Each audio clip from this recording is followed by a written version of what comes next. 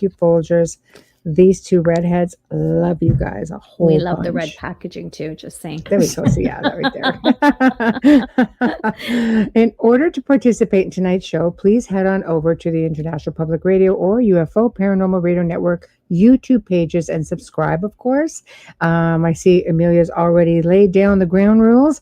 If you want to have your comments addressed immediately, or there's something you need her to write down, that's the only way you're going to do it. Tag her.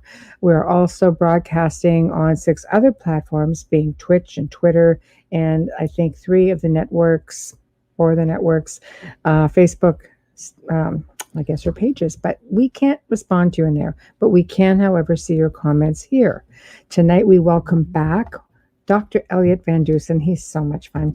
And he's going to be discussing his current research into parapsychology and the paranormal, of course. And he might even throw in a case or two and touch on some of the stuff that he's talked about before with his Ghost Project Canada, etc. So he's just really a lot of fun. And I know we're going to have a good time. So settle yourselves on in. Have a cup of Folgers. And let's get the show on the road. So, Bubbles, how's it going? Good. How are you? I'm good. Nails. Yay! It's like, I know. This makes us the happiest. We can't tell you enough. Mean a lot to us. Yes. I know. We've been locked down for a while. 4 months. This is a big deal. 4 months. Yes. Like, this is a big deal. Nails. 4 months, nothing but big deal. Yeah. It's a big deal. Nails are a big deal. I used to be a hairdresser, so for me, the hair color is not a big deal. As you've noticed, that it's changed through lockdown, and I've even had people ask me, oh, "Who did your hair? Did you go?" I'm like, "Oh my god, I used to do hair." So yeah, I took the leap and did it myself, because 4 months is a long time when you got gray. Just saying. But I'm fortunate. That's not a problem for me. You're very lucky, and I've seen your dad together. I've seen your dad. I don't think that's ever going to be a problem for you. So, no, he's got a head of hair on him, and it's dark, and I'm just like, wow. I got lots of hair. Very genetic, but both sides of my family gray. So we were all premature gray at a young age. Actually, I used to have to go back in time at photos when I was younger to remember what color my hair really was. So that's how often I've changed it. Well, when you work in hair, you're pretty much a guinea pig for any new product that comes in, right? So when you're me, I don't mind. Yeah. I have fun with it. Hello, Wayne. Wayne is sicky. Oh no, Wayne. Feel better. Feel better. Help. Feel better. Yeah. I know. I'm like, keep your freaking plague away from me, whatever it is. I think he thinks it's heat stroke. I'm like, it's a plague. He goes, it's heat stroke. It was cold today. Okay, whatever. It was cold. Just saying it was cold. I know. It's been cold. I think it's a delayed reaction. Yesterday I went out to do my nails yesterday, and I went out in the morning, and it was bloody warm. And I came back, and it was October. What the F? I know. It's all screwed up. And today we've got like rolling thunderstorms everywhere all day. So beautiful. Everywhere. I love that stuff, but I don't like the 50 millimeters of rain, because that's a lot of freaking rain. And it's cold. My pool is overflowing. I know. Overflowing. It's bad. So Mother Nature needs to make up her stinking mind as to what she wants to do. Figure out enough is enough. What season we're actually in. Although I think those are just the bits and bites of this storm that's hitting the East Coast. So I think so too. So thanks, guys. We love you anyway. So tonight, did you want to give a quick bio I'm going to do a quick bio, since we've had Dr. Van Dusen on before, and he is Canadian. Just saying, he's a former RCMP officer of 15 years service, retiring with his rank of corporal. He currently serves as the Director of Paranormal Phenomena Research and Investigation, and has earned a diploma in parapsychology. So please help us welcome Dr. Elliot Van Dusen back to our show. Yay! He's in. Yay! Hello. So good to see you. It's freezing here. How are you?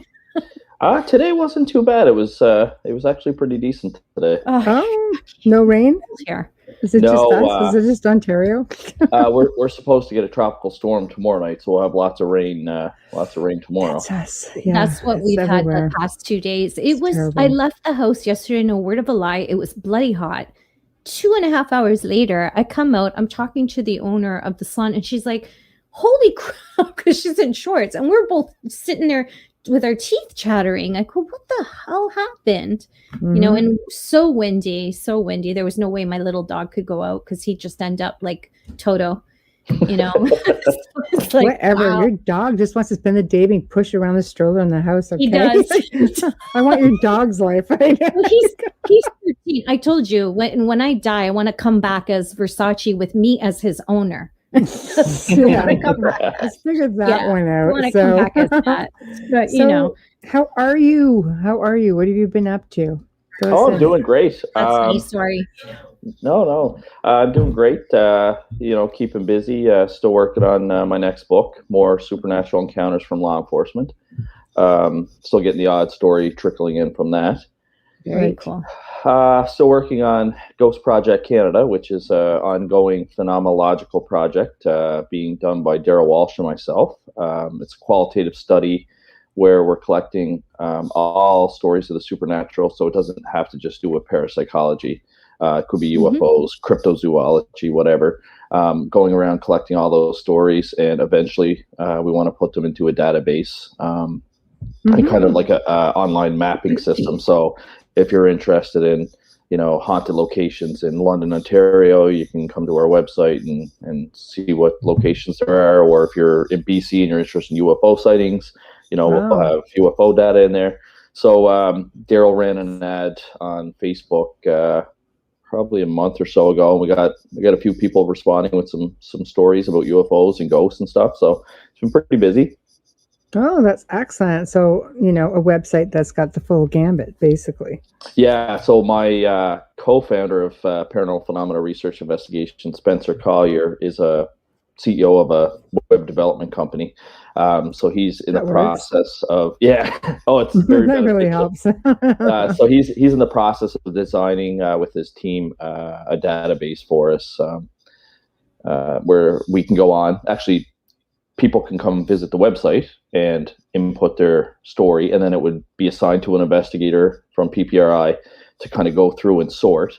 And then there will also be a members only section where we can go in, and any cases that we work on or anything like that, we can input the data as well.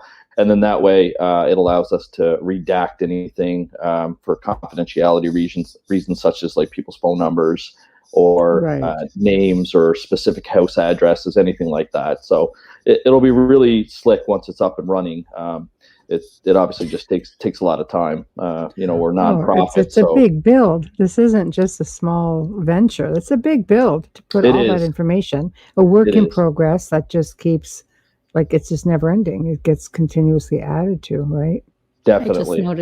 I just noticed the photograph behind him, the painting behind him. Oh yes. I'm like, what the? Yes, I think the last time I was on your show, I was in Cape Breton, so I was in the father-in-law's office. So I'm now in my own office with Malik in the back and a few haunted objects in the corner of the room here. So I have to ask, did you paint that or did you buy it? No, actually, I got it off of.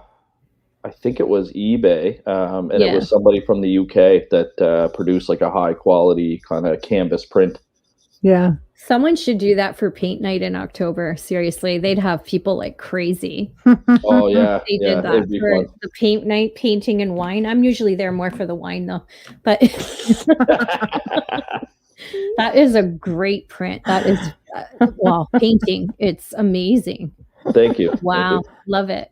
Love it. And the way you're situated looks like she's cradling you. Just saying. Oh yeah. She's always watching over me as I'm doing my parapsychological work. Right. Oh my God. So let's get started with said parapsychological work. So what have you been working on? I know you're always knee deep in something aside from the book. Why don't you tell everybody? For anybody who missed you on like the show the first time, maybe we can just recap a little bit of what it is you actually do. Yeah, sure. So as you guys said, I'm director of Paranormal Phenomena Research and Investigation. We are registered with the Nova Scotia Registry Joint Stocks, And we also just got incorporated not too long ago through the Not-for-Profit Corporations Act in Canada. So that covers us. That is not an easy feat in this industry. No, that covers us Canada-wide. And then we just resubmitted bylaws to Nova Scotia Registry Joint Stocks. And once those are approved, my Chief Financial Officer, Sarah Crawley, has all the paperwork done up for us to become a charity. And I'm not sure if you guys have heard of the Survival Research Institute out in British Columbia, but have not. They actually managed to get charity status from the Canadian government. So I reached out to them, talked to their executive director, and we did up all the paperwork that's involved with it. So I'm not anticipating any problems. If there is, it would probably be minor in nature. But then that way, if we can get that charity status, then we can kind of get moving on some of the other projects that we have on the go, such as the Halifax Paranormal Symposium that we plan on holding, which is now. So it was initially going to be 2020, and then COVID hit, and then we were kind of waiting to see what was going to happen. So we were thinking 2022. But I'm getting married in 2022, so it's going to be a big year for you. Yes, awesome. Yes, thank you. Congratulations. So that'll be in August. So we didn't want to like overbook and overwhelm everything. So we're going to do the Paranormal Symposium in 2023, and by then we'll have hopefully have charity status and all that stuff. So it'll be good. It really helps with getting donors. Because corporations obviously, especially after taking the hit that they have with the economy, don't want to just hand out money for nothing. They probably want that tax receipt kind of thing. So yeah, I would say so. Give it some time, and then the site is up and running, and you'll have even more stories and even more books and a wife. Yes. So, and then and then other than that, it's been busy collecting stories, but it hasn't been busy investigation wise. I don't know if you guys have found that. Have you guys found that with COVID and stuff, you're not getting called out to actual field investigations? I haven't really done field investigations for a while, just because of the fact it's a scheduling thing for me. But we were doing them. I think we did a handful of them just like 2019. It was 2019. Yeah. Oh yeah, definitely before, because we got just first lockdown was 2020. But I mean, a lot of the work that we do, is remotely. But I consult more than anything else, and my film schedule has just taken me away from being in the field. And it's just that's pretty much been it for us. But the calls and the emails, I'm up to hearing them. Yeah, and that's what I find too. Every day. People want to share their stories, but there's just not that demand right now, it seems, for field investigations. But we did get contacted back in March from a lady that was claiming to have either a severe haunting or severe demonic activity. She was outside our area, so we only service Atlantic Canada, which is New Brunswick, Prince Edward Island, Newfoundland and Labrador, and Nova Scotia. And then we also service the New England area. So all those New England states like Vermont, Connecticut, Maine, Massachusetts, Rhode Island. So this was outside our area, but we decided, that she was, she was in parapsychological distress basically, and she was looking for help. And we also have some junior investigators with PPRI. So I figured, you know what, we'll do an inquiry. It's not really an investigation. We'll do an inquiry that'll give some of the investigators, a chance to do some interviews and get their feet wet on how to do, paranormal investigation. So it sounded really like a really interesting case at first. I like that at first. Well, and we don't go in and debunk things, but we look at things critically and we try and explain it, obviously, with natural causes. There's lots of reasons why people see ghosts that we've been able to detect in the laboratory. For example, if you're exposed to high levels of carbon monoxide, they say that it can produce haunting characteristics. If you're exposed to geomagnetic electricity, from the environment, that can cause you to see things. So we always look for stuff. We've actually been in houses and found faulty wiring in people's homes. So you just never know what each case is going to bring. But this one sounded really interesting. It had some auditory sounds of things smashing which is common in hauntings. It had several witnesses witness a strange amber-colored swirling fog, and upon all the research that we did, the best that we could kind of find in the paranormal sense for that, if it wasn't gas or anything like that. I mean, obviously we weren't there, we weren't able to get a physical sample. This was historic. Was what they call ectomist, and I had always heard of ectoplasm, especially in the spiritualism movement. But there was also apparently ectomist, which is when an apparition is trying to form. It can create this like kind of paranormal fog. I had one of my researchers actually, do some investigations. He found a few cases. There was a pilot that it was a military plane. There was about 6 of them on board. All of a sudden, this strange, mysterious fog appeared in the plane. They checked, for the oxygen leak, and they checked for everything, like depressurization. They couldn't find anything wrong. As they walked through the fog kind of started to retreat and just disappeared. So there has been lots of reports of strange, mysterious fog, and that's kind of what was being reported in this case as well. There was also some materialization and dematerialization occurring with water, which is actually more common in a poltergeist case. So there was a whole kitchen sink kind of syndrome happening here. Unfortunately, some of the evidence that the client had provided us wasn't the best quality. It was a photograph of a photograph. It was a video of a CCTV recording, which out of everything that was submitted to us, the only thing I found interesting was that there was one CCTV recording, which you could hear it sounded like a raspy male's voice say the client's name. Unfortunately, though, like when you run it through your audio analyzation software, because it's a recording of a recording, you couldn't like, it wasn't really the original recording, so there wasn't really much that we could do with it. I mean, I certainly flagged it as being interesting in the case, but it wasn't evidence or proof of the paranormal. So we had a bunch of our investigators interview a bunch of people. We actually she had other paranormal investigator teams come and investigate. And we actually reached out to them and spoke to them, and they provided us with their insight. So there was one investigator that claimed that they heard footsteps approach them that they couldn't explain. And again, without us being there and being able to test for leaky, squeaky floorboards or anything like that, you're kind of taking these investigators' word for it. So that's what that investigator experienced. Another investigative team was picking up electromagnetic field radiation from the client themselves, which started based on and based on some of the stuff that we were being told. I kind of felt like that it could be psychokinesis, or it could be kind of a case of a poltergeist, not so much a haunting, and definitely not dynamic. There's nothing to indicate that it was dynamic. But it's funny, as we got into the interviews, we started to kind of pick up on a few different inconsistencies in the story.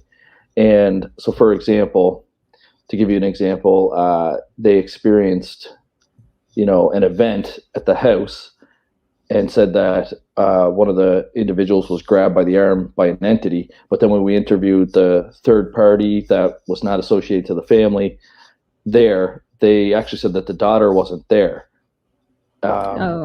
So there was bits and pieces there that were kind of not really kind of making sense. But there were a few things that did get corroborated, like the fog. There was like 3 different people that had seen this swirling fog and stuff like that. At the end of the day, though, we really went the extra mile on this case. We actually obtained medical information, and through the medical information, we ended up making a determination that this client needs to speak to a clinical parapsychologist, which is a new up-and-coming trend in the field of parapsychology. Really? So what a clinical parapsychologist is, there's very few of them, and some of them don't even go by the title. But for example, what they would be is either a psychologist or a psychiatrist that also study parapsychology, and they actually practice psychiatry or psychology. So they can actually help clients that are experiencing distress from paranormal phenomena. They can help them work through that, but they can also, diagnose if there's any mental illness or anything like that. And if they're psychiatrists, then they can actually, prescribe medication depending on the condition, if it can be medicated. So at the end of the day, for this case, there, in my opinion anyway, it seemed that there were a few paranormal events that we couldn't explain, such as the fog, and that's without us being there again, to get a sample of it or actually analyze it. And there was a few different things that the other paranormal investigators who I would trust, that they would be doing the same type of job that I'm doing, a very thorough job, based on their, witness statements, that there was something going on, but it certainly wasn't as bad as the call had come in. And the client's now working with the clinical parapsychologist. So obviously I haven't been updated from that because they follow the same rules that we do. Actually, it was funny when I reached out to the clinical parapsychologist, they asked us for a copy of the case file.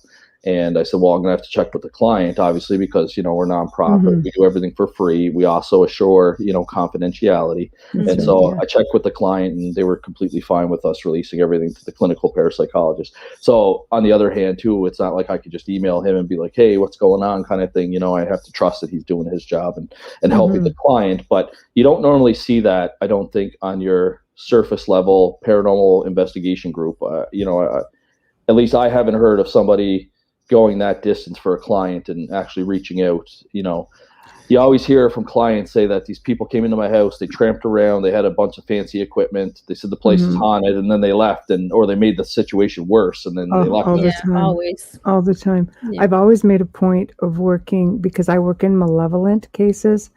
I've worked with parapsychologists, I've worked with other investigators, and I've always requested a psychological assessment, and a bonus would be 2.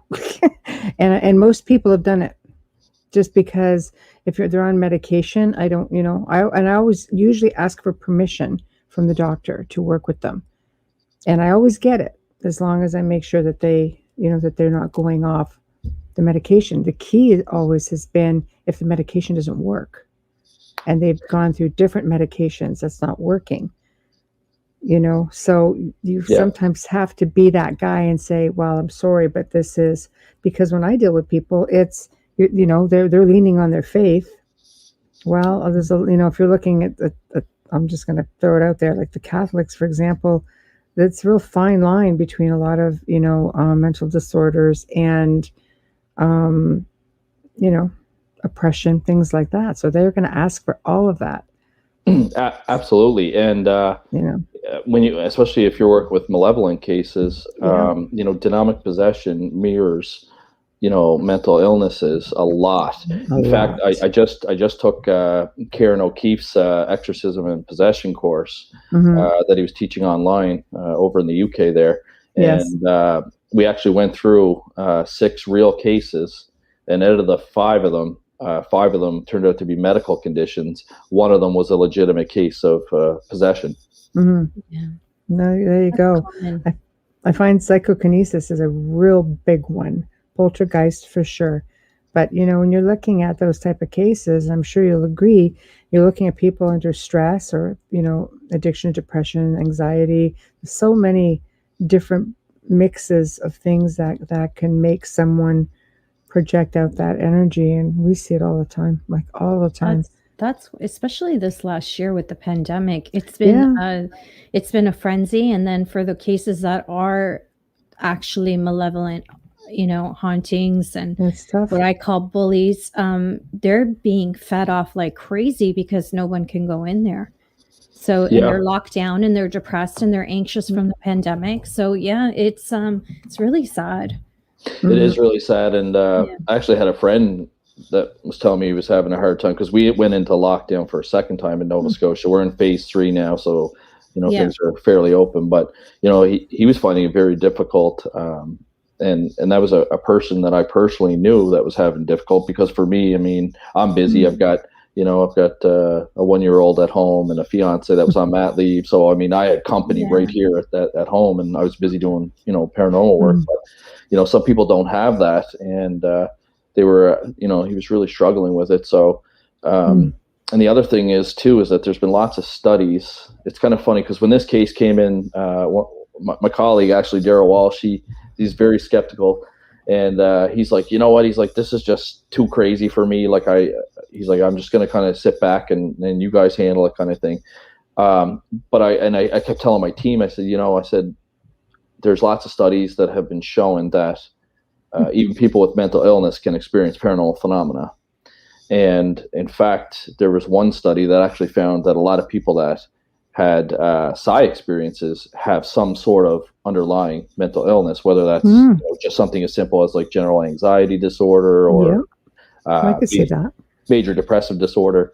Certainly mental health does seem to correlate, to people experiencing paranormal phenomena.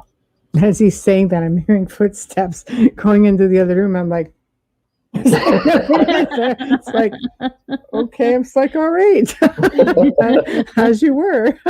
So I think as far as I know, well, I got some marbles left up there, but it's like, all right, footsteps it is. We're only in stage 2. I don't know if I have any marbles left. I know.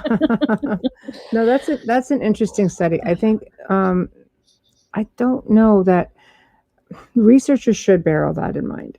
And you're right. Because I mean, for years, I'm 18 years in the field. I have seen so many situations, different levels, sometimes from the client level, they want lots of researchers in there and they just want a validation that this is really happening and they want different points of view. I understand that. It gets confusing though, from our standpoint as research, because there's too many hands in the pot, too many points of view, too many maybe experienced, not experienced enough. And that makes our job a lot harder, as I'm sure you can attest, because you go in or you're cleaning up messes, one of the two. Sometimes people go in and it's all about, what are they going to get? The evidence. Yeah, absolutely. Evidence. No, I agree with you. And, I haven't run into too many times where we're investigating a case and there's another group involved. If that did occur, I would be more reluctant to get involved, just because, like you said, there's just too many people involved, and I don't know what their level of skill is. Like, are they, just somebody that watches, a ghost show on TV and thinks that they're doing the right job, or the couch investigator? I love them. There's a lot of them. There is, like, are they just an armchair quarterback, or like, are these people like, seriously involved and, have actual tools that, to help you. But so I would probably, if I ran in that situation, probably act more like you guys would, more like a consultant kind of thing, rather than get involved. And it's not about, I know there's at least there was years ago. I mean, I don't run into it a whole lot now, but I know like the paranormal can be like very territorial, like, especially if there's a couple of groups in the same city, they'll fight over public haunt investigation locations and stuff like that. And we're not like that, like we have lots of work to do. We're not bored. We don't run a monopoly. There's other paranormal investigation groups here in Nova Scotia, as there are in New England. And if you choose to use our organization, then that's awesome. And if you choose to use another organization, then that's awesome too. Like, there's no hard feelings with us. I refer people all the time to other people. You have to. You have to make sure the client's getting their help, right? Exactly. Make sure the families are getting what they need. It's not about who does it. No, exactly. I love reaching out to people. You get to know who's reputable, who's not reputable when you're in the field a long time. You know who you can safely, hand people over to, because it really is a responsibility. You're dealing with someone going through major hardship. The last thing you want to do is, give them to somebody who's not going to take proper care. And people don't realize it's far beyond just photographs and video. You really do need to play counselor in a way. You need to really listen, really need to pay attention, ask the hard questions, and govern yourself accordingly. It's not all about that video. It's people first. Dang it. Yes. No, it is. It's about the client. That's what you should be focused on. That's right. Not about, getting permission to trample through someone's house and to snap some photos. And then the other thing that people forget too is that spirits were people too. We go, people without bodies. That's right. And we often forget about that, or how we treat them. We treat them like we're going to a zoo and we want them to perform, and act. Demand you flip over 15 times, and yeah. And the other thing, that ridiculous. That's why I made it sound ridiculous. Well, the other thing to be cautious of too are groups that claim that they can, 100% guarantee that they can go in and clear this entity or anything like that. What we believe is that it's human consciousness that has survived bodily death, and it's somehow stuck on this plane. And if they're in a location that, that was their home for 80 years, and then, it went up for an estate sale and somebody buys it and moves in, and you're seeing this old man walk around the house, good luck trying to get him to go. I mean, that's where he felt comfortable. For whatever reason, he chose to stay there. So you're not gonna get someone come in, and especially if they're charging. There's a lot of people that charge for house clearings. That's a no. So you gotta be careful. There's and I think that's probably why psychologists got away from parapsychology, is because back in the 1800s when psychical researchers started, you had the spiritualism movement, which a lot of psychical researchers found to be frauds. The ectoplasm that mediums were producing turned out to be like cheesecloth and cotton balls and different things that they could hide in different orifices. They also found like the table tapping. They always had a helper. Parapsychological researchers weren't allowed to have the lights on. You couldn't have cameras in there. There was all kinds of like uncontrolled conditions that would allow somebody to trick you. And it still occurs today, but it occurs in the form of what my colleague calls grief vampires, which are the mediums that will hone in on a client that's, say, suffering from grief, and keep charging them over and over. Because that actually is a big cause of bringing in something, either projecting out energy or maybe bringing in something more malevolent, because you're so desperately wanting to hear from your loved one. You miss them so much, you call out for it, practically, for that sign. And you have these other things coming and saying, "Oh, I'll give you a sign," and it ends up just snowballing from there. And then the mindset isn't right to start with. Like, it's really a lot about mindset. Oh yes, yeah. You could take advantage of somebody really quick, and Amelia, you are very talented as well and have psi ability. So I mean, you would probably think that that type of behavior is unethical and disgusting. Really, I'm very disgusted. I don't charge for anything, and especially not grieving. I do a lot of parents who have lost children. I do bereavement readings. I do all of that, and I'll spend whatever time they need. I've spent in excess of 4 hours with parents. I don't believe in taking advantage of anyone at their lowest point. In fact, I had a friend on Facebook whose niece is missing, and she contacted me today, and she sent me a GoFundMe thing. And I said, "Why are you raising this money?" She said, "To help find her, because we have to pay for detectives." I go, "Nobody should be charging you for anything. This is a child." Absolutely. I said, no. So I, tried to get her some help in that. And I was just grateful that she came to me, because obviously there's a reason. And I'm totally disgusted by it. I'm disgusted by anybody who takes money from anyone who is going through. Yeah, and the sad thing is that those people are out there, and unfortunately they're in this type of work, and you got to be careful. It's too easy. People are desperate. They're afraid. Can I share a story with you quickly? Sorry, I'll make it as fast as possible. Oh yeah. I had given my services, if that's what you want to call them, as a raffle at a fundraiser, and the person that won it happened to be the sister of a woman who lost her only child. He was 31 or 32, and he passed away, heart attack, on a soccer field. Nothing was wrong with him. She is she came to me. I spent a good, my God, over 4 hours with her. And I found out that she's been seeing the same psychiatrist. Psychic. Thank you, psychic. But it feels like a psychiatrist because get this, once to twice a week and is paying for it. And I said to her, what does he tell you next week that's different from this week? Yeah. And she said, no, he makes me feel good. And I said, and he's taking money from you. She said, yeah. I said to her, we have a problem here. We need to talk. But the thing is, she honestly believes that she's communicating with him. And she has a lot of photographs. She's definitely got him communicating, him showing in photographs. And he's very, very, he knows how to manifest. He's so strong. You know, that bond is there. But I don't believe that psychic is giving her anything. No, for $200 a week. You just reiterated what I said about grieving, the people having that need, like it's so deep seated, that need to be able to hear that voice that one last time, see their face that one last time, any messages just to prove that they're there, you know. And this is weekly for 2 years.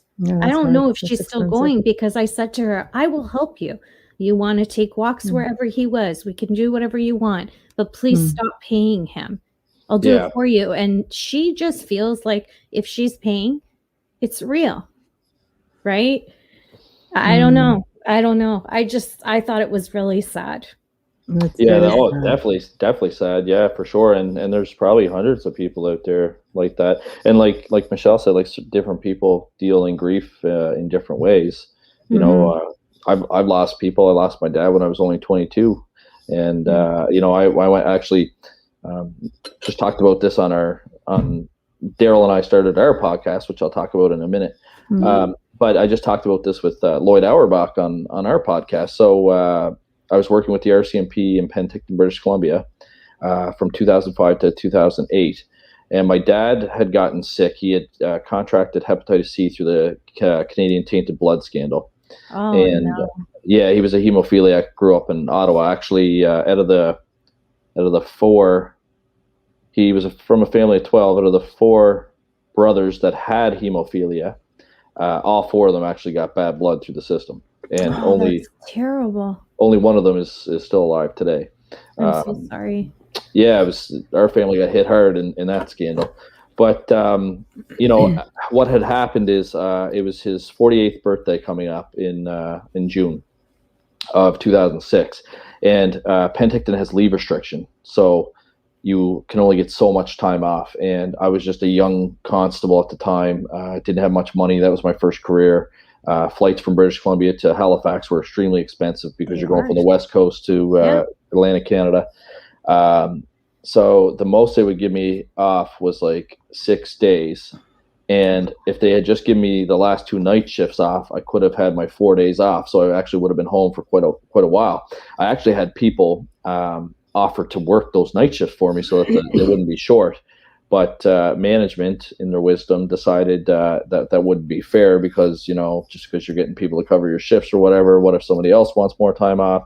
So they basically told me that come fall, you know, September 1st, once the tourists are gone and school's back in, I could go back to Nova Scotia, spend as much time as I want with my family. Unfortunately, that never came because on August 14th of 2006, he passed away. So I always felt this terrible guilt. I felt that, you know, maybe I should have taken those stupid 6 days and at least had those 6 days with him, you know, but it was just, like I said, it was at the time, it was just so much money. We didn't realize, you know, how sick he was. Like, you know, we knew he was sick and that he was going to pass away, but not that quickly. So I ended up, a film producer friend of mine, Donna Davies, had just finished doing a documentary about psychics in Atlantic Canada. So I asked her, I said, who was the best psychic that you interviewed, you know, in Atlantic Canada, in your opinion? So she gave me a list of 2 or 3 people. So I contacted one of them here in Halifax, and I went there.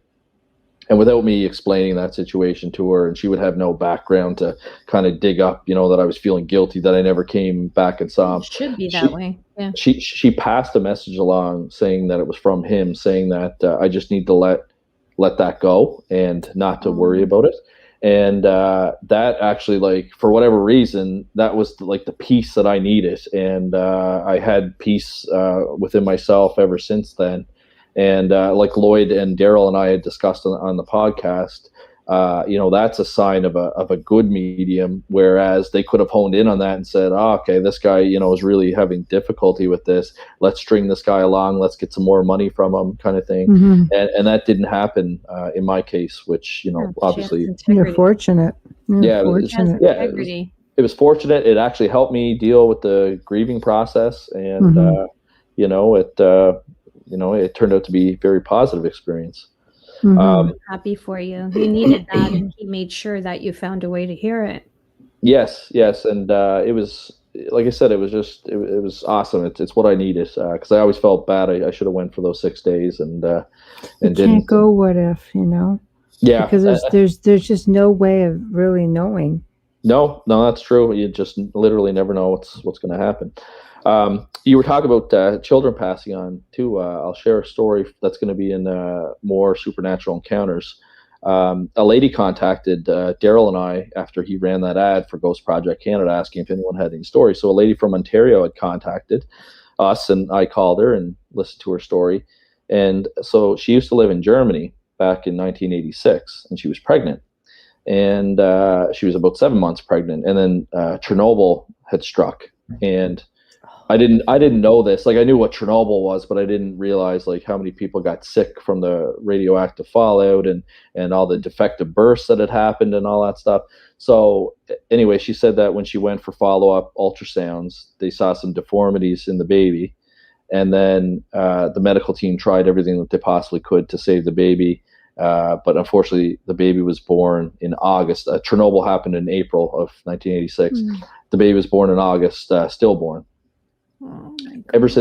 Ever since then, this lady was finding little feathers around her house.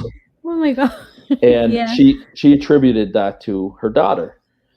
So then she moves to Canada, and she goes through another rough time. She's in a domestic abuse relationship, and she gets into an argument one night with her husband. And this woman actually worked for the military for 25 years. Like, she was a guard, like a civilian guard for the military.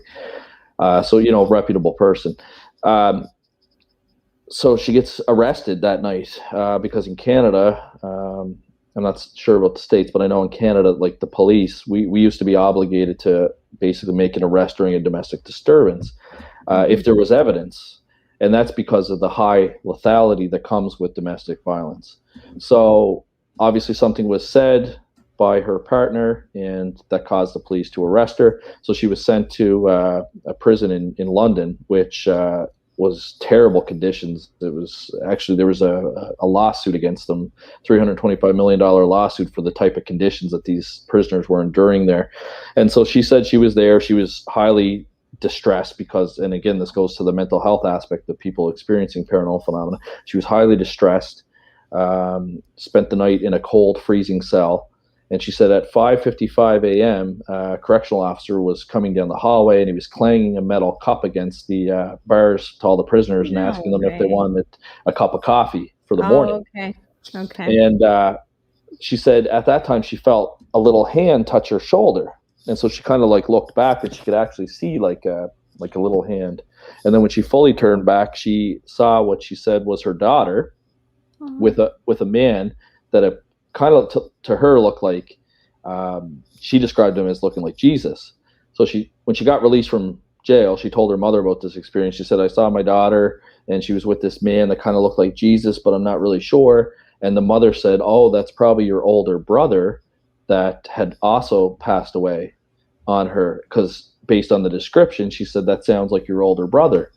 And so even before she decided to contact us, she found a little feather by her foot, because she wasn't sure if she wanted to share her story. Yeah. And so she was kind of, internalizing that. And then a little feather appeared by her foot, and she said, nope, that's a sign for my daughter. I'm going to tell her story. And so she contacted me. She gave me permission to use it in my upcoming book, because, it does fall under law enforcement, because she was with the military for 25 years. And it's just it was a really sad and tragic story, but I also thought it was really cool. And it's good to know as well that she it does have a happy ending, and I do say that in my book as well. The charges were dropped against her from the prosecution. They obviously didn't have enough to pursue a conviction against her. Substantial likelihood for conviction is the term. And since then, she's actually an advocate now for domestic violence and also for equal parenting as well. So it turned out to have a happy ending, even though this poor lady had gone through quite a bit of tragedy in her life.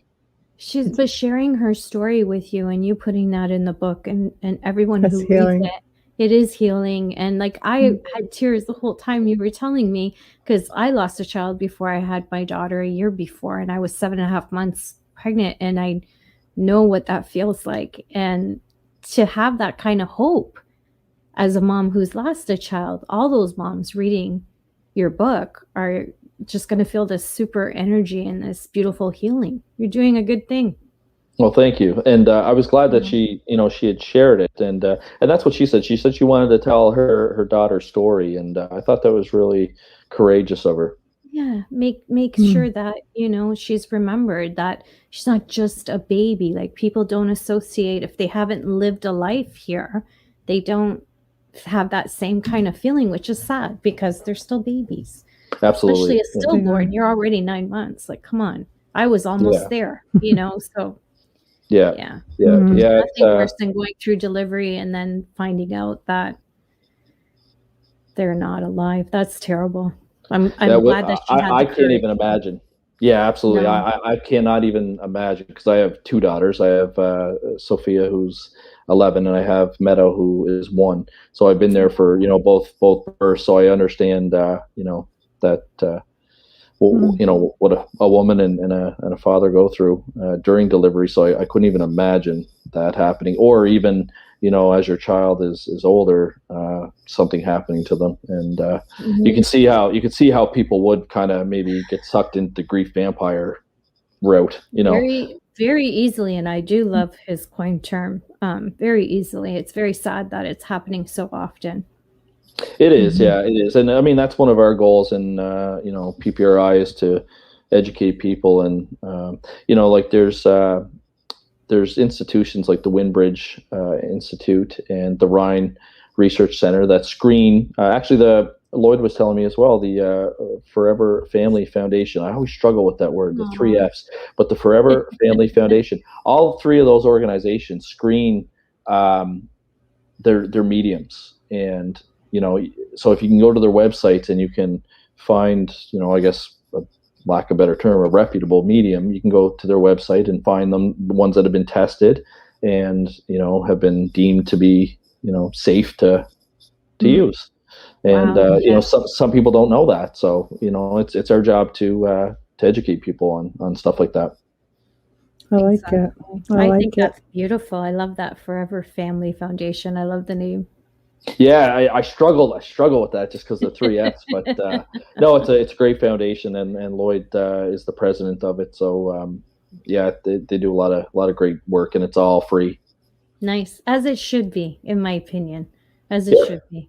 Yeah, I've never charged. Like, I know some people do a sliding scale and stuff like that. I've never charged ever for any of my stuff. Actually, my chief financial officer is also my fiance, and she was not happy to do our finances last year and see how much money I spent. Like nothing there. Yeah, she actually has me suspended from spending any more money right now for PPRI until she audits my 2021 expenses so far. Because again, it's it's all out of our pocket. Like, you have to do it slowly. As an ex-CRA employee, the term audit is terrifying. So. Yeah. No, she's heavy on me about my spending habits. But I mean, PPRI is funded by myself and Spencer Collier, and until, like I said, we can get the charity status and hopefully do some, some more fundraising and stuff like that. So that would be fantastic. But you could charge for things like courses. Well, right? actually, psychology courses. that brings me into one of my other topics I want to discuss, is that Daryl and I are actually looking at designing an introduction to parapsychology course. Very cool. There are a few reputable spots out there to get them, like the Rhine Education Center does one. The University of Edinburgh does one. Actually, Karen O'Keefe does one as well with the School of Parapsychology. All reputable spots to go to.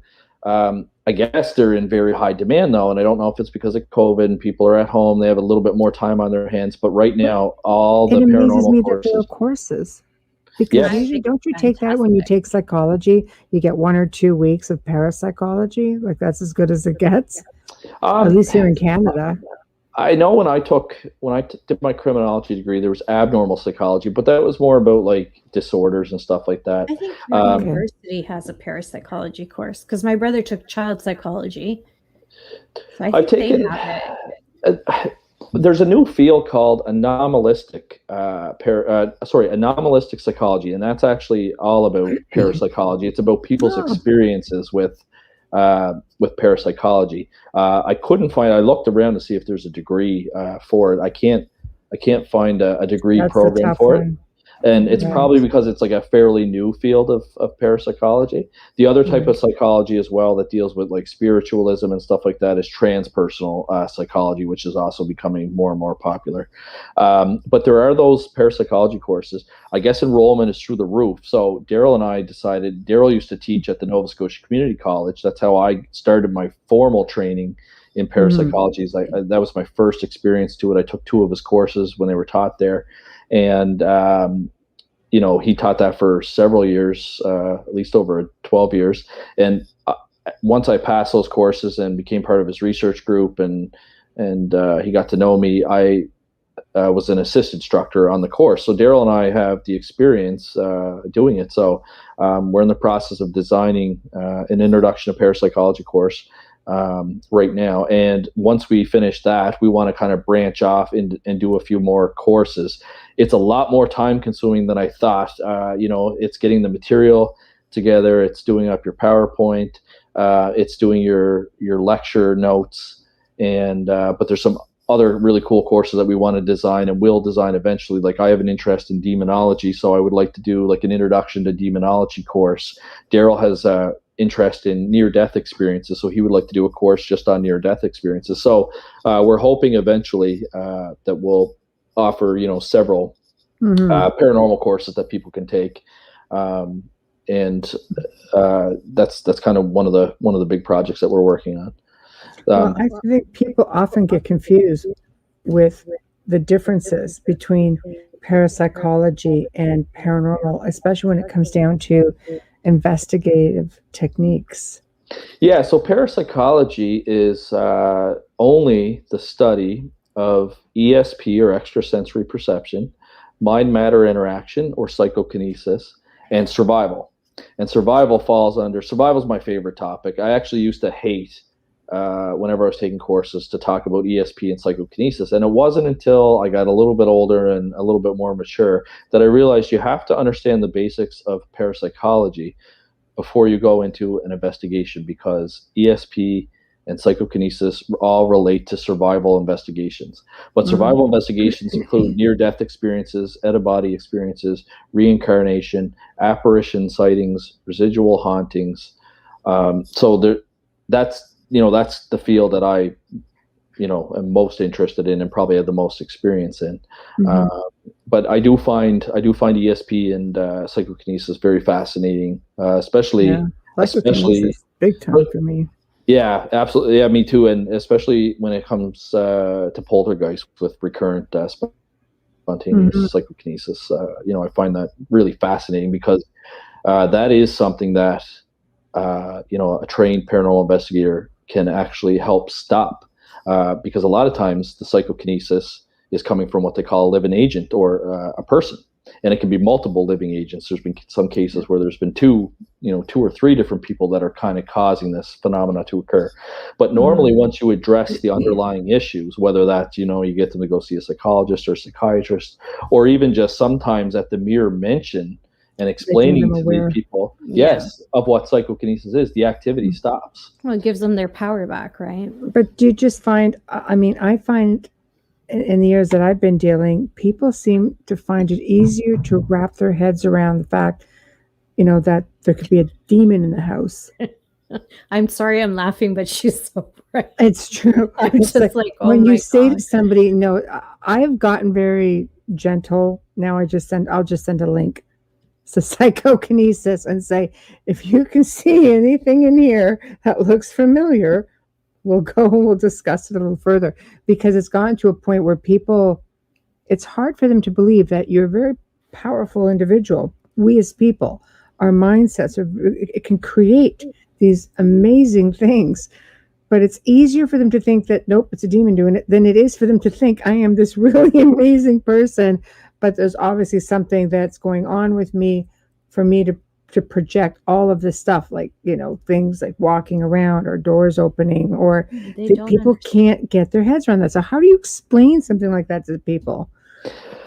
Well, actually, that case I talked to you guys about there at the beginning, that is basically one of those cases where the client could not absolutely understand how they could be manifesting the activity, and so they related it back to either an apparition or a demon. And I kept explaining to them, I said, no, like, it can happen. There's been lots of cases. One of the cases I like to talk to, and Daryl and I talked to Lloyd about it there just last week, was his case that he entitled the Choking Ghost case. And it was a former police officer that was manifesting psychokinesis. She was being attacked by this invisible entity. And when Lloyd and his investigators investigated it, they determined that she was just recently undergoing some counseling for some sexual trauma that she had experienced as a child, and that was drumming up thoughts about her father. And they got permission to pair up with her psychiatrist, and they were able to help her work through that. But she was at a Christmas party or a work party, and witnesses had actually seen like fingerprint impressions on her neck. So like, this phenomena is real, and it can be experienced by people and it can be witnessed by other people, but sometimes it is hard. Now, in her case, she was open to the idea, obviously. In the client that we dealt with, they were not open to the idea that they could manifest this. At the end of the day, all you can do is the best job. I can look at myself in the mirror and I know I did everything for that client. And in fact, I was unsure if they were going to want to participate with the clinical parapsychologist, but they did. They actually reached out to the clinical parapsychologist, gave them a heads up. I gave her the information, said, this is what we're recommending, that you contact this clinical parapsychologist and help work through these issues. And they did. And that's all that you can really ask for. And that's, that's to the extent that I can deal with as well. Like, I'm working on a master's degree in counseling psychology, but I'm not a psychologist, so I can't go into that part of it. Same with my colleague Daryl. He's trying to do a clinical doctorate in parapsychology because he wants to become a clinical parapsychologist. But again, he doesn't have the certification for that, so we can't go outside our expertise and practice something that we're not licensed to do. So. No, it's true. And this is a huge community. Like, the paranormal community is huge. So if you have better resources or somebody that's an expert in something, like, I'm not an expert in every single thing, like fairies, for example, I've heard stories about them. I've had people tell me stories about them, but I'm not a fairy expert, but I'm sure that there are fairy experts out there. So we have one for you if you need one. Well, that's good to know. That's good to know, because everyone thinks she was just on the show. Yeah, we've got a couple that are, but Morgan, she's incredible. Well, see, that's what I mean. Like, just connecting with people, you find out, different people, different specialties, and you can help clients. So if you have a client that comes to you with a fairy problem because they're not these cute little Tinkerbells, apparently they're quite mischievous and whatnot. So, at least, hey, we know that there's resources out there for that. So. I have a friend in the south of France right now doing research with fairies, and these two elderly people who are just apparently brilliant. And I'll tell you how they're connecting it to religious people like Mother Mary, things like that. And they've got ancient texts to back it up. So if that is correct, you're dealing with a whole other ancient culture. I think you would really love Morgan. Yeah, she's a lot of fun. But we have people on this show who I always say are at the top of their fields. So there you go. I'll have to watch that one for sure. And I noticed tonight that actually I was. It's funny. Before the show, I was communicating with the wrong Michelle. It was Michelle Freed who said to say hi. Oh, that's right. Yeah, Michelle Freed. But, she's awesome. I was texting her. I was like, "Hey, Michelle, I'm online. I'm ready to go whenever you are." And she's like, "Oh my God." She's like, "Are you scheduled tonight?" I'm like, "Haha, that's funny, Michelle. You were promoting it all day." And she's like, "No, I'm serious." And then I clued in that I was talking because it just came up Michelle on Skype. It didn't say. Didn't say DeRoche. She must have been panicking. Oh, she was. Yeah. Oh my gosh. So I apologize. She said to say hi to you, and I said, "But I'll come on your podcast if you want." So she said she'll send me an email. So she's funny. Oh my gosh, she's a hoot. I love her. I love her. But no, it's great to reach out to to other people, and I'm not afraid to do it. And in fact, actually, in the podcast Daryl and I run, the first episode, we told people like don't just listen to us. Like if you don't believe us, like Google it, pull up the research. Like there's websites like Google Scholar and archive.org and Public Parapsychology .com or .org that you can pull up like the studies yourself and read them. Some of them are pretty dry and statistical. But you can access all that information. That's a very catchy name, the dueling parapsychologist. Yes, because Daryl and I, so we decided to start our own podcast. We don't, I don't anticipate that it'll be as popular as this show, but stop it. Of course it will. Know that. Of course it will. But we both had actually people contact us before, and they said like, why don't you guys do a podcast or whatever? And it's not something that I've been interested in doing myself. I like appearing on them and talking on them, but I never had the desire to do one. And so anyway, Daryl kind of was interested in it. And so where I had that partner there that was like kind of invested and interested in it, I was like, okay, well, I'll jump on board. But if you had two people that weren't interested in it, it's a lot of work. Like you got to do research and you got to plan your show and you got to know about your, scheduling. And so it's a lot of work. So I didn't want to do something like weekly or anything like that. I just once a month because like and we do it twice a week. I know. So like I have, now that I've done 2 episodes, I have all the respect for people that actually host these because I know how difficult they are.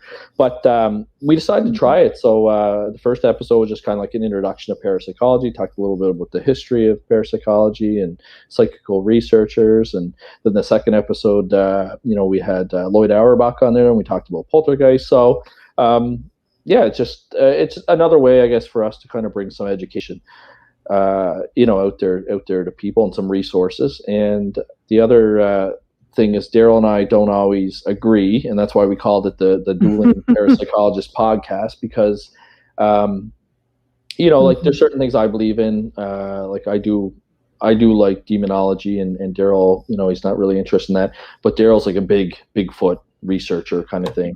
And I mean, like I'm open to the idea that they exist, but like he's like adamant that they exist. So I'm with you. I know they're there. I just don't have that big interest. Yeah. Sorry to interrupt you. Sorry. Yeah, no. Like it's really interesting. I mean, like even just on our planet, like we're always finding like different fish and different there's creatures out there we still don't even know about because all you have to do is just wait a week and read it in the news that they found something else, right? So, I'm open to the idea, just not as passionate about it as Daryl. The other thing is our TV producer friend there that I mentioned earlier, Donna Davies, she's in the process of pitching a TV series with Daryl and I on it. So we're hoping that takes off as well. And you'll see the same thing. You'll kind of see Daryl and I, kind of arguing our opinion for or against something. So it'll be interesting. I think that's fantastic because people get to see 2 different views and they can relate to you more because there's 2 different views rather than just one. Yeah, absolutely. And at the end of the day, like Daryl and I, and he always says this too, we're friends and we might not agree, but we always like respect each other. You know what I mean? There's never any hard feelings or anything like that. Like he didn't want to get involved in the case that we just talked about because he just, it was too crazy for him, I guess, in his mind. And, But he's just more conservative and just likes to be low key. Yeah, and that's Bigfoot's low key. That's okay. Low key's all right. Bigfoot's huge. Well, that's why I make fun of him because like he's all over a Bigfoot case or something like that. But then we get like this psychokinesis dynamic haunting case, and he's poo-pooing it. So some people feel more comfortable. I think with something that they feel can be more flesh and blood. Mm-hmm. Like honestly, in all my years in the paranormal, the crypto stuff is there. People are always telling you stories, and I get loads of stories. And now, like my son gets this freaking property out, in Eastern Ontario, and there's all this tree tapping, all this crazy stuff going on, and the property caretaker's like, whatever you do, don't tap back. Apparently that's a sign of war. It's like he's like, you might want to research that if you move out into a forest. Just saying.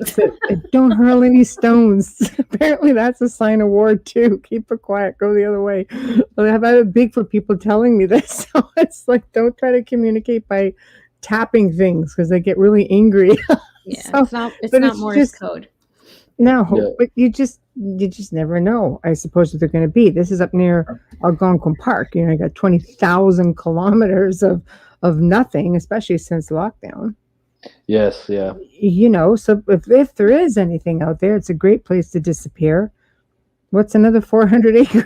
My God, even without lockdown, it's still desolate. Yeah. Well, it is, So it's just, I don't know. I definitely think everything is possible. I don't like to think, I have a logical mind. I have to really think things through. I don't look at things at face value. But I'm also logical enough to think that we're just a very small grain on a very big beach. Yeah, that's very well said. And it's very true. Like I said, every day they discover something new. And I think eventually science will be able to explain what these things are that we don't understand. Like we don't really understand what human consciousness is. Daryl and I were just talking about this the other day. There was a case where a lady was out hiking or mountain climbing and she basically froze to death. She was clinically dead for an hour. She got rescued. They brought her back to life. She had absolutely no recollection of anything. And so Daryl and I, were thinking and having like this deep discussion. We're like, well, where did her consciousness go? Like, you know what I mean? Because then there's been other cases. I actually contacted the Ryan Center and said, hey guys, like I'm just kind of interested in this case. And the girl claimed that she didn't have a near-death experience and she had no recollection, no memory. Does anyone have any similar cases where somebody froze to death and had a near-death experience? And sure enough, one of the researchers wrote back and said that there was a case where a lady had to have a particular surgery, and they basically had to drain most of the blood from her body and basically put her into like this hypothermic cryogenic type state. And she actually had a near-death experience. She could see everybody working on her and all that stuff. So it's really interesting, that one person can be frozen to death and declared clinically dead and not have an experience. Another person, in a controlled environment is basically almost clinically dead and, has this near-death experience. So, even as parapsychologists, we don't understand everything, and that's what we're working towards, is trying to understand it. And hopefully one day, science and technology will get better, that we do answer some of these questions. Near-death experiences are tough. I've had quite a few, and none of them, even talking to guests that have had them, that Michelle and I have had on, or research, none of them are alike. It's a tough one. Yeah. You have very few similarities in their experiences. Like I didn't see my body, but I traveled, but I don't, like other people, they see doctors working on them, as you mentioned, and I didn't have that experience. So I didn't even realize that that's what had happened. Yeah. And culturally too, I know, you know, a lot of people talk about seeing a tunnel and a bright light and a religious figure or some sort of being waiting for them. And then, you know, over in the, you know, the Chinese culture, they see like fields and rivers and bridges. And so it's what's conditioned, what we're conditioned to, do you think? Like what I mean, there definitely could be a sociological aspect to it or a cultural phenomena based on it for sure. You know, it's the same as like fairies, for example, like that stems from like there's actually supposed to be fairies here in Nova Scotia up in Cape Breton. Here too. But they're everywhere. But Cape Breton also has like, you know, a lot of like Irish, a lot of UK background, and fairies can be traced back to over there. So you kind of have like a cultural generational. Exactly. That comes with them, right? I had both experience. I had the tunnel and I had the fields of flowers, and I could hear the water and the falls and everything else. So it's mind-boggling. I would love to just sit and talk to somebody about that for hours and just find out. Do you want a weird twist to all of it? Sure. Okay. So I came across some research for my other show that I do with Joe Montaldo, The Gray Zone Uncensored. And I found this whole thing where people believe, and this is a research thing, it's theory, but maybe your parapsychological mind can dissect it a bit. There's a theory that reincarnation is actually it's like a recycling thing, like a matrix thing, I'm going to say, you know, like a very like archonic way of trapping the soul to keep coming back and be the worker bee, right? So we're conditioned to see the white light and to be drawn towards the white light. We're conditioned to fear darkness. So therefore, when you pass, the theory is if you step into the darkness, that you become free. Hence some of these time travelers that are just showing up, like, because you could travel wherever you want, you're free. And they just sort of randomly show up places. I researched this pretty heavily. I was like, this is really interesting. But because of how we're conditioned here in life, you know, we keep recycling back, and they make reincarnation very enticing. You know, you think about your past lives, and yeah, sure, you've had them, but it's because you're not given a choice to break free from it. That's really interesting. I know. Right? I thought so too. I listened to that show. And it's funny because some people don't believe in reincarnation. You know, I know the Catholic religion, obviously, and that's what I'm from a Roman Catholic background. Buddhist is all about reincarnation. Exactly, it's like complete opposite from Catholics. The darkness thing is interesting because in the psychology degrees that I have and the criminology and sociology that I've done,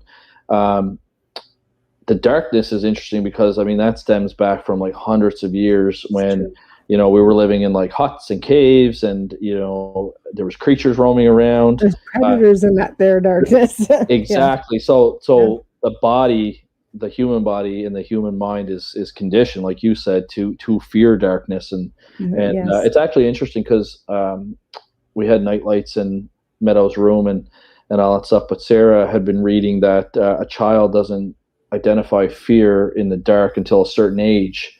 And that's why it doesn't like really bother them. But then as they get older and they develop their imagination, then that's when you start getting like the weird noises they hear and they think there's a monster under their bed. So it's very, very fascinating from like a psychological, sociological standpoint. It is, because who teaches the child to fear?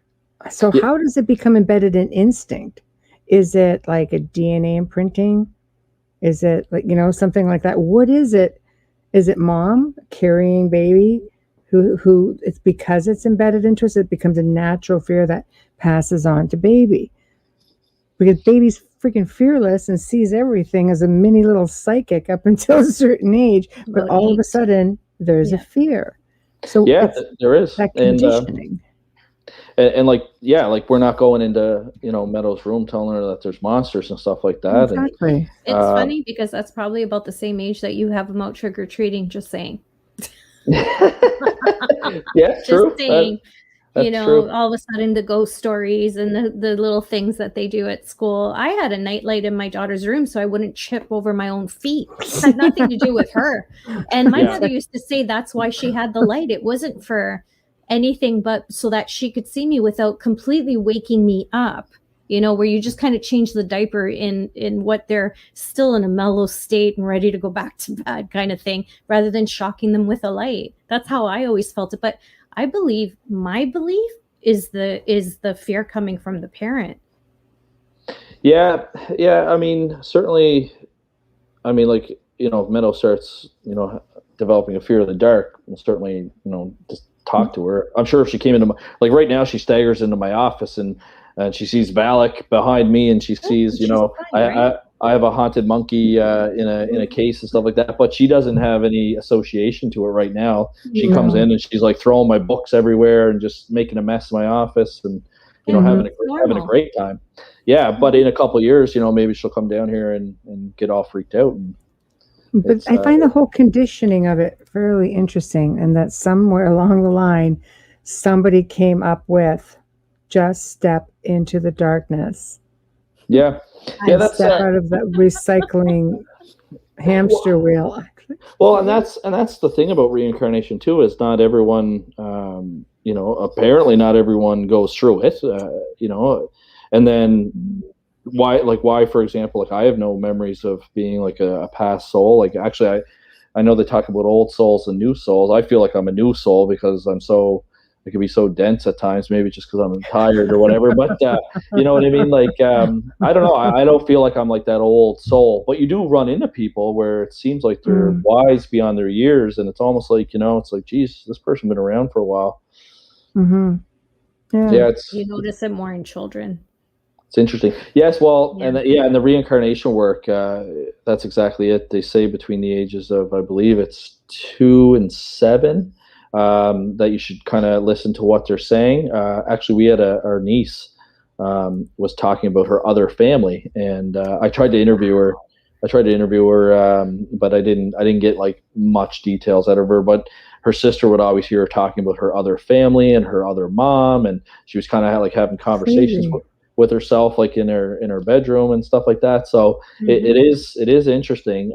They do find a lot of reincarnation cases happen with children.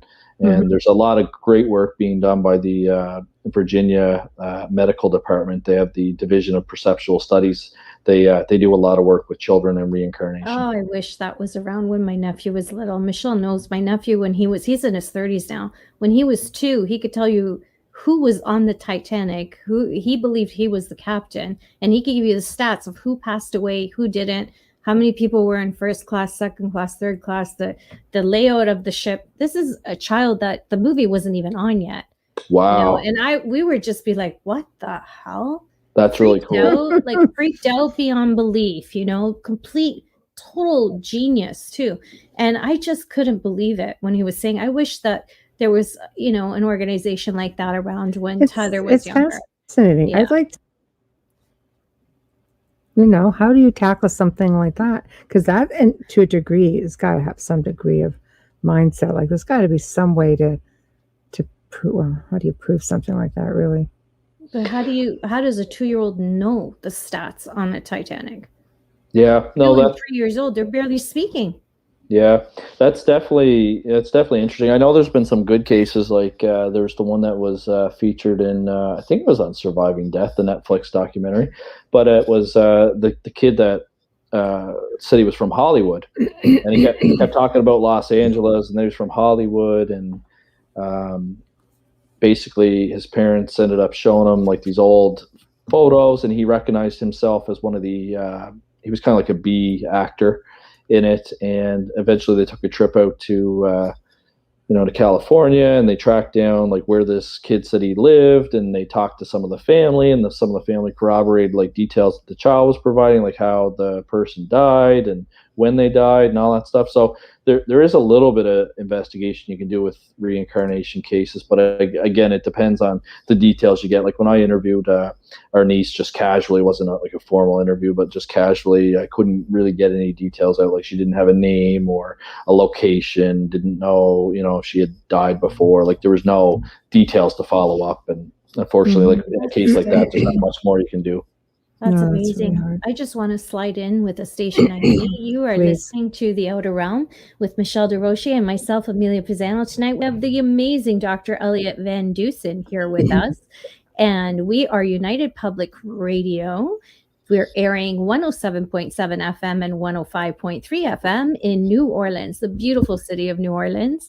And we are fully sponsored by the good folks at, because I can't not do it, Folgers Coffee. Thank you so much, Folgers. We love you. I have Folgers every morning. Yay! There we go. Yeah, it's true. It's true. I've tried it. Like I do love McDonald's coffee as well, but Sarah and I always buy Folgers. I always say McDonald's is the old Timmy's. Yeah, Timmy's used to be. Yeah, Folgers should have their own drive-through. I know. Yeah, it is good. It is good coffee. I endorse that too. Very nice.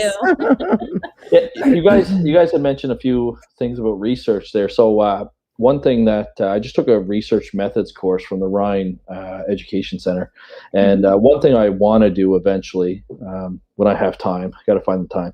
I want to do a research survey on what paranormal investigators do to analyze their evidence with survival, because you always see on Instagram, we have an Instagram account with PPRI. A lot of paranormal groups follow us and stuff, and they're always posting videos and videos and pictures and stuff like that, claiming that it's evidence of survival. But when we post stuff on ours, I always try and give like an explanation. Like, for example, if it's a EVP that we put, I usually put the different theories behind EVP. One is that it's a discarnate entity, which is what we all hope, capture that spirit or the ghost. But I know from talking to Michelle, like Michelle, you had an experience where, because one of the other theories is that it's psychokinesis, or that it's psi being captured on the tape. And you actually had a personal experience with that. And it's kind of cool. And I tell people that now because now I personally know somebody that has happened to. In reverse speech. So it can happen. The other thing is, obviously you can't rule out interference. I actually had a case. A guy contacted me through Facebook and said that him and his friend were communicating through Facebook Messenger, but they were using the microphone to send voice clips.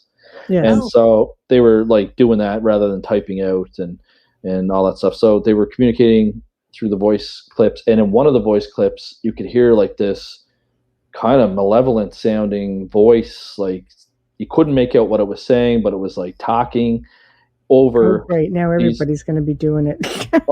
You could hear them talking over it. She's so right. It's not funny. And so he sent me the clip, and I actually had a friend that used to work with the RCMP Technological Crime Unit.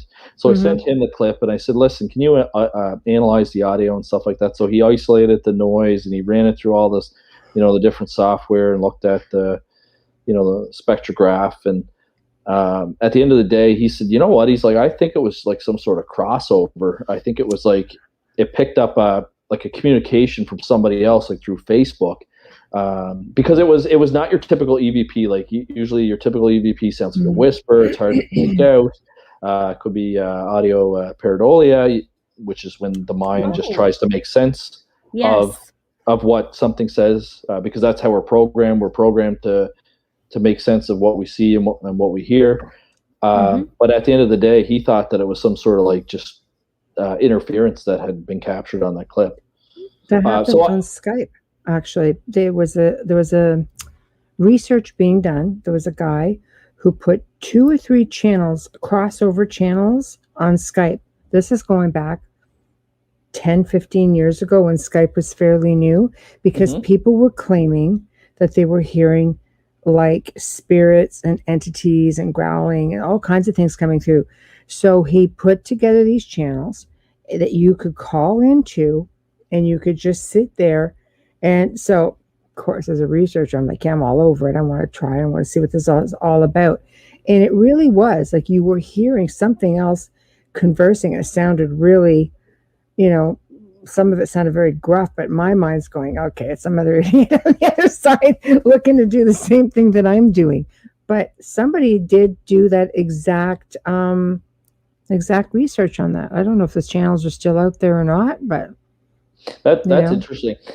So what I want to do is get the survey designed, like do a proper survey with the proper questions, because that's very important when you do that, survey type research, and then reach out to paranormal investigators and have them fill the survey out to see what kind of type of analysis that they do.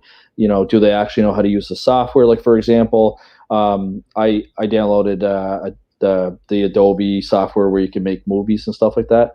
It is way too complicated for me. Like, I would have to take like a 6-month course to understand how to do that. Everybody I can do Audacity now. Well, yes, for ages.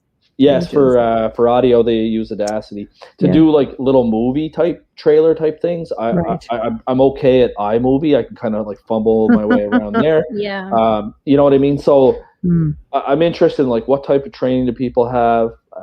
What type of analysis do they do? Or are they literally just going out there and like capturing what they think is an EVP and just throwing it up on their Facebook, like trying to get hits or followers or whatnot? Yeah, it's like a thirst trap.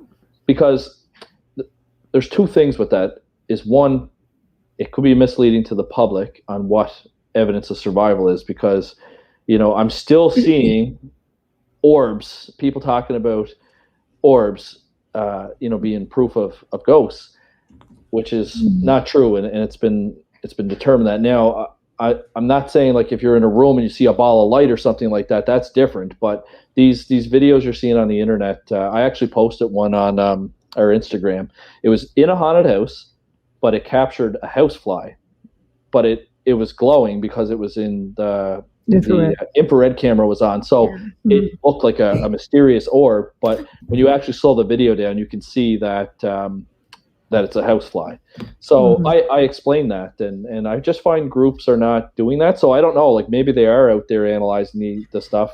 You have to look at all the conditions. People get very offended when you say the orbs could be, dander, moisture, dust. There's they get very offended, and not all orbs are explained away. You know what I mean? Like some of it's like this house gets them. There's no forced air. We have security cameras. No, this house would sit empty for 2 months, 3 months at a time. And yet when you look at the security camera, you see things going into the mirrors, going up into the lights, just things like, and some of them would be like just melding into each other and I'm just like, but there's been nobody at the house for 2 months. There's no forced air. It's radiator heating. There's like no pets in the house. There's nothing. So there's something that will leave you scratching your head. Yeah, and like I said, there's certain ones like that, like you said, like where things are kind of morphing and on camera and things like that. Those are more interesting. But there's just so much out there. Like even one night the dogs were just outside. It was night. I could see like the stars, and it wasn't raining. It wasn't foggy. Nothing like that. To me, it looked like a clear night. Just want to take a picture of the dogs. I had the flash on my camera, which I normally don't. And when I hit it, there was actually like all kinds of like mist or fog, one of those type of ghost photos. Yeah. That could be on your lens though. And that's exactly what it was. It was even though I couldn't see it, it was the moisture in the air, because if I would have went out there in the morning, the grass would have had dew on it. So it was obviously the moisture for me. But there are people that, would think that that's a ghost and falling from the trees. Sorry, go ahead, Amelia. No. It's okay. I'm always interrupt here. I'm so sorry. This story, I find it interesting because I think nowadays we're getting a lot of videos of orbs from new moms because they have these video cams in their babies' rooms, and that's where a lot of them are coming from. And you're forgetting that you're surrounded by cotton, and you have to remember that with forced air, it creates a lot of that. And there's different ways of understanding how orbs move, and you have to find these differences. But my niece sent me a video of her singing happy birthday to her dad, and she said, you have to watch this video, Zia, because I'm freaking out because there's these two lights that look like orbs over my son's head or my daughter's head. I can't remember who it was. And I'm looking and I'm laughing because she's singing happy birthday. She has her flash on and she's doing this while she's singing. She's doing the movement for the kids. She doesn't realize. I said, if you notice, the two lights that you got going on here are moving at the same with the beat of your voice. And then she's like, oh, thank God. She was happy, but she was convinced. Do you know how many people don't have somebody to explain it to them? No, I understand that. Most people don't have an aunt. Investigation team in the house. Yeah. Yeah. Most people don't have an aunt who's a medium, but I was laughing because they panic because I'm their aunt and they hear the stories. They panic at everything. It's like being an officer. You know the stories of you work homicide, you work drugs, you work sex trafficking. Everybody's going to want information from you. So it's the same thing with medium, Yeah. But no, I thought it was so cute though. When I was a police officer, I'd get called from friends and family asking for like legal advice or whatnot. Right? Oh, yeah. When you're in that, you're a lawyer. They'll always be like, I got this traffic ticket. Like, how do I beat it? You know what I mean? Like, you get all the words. Can you do something for me? I work sex trafficking, but as a medium, not as a police officer. Do you know how many times people would call me and say to me, well, do you know if they're like running a ring through this place and that? I'm like, what? I work the back end. I'm not on the street, man. Like really, I can tell you where the route goes from Ottawa to Buffalo. I can tell you that because it's the Highway 400 series. I said, but that's stuff on the news. It's not. It's so funny. It is. But anyways, yeah. That's true. So getting back to your applications and trying to get groups to talk about how they analyze their research, what are you hoping to gain by having everyone do that? So geographic location wouldn't be limited. We're interested to see, like what are people in the UK doing to analyze their ghost photos? Like what software they're using? What are they doing for electronic voice phenomena? Same in Australia. Like you said, Audacity is a common application to do your sound clips. For photographs, like I have a photographer friend that. I would say he's world famous, but like he's endorsed by Nikon, and wow. He's a very, very popular photographer. He's actually going to do our wedding for us. So sometimes I flip him a photograph, check out. And actually, we had a lady contact us. It was through Ghost Project Canada as well when we ran the ad looking for stories, and she said that she had kept this story to herself, and then she felt it was time to share it and gave me permission to share it and stuff. And I think I put the pictures on our social media account. I would be surprised if I didn't. But basically, it was her 50th birthday. She went to the Fortress of Louisbourg in Cape Breton, which is a very known haunted location. It's a French settlement. It was a French settlement. So she said she was there at the fortress all day, and then when they closed, she went over to the lighthouse, and she said they were just having a great time, taking a few pictures. Then all of a sudden she saw a piper coming and that there was a wedding party there, so she didn't want to hang around and photobomb their wedding party, but something ended up photobombing her photo. So she said when the piper was up by the lighthouse, it looked like one of those iconic type shots. So she took several different photographs of them. And then later that night, it was around midnight, she said she was at home. She was going to do a Facebook post thanking everyone for a great 50th birthday because she had gone there with her husband, her brother-in-law and sister, and a couple other just friends. And she noticed that in 3 of the photos, there was the piper standing by himself. And then there appeared to be something kind of materializing in the photo behind the rock. And then there was a girl, very clear girl in like this olden green dress that was just standing there. And she swears up and down, left and right, that there was nobody else there. It was just the piper. Wow. I felt that it was too good to be true. Like if this is a genuine ghost photo, then I would argue that this is probably one of the best ghost photos in history, even better than the brown lady of Raynham Hall, because that's iconic. because it's so clear. So I had a paranormal investigator that I know from the Ryan Education Center analyze the photograph, and she checked the red, green, blues on it. She checked all the different, spectrographs and everything that you possibly can with the photo. And she said, it hasn't been altered. The only thing that she can come up with, she said, is that it appears to be a real person. And I said, that's kind of what I'm leaning towards too. Like, I just don't know. Like, if you're transfixed on something, it's possible that she missed this girl popping up from the rock. So what we're in the process of, the case is not fully closed yet. I'm in the process of trying to track down the piper. And it's kind of funny because when I posted it on social media, some people thought that they knew who the piper was. So they give me a name. So I reached out to the piper, and he said, no, that wasn't me. But he said, based on the clothing, I think it could be this piper. So it's kind of funny that even pipers know other pipers. Yeah. So he gave me a list of like 2 or 3 people that I'm trying to track down now, because it could be something as simple as you contact the piper and the piper's like, oh yeah, that's my daughter. She must have got in the way or something like that. Or maybe somebody hired for the wedding.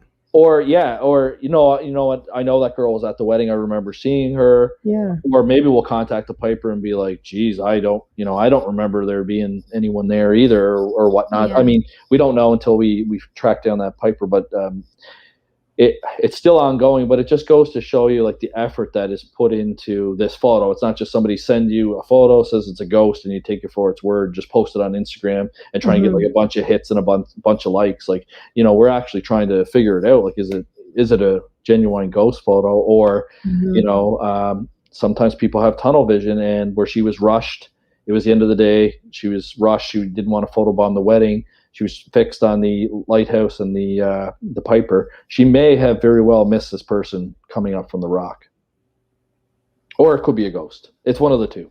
Yeah, but the photo wasn't fake, so that's good. I love your methodology, because being a former, well, I have to say RCMP corporal, because saying just police officer isn't enough here. You just look at everything as a legal investigation, which is amazing, because there's just so many more steps, like tracking down the piper. It's not something a paranormal team would do. You take that extra step. I definitely take the skill sets that I've learned from my policing career, and I do apply them to to my parapsychological work.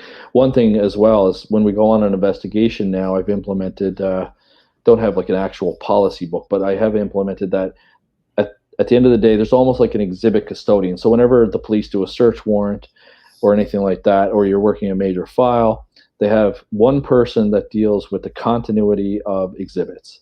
And that's so that nothing gets contaminated. So we've implemented that when we're on an investigation, at the end of the investigation, all of the technology, so it's the tape recorders, the SD cards, anything like that you've used or captured data on, you give to one investigator. That investigator then downloads everything to we have a 6 terabyte hard drive. Download everything to that, and then you can give the equipment back in case there's another investigation or somebody needs their camera or their digital recorder or whatever. But the continuity of it is kept with one person. So you got the investigator that used the equipment, that turns it over to your exhibit custodian, basically, and then they're the one that are responsible for analyzing it, rather than you take your camera home and look at it, you take your tape recorder home and look at it. It just kind of makes it a little bit cleaner, you know what I mean? And then that way too, it's not like, because I know like at some of these investigations, like especially if it's a nighttime investigation and you get off at 7 a.m, I mean, you're kind of like, I'll just leave my gear in the trunk or this or that. Well, in the police world, if you left evidence in the trunk of your car until the next time you come back on shift, you've lost. You've lost. Yes, you've lost. You've lost continuity of that evidence, and that would be tossed at a court. And so that's kind of the standard that I hold for my investigators. I try and do it the same way that that law enforcement would do it. That happened in a very popular case in the States. I won't give the name of the young girl that was murdered, but that happened there. She had left something in her front seat and stopped somewhere else before going back, and it was tossed. I was just shaking my head on that case, but anyways, yeah.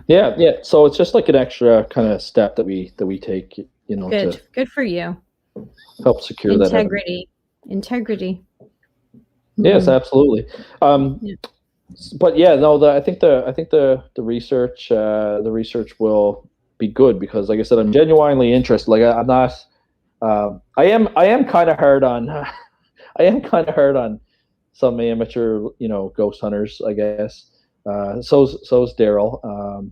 But I think it's just because there's so many like misconceptions out there. Like I'm still seeing like lots of video of people filming their investigations in the dark, and like TV does it for the dramatic effect. Some of the investigators probably do it because they see the people on TV do it. But Eleanor Sedgwick with the Society for Psychical Research did a phenomenological study where she took a bunch of different apparition cases and tore them apart and looked at, when an apparition forms and how they form and all that stuff. And she determined that they can appear in daylight, nighttime, indoors, outdoors. You're haunted. Not just sometimes, all the time. No, during a sunny day, during a stormy day.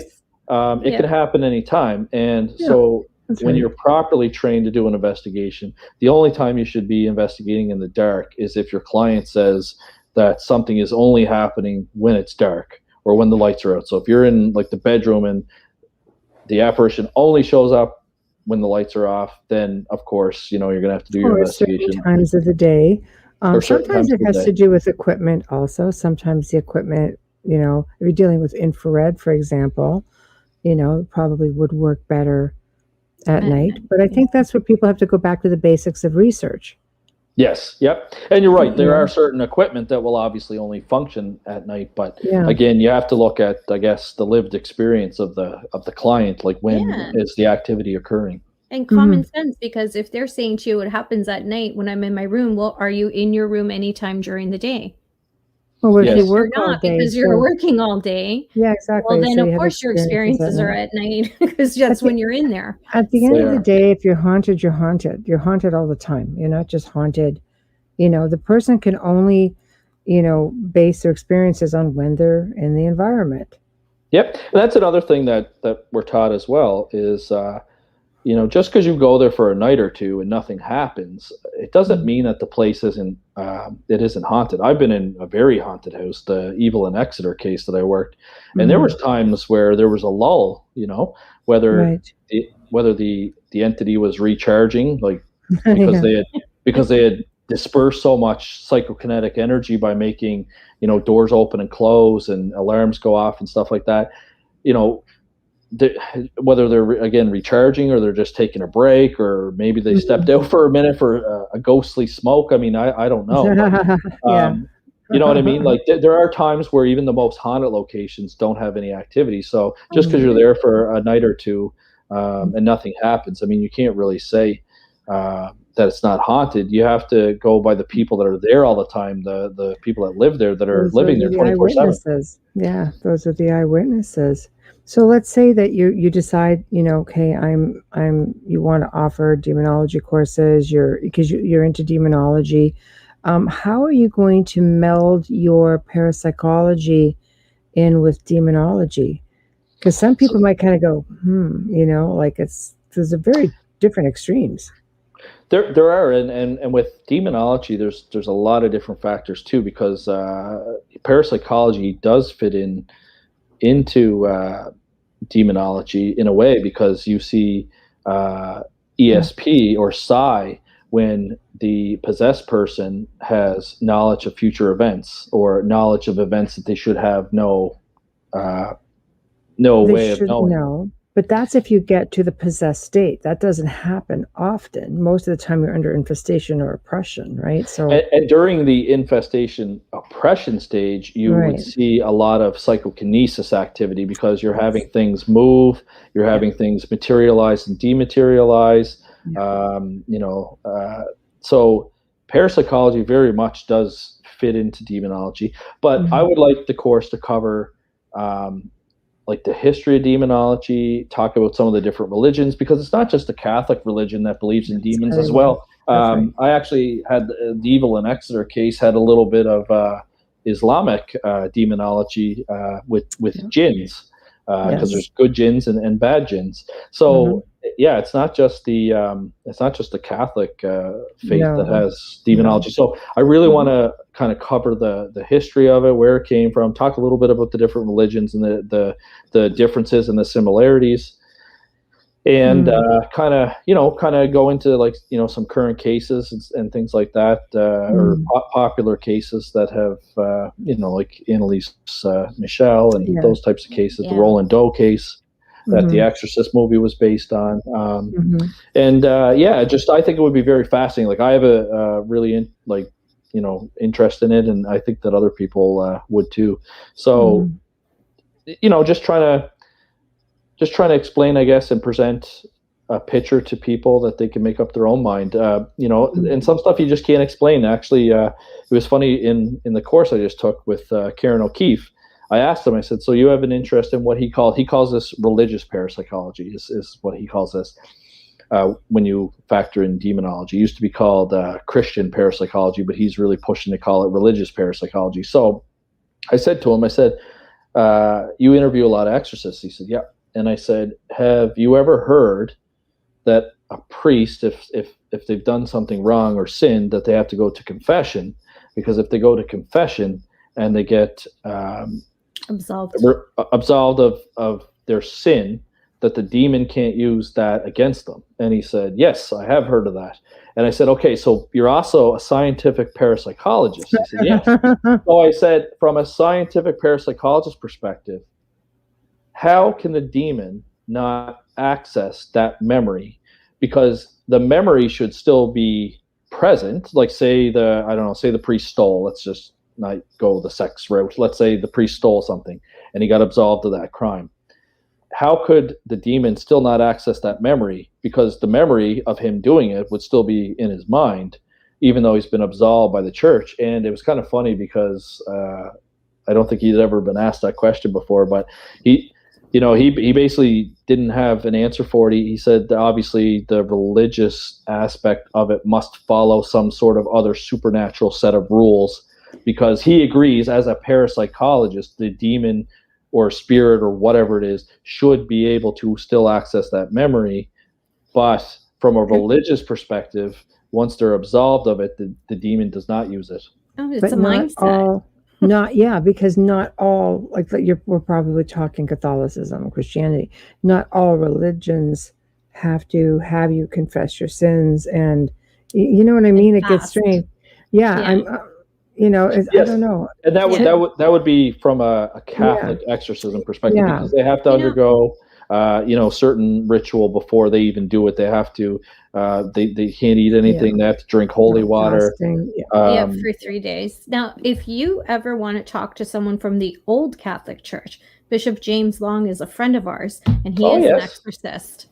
Do you know Bishop James? I know his name. Yes, you should be contacting him, because he actually has been to the Exorcist Boy, which was really a boy. He knows them personally. I know he can't speak of everything, but he has studied Annalise Michel. He has all of the videotapes on it and the audio. So I'll definitely reach out to him. That would be something that, tell him to spoke to the redheads on the Outer Realm.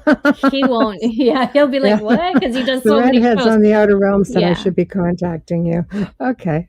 You could just give him our names, but I've been friends with him for years. But right now he's just taking some time to heal because he hurt his back. But he's even opened an Instagram account, and it took him less than a few weeks, and he had 400,000 followers, because he shows. Wow. He shows video clips of these exorcisms and talks about them, and other people are sharing things. Not Instagram, TikTok. Which is so funny, because I'm like, you're the only person I follow on TikTok, because I can't stand being on it, because TikTok's like 2 minutes, and 4 hours later you're like, what the hell? She's not being honest. She needed an intervention. I had to close my account. I just reopened it. The producer and I are like, stop. I'm sharing all these oversharing videos like crazy.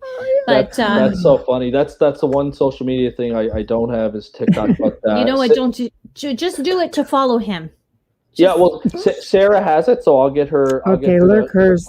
Lurk hers. Go on hers, and follow Bishop James, and he's got so many videos on there. You're going to be so shocked at all the stuff that he talks about. And they want him to like debunk videos and get his opinion. And he's doing so many sharing things. He's very interesting too. And he's the raised Roman Catholic, but is an old Catholic church bishop.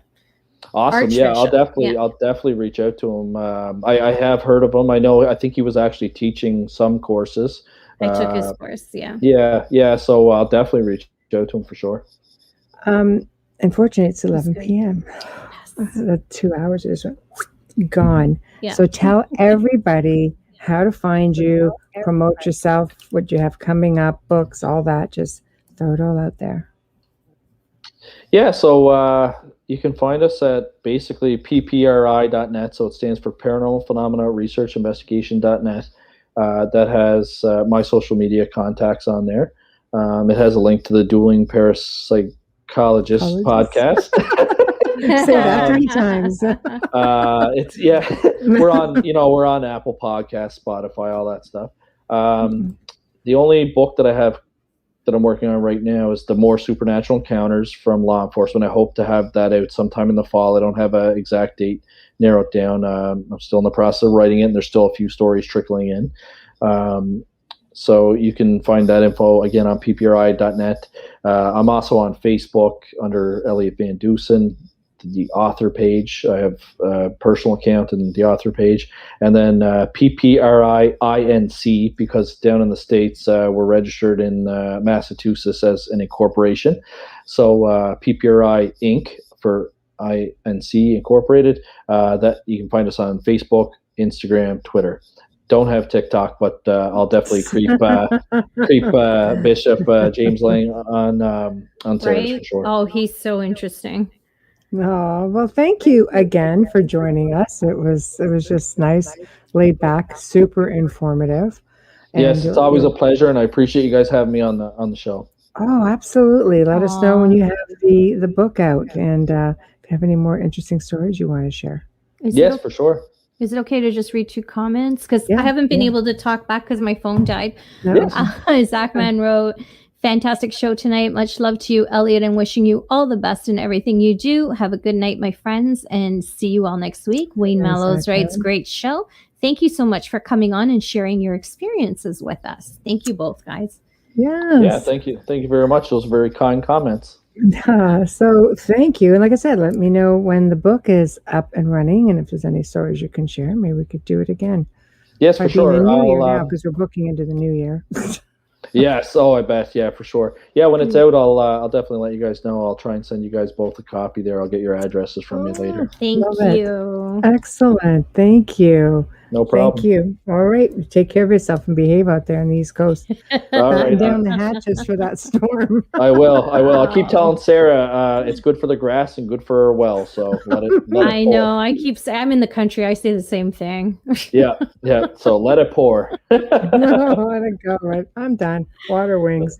All right. Thank you, Elliot. All right. Bye. Have a good Thanks, night. Elliot. You too. Bye-bye. Bye. Well, everyone, we have come to the end of another fantastic segment here on the Outer Realm. Thank you to everyone who tuned in. Thank you to our special guest, Elliot Van Dusen. Thank you to Joe Montaldo. Humongous thank you to Folgers Coffee for sponsoring tonight's show. Please remember to stop by our YouTube channels on International Public Radio, UFO Paranormal Radio. Head on over to Facebook and Instagram. Find us on the Outer Realm.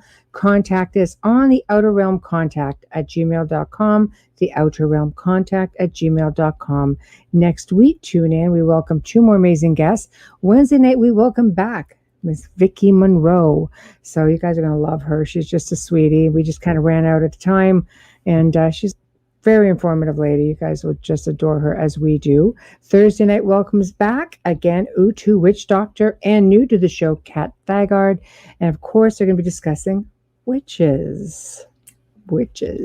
So, and the big news, and you're going to hear me say this a lot, is head on over to www.podcastawards.com. Again, podcastawards.com. Find us, The Outer Realm, under social and culture category. Kindly cast your vote for us. Thank you. And head on over and look for our peers, which are Writers and Illustrators of the Future podcast under Education, Storyteller, and Drama category, The Centralist under the News category, Science and Beyond under the Science category, and our friends over at Chasing Prophecy under Spirituality and Religion. So there's a whole bunch of us out there, so go have a good look. In the meantime, don't forget about Joe and I on the Gray Zone Uncensored this Saturday, 5 to 7 p.m. Eastern, 6 to 8 p.m. Oh, no, there's Central. Sorry, 6 to 8 is Eastern. God, get it right. I'm tired. Anyway, Amelia and I thank you guys. Have a great night. Have a great weekend, and we'll see you next week. Night. Good evening, everyone. Welcome to The Outer Realm with myself, Michelle DeRoche, and Amelia Pisano. We are broadcasting live here via International Public Radio on the United Public Radio Network, 107.7 FM and 105.3 FM in the beautiful city of New Orleans. The segment tonight is fully sponsored by the amazing people over at Folgers Coffee. So thank you, Folgers. Nobody loves you more than us, just saying. So tonight, of course, we welcome back Dr. Rita Louise, and she will be discussing empaths and narcissists. This should be a lot of fun. In order to participate in the show, you will notice we are streaming across at least 8 different platforms, one being Twitter, one being Twitch. Of course, there's International Public Radio, there's UFO Paranormal Radio YouTube channels, and there are the networks. I believe there's 3 of the networks' Facebook channels also that you can just get on there and feel free to get in chat. But the only way you can really interact with us and get an immediate response will be UFO Paranormal Radio on YouTube. And please tag Amelia if there's something that you want to know or you want a response or an acknowledgement. Otherwise, we can see all the comments here. And I love Folgers more than you do, Michelle Millions. I don't know. It depends on the time of the morning, maybe, because, I don't, we struggle to get it here, but right now, let me tell you what. We are grateful. Very grateful. Yeah. So, with that being said, that we was are cute. Clear and good to go. Here we are. So, all right, we're good. So I see somebody got in to see the nail people today. Go stay up and watch for aliens. Oh, got to stay up and watch for aliens. Yeah, that'll help. Sorry. Oh, wow. Yeah, not me. I do it. Yeah, I do it. I like alien watching. Absolutely. Nope. I'm down. Nope. Nope. Not doing it. Nope. No. I wonder if they're narcissists or empaths. The aliens? I don't know. Has anyone ever profiled one? I'm wondering. I think maybe it depends on the alien. I hear those reptilians are pretty into themselves and such. So, yeah, just a little bit. Themselves, and I don't know. It would be interesting just to sit in a room with different ones and be like, I have to tell you though, if you Google enough. And Dr. Rita is going to laugh at me. I know she can hear me. If you Google enough, you kind of, at the end of that period of time that you're researching, believe you're a narcissist at the end of it. So I'm really looking forward to her being here. Yeah, I think that we all have those tendencies, not necessarily personalities. I agree with you. Because I know I'm an empath because I am empathic and it's one of my gifts, but I can see narcissistic tendencies in me at times, and I think you're right though. Yeah, I think it is a little bit. I think everybody's got their little sliver in there, just like I believe that everybody has a little bit of empath in them.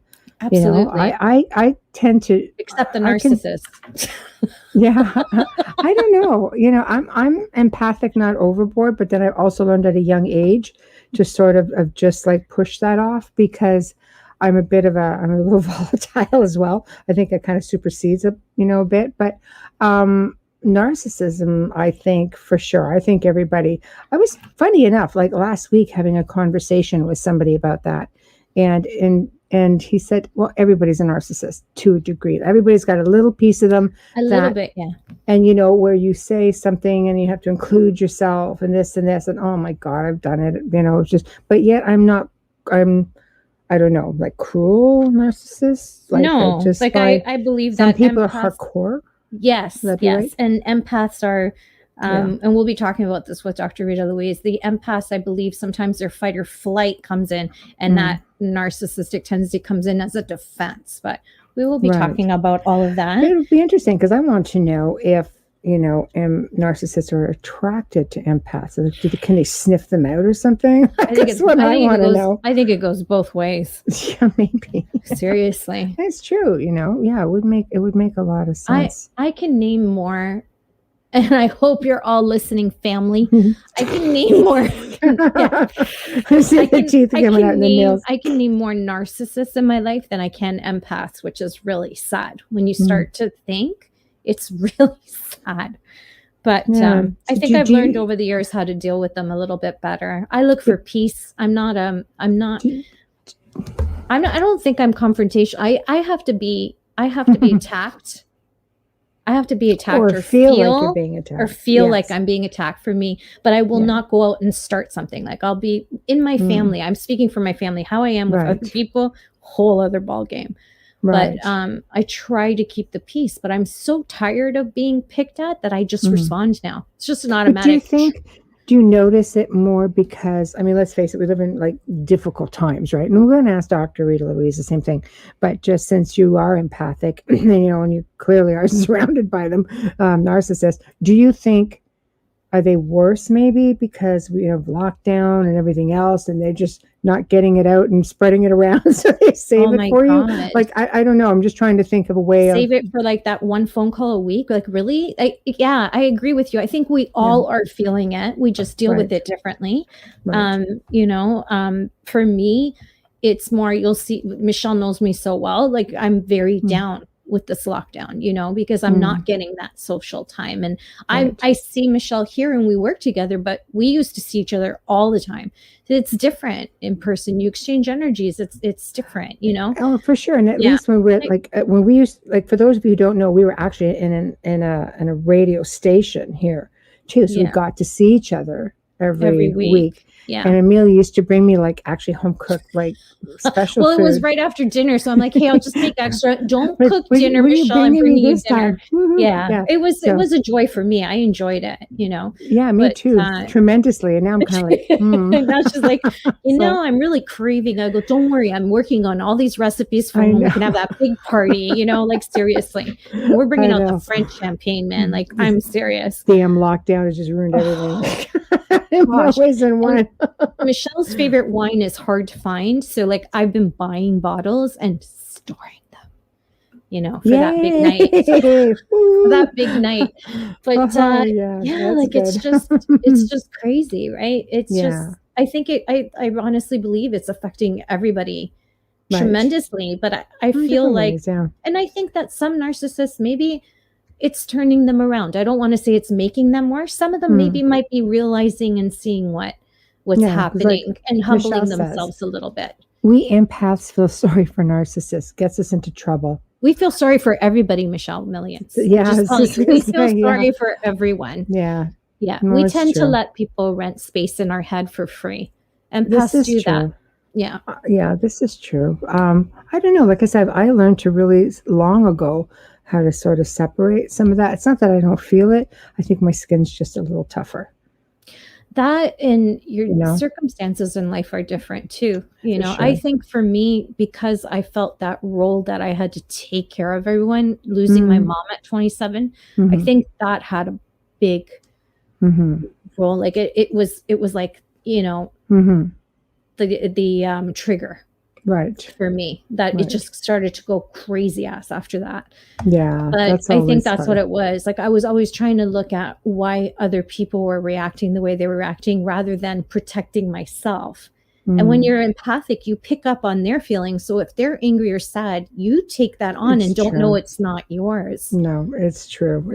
So the last thing I want to hear is you're moody, because I will kick your behind. I'm freaking moody. I know. I'm not moody. I'm picking up your mood and I'm bringing it back to you. Yeah. So, well, hopefully we're going to find out a whole lot more about this. If Joe can bring on our special guest, our return special best-selling author. There she is. Hi. Hello. Lady. So are you thinking, when you heard us before the show went live, are you thinking, oh my God, I'm going to hang up now? Her mostly. But I feel like you covered everything we're going to cover in the interview. No, because I have a million questions for you, and you don't know how long I've been looking forward to this since our last show, and you mentioned it. I've been like, oh my God, yes, finally, I'm going to be able to, have people that I know and love listen to you, because they don't believe me. So I know. I know that was last week. Okay, Dr. Rita Louise is coming back. Oh, well, what were we talking about? Empaths and narcissists. Oh, yeah. Started dancing. I've been waiting for this. I've been waiting for this for months. I didn't realize it was next week. Calm down. So how are you? I'm doing great. Good for you. Good. I hear you said you were away. So I am I have to think about this a second. Northwest Arkansas. Okay. Wow. Okay. Yeah. Okay. And we're going camping, and nice. And, so we're actually at a friend's house, and then tomorrow we're taking our RVs and going to a campground, nice. And because they were like, well, can you go this week? And I'm like, well, I got this interview Wednesday night, so if I can do my interview, then I'm game. Thank you. Oh, thank you. Thank you. I know it's so hard because we do book, quite a bit in advance, and plans happen, things change, and we understand. So we're appreciative that you've still chosen to be with little Olas tonight. So camping... I used to have my radio show, and so there is nothing more frustrating than, well, it's 3:00 in the afternoon and your guest cancels on you, and it's like, oh, it wouldn't be the first time. We go Thank through God that for waiting lists. Yeah. Right? Jesus. Yeah. The waiting lists are great, but Amelia would have had a meltdown though, because what do you mean? If you canceled, I probably would have not showed up. Because I would have felt the pain. But camping, like RV camping, not like tents and on the ground dirt camping. Oh, thank God. Okay. Yeah, because I didn't know how to react to that, because I'm terrible. Because I see these things online, like you can actually take this toilet with water in a tank and hook it up with a sink and put it in the forest. And I'm like, well, why not just go to a hotel room then, or get an RV? Because if you're talking about tent camping, then camp in a tent. I don't camp, period. I'm not going to lie. I just don't. I would be the one in an RV. I probably would though. Camping. An RV, I probably would, because I'm closed in and safe. With air conditioning. Yes. She's scared the Yeti's going to come and get her. No, I'm scared of the bears in Canada. I'm scared of the bears up north. Bigfoot, I'd probably sit down and like, hey, dude, you want a coffee? Like, let's sit and talk.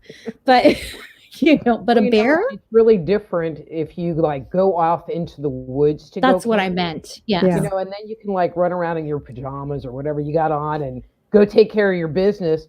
But if you go to a park, that's just harder. And there's tents. That's harder. Right there. Yeah. And unless there's some big group of you and you just get really drunk, then you don't care anymore. Then all the girls go together. Yeah, it's different. It's different, but I'm really like seeing all the new things they have for camping. I may have tried it when I was younger if they had all those things. It's just, I always think if I can't, RVs are great because you can plug in a hairdryer, because my hair in the humidity, I swear to God, is so wiry. You know what I mean? I like those little bit of conveniences, and I'm not that great at that nature thing. My sister got an RV last year, and apparently they found an inflatable hot tub. Nice. I'm like, yeah, get that. You can rent them. Wow. I don't know with the pandemic, but you can rent. Yeah, you can rent them. I know someone who did it for her husband for his birthday. I'm like, yeah, I wouldn't want to be the one cleaning that out. I don't think I like my husband that much. Here's a cold shower. I have a thing about sharing that like more than one person, but so why don't we should start with maybe defining for people who don't know what a narcissist and what an empath are. Sure. And I'll start with the empath because they're nice people. So an empath is somebody that is sensitive to the energy around them. So for the listeners, if you've had the experience where you felt the vibes in the room, or you walked up to someone and you were like, hey, I'm having a great day. And then you go next to someone or go into an environment and now you're feeling upset, or you're feeling anxiety. I used to do a lot of ghost hunting, and when we'd go into a funky place, I would feel like I wanted to vomit. And I'm like, ooh, I got some bad mojo in this place. And that's the generic definition of an empath. They're psychic sponges. And so if you're feeling good, then I'm going to feel good. If you're feeling bad, then I'm probably going to reflect that energy within myself. And where it becomes a little bit challenging is if you're not aware that this is what you're doing, then you think that your mood is changing all the time and you can't really grasp what's going on. And, well, why do I feel bad? Nothing happened, but now I'm feeling bad or upset. And so I think it's really helpful for people to recognize, that this is who they are. And so while you guys were talking, not everyone has empathic abilities. Like narcissists usually do not have empathic abilities. Now, they can feel sorry for themselves, but I was going to say, I'm pretty sure I'm in a couple or borderline situation. That's about as far as it goes, right? Unless they can maybe see it through their life experience, but they're not being upset because you're upset. They're being upset because something you did or said triggered them, and now they're upset. Right. That's true. Interesting. Yeah. Narcissists, are the takers of the world. They are attention seeking. So the classic example is the high school quarterback. And 20 years go by, but he's still pounding on his chest and he thinks he's the greatest thing since sliced bread. And, they're usually pretty easy to spot. They tend to be very grandiose. But there's sorry, I'm laughing because you're naming off family members without even knowing. You already know them. He's going to kill me. But there's also something that's called a covert narcissist. Okay, so, and see, I know a lot about narcissists because I tend to only date narcissists. Narcissistic friends, it's like my list is huge. But I like the covert narcissist because they tend to be more self-deprecating. They are quieter. They don't run around with that grandiose attitude that they're better than God, and so they're harder to detect. And so you think they're nicer people, but then you start to get to know them, and especially in a romantic relationship, which we can talk about that, which is a whole cycle, and then they change, and then their true colors actually come out. They're I call them tricksters. They are tricksters. Yeah. But they are the takers of the world. Look at me. I'm looking at Amelia. I'm just seeing the wheels turning. So I'm like, I'm just going to let you take this one. Because I've worked with them as well and for them. And as I got older, it became different because I find that, from other people that you're around, like Michelle's a stronger person and she'll say to me, Bubbly, you shouldn't be taking that or whatever. And you see it because sometimes you've been taking it for so long. I think empaths take a lot that they become so conditioned by it and it's just the way it is. But I found for myself that once I could label that person that way and see them that way, I could distance myself and just keep the peace. But why do you said you tend to date only narcissists. Why does that happen? You hear all the time. Is it, like Michelle was saying before, is it that the empaths attract the narcissists, or the other way around? Or is it both? Do they just like come together like twin flames and in some How do we rom-com? stop it? Yes, that's the best question. Well, and we'll get to that. And that's why I named my book The Dysfunctional Dance of the Empath and Narcissist, because it really is a dance. And to me, the bottom line, and I hope this doesn't offend anybody where I'm going with this, but both the narcissist and the empath, especially the ones that get into relationships with each other, usually have early childhood wounding. I mean, there are narcissists that are born that way. They have, especially like if you're a psychopath, like Ted Bundy, psychopath, Right. They don't have any empathy, and that is more of a biological thing and not necessarily a life experience thing. Yeah. But narcissists usually have very deep inner wounding, which is why they became narcissists in the first place. And they put on a mask to cover up their hurt and their pain. An empath, and you'll find this, Amelia, you'll find this really interesting. So this is my assessment, is that the empath, okay, so people can come on into the earth as being very sensitive. And so that's that kind of base level empath sensitivity.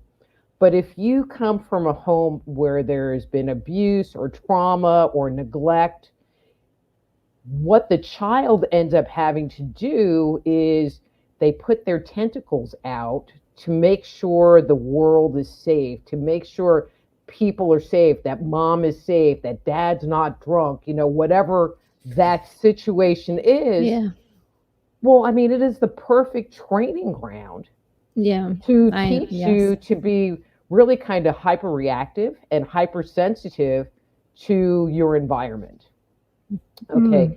And so many times the narcissist will find empaths or highly sensitive people that have wounding, and so I'm going to kind of start there. And so the empath, many times, it's like what they're looking for is love. They're looking for compassion. They're looking for someone that's good. Well, the narcissist is all about that.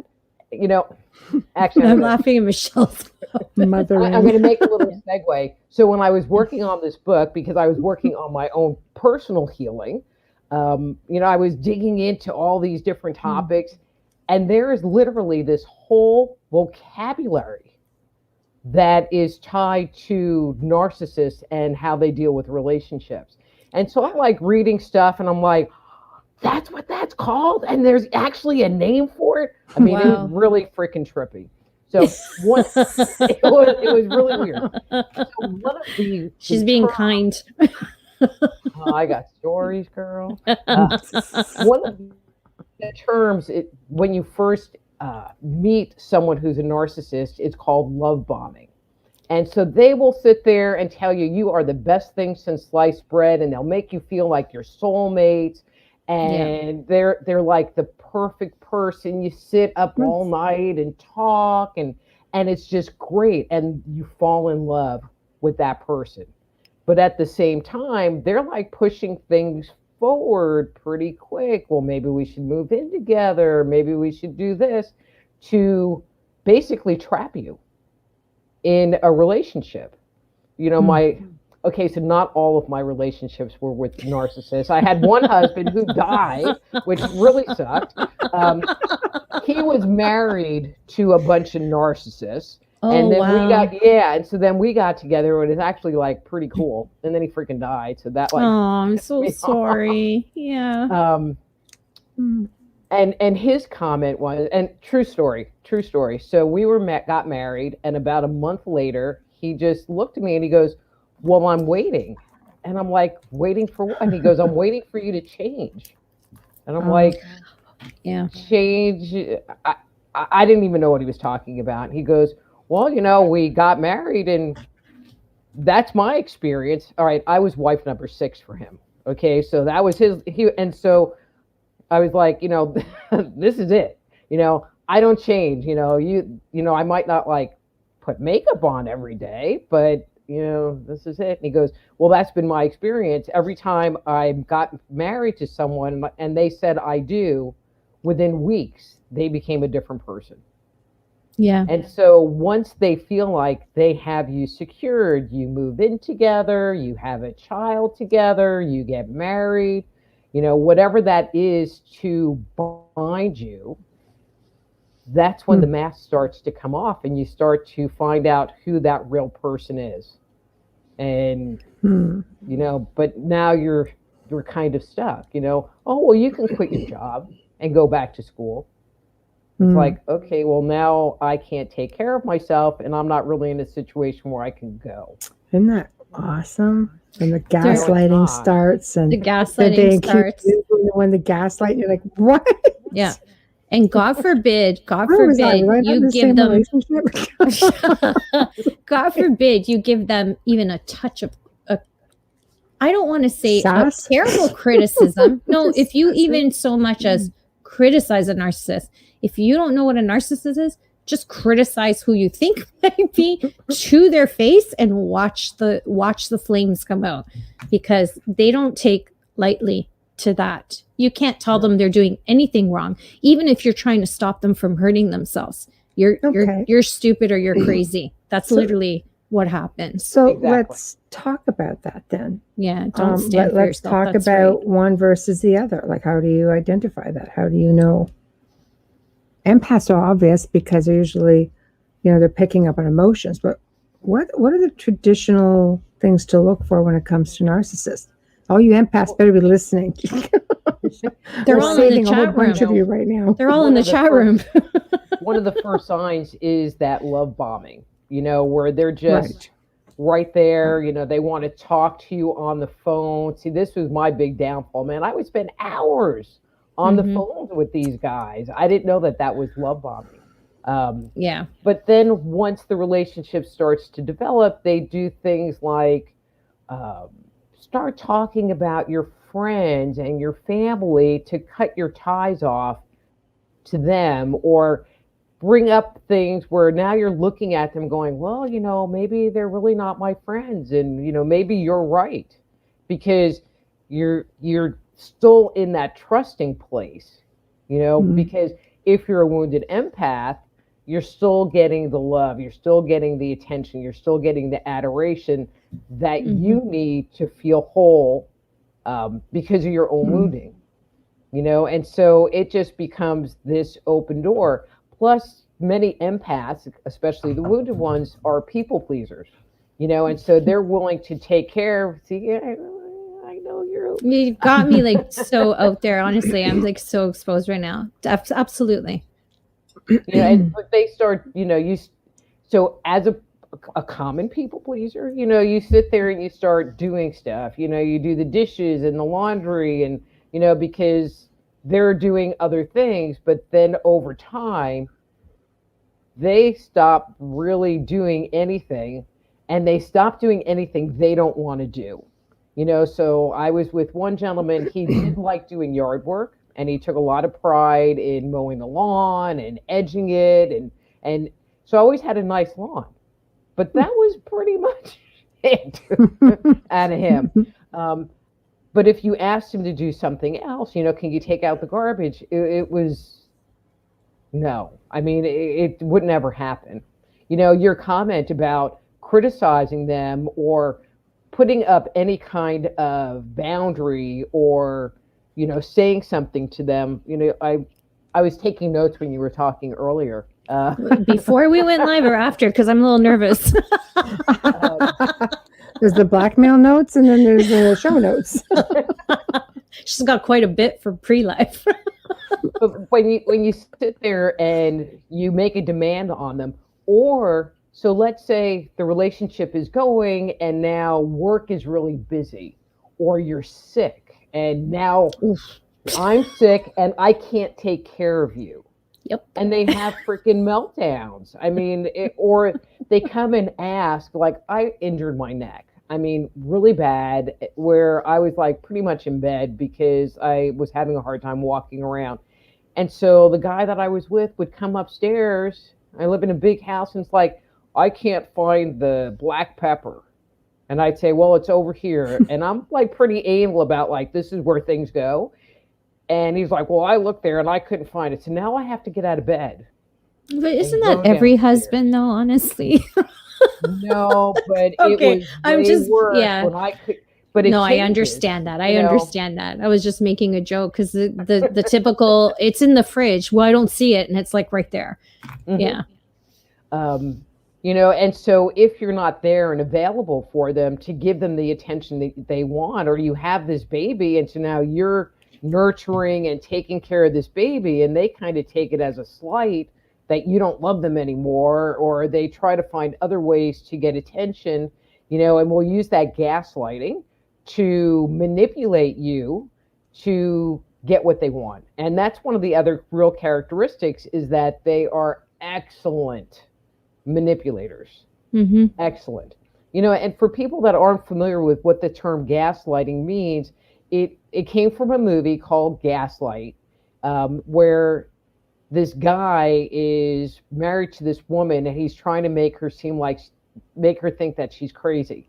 And I have to tell you, my current boyfriend, not a narcissist, thank God. We're watching the movie and I'm going, okay, so now this is going to happen. I go, this kind of dynamic is going to happen. And then boom, it would happen. Yeah. And I'm like, okay. And then something else would be going on. I'm like, yeah, he's going to do this. And it's like, boom, it happened. He goes, did you see this movie before? And I'm like, no, he's just a narcissist. I lived it. And I think it's interesting because once you've been in a relationship with a narcissist, it becomes a lot easier to tell, versus if you don't know and you just think, well, this is how it is. Yeah, but then they turn it around on you to try to make you look like the narcissist, and then you're doing the gaslighting. I'm like, how did that happen? Yeah. I'm like, the manipulation. It's not my fault you have a bad memory. What do you want from me? I'm not trying to create memories to stick in your head. This really happened. Yes, you had tacos 2 weeks ago. I've never had them in my life. Pretty damn sure you have. Kids are all going, yeah, we saw you. I have pictures. That's just tacos. Zachman says, not a husband, but I do admit I have selective sight from time to time. That's just being a man, Zach. But it does happen where in my experience, I've received the help, but there's like a time limit on it because I can only be this way for so long to help you. In conditions, right? Very conditional. Yeah. And then it comes back at you months later too. Mm-hmm. Yeah, I mean, they're just not fun, and with narcissism, kind of like being an empath, there is a scale, and one of the things you guys were talking about earlier is everyone has, narcissistic tendencies, which is true. Mm-hmm. If we didn't look out for ourselves, and then we wouldn't really get anything done. But there are people that I'm going to say don't have narcissistic tendencies, but they tend to be people that are doormats. I mean, I don't know any other way to say it, where people can just walk all over them and they just take it. I've had clients, especially in a family dynamic where the parents just control everything. Mm-hmm. And it's kind of like, well, you should take some supplements and do this, and there's all this stuff going on with your family, and, maybe you should maybe cut some ties. No, I can't do that, because the parents control so much of what's going on. Because really, even that's into adulthood, like with adult children, is that what you're making reference to? Okay, yeah. That's why dynamics change when both parents have passed away, which is what I've experienced. But that's why things change, because the parents really do keep, there's no lies to that. They keep the families together. Most do. Unless you move across the country. I was just going to say that, unless you move, of course. But I'm saying if the average family that lives within an hour of each other, whatever, the parents, especially the moms, they'll always try and bring them all home for the holidays. And then one passes away and things change a little bit, but when you lose both of them, it's just like, what the F just happened, but But when you look back, you see things, like I said. See little narcissistic tendencies, and you realize it after. I find also you can't ever give them advice about anything. That's because they know everything. Exactly. Exactly. Yeah. I mean, they just tolerate you, because there's a term that's called narcissistic supply. So it's kind of like an energy vampire. I mean, they basically are energy vampires, but but I like that term narcissistic supply, because when you're giving them attention, when you're doing the stuff that they want, you're giving them supply, you're feeding them. And so you can have a narcissist who's actually very nice when they're out in public, because now they're getting their ego scratched, and they're getting their supply. But as soon as that supply is withdrawn, that's when they start getting not nice. So can't you have a narcissist that's just nice all the time and just throws you a few zingers every now and then? Like, just curious, because honestly, I'm sure, I mean, we all meet people that fit the bill. Like I say, we all have little bits of that in all of us. But I mean, I've seen like some really nice people who appear to be, I mean, nice most of the time. Spouses say, oh no, they never have an issue. But boy, oh boy, every now and then you could just see, you get a little look and a little zinger gets tossed at you, and never goes anywhere beyond that one moment. It's like, but it's your fault if you get a zinger. Don't you know that? I mean, that's maybe hard to tell. It's your fault. It's not theirs. You created it and you asked for it. Where it really comes down is what's going on when the light doors are closed and the lights are off. I mean, it is very, I don't want to say very common, but you hear the story of the pastor, and everybody loves the pastor and he's a great guy, and then he goes home and he treats his family like crap, because that's the real him. He can let his guard down. And so they might throw a zinger at you, but you don't necessarily know if they're just wearing their mask of, hey, I'm this great person, or if it just is a little bit hard to tell, And so, for people that are uncertain, especially if they're, excuse me, getting into a new relationship, give it time. Give it an opportunity to develop. I had a client the other day who was going to move, I don't know, somewhere. And, but it was like 5 hours away, and was going to be like packing up and leaving her house. And then the guy like weirded out on her. And it was just kind of like, okay. And I go, well, how long have you been with this guy? She goes, 3 months. And really, that's how they like to move, is very quickly. Way too quick. And so the way to really get to know someone is to have time, and spend time with them before you make that leap. Absolutely. You often hear with adult relationships, because so many people are dating more now, and you'll hear, well, I'm old enough, I know what I want. No, you're not. It's not about that. It's about, you think this is what you're getting, but let's make sure. Why do you have to rush into things? You're older. Why rush into it? Why rush into anything? But, well, especially if you're with someone who is basically a pathological liar. But you wouldn't know that in the first year, because you haven't spent enough time with them. I laugh when I hear my friends say that, oh, but I've known him. And then 6 months down the road, I'm getting a phone call. Yeah, he left or whatever. I'm like, yeah, well, no kidding. You've been there for 4 months and he's moving in. It's like, what the hell are you thinking? So, I don't know. And I read, someone said that they tend to be passive aggressive. Yeah, so am I, and I'm an empath, and I can be the queen of passive aggressive if I'm pushed, aggressive, and I admit it. Yeah, if I'm pushed up against a wall, my God, yeah.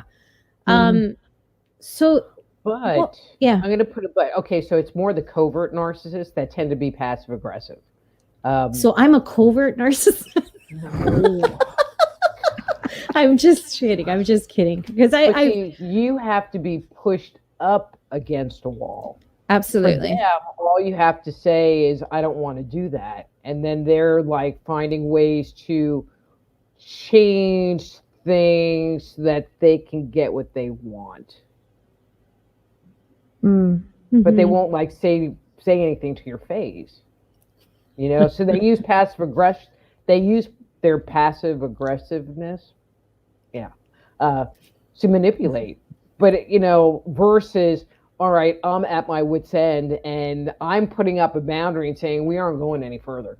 You know, and this is what's going on. It's more of a backhanded compliment. Yeah. True. I'm like, wow, I'm just way too good at that. It comes from being tired. I think can empaths have hope of being able to stand their ground? What can they do to learn how to be stronger and how to spot things? I mean, definitely. You know, I've been asked the question, you know, well, when you wrote your book, you know, do you think a narcissist would get value out of it? And I was like, well, but there isn't anything wrong with the narcissist because they're fine the way they are. So, you know, when I wrote the book, it was kind of like, well, I'll just talk about them because I know they'll never read it. No.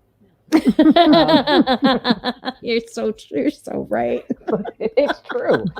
You know, and that's one of the big things. It's like people that are more empathic, more open, are always looking basically to fix themselves, fix the world, make themselves better, take steps forward, and have things be different. And so there's more of a willingness to change versus this is what's going on. I mean, you often hear stories of couples that will go to counseling and one of the spouses is a narcissist, and they will literally lie to the counselor about everything so that the counselor thinks, well, they're this great person and they're doing all of this stuff, and all of the problems are the other person's, you know, because they don't want to fix anything and they don't want to take responsibility, which is huge. They don't want to have any accountability, where the empath is like jumping up and going, oh yeah, that was me. I'll take on all the responsibility. Yeah, it was my fault. Yeah, I asked for it. I pushed. Great. I pushed. And Allison made a comment. It's not just guys. No, it's everybody. It's everyone. I have friends that women that I can tell you are complete narcissists, and I can have that conversation because even if they're listening right now, they won't even know that I'm talking about them. But yeah, but you know, it is what it is, right? And it's a little different when it's a friend than when you're in a relationship with someone who is. It's a little different because you can distance yourself from someone who's in your social circle, you know, but it's different when it's family. Yeah, but if you're a good friend, you should be able to say, you know, you're having some of those tendencies. You can say it, but they'll just say you're losing your mind. Like, that's not my intention. I never did that. I don't know what you're talking about. That's not the way I said it.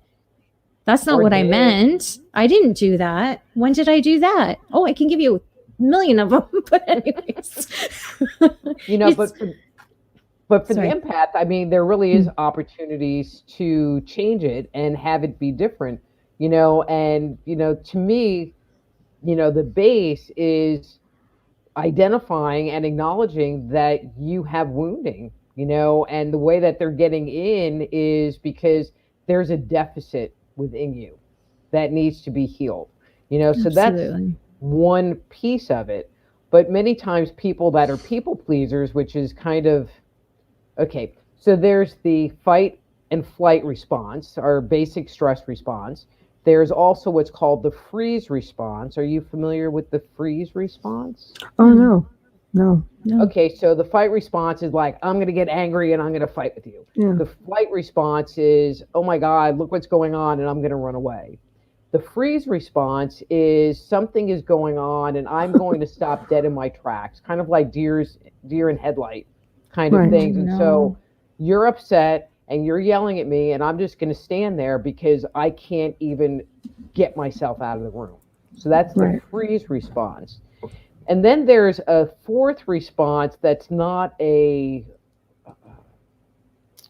automatic stress response, but it is identified as being learned before you can even walk. And it's called the fawn response, FAWN, fawn response, where you basically give yourself up to the person, either to receive love or not be punished.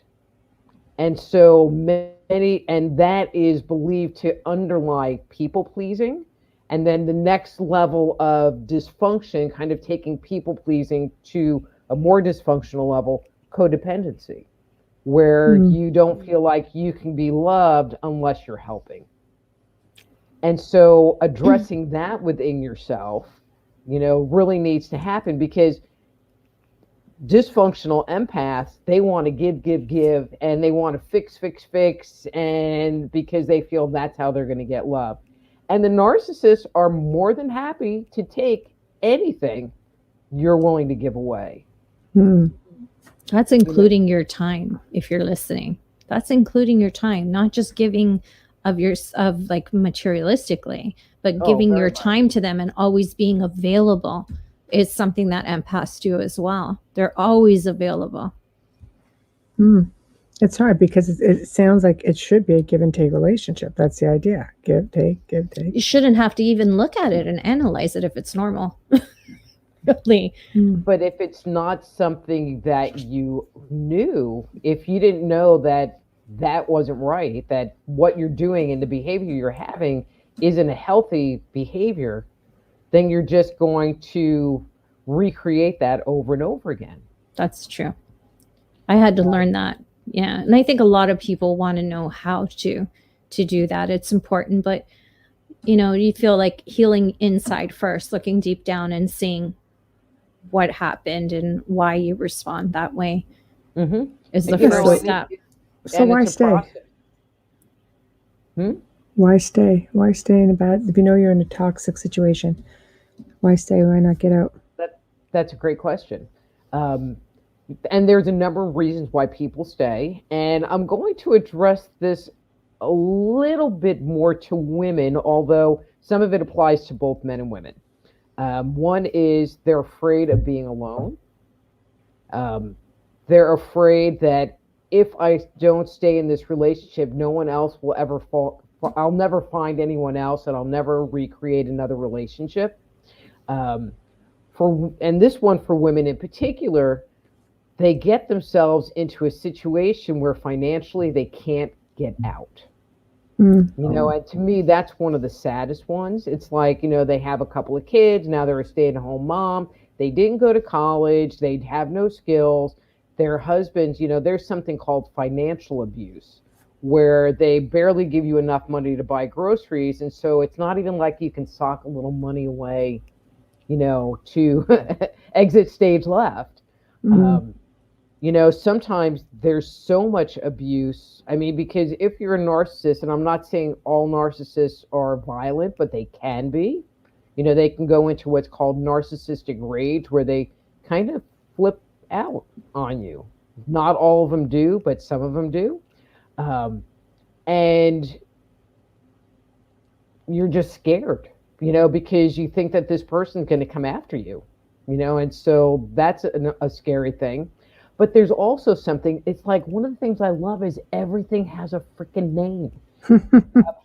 So one of the things that happens with this dynamic is something called trauma bonding. And so if you're in a relationship and you're receiving all of this good feelings and love, it sends endorphins into your system. And that's the feel, and dopamine. So those are the feel-good hormones inside your body. But then, so like everything is great, you're getting along really good. And then later that evening or that night, like they flip the switch, you didn't make them French fries, you made them tater tots. And that was like a deal breaker. Bastards. Right there. And now and they can get violent over that. Yeah. But now they're on your case and being very dismissive. And so now your body goes into releasing cortisol and other stress-related hormones. And so one of the things that happens over time is that your hormonal regulation becomes messed up, because you're going through these peaks and valleys of high cortisol, high stress response, a lot of anxiety, to periods where you have this endorphin rush and dopamine rush that feels really good, and makes you feel like you're loved again. And so, it has been said that it is harder to get out of a trauma bond than it is to quit doing heroin. Because, wow. And so like you might sit there and say, adios amigo, I'm going to go, but then like you're gone an hour and now you're looking at your phone. Well, did they text me? Well, maybe I should text them and say, oh, you're crappy. But what you're looking for is to get that little fix, that little endorphin fix. It's like, oh, I'm sorry, and for them, they're getting supply from you. Right. Wow. And that's actually fairly common. And you do see it, I think, especially with young people, just getting into, I say young people, probably late teens, early 20s, into their 30s, just getting into their first real solid relationship, actively looking, and just, I can't tell you how many people I've known over the years who have, it is just like that, just sitting on the phone, or I'm not going to go out in case the phone rings. If I'm not here, then they won't be able to get a hold of me. Like I'm talking pre-cell phones. No, but yeah. Oh, yeah. Landlines. Landlines, because, cell phones were only, not always a thing, and not all that long ago. And even then, people could not always afford them. So it was just sitting at home waiting for the call that never came. It could be really bad now, too, because I would imagine that those type of narcissists would have a GPS set on your phone so that if you tell them you're somewhere else, they can just check online and see that you're lying. Like, I know people that have done that to their phones. Yeah, but you can tell when you're being tracked. That happen. Yeah. Yeah. But also if you tell them to go or you leave, and then they'll always text. They'll always call, because they need their fix. They need their fix more than you need your fix. But then, like, you pick up the phone and you start talking to them, and now they're love bombing you again, and so now you're having this endorphin rush, and they work on manipulating you so that you'll want to come back.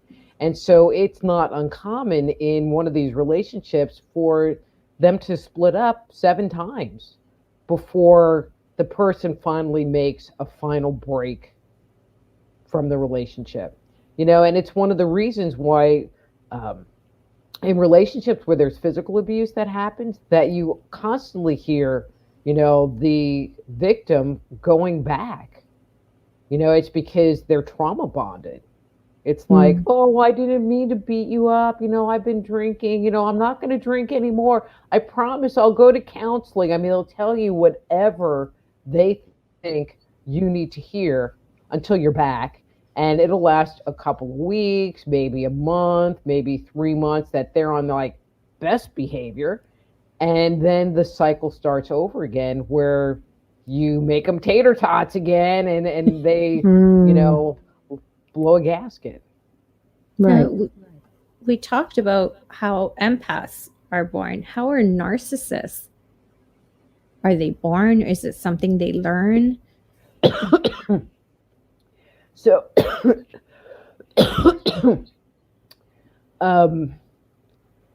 I think that there is a physiological piece for some narcissists, but many of them are just really wounded, that they had their own trauma. One of the things that I felt was that if someone is an empath and something happens, they have hope. They're able to reconnect with source, they're able to ground, and they have hope that one day this is going to end. Where the narcissist doesn't have that belief. They, it's kind of like, so they have to come up with plan B in order to get their needs met. It's so they They just have an expectation of their needs being met. And it's kind of sad because you see that a lot more in young people today, where parents, they don't say no, and the kid will. So, narcissist husband, he had 2 kids, which, I finally figured out that I got to be the live in, have sex with nanny. But his son, I took him to Walmart before I even the relationship was really early, and he wanted something and I said no, and he literally sat on the floor in Walmart and started crying and having a hissy fit. Now, if he was 4 or 5, yeah, you pick them up, put them in the cart. Pretty much. Yeah. But he was 9. Oh. Yeah, he was 9. And I was like, sorry, dude, I am so out of here. You can sit there and cry, but I'm going to the car. Fortunately, him and his brother turned out to be actually very nice young men, but man, that was a tough road to hoe, making them be accountable and responsible for what was going on and not just placate them. It's kind of like, okay, so I want this. No. But I want it. No. But I want it. No. So after a half hour of that, it's kind of like, here, just take it and leave me alone. But now you've just taught them that all they have to do is bug you enough and they're going to get their way. And I feel like in today's society, a lot of young people are being taught that.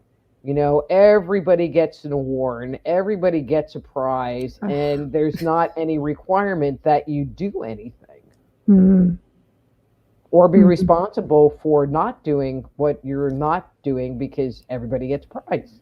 So are we as parents creating narcissistic children that go on to be narcissistic adults? Yes. Essentially what you're saying, so it's our fault, damn it.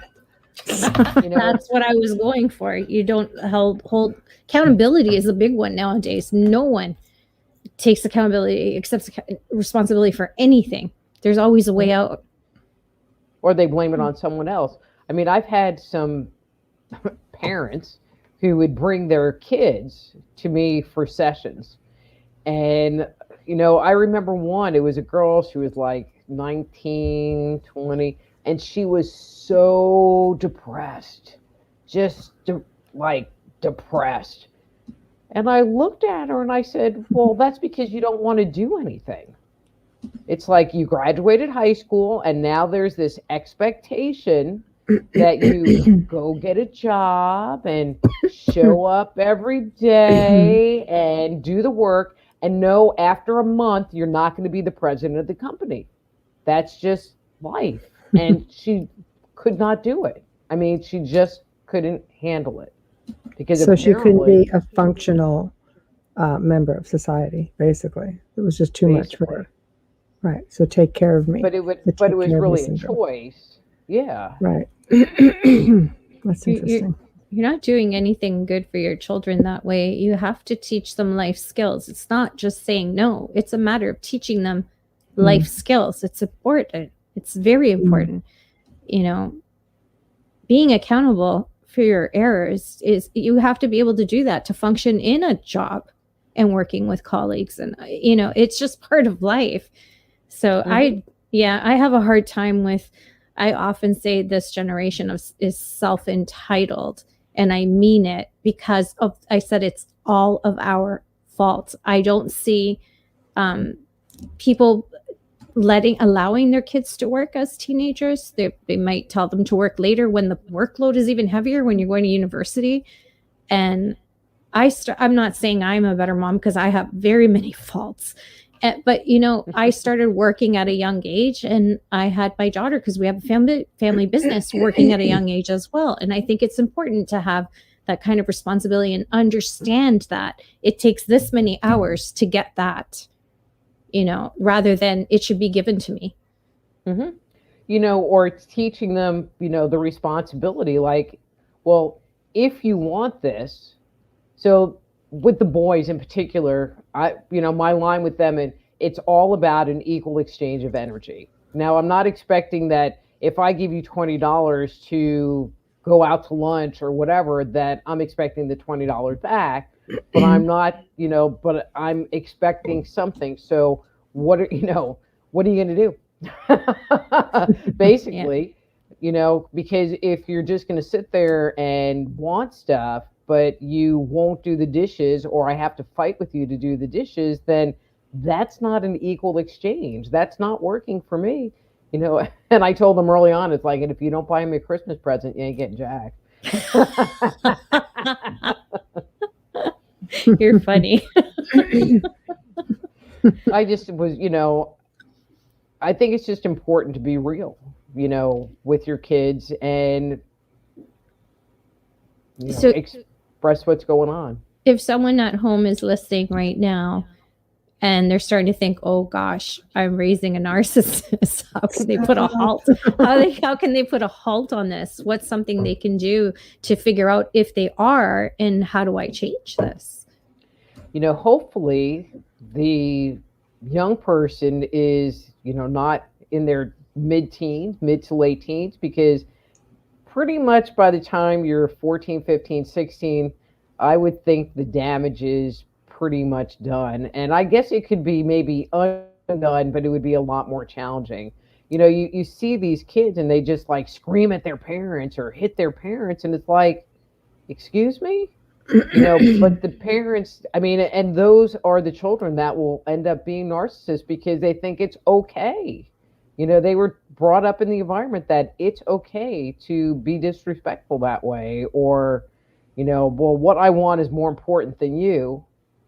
And, so the earlier you can do that, then the better it would be. I think sometimes it's, you do it inadvertently also. You get people who just come from bad childhoods, and they think, oh, my children are going to raise them differently. But in the process, they're creating a little monster or a little terror, not realizing, you can't be. But I find certain generations, life was really hard, back in the day, and then they lean on that abuse from childhood. I'm fortunate. I grew up in a great household, nothing like that, but my ex-husband was just like total opposite. So some people carry that forward. Other people go the other way. It's almost like you're damned if you do, you're damned if you don't. You end up with the same results in the end when it comes to how your child rearing, goes. So it's like, Well, abuse can be generational, right? Leniency can be generational, because this is how I grew up, and I'm not conscious parenting. I'm just doing what I was told and how it was explained to me, and I'm just doing that, right? And not engaging in what's going on. Yeah. Balance is hard. It's a tough one. Yeah. Balance is tough. You can break the chains. Like I was verbally abused, but my mom was physically abused. And I did neither of those two with my daughter, but my greatest fear was giving too much. So I would be very careful, where she's my world. I'm not going to lie. Anyone who knows me knows that. But I'm proud of her because she doesn't talk back. She doesn't raise her voice. But in the same respect, I want to make sure she's being heard. It's balance is tough as a parent. None of us, we don't have a handbook, so we do the best we can. But I just think, I don't know. Do you find that people who are raising narcissists sometimes are just that, and that's why? Well, sometimes it's a narcissist raises a narcissist. Or you could have multiple kids in one family, and these two are empaths, and these ones over here are narcissists, which creates a very interesting family dynamic. And then you have to deal with that, as an adult, with that internal family relationship. You remember Dr. Spock, the baby doctor book? Yes. Yes. Yes. Oh, now we're aging, all three of us. Yes. I saw it on eBay. Yeah. Let's go with that. Actually, I think it was in print since like the 50s. I mean, that book's been around for forever. I have it on my bookcase shelf. I'm not lying. But that was like the book on child rearing. However, even Dr. Spock has come out and said that some of the things that he told parents to do, like if your baby is crying, leave it in the crib and let it cry it out, was not good advice because it creates abandonment issues in the child and it makes the child not feel safe. Yeah. But then now you have these adults who were abandoned because Dr. Spock created like a whole generation of screwed up people. My mother abandoned me. Yeah, that's terrible. And so now they're trying not to do that to their children, and so instead of like finding the middle ground, they go and they do the opposite thing, which creates. That is really difficult because, you're going with the times and you get the best books out there, think you're getting the best advice, only to find out, no, you've actually traumatized your child. And just, like. Do you want a minute? Yeah.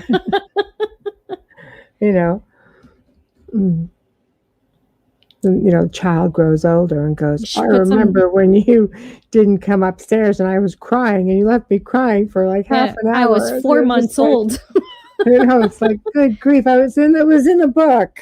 Yeah. It was the best book at the time. The doctor recommended the book.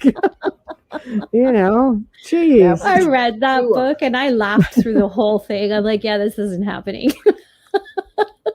It's just like, no. Yeah.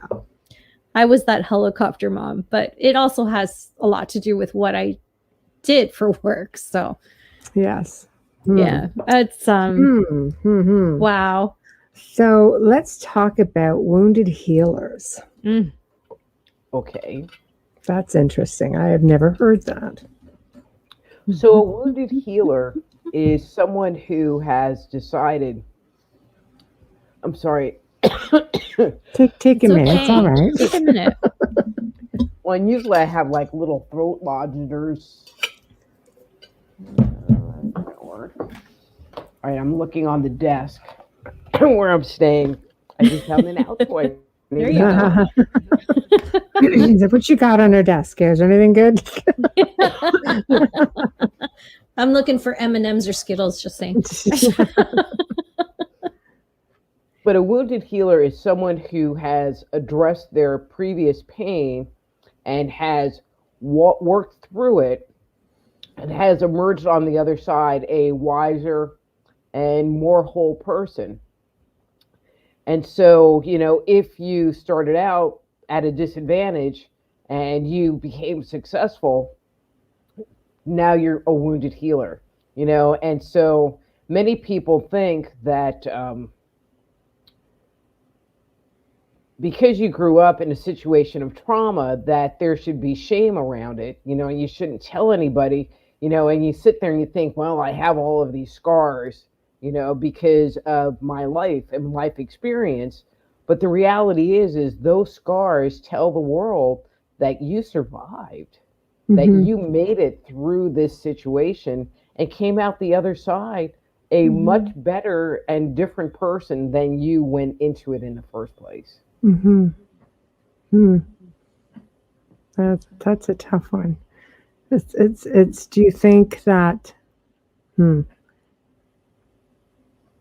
that it can ever be undone? No, I'm just trying to think of a way to put it. You're looking at narcissists, how do we stop producing them?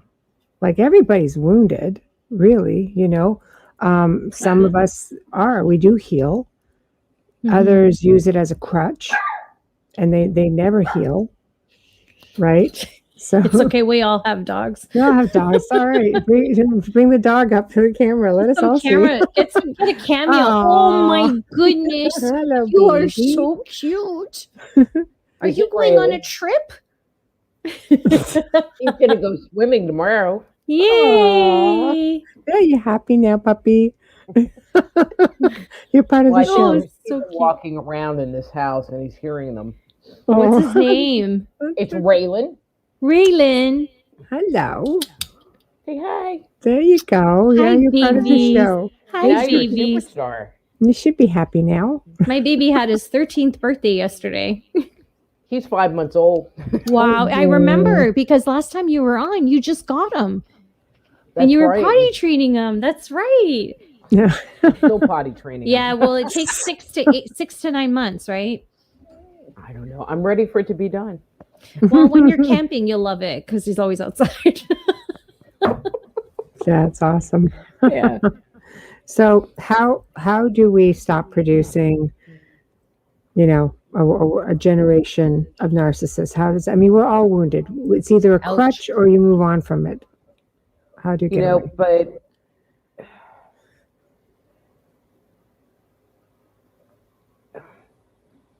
there's a balance and there's an equilibrium. They're both wounded in their own separate ways, looking to heal. And there are stories of actually having two empaths, that get together. And over time, one will actually take on more of the role of the narcissist, while the other one will take on more of the role of the people pleaser.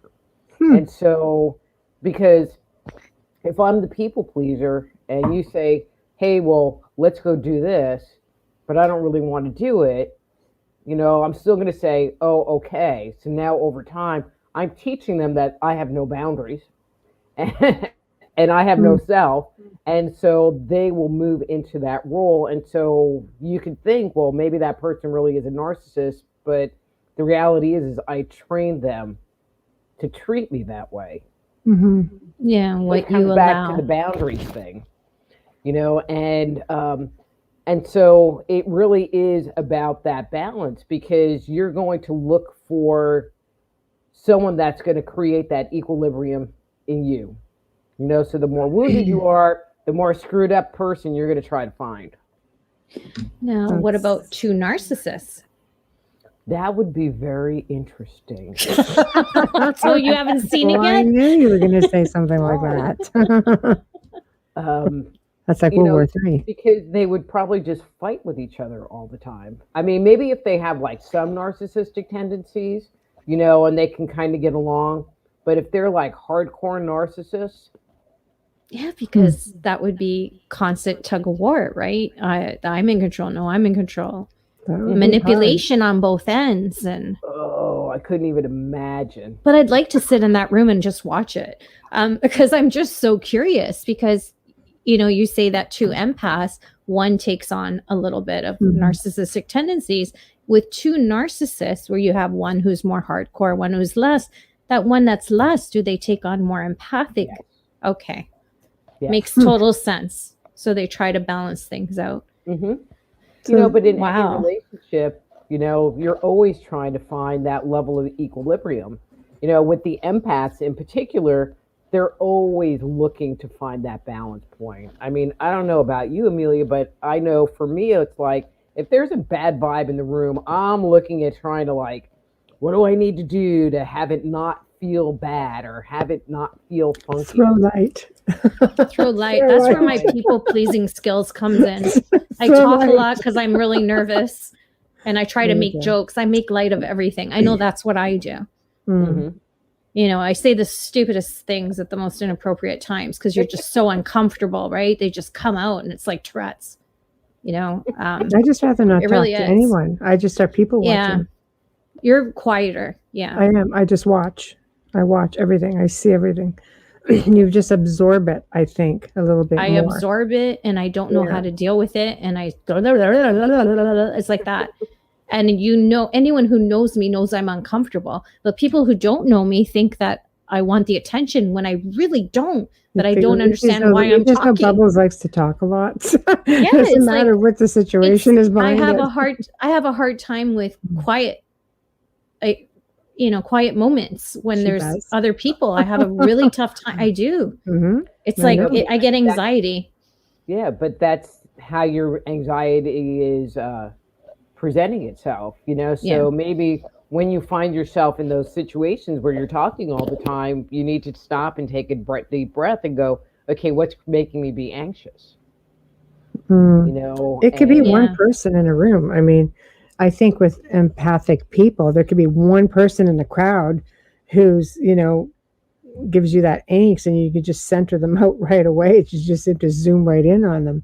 I think it's almost like its own phenomenon. It's like how you can take all those energies and zero in on the one problematic individual.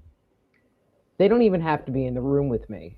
Right. I mean, there are days that I'll wake up and be like, I don't know what's going on. My back hurts. This is, whatever. And then like later that day, I'll do a client session. And what are we talking about? We're talking about all this crap going on with them, and their back hurts. And I'm like, oh, it was you that I was picking up at 8:00 this morning. Thanks. I want to do a quick station ID, because I want to bring this conversation to the workplace, because we focus so much on a marriage, but we do have issues at work. You're listening to The Outer Realm with Michelle DeRoche and myself, Amelia Pisano, and tonight's special returning guest we love and like to call her our third host is Dr. Rita Louise, and we're talking narcissist versus empath and vice versa. You are listening to, if you're in New Orleans and listening to us on FM, you're listening to 107.7 or 105.3 FM. We love you, New Orleans. We are United Public Radio, and this broadcast is brought to you, fully sponsored by the good folks at Folgers Coffee. Thank you, Folgers. And thank you all for tuning in and being in the chat room tonight. We're with Dr. Rita Louise, and we're talking narcissist and empath. Which one are you? Yeah, you are. Yeah. Yeah. So we bring. Sorry. No, I just wonder. People actually know. Like, I know I'm empathic, and I know I have narcissistic tendencies for sure. You really piss me off. I'm just gonna really hurt your feelings, and I might even make you cry. But it's just, I've never seen it with her, and I've known her for almost 3 years. But whatever. I can control myself. Like, I'm not one of those uncontrollable. The right answer would have been bubbly. You don't give me reason to, but that's okay, because as an empath, I'm going for that one first. Well, we know that. That's a given. But, the empath in me is like going right away to the other side. But, how many, on an average, if you had to put a percentage, how many people do you think don't know they're narcissists? Most people know they're empathic because they're emotional, or they pick up on other people's emotions. All of them don't know they are. Oh, ouch. They would never own it, because that means they have to take responsibility for it, because there's not anything wrong with them. It's all your fault, your problem, and there's something wrong with you. You're crazy, you're oversensitive, you're too tired, you've been around your family too much, this person's pissing you off, so you're taking it out on me. If I could write a book. Yeah. I'll leave that up to you. Yeah, there we go. I did. I know. Keep doing it, because we love them. Yeah. Wow. Yeah, that's really difficult. I'm just, I have to start paying more attention to the people around me. Because I don't label people, And the saddest part is that they're not really interested in changing, and they're not really interested in fixing something. And part of it is, for them to change, they would have to look inside, and people that tend to be empaths, they tend to be way more self-reflective. And well, what could I have done differently? Okay, well, this is really uncomfortable, Where a narcissist they just move on, because if they're not getting what they want from you, if they're not getting this kind of supply that they want from you, they're like, I'm out of here. Or they start looking for someone else, and they, get on chat rooms, and start messaging other people, and they need to be stroked. They need the ego stroked, basically, or somebody who's just going to fall all over them. But that's because why they fall in love with the love bomber. Yeah. And so, and so it's really sad because, so let's say I end a relationship with a narcissist, within a couple of weeks, they're already out dating again. If not, then a few days later. If they haven't already started to line someone up prior to leaving you. Because now I'm taking care of the baby, so I don't have time to take care of you and your needs in the same way. Wow. And so now I'm going to go over there and start getting my ego stroked over there. But now I just found out that that's what you're doing and I kick you out. Well, now they just go to that person, And so, you hear a lot of people that get really hurt because the relationship ends. And within weeks, they're online, they're on Facebook posting pictures of them and their new girlfriend and how great it is and how beautiful they are. They can't be alone. No. They can't be alone. And so you as the dumpy, it's like, right. Knife in the heart because it's like, God, what did I do wrong? Yeah. Is there something wrong with me? They've been saying that I'm like nuts and I got all these issues. Are they true? So well, that falls under gaslighting, right? You start to believe all the little, you start thinking back all the little quips that are being made. They're very good at making you believe that you couldn't live without them in any capacity, whether it's financially, emotionally, any capacity. Yeah. I don't know. Mine were mostly pretty useless, really. But that's because I was just so capable of doing all of this stuff that they didn't really have to do anything. Right. Where I wanted to bring it, if it's okay with you guys, is into the workplace. I worked for and with a narcissist, and I honestly believed for a couple of years that I didn't have a gift and couldn't function without them in my life.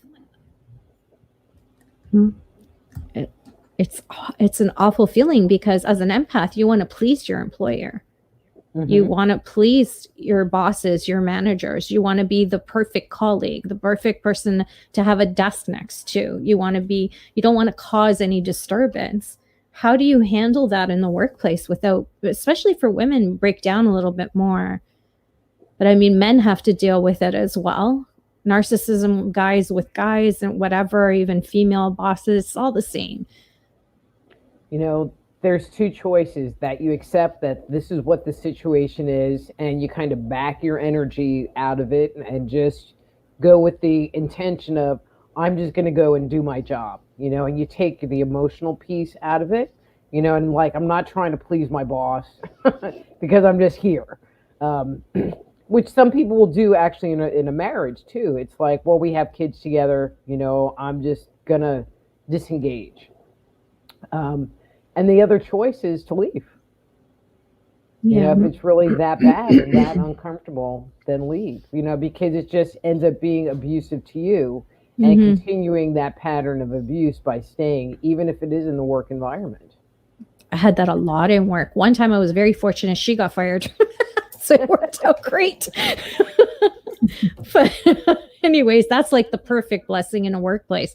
But yes, sometimes if people are working with family, that's a tough one too. If you're partners and you've got that going on and someone can't get out of something, what are some good tips for them to be able to cope with it? And how can they start? It's got to be a mindset, right? I mean, it's a mindset. There's something, yet another term called gray rocking. I never heard that. And so where I've heard it used, but I could see where it could be used in the workplace as well, is that you just give basic questions or just give basic answers to questions. And so, well, how are you? I'm doing great. But you don't ask back, how are you? Because now you've just engaged them in a conversation. And so you just keep everything very clear cut, professional, but they want to engage you in the conversation, but you just don't give them the opportunity. You just give yes or no, minimal answers to what they're wanting from you and just call it good. Then you're here, is something wrong? Did you have a bad day? Is something wrong? Right.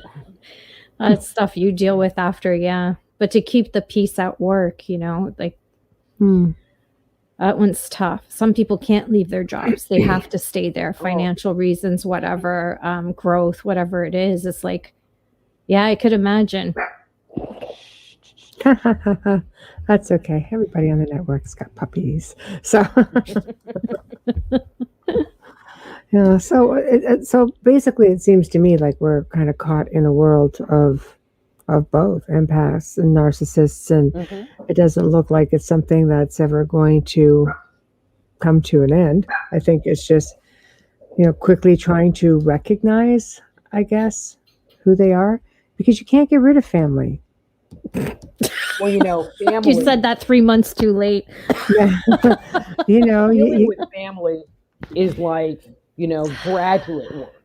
Dealing with your friends. I love that it's graduate work. It is. Dealing with acquaintances, you can just sit there and not engage with them. It's a little more complicated if you're in a relationship with someone. Right. But if it's your family, they know every single way to push every single button, and there's also, in a family dynamic, we all have our roles, so I was the scapegoat, my sister was the martyr, my brother was, there was a million of us, but, my brother was the golden child. And so when you're in a room with your family, it's kind of like you always kind of go back to your role. So now you're coming from this funky place where, I'm the youngest kid and I have to be the youngest kid role and not assert myself because I'm not the oldest, so it, there's also that dynamic that happens. Yeah, that's hard. Again, it's graduate work. Yeah, no matter how old they get. Family, if you can navigate your family, you can navigate anybody. Oh, wow. It's a lot of the woe is me syndrome, drama. You can lose a pet, they can lose a pet. You're trying to be, I'll use an example. I'm not saying it's a case, but you could say, oh, well, I know how you feel because, this, how we are with your pets is my baby. It's not the same. Okay. Not the same. Wow. Wow. Yeah. So wow. What is that? I call that a one-upper. So I had to put my last poodle down. Her name was Bitsy. And the psycho-narcissist guy that I was living with didn't want to take off work. And I had her cremated. And that was fine because I really kind of didn't want to go with him to deal with it. Yeah. And the cremation place closed at 5:00. So I had to have it done and be 25 miles away before 5:00. And he didn't get out of work till 4. And I'm like, well, if you're not going to take off work, then I'm just going to make an appointment. I'm not going to just call the vet and go, oh, well, I'm coming right now. I had to make an appointment. And so I got one day of him kind of empathizing with me and, letting me have my emotions. She was 14. She was part of my life, Yeah. And, but then the next day, it turned into, well, you didn't want me to go with you. And it turned into this whole thing about how I was treating him badly because I didn't want to wait for him to get off work so that he could go and support me while I put my dog down. And even though I said, well, I had to be there before 5:00, and I made the appointment for 10 because that's when they could fit me in, none of that mattered because I didn't wait for him. Well, it was me again. So turning the attention onto themselves, and I want the sympathy now. You have to feel badly for me. And then you get dissed because now I did this really awful thing because I didn't wait for him to put my freaking dog down. Your dog's licking your mic. That's why I was laughing. That's because he's a good helper. Yeah. Keeping it clean. Aw. So He's like, am I doing good? How am I doing for my debut? Like, you didn't even brush my hair or anything. So sweet. Wow. Well, and I would have left him with the other people in the house, but he's a little attached to me, and he will wail. Oh. So I call him Waylon Raylan because Waylon it's just like, okay, he's so going. Cute. Yeah. So I'm like, yeah, so I'll be in here and he'll be at the door just, screaming. Give me the attention. Yeah, I'm not sure you're here or anything. That is so cute. Makes you wonder, can animals be narcissists? I'm pretty sure I had a narcissist dog. PETA? Yeah, it's a freaking pound and a half of it. It's all about me. Let's get up. We're getting it now. Dinner is served now. Blah, blah, blah, blah. That's what's going on. Oh. Wow. So, but I think the important piece is that, people that are empaths that might find themselves getting in relationships with like really crappy people, it doesn't have to be that way. That they can change who they are so that they're attracting different people, and better people. And the ones that aren't being respectful or acknowledging them, they can put out of their lives. And make different choices. If someone's not bringing you happiness, or if you're not happy, then why are you doing it? So where can you really get help for something like that? I mean, aside from maybe going to a counselor or a therapist to just say, look, this is obviously something, because people will say marriage counseling, for example, but let's face it, they're going to put on a different face when they go there. They're not going to say, yeah, this is me and all my pride and glory. They're just going to sort of get a little sheepish and make themselves look like a victim, or just be perfectly perfect. So I went to marriage counseling with one of the narcissists. And, it's just really embarrassing because I've been married way too many times. I mean, That's way too okay. many relationships. That's all right. You were trying. And basically, after a few weeks, it came around that I was the person that had the problem, and these were the things that I needed to do so that he could be happy. Wow. But I'm the one that wanted to go to counseling because I was the one that wasn't happy.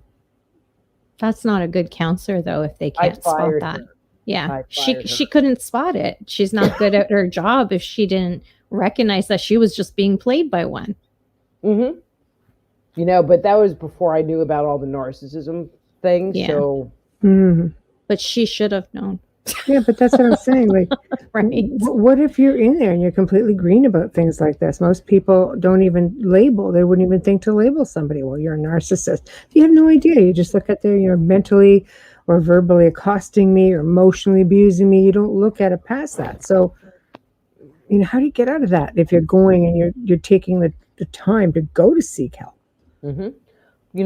And it's just probably been in the last 5 or 6 years that concept of narcissism really has come into the public view.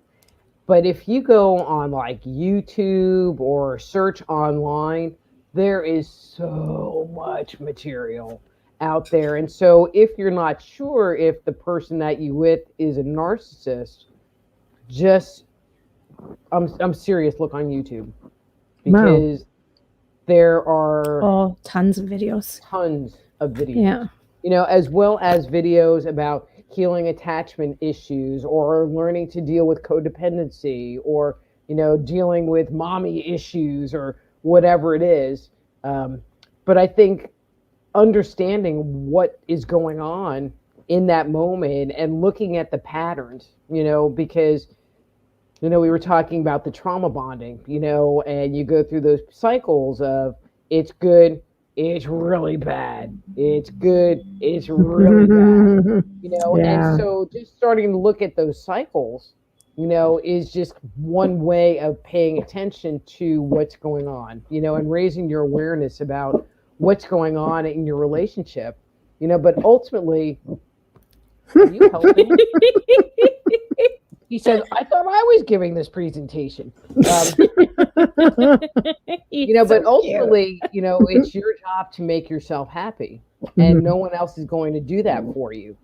And so if you're not taking steps to make sure that you're happy, at least more time than not. I mean, if you spend 50% or more of your time worrying, like, well, I was thinking about making potato puffs, but I don't know if it's going to freak them out or not. If you're spending all of your time worrying about, if I do this, they're going to have this kind of reaction, or spending all your time in the mental gymnastics because they're trying to manipulate you, and you're going, well, I don't really even understand what's going on, then maybe there's something not right. I mean, every relationship has issues. You have difficult periods where there's stuff going on with either or both people, and that's normal. But if it's a consistent and ongoing thing that has been going on for an extended period of time, and you don't feel like there's going to ever be anything changing, if you have a partner that drinks too much, and you sit there and put up the boundary and say, no more drinking, or, I don't care if you have a couple of beers, but, that's pretty much it. Yeah. But if they don't sit there and respect what you have to say about what's going on, and then, they get really drunk, and then you're like, okay, you crossed the boundary. It's up to me to identify what the consequence is, and then I have to live with the consequence that I set. Versus saying, okay, well, don't do it again, or you need to go to AA, or you need to go to counseling, and then they change their mind and they don't want to do it, but I'm still not holding up the consequence I had. So I guess the key word is, having boundaries and then sticking with the boundary. Yeah, say what you mean what you say, follow through, basically. Just like parenting. Anything, yeah. Well, you are parenting. If you're with a guy, it is. No. Yeah. Kind of is. Pretty much is. Yeah. I want some of the worst narcissists that I've dealt with in my life, and I know other people that have as well, are ones who were either addicts or recovering addicts. They're one of the most difficult because everything's just blamed on the substance abuse. Mm-hmm. That is tough. That is the one time that I'm like screaming, just get out. Unless they're willing to take care of themselves and change themselves. I mean, people can come out of addictions. They can work through it. I've seen it. They're incredible people after. But if they don't choose to, you have to know when to walk away from this as well. Because if somebody doesn't want to help themselves, it's like that angry drunk thing. Mm-hmm. A drunk narcissist is like hell. Exactly. And a lot of times people that have addiction issues, whether it's drugs, alcohol, gambling, sex, whatever the addiction is, usually there's some level of wounding that they're using the addiction to self-medicate so that they don't have to deal with it. And so the people that work through it and get out of it, are willing to look inside. But a lot of the times, those people are actually empaths, but the addiction, they allow the addiction to overrule everything. Wow. And then the addiction causes them to be narcissistic because the drugs are more important. The alcohol is more important than anything else. And you have to keep amping it up. Correct. Right. After a while, it's the boundaries that you just keep raising the bar. Is that right? Like you just have to keep, it's not enough at that point. Yeah, exactly. So it's not that every alcoholic or drug addict or whatever is a narcissist, right. It's that they're wounded, And it doesn't mean that they can't be a narcissist and be an alcoholic or a drug addict. But I think, okay, this is my 2 cents, is that a lot of them are just using it as a Band-Aid, and then they just lose control over what's going on. I think it's the ones that choose not to do anything because they don't think that there's an issue. Those tend to be more the narcissists because there's not anything wrong. That's true. That's a really good point. Mm-hmm. I know. It's easier to get rid of the other half than it is to get rid of the family. You just got to kind of wait out, you know. You can either like roll with it one way or, you know, that's where the zingers come in. You know, I know. I don't know. There's a lot of good stories out there, but I'll just, I don't know if we're X-rated or not, but, you know, yes, I know. Yeah, I have to say, because it's just funny, but I knew of someone, I'll leave it right there, who had a sex addiction, right? And I fell into a lot of, you know, ladies of the night, shall we say, because, you know, it's in your profession is what it is. It takes two. But the biggest thing was, well, you know, I got a compliment. I was always complimented. You know, it's just like, and you come home and you give the compliment and looks at you and goes, oh, thank you. You hold out your hand and say, well, I want like $200. Why? Because I paid your compliment. It's the same thing, fool. Yeah. Honestly. Leave it on the nightstand if it makes you feel better. I know, right? I'm sorry you paid for that compliment.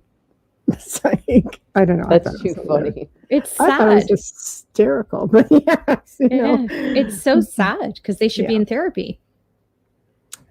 Yeah, well, I guess that's exactly what Dr. Louise is saying. You know, if you have to acknowledge that problem, if you don't acknowledge it, to me, when you're looking at all, like a whole array of addictions, for example, even one addiction, you would think that would be enough of a red flag.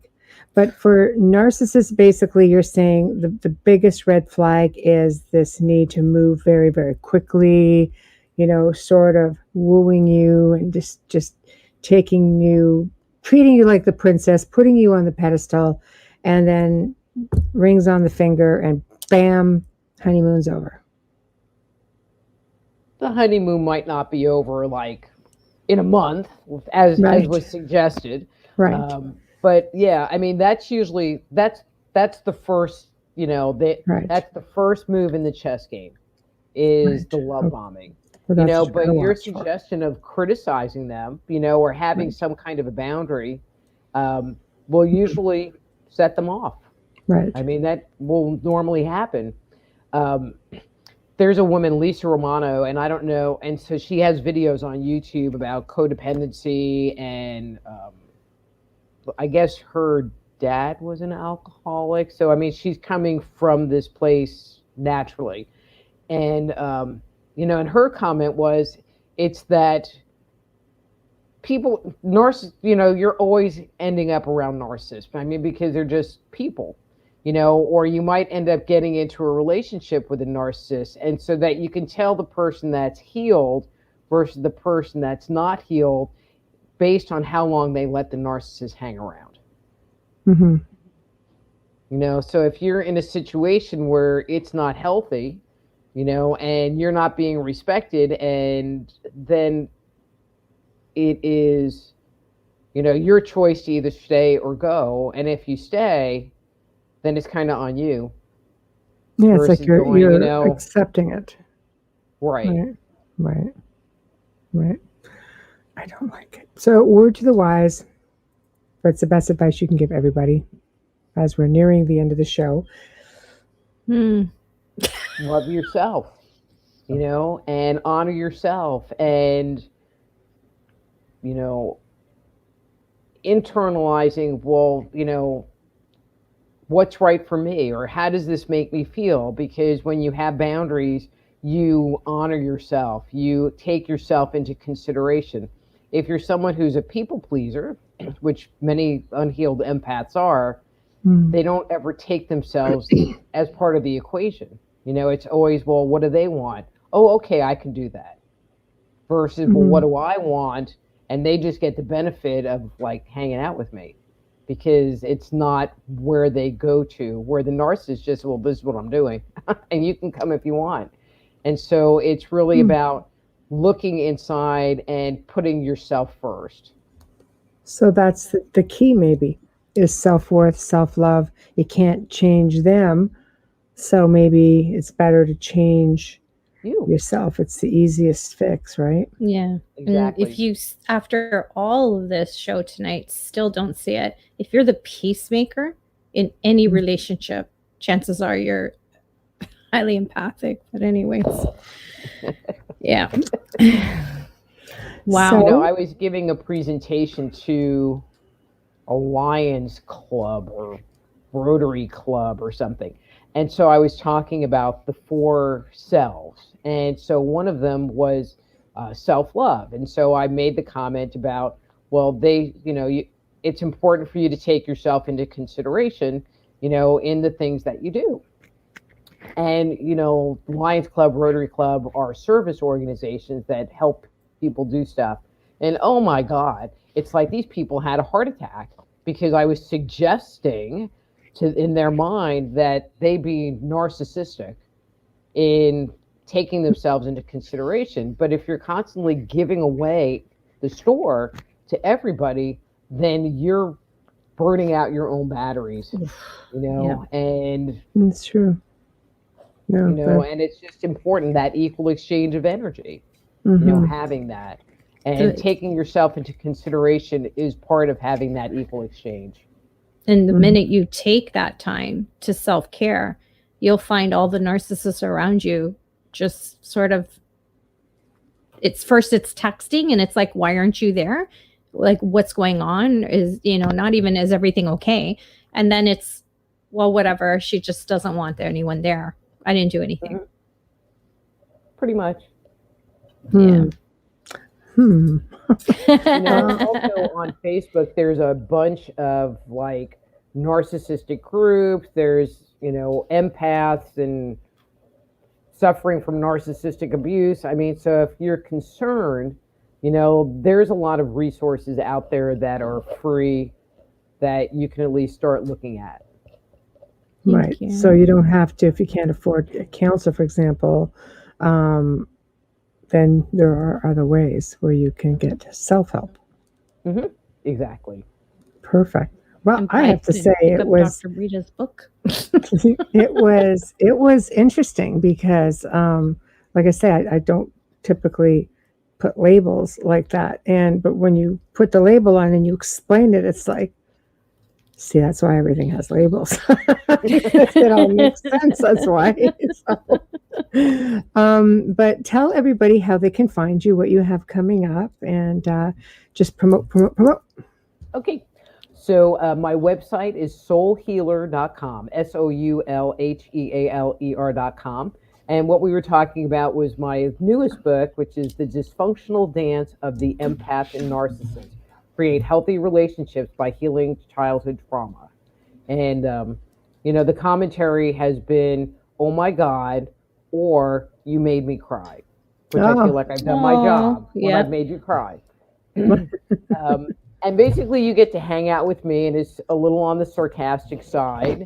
And, but it definitely is a self-help kind of book. I'm sorry, Raylan's like trying to eat everything here. And so on my webpage, if you sign up for my newsletter, I've been releasing a healing trauma series, which is talking about the stress response and that's the part that I've released already, but then getting into some practices like meditation, grounding, mindfulness. But then I have like this whole, I've been a writing fool. And if I could figure out how to take all this new material and package it into a book, which I haven't figured out yet, I would. But I have a whole new series talking about complex post-traumatic stress disorder. I have a series coming out about relationships. Should I stay or should I go? And having you take a look at what's going on in your relationship dynamic, not necessarily with a narcissist, but just relationships, to help you kind of work through that process of, am I happy in the relationship or not? And if I'm not, what to do next. So I've been a busy bee, and you so certainly have, because it's only been 5 months and I don't remember all this last time. No, this has been new. Wow. And so that's being posted on the website, but also you'll get it in your email box if you subscribe to the newsletter, soulhealer.com. All of my books, including The Dysfunctional Dance of the Empath and Narcissist, are available on Amazon.com as well as on soulhealer.com. Wow, fantastic. Thank you. Wow, thank you so much. Aside from the fact that you're a whole lot of freaking fun, and the dog's a bonus, just saying. Yes. So, that was awesome. Thank you. And you are back in October for Halloween month, so I know that's going to be a blast too. So for those of you who didn't get enough of Dr. Rita Louise, don't worry, because she's coming back. So. Well, and I have some new material. So one of the things, I'm looking at the clock, I talk about is attached entities, especially in my ghosty type stuff. Yeah. And I have a whole new angle about attached entities that I don't know, it just came to me. It's like, oh, well, actually part of it had to do with this healing trauma series that I was doing research. And I'm like, wait a minute, that's what happens when you have an entity attachment. It was like a lot of blocks all fell together. Yes, nice. I like it. And then by then, Raylan will be potty trained, we hope. That's it. It's only October. Well, we had one whole day of no peeing or pooping in the house yesterday. Look at you. What are you talking about? Stop giving away my secrets, Mother. That's right. Best. We're talking about you. Oh, bye-bye, baby. Bye. Baby. Have a great trip. Have a great time camping. Have fun. And we'll see you in a few months. Okie dokie. All right. Thank you. Night, night, everybody. Bye. Say goodbye to Dr. Rita Louise. And for us here in the Outer Realm, we have come to the end of another awesome segment. Thank you to everybody who tuned in, of course, in the chat room, to our special guest, Dr. Rita Louise, to our producer, Joe Montaldo, and of course, the biggest thank you ever to Folgers Coffee, who fully sponsors all of our shows now. So thank you, thank you, thank you. Remember to stop by our YouTube pages on International Public Radio and UFO Paranormal Radio and subscribe while you're there. Feel free to head over to the Outer Realm on Facebook. Follow us on Instagram. If you'd like to drop us a line, go to the Outer Realm Contact at gmail.com. Again, the Outer Realm Contact at gmail.com. And a little bit more news here, people. Time to vote. So voting is open. So please go to www.podcastawards.com. Again, www.podcastawards.com. Find us, the Outer Realm, under the social category, and kindly cast your vote, hopefully for us. And while you're there, please find our colleagues.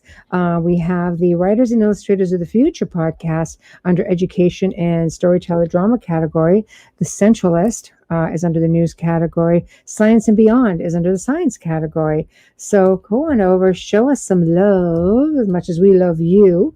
Come on back tomorrow night, and we welcome back Dr. Elliot Van Dusen, and he's going to be discussing his current research within both the parapsychology and the paranormal fields, and he's going to be touching on a case or two, and one of them seems to have a little bit of a twist. So I think it's going to be awesome because all of our guests are awesome, and Elliot's just a hoot, just a wealth of knowledge. So everyone, good night, and we shall see you again tomorrow night, same time, same place.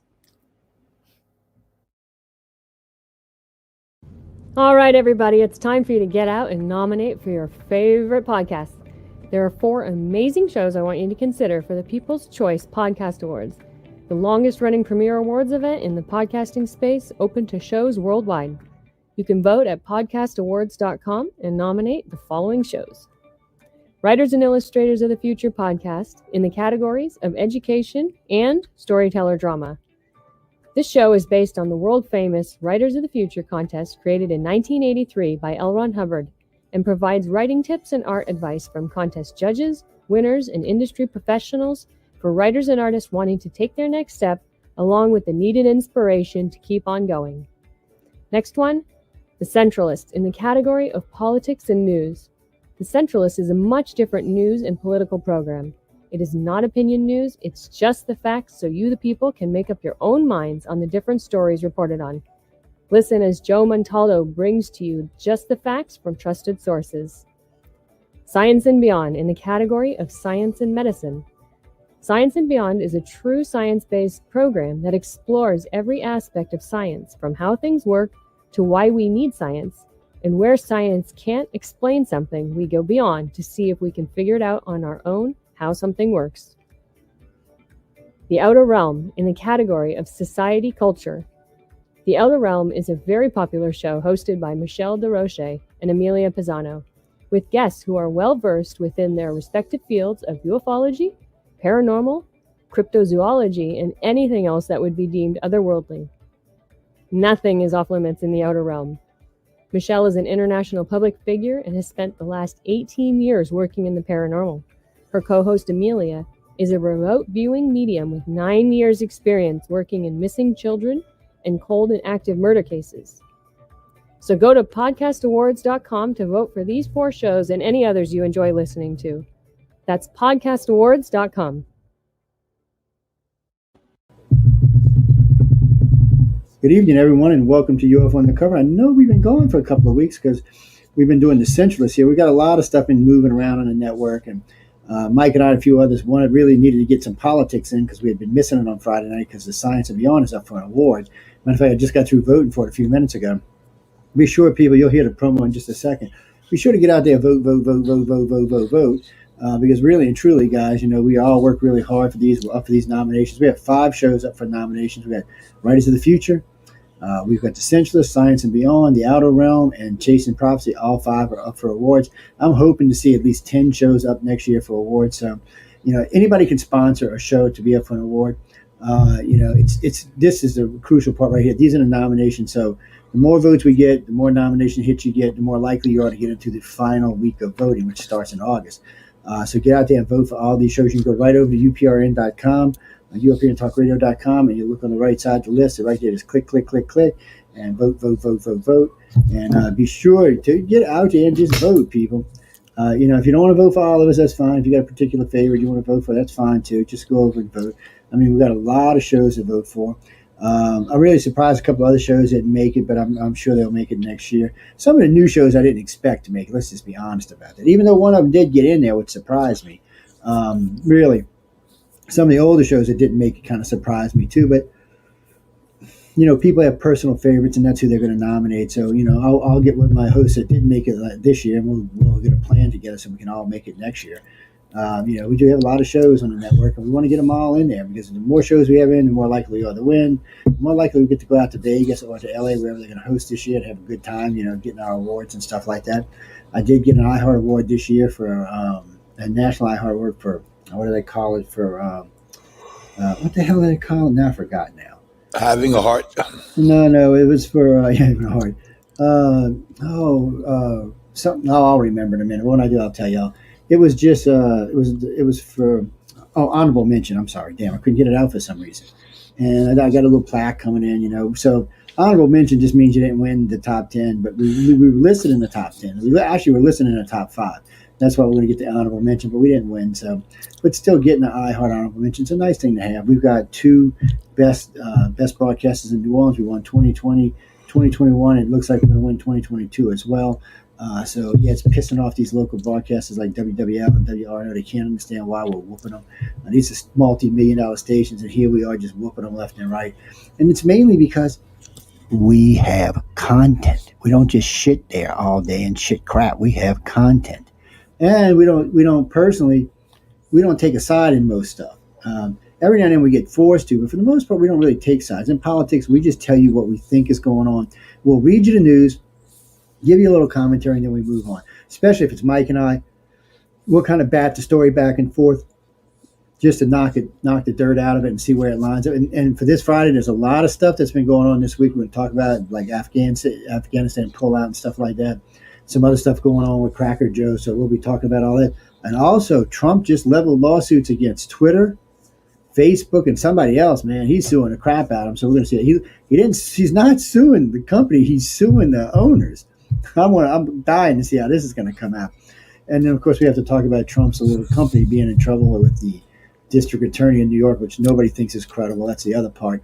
I've heard several judges say even if the DA comes up with something now, it'll probably get overturned by another court because for some reason this does look like a witch hunt on their case. But anyway, enough about that. Tonight, we're going to really be talking about what is this bullshit disclosure. Why does ufology think? I just want to know why ufology thought that there may be real disclosure here. Now, I knew Trump had put this in the bill, and I knew this was going to be coming out, all this documentation, which really, I haven't seen any real documentation. I've only seen them talk about this, and they said, well, last I heard it was, what was the statement? Well, we can't explain these 144 cases, but it's not extraterrestrial. Okay, well, didn't you just say you couldn't explain them? If you can't explain them, how can you rule out ET? Exactly. I mean, that's an oxymoron of a statement. I'm thinking, no, guys, and think about what you just said, people. But anyway, first off, I'm going to put some promos up right quick, and then if I'm not back, Mike's going to take over for a minute or two because I'm going to flip some servers on. So we're going to start with this one, which of course is the iHeart Award. So here we go. All right, everybody, it's time for you to get out and nominate for your favorite podcast. There are 4 amazing shows I want you to consider for the People's Choice Podcast Awards, the longest-running premier awards event in the podcasting space, open to shows worldwide. You can vote at podcastawards.com and nominate the following shows. Writers and Illustrators of the Future podcast in the categories of education and storyteller drama. This show is based on the world-famous Writers of the Future contest created in 1983 by L. Ron Hubbard and provides writing tips and art advice from contest judges, winners, and industry professionals for writers and artists wanting to take their next step, along with the needed inspiration to keep on going. Next one, The Centralist in the category of politics and news. The Centralist is a much different news and political program. It is not opinion news, it's just the facts so you, the people, can make up your own minds on the different stories reported on. Listen as Joe Montaldo brings to you just the facts from trusted sources. Science and Beyond in the category of science and medicine. Science and Beyond is a true science-based program that explores every aspect of science, from how things work to why we need science, and where science can't explain something, we go beyond to see if we can figure it out on our own how something works. The Outer Realm in the category of society culture. The Outer Realm is a very popular show hosted by Michelle DeRoche and Amelia Pisano, with guests who are well-versed within their respective fields of ufology, paranormal, cryptozoology, and anything else that would be deemed otherworldly. Nothing is off limits in the Outer Realm. Michelle is an international public figure and has spent the last 18 years working in the paranormal. Her co-host Amelia is a remote viewing medium with 9 years experience working in missing children and cold and active murder cases. So go to podcastawards.com to vote for these 4 shows and any others you enjoy listening to. That's podcastawards.com. Go vote, people. Damn it, go vote. Anyway, I got Michael Angley with me tonight. We're going to be talking about this. So, you've heard all of this. You've been following this. I know we've been talking about this back and forth on the network. And by the way, people, I'm pissed off this show didn't get it nominated. But anyway, we're going to move on from that. This damn show's 20 years old, people. Come on. We've been watching this banner go back and forth amongst the fields. You see these ufologists. Why did they think? Were they just trying to hype it up to make a little money? Because I knew from the get-go there was not going to be any real disclosure. Did you think that we were going to get real disclosure out of this? We had discussed that multiple times on different shows. Obviously, none of us thought there was going to be anything that was going to be released. But the people that did are very naive. They're not on this network. That's for sure. It's funny because, I heard Dr. Stephen Greer. And Greer, he did the Disclosure Project way back in the day.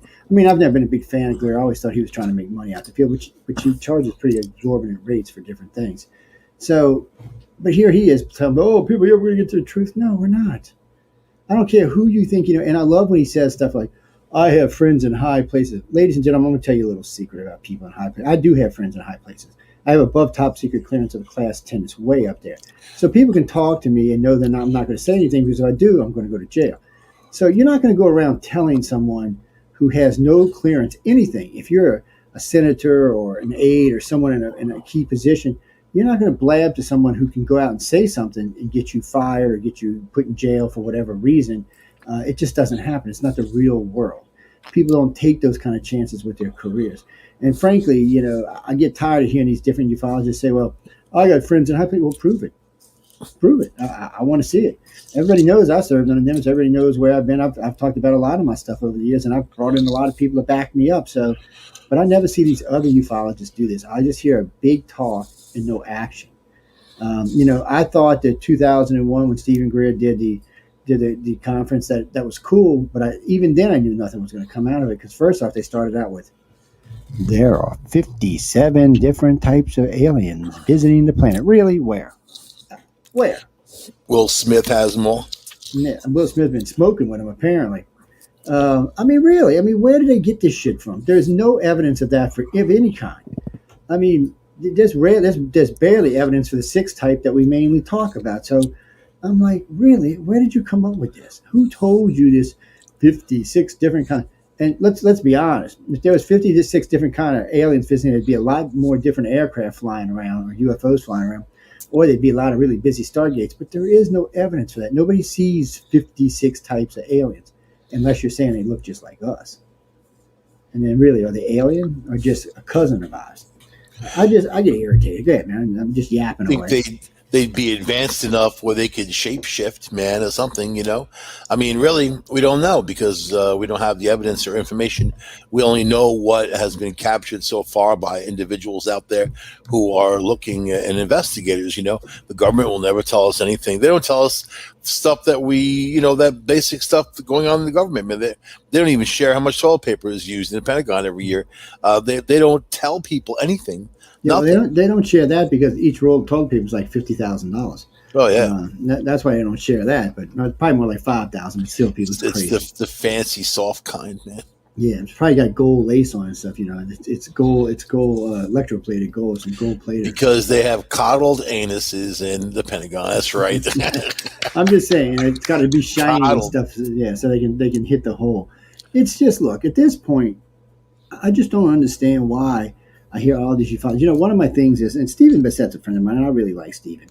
He's a hard-working SOB, and he's really trying to get to the truth. But his thing is always, you know, lights in the sky, lights in the sky, lights in the sky. And I used to always tell him, you're never going to get to the truth chasing lights in the sky. That's because, one, half the lights in the sky aren't alien anyway, they're ours. And the other half, I mean, short of shooting a UFO down, which I don't think is possible, you're not going to get any information. So the only two sources of information that you can possibly get is either the government or the people who say they've been contacted. I mean, that's really the only two. And I wouldn't trust the government's information as far as you can throw it, with the exception of like Senator McDonald when I made all of that public. But I waited till he died before I made that. You know, I honored my agreement with him because he came in good faith. Someone told him that if he was looking at these things, because he had an experience in New Mexico when a black triangle flew over his car. And, you know, the first couple of times he contacted, I'm not kidding. First time he contacted me, I hung up the phone. He said, I said, yeah, whatever, click. You know, I just thought it was a prank call. And then I got a couple of other calls, and I just thought they were prank. And then finally,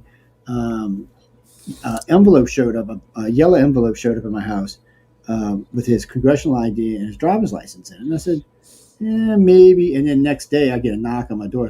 Two guys in black suits, black glass on, and a black limousine. I'm thinking, oh, shit, they're coming for me, baby. They're coming for me. And it turned out to be him. And we talked, and I told him everything I knew, and he promised me if he found anything, he would tell me. And about 7 months later, I got another vanilla envelope with a lot of crap in it, and it just verified what I already knew about the TR-3Bs and the Auroras. But I already knew about this stuff because I've got inside contacts, not in the government, but in the industrial side of it. And I do have contacts in the government, but what I meant is in this case, it wasn't through the government had gotten this information. I'd gotten this information through people I knew that worked for Boeing and Lockheed. You have to remember, I have a Class 10 clearance, but it was that I worked on all kind of advanced electronics. And I met a lot of people in those years of doing it. And over the years, I've stayed in contact with a lot of them. And from time to time, they'll drop me a little tad bit here, a tad bit there, tad bit. I'm never going to mention their names because, you know, I don't want to cost them their job or anything. But still, none of these other guys have this. And then a friend of mine writes to me the other day because he's all pissed at these ufologists. He said, Joe, you're the only one in the field that actually has a pedigree to chase UFOs, and I don't chase UFOs. I'm into the abduction side. And he's like, I don't understand why you don't. I said, because you're never going to get to the truth chasing UFOs. I've got, literally, I have posted hundreds of pictures of UFOs that I've taken over the years. Excellent shots. I mean, a lot of them even made TV shows, the science shows, a couple made sci-fi shows, but it's not going to change anything. It's not going to prove anything. All it's going to prove is, I got a video of something really weird in the sky that we can't prove what it is. Because even in these videos, I can't tell you for sure it's extraterrestrial. I can tell you it seems like it might be extraterrestrial, but unless ET puts his hand out and says, hey, Joe, what's up? We're still guessing. And I just don't understand why here we are. I've been in the field for 36 years. And I don't understand here we are 36 years later, and nothing's really changed. I've watched hundreds of people come out and say, I've got the truth, I've got the truth, I've got the truth. This disclosure, I've got the truth. And yet nobody seems to have the truth. Why are you doing that? Well, I'll tell you what my biggest disappointment was with ufology when I first got in here. How many people were in the field to make money? And people always say, oh, you can't make money. That's not true. If you're a nobody, you can't make money. But if you're a somebody, you can make a lot of money. To put this in perspective, the very first time I asked Stephen Greer to come on a show, he asked me for $5,500. I was like, for what? I said, I'll listen to everything you said. I said, never mind, don't worry about it. And then while I was at the X Conference number 9, he asked me if I wanted to go out to this retreat where we could spiritually meet ET. It was $3,800 a person. And he had already lined up 12 people. You do the math. And he did this 2 or 3 times a year. I'm like, get them out of here, man. That just turned me off of him completely.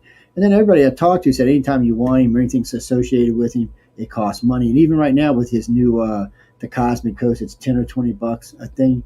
And basically it's a let's kiss Stephen Greer's butt, the entire thing. There's nothing in it of consequence. And everybody, including himself, is just basically kissing his ass. And I'm like, really? I get tired of disappointments like that. At least in Stephen Bassett's said, he's tried to get projects on the government. When who was it? Obama? Whoever it was that opened it up where if you had 25,000 votes, you could get your thing put on the Pentagon website or on the White House website. And, if it reached X amount, I think it was 100,000, they would actually address it. He did that a couple of times. He got up there good ways a couple of times. But, in the end, the government's not interested in talking about this to you. They just, unfortunately, they don't think you need to know. And the aliens don't think you need to know either, except for the people that they're taking. So that leaves everybody else in the dark, and I guess for a good reason. If you want to come buzz your house or something, I guess you could get out there and wave your arms up and down top of your roof. But in the end, you're only going to get the truth from ET. Even if the government knows something, they're not going to tell you. And even if they come out and tell you, they're going to tell you more than likely they're going to tell you a lie.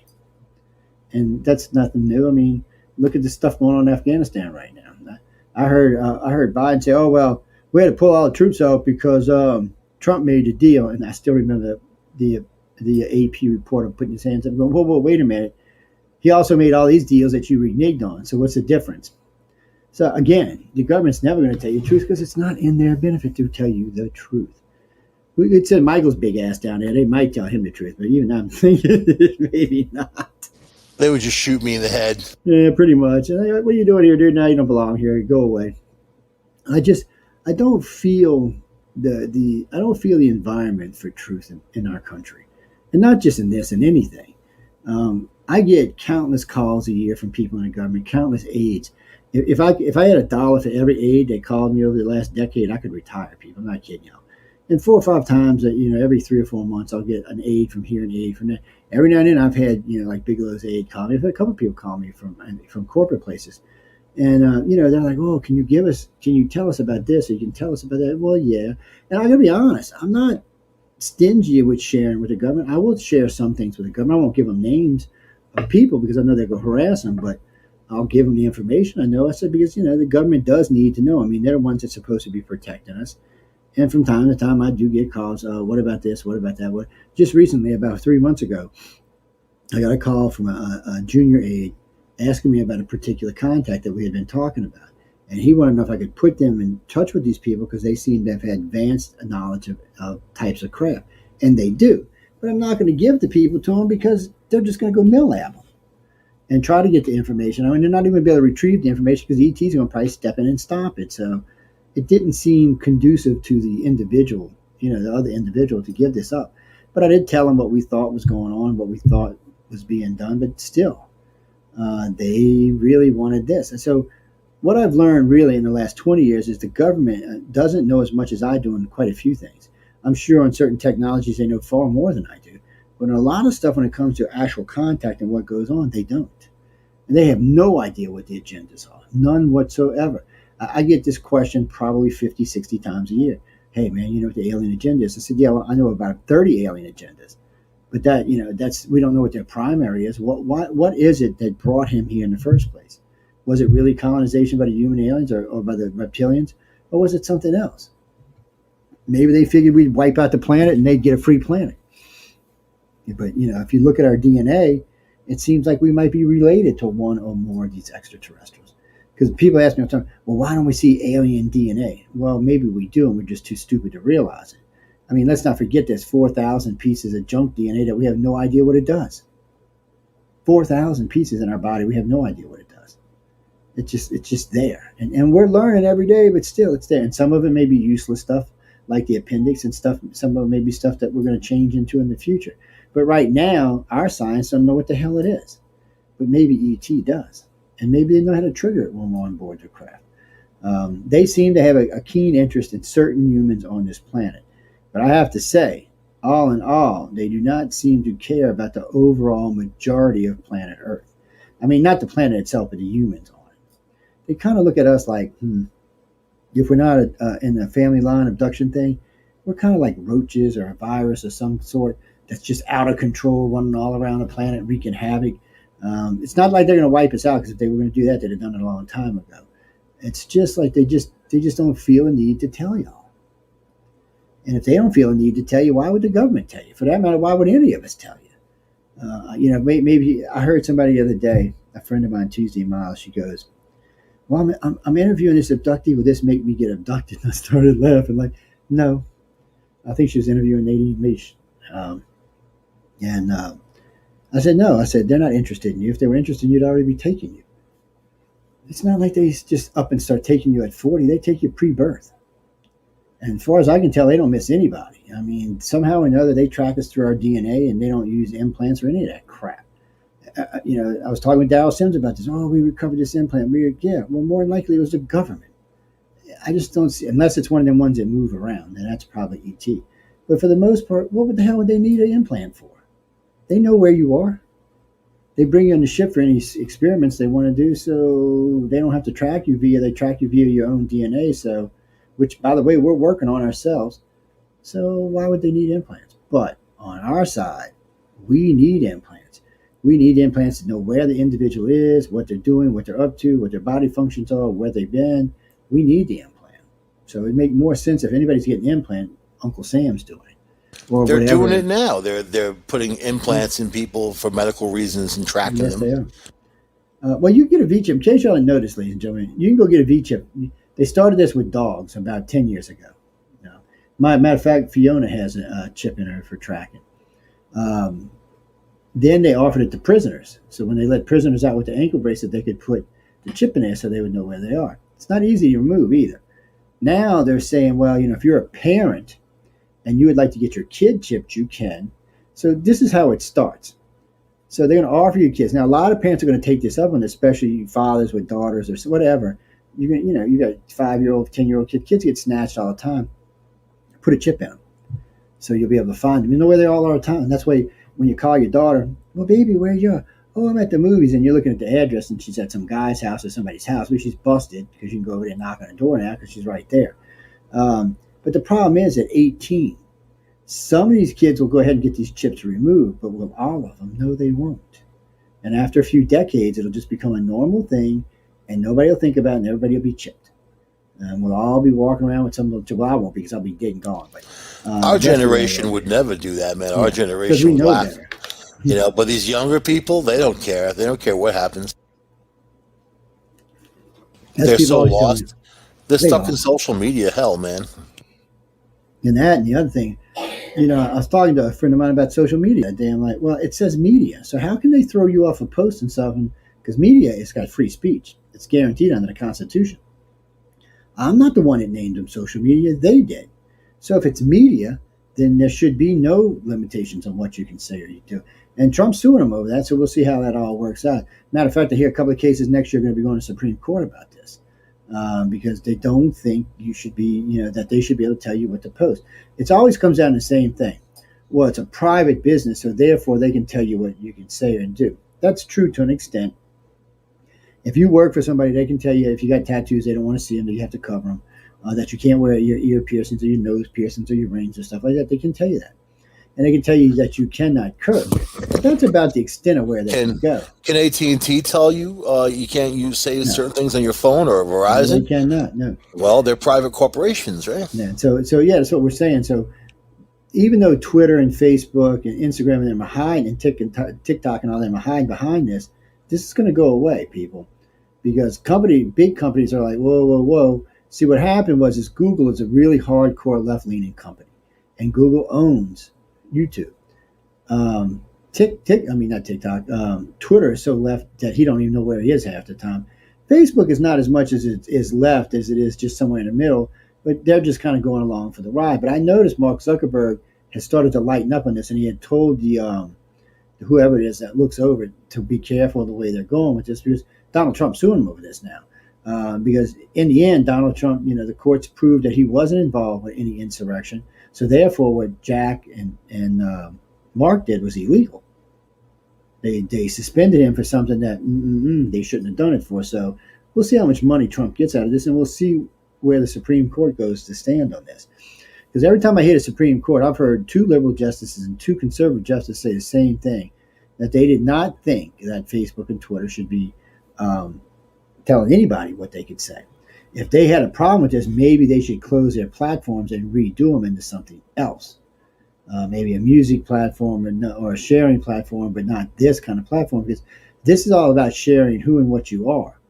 And if you believe in a conspiracy, that's your right to say that. And if you're discussing back and forth with a couple of people what you think alternative medicine may be, Twitter and Facebook should not get involved in that conversation, because they don't know if it's true or not. Nobody can, when we talking about alternative medicines, no one really knows. We're still learning about this. And there are natural medicines that do work. That's how a lot of these pharmacies come around. So I don't know how they're actually doing that. And this stuff about COVID was a joke. We got a ban for this, we got a ban for that. When the own CDC half the time didn't know what they were saying. And I didn't see them getting banned. Why didn't they ban Fauci when he said don't wear a mask? Question, huh, ladies? Or when they started saying, wear 3 masks, why didn't they ban him? Now he's telling people to put the mask back on again. That's what I'm saying. So you really don't know where the hell it's going. Hey, Michelle. Hey, David. Hey, Shan. So you don't really know what's going on with this. So it's the same thing with extraterrestrials. So I'm just waiting for Facebook to start saying, well, ET's not real, we're going to ban you. See, that the problem with them, for them, is that they can't prove it's not real. We may not be able to prove it's real, but they can't prove it's not. And trying to say there's not life in the universe is just an ignorant statement in the first place.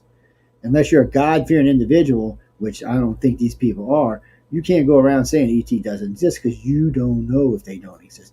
And you don't even know if they're visiting this planet or not.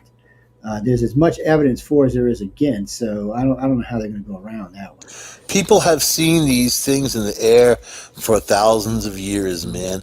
Well before technology, well before an Air Force, well before a DARPA. You know what I mean? So for anyone to say it doesn't exist, that's just ignorance. It is, and the thing about it is why do? Sorry. Why would you even assume that? We have found, 300, 400 Earth-like planets now, which potentially have life on it. We found 26 planets that can view this planet now that possibly could have life on it. Just because we can't talk with them don't mean that they don't have the technology to come and go. We can't say that because we don't know. All we know is there's quite a few planets out there that could sustain life in a big-ass galaxy. And within our own sphere of influence, there seems to be quite a few planets now that can share life or have life. So for anybody who wants to make the statement that aliens don't exist, that's an ignorant statement. That's just completely ignorant, because you just don't know if it's real or not. And if you ask any scientist, even NASA scientists, do you think extraterrestrial life exists? They'll all tell you yes. Every astronaut will tell you yes. Every scientist at NASA will tell you yes. Their argument is whether or not it's visiting this planet. That's where the argument is. It's not whether ET exists or not. It's whether ET comes here or not. That's the argument. And there is enough evidence to go both ways on this. So it's hard to just outright say it doesn't exist. And I'm waiting for Zuckerberg or Jack the Flack to start saying, "Oh, well, you can't talk about that. That's fake." But then if you start doing that, then of course you got to say ghosts aren't real. If you say aliens aren't real, you got to say ghosts aren't real. So you know how big of a niche that ufology and ghosties have on Facebook and Twitter? That'd be like half your audience gone. Just gone. I mean, Twitter's already lost all kind of countries because of banning the president. You know, other countries are like, no, if you're banning the president, you're not welcome here. Merkel started it out, but other countries have followed suit since then, saying, no, you're right. If you can ban Trump, you're going to ban anybody who says anything, and we're not going to go there. Because, you know, a lot of these other countries, like the Mexican president, might go off on a rant. Or look at Putin. Putin might go off on a rant, or Xi Jinping might go on a rant. And then Facebook's going to ban him? Yeah, that's almost an act of war. I mean, you can't do that kind of crap. So, well, they're playing games with people's free speech is what it is. They said they don't think they have to play the game, but they're a communications company. Let's face it, people communicate through them. It's that simple. They have a phone. They have a messenger. They have a daily way of talking. You know, I mean, they encourage people to use the messenger and the phone. I've used that phone to call my friends in England. And that's the other thing. Somebody the other day got banned for something they said in a messenger. Messenger's supposed to be a private chat. Facebook's not even supposed to be looking at that. So that's going to be another lawsuit. I'm pretty sure they're already suing them over this. A messenger is just like your phone call, people. It's not your open Facebook page. It's a messenger. It's like any other messenger out there. It's supposed to be between you and the person you're talking to. Facebook's not supposed to be looking at that. So they've already broke the law there. Zuckerberg would put a camera in your bathroom, right in your toilet, man. I mean, that's the kind of guy he is. Mm-hmm. He's not Mr. Human rights. None of these people are. They're billionaires is what they are. They're arrogant billionaires. You know? And that's one of the downsides of having the libtards in office right now. At least when the other guy was in office, he was going after him. That's one of the reasons he got banned in the first place, because he was going after him. He thought what they were doing was totally illegal. And in case you ought to notice, ladies and gentlemen, there's a provision from the Pentagon that says that no media, and when a president speaks, no media can ban him, period.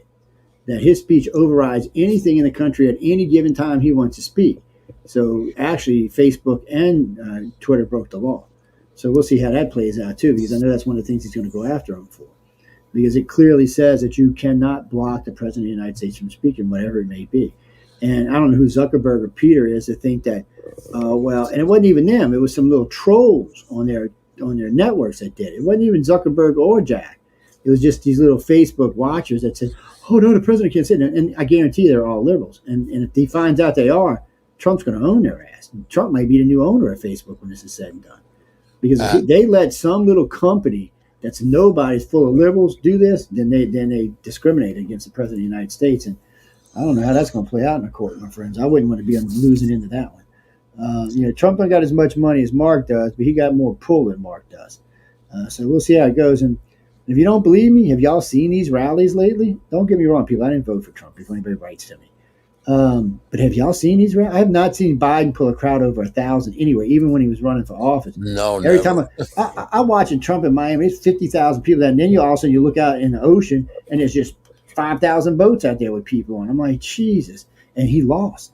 And I found out just yesterday that he pulled 30% of his Hispanic vote and 22% of the black vote and 32% of Hispanic vote. He's up 10% on both of them. No president that pulled that many blacks and Hispanics ever lost before. And he also had more votes than any president before him. But he still lost to Biden somehow, a guy who wouldn't leave his basement and never could get a crowd over 1,000 or 2,000 people. And we haven't seen that with Hillary. They were trying to cheat with Hillary, and they wouldn't show you the sides until later on that somebody broke the pictures out. They only showed the middle where the crowd was. And he had 10 times the crowd she did, and he won. So you just got to kind of wonder what actually went on there.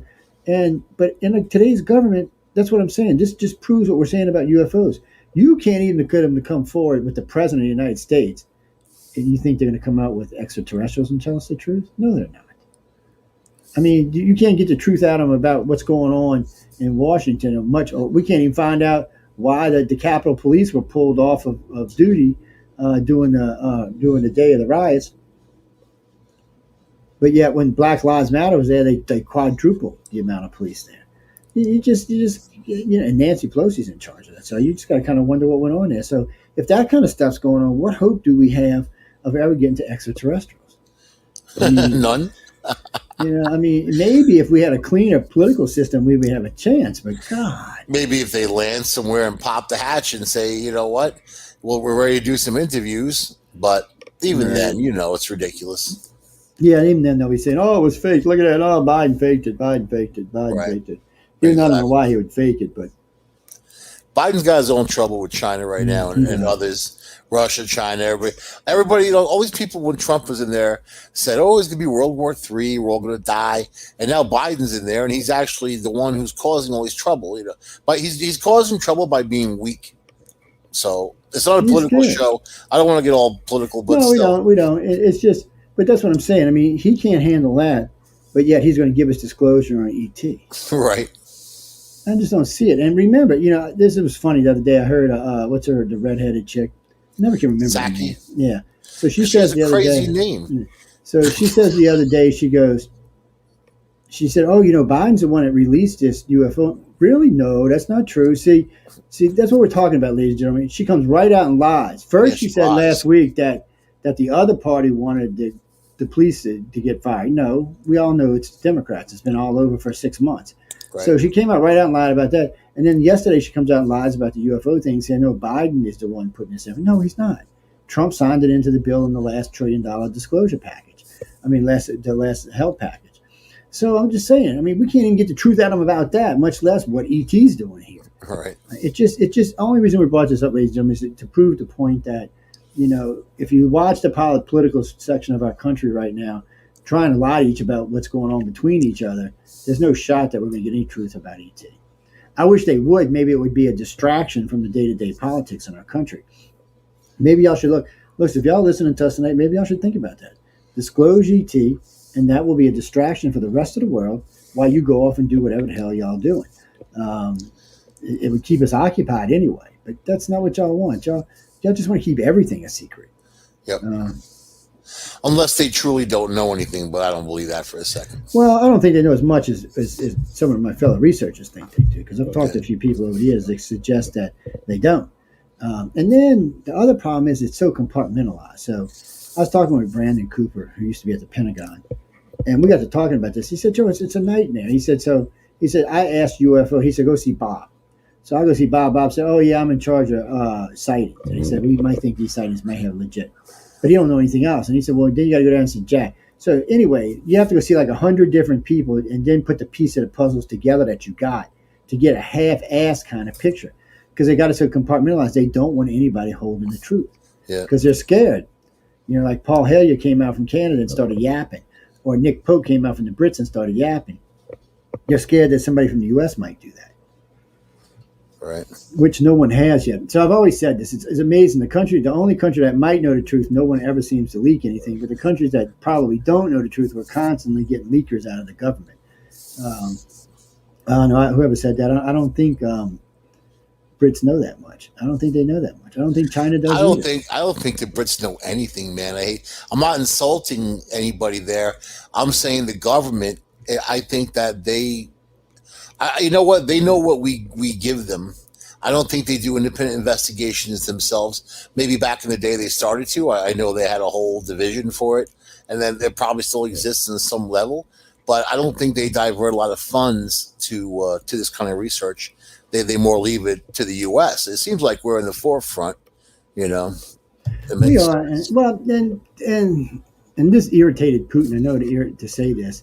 But one of the reporters last year asked him about extraterrestrials, and he said, no, disclosure will have to come from the United States. He said, if anybody knows the most, they do.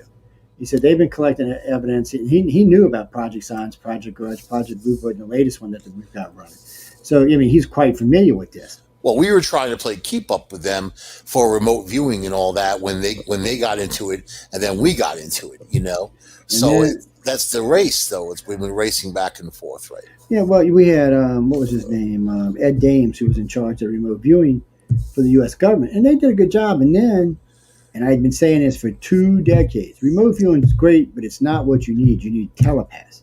Remote viewers are limited to what they can see. Telepaths are not. And the difference is, people, remote viewing is exactly what it says. It's remote viewing. You're in a location, you get a blank thing, and you remote view it. So you may see like the door, you may see the ship, you might see the missile, you might even see the code. But that's not how telepaths work. Telepaths actually is seen through the individual's eyes. So you'll see the codes, the doorknob codes, the whole 9 yards. It's just a whole different thing. So I think it was in 2000 or 2001, the United States and the U.S. Air Force, U.S. Navy, U.S. Air Force closed their remote viewing programs and opened up telepathy programs. And that's where they've been ever since. So they officially closed. And Ed Dames went on Coast to Coast several times and talked about this. Y'all go find them yourself. And told everybody why they closed them, because they needed telepaths. What bothered me about this is why you didn't use both. So let's say you got Ed Dames' crew. They find the missile, okay? Well, maybe they can't see the code to the missile, but they know where the missile is and they know where it's located. So then you go get your telepath to find somebody who works there to get you the codes to the missile. So now you can actually stop the launch of the missile, or you can make it self-destruct in space. So I didn't understand why they didn't keep both. And maybe they did, just didn't tell us about it. But they officially closed his group. The Ed Dames one, they had, I think, 20 or 30 remote viewers on there.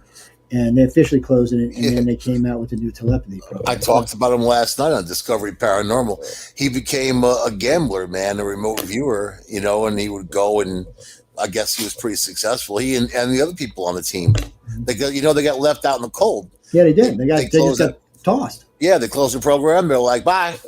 And they were like, hey, wait a minute. After they've been doing it for so long, And they did it. And people, in case you didn't notice, it was just like a 22 or 25-year program. This wasn't just something that happened. It may have been even longer than that. I think 72 to 95. It might be. And that's what I'm saying. It was a long program that they were using quite often. And then somewhere along the line, maybe they were listening to one of my shows one night and heard me bitching about why we're using telepaths. And because, telepaths are much more functional than remote viewers, so they can just see more. They can also sense and hear more. It's like being in possession of someone's body without actually taking control. You're just in there watching and listening to everything that's going on. Project Phoenix. And so that's why the Air Force and Navy switched programs. And but I still would have kept both programs. If it would have been me personally, I would have kept both, because I find a use for remote viewers, whereas maybe the military didn't. I see where they can be useful to help the telepaths, so the telepaths don't have to do as much.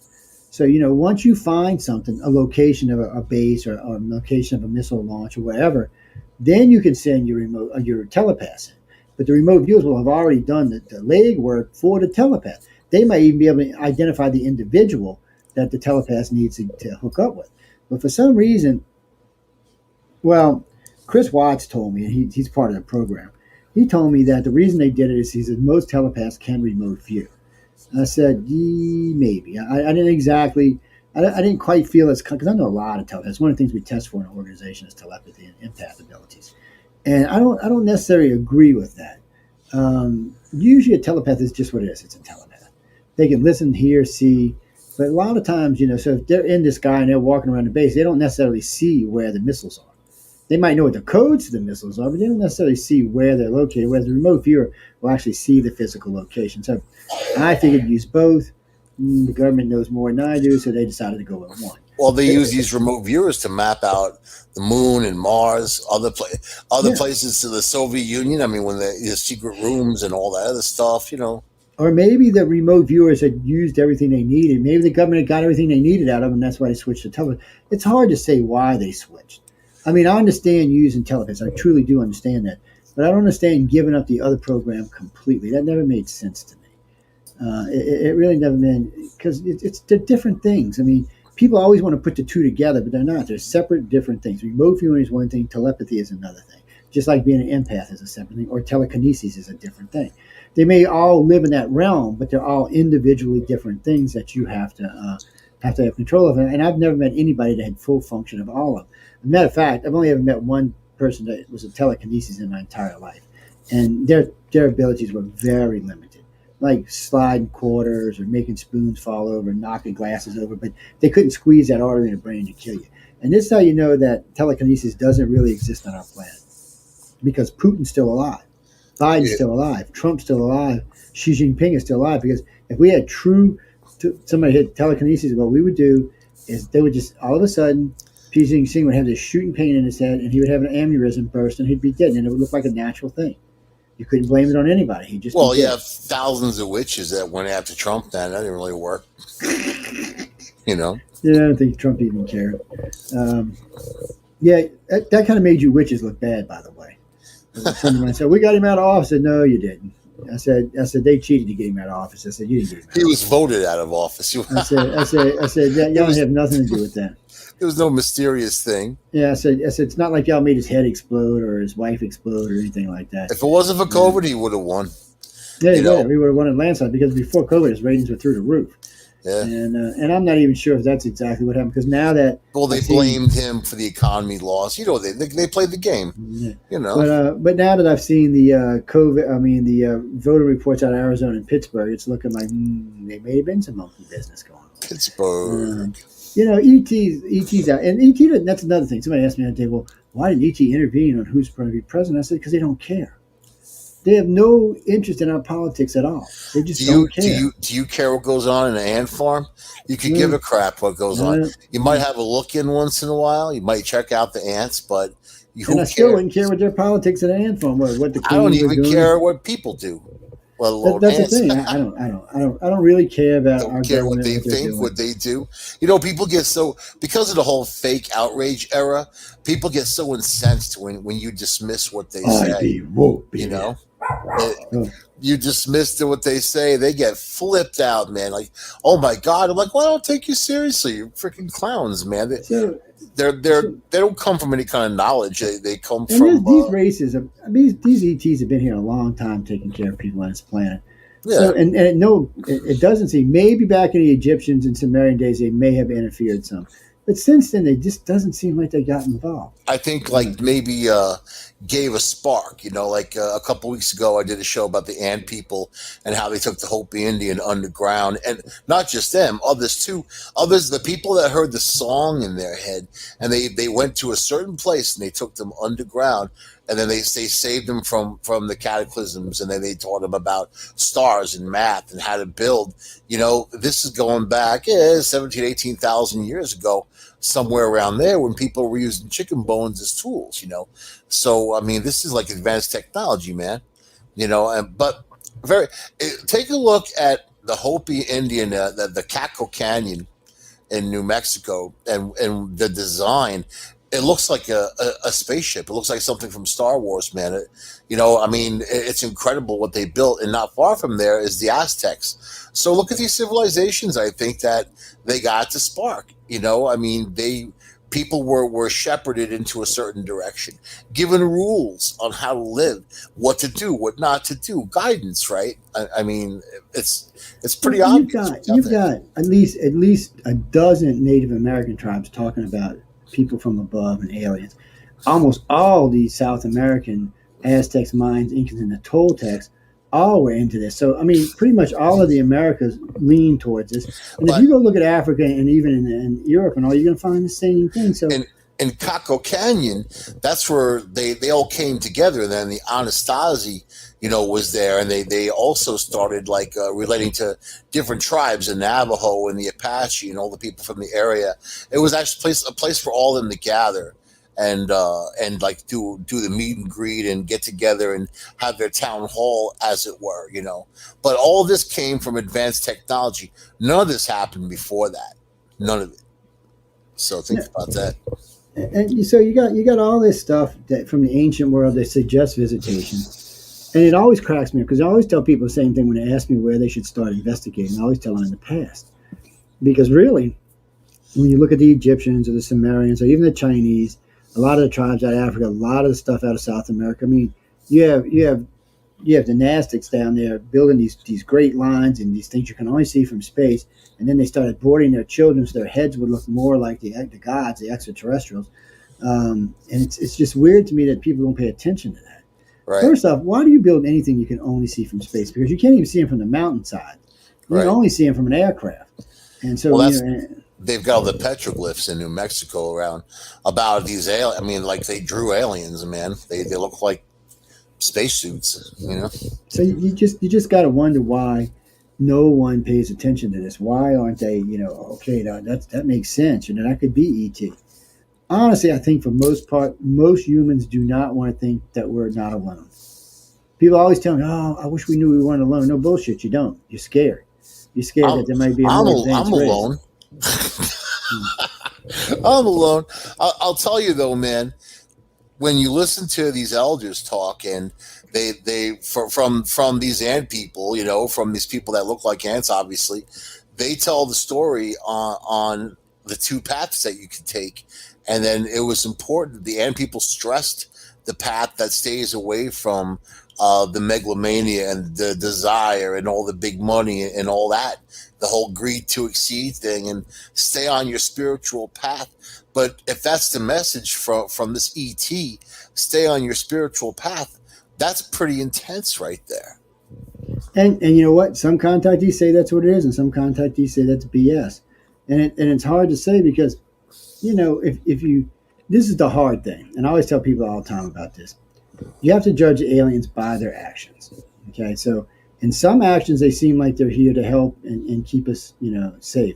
But some actions are not so. I mean, maybe that's not the same group. Maybe there's different groups, and some of them are assholes, and some of them are not. Maybe it's just they play favoritism. Probably be more like, because it seems like, you don't really even hear about the gray aliens until more recent history.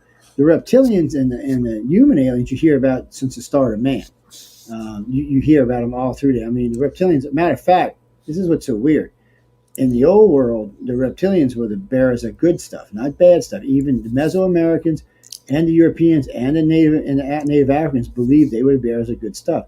It wasn't until the time of Christ that changed. It changed after the time of Christ because, of course, who gave Eve the apple? A reptilian, a serpent. And after that, they became the evil ones.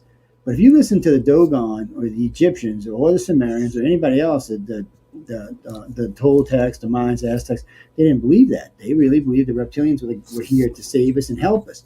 And if you go by the Sumerian stories, it's exactly what they did. They brought us out of slavery into being what we are today. And that's why we all have a reptilian section in our brain. I had a guy just 2 weeks ago screaming at me. I was doing an interview on for the KTX or anyway.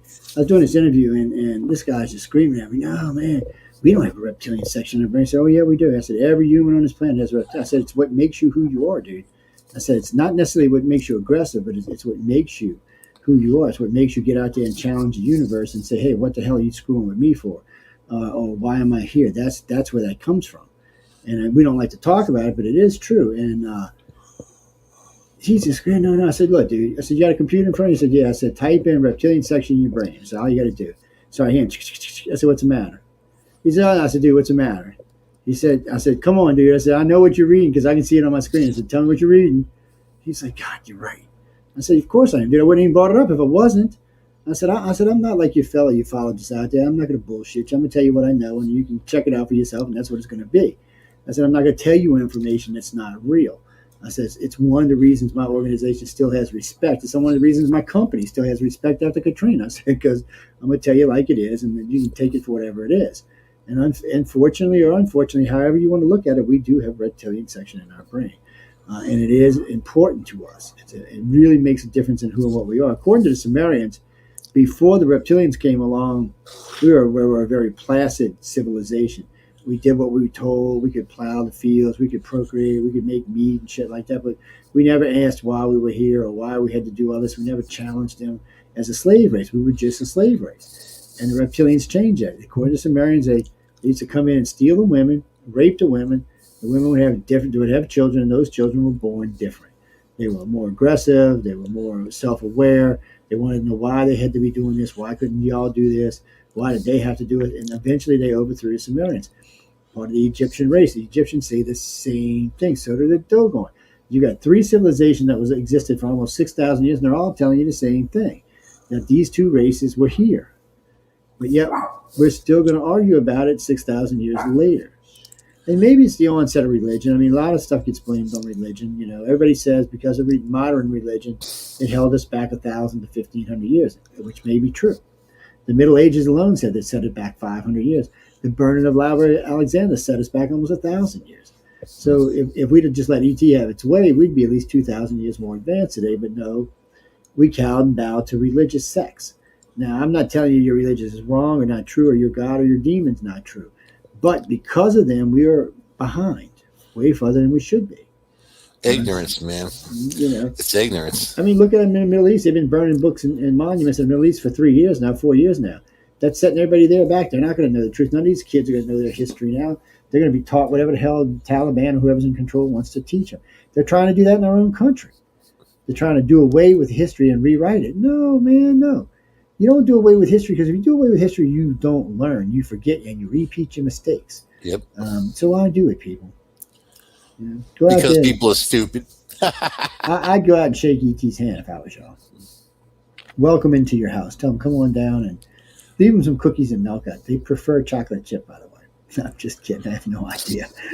I heard, who was it told me that time they like strawberry ice cream? That was on one of those TV shows. God, I can't. For all you know, they can like cat turds, man. That's it. You don't really know. And I mean, from what we've been told about the Greys, they seem to absorb their food through an osmosis type thing, through their skin. So I'm not thinking, maybe back in the days, because they do have teeth. So maybe back in the day they did like ice cream. I don't know. A little recycled meow mix. That was going on. I know. And well, your dogs sure like that. So I mean, maybe they do. Hey, man, dogs love that. So I'm just saying, I mean, you don't really, for us, when you talk about the human aliens or the reptilian aliens or the gray aliens, one, the grays are so alien to us that there's no telling what it is. The reptilians, well, we see what reptilians eat on our own planet, so I'm not thinking their diet's going to be all that much different. Exactly. And then, the human aliens, maybe they prefer a different diet, but no, Keith, they don't eat us. Let me put it this way. I've never seen any evidence that they eat us. I'm not saying there could be a race out there that might not think we taste good. I haven't seen any evidence. There are people that eat people. Yeah, they are. So. And that was something we were talking about last night. All those Canadian children that were unburied, them natives, they said there was gnaw marks on their bones and stuff that looked like human teeth. Hey, look, you can't. See, that's the thing. You can't never know what's going on. And here we are in our own world, in our own countries, and we still can't figure out what happened to these kids. And we're wondering what we know about ET. I mean, there's so many sects in our country of things that we don't understand or know that it's not even funny anymore. And then we're going to say that we know more about ET than we know about those things. That's not true. There are a few of us out there that know quite a bit about extraterrestrials. But even them they're still limited. So if I was to take everything I knew for the last 40 years, which is probably more than most of the people in the field know, it's still just a drop in the bucket. I've researched about 28 agendas. From what I understand, there's 100 or more. And then it's like the black-eyed children thing. So when I started listening to people talk about the black-eyed children, it's they're demons or this, or that, the other thing. I'm like, okay, well, that works for me. I didn't know. I mean, I'm not a paranormal person. Yeah, they're out in Iowa, man. They're out in the cornfield. So all of a sudden, we get these groups, like we had about 25 contactees come back and say no, that they're just another race, that they're abducted just like us, and you see them on board the ships, and sometimes they're here with them while the abductions are going on. Just like sometimes we're there when they're going on. Well, that may be true, but that doesn't negate that some of them may be some kind of paranormal entity. It's just those might be some type of aliens. Matter of fact, they're supposed to look just like us, but they have these weird black eyes. You can't negate it. I mean, you can't prove it, but you can't negate it either. Yeah. But ET I hear you, man. Yeah, there's so many things on the planet today that suggest ET was here. So many drawings, so many countries, so many just areas. I mean, just in America, when you talk to the Native Americans, they really, really hardcore believe in ET, or the sky spirits, as they call them. But they really because they've had so many dealings with them, man. Exactly. Look at the Skinwalker, right? All these sightings of the Skinwalker that I know of was between Shiprock, from Farmington to Shiprock down to Gallup in New Mexico. Now people are like, "Oh, Utah Skinwalker Ranch." Let me tell you, man. The Skinwalkers, the shapeshifters, the witches, and whatever, go on these Native American blog sites, and you'll see people share. I mean, I read it on the air a couple weeks ago by the Skinwalkers. They share their stories of driving on that road and what they saw, their parents, their grandparents, for years, what they saw. So why is it there? What's the deal with that? How come people aren't investing? You know what? That highway used to be Route 666, man, and they named it apropos. It's a freaky road, but there's volcanoes over there. There's all kinds of stuff. I don't know. they appear, they can run super fast speeds, and they chase people's cars down. And that was a story that guy shared with my friend, that I shared with people, and he was driving on that road headed down towards Gallup. So what's up with that? See, there's a lot of weird shit like that goes on. A good friend of mine used to live out in Arizona, way out in the desert. And one night she's driving through New Mexico on, I think it was it Interstate 25 up there, I think it is. And she's cruising along. She said, I see this glowing light, and my dog starts hooping and hollering at it. She's like, what the hell is it? So Stupid decides to pull over on a highway. So she pulls over on a highway, the dog's yapping, she gets out the car. Next thing she knows, it's morning, like 7 a.m. Well, this was like 2 a.m. when she pulled over the car. Yeah. She has no recollection of anything. And the dog was passed out in the back seat. When she looked back there, she's like, what the hell? But she has no idea what happened to her. Even on the regression, there's hardly any memory. You got hundreds of square miles of nothing, man, of mountain ranges there. When you go, I drove down 25 through Colorado, which went down through New Mexico. It goes through Raton Pass. That whole area is ripe. But what's even crazier is that my father was born and grew up in this place called Eagle Nest in New Mexico, and he was like 50 when they had me. You know what I mean? So this is going back to 1919 when he was born there. That's a long time ago. And you often wonder, like these experiences that people had, especially back then with ET, because the whole area was ripe with it. The Native Americans talk about it very freely. And these stories not just are in their families, they reenact them through dance. It has become part of their culture. It's beyond just some simple belief, or an idea. Well, it has too. And it is part of their culture, which makes it even more interesting. I'm going to be out there, dude. Within 2 weeks, I'm going to be out there, and I'm looking to talk to people. I already got this guy lined up who is a shaman, and then, he's the healer of their people, and then he sees ET all the time. Well, UFOs, they see that. It's very common. Very common. Like, to them, it's no surprise at all. But the point is, what's the purpose? What's the purpose? I think that we're not going to be satisfied as investigators until we actually get the conversation with ET to understand what they're all about and that type of thing. If they could even communicate with us, right? It is actually. Yeah, sorry, I'm answering this. It's just. I'm going to go live on that highway. It's called like 491 now. They changed the name. It goes right through Navajo territory. It didn't used to be Navajo. It used to be Hopi until, they had, the Native Americans, they had massive wars with each other, which took tons of land from each other. And then they all settled in a Caco Canyon. Look at those pictures. Put those pictures up for people of Caco Canyon, of the Hopi Indians, what they built there. And this was after the Ant people. If that doesn't look like it's a UFO or a structure like that, I don't know what. But the shapes of it, the way it feels, man. Just look at the thing; it's crazy. And that's not what they had learned about building the apartments into the cliffs and what. This is something in of itself. And it was also much bigger at one time.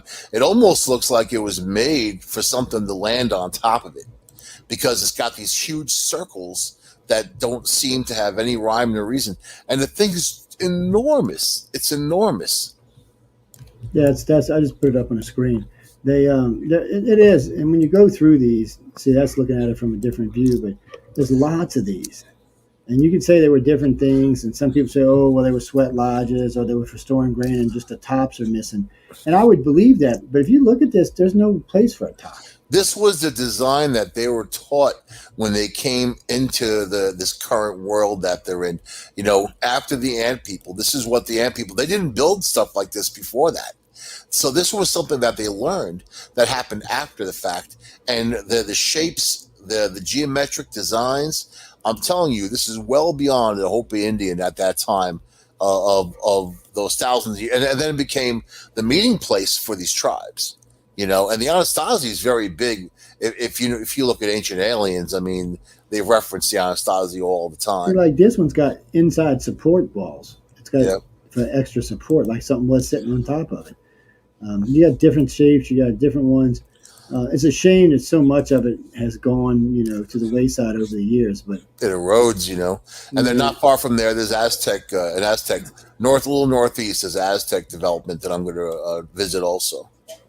It's a beautiful country there. A couple of my friends are regulars. They will hang out there fairly regular, and that's a beautiful shot right there. But like with Nathan, he does he does a lot of stuff up in Utah. He goes through Utah, Arizona, and New Mexico. He goes and looks at a lot of these areas, trying to get film or maybe catch something while he's out there. And that's the way to do it. You never know what you're going to run into when you're out there. Yeah. Especially if you meant to run into something. I'm going to go live on that route, man. I'm going to do the route, and then I'm going to put myself in that skinwalker head. I'm going to do it in the fucking middle of the night, 'cause I want to get some kind of cool desert photography at night.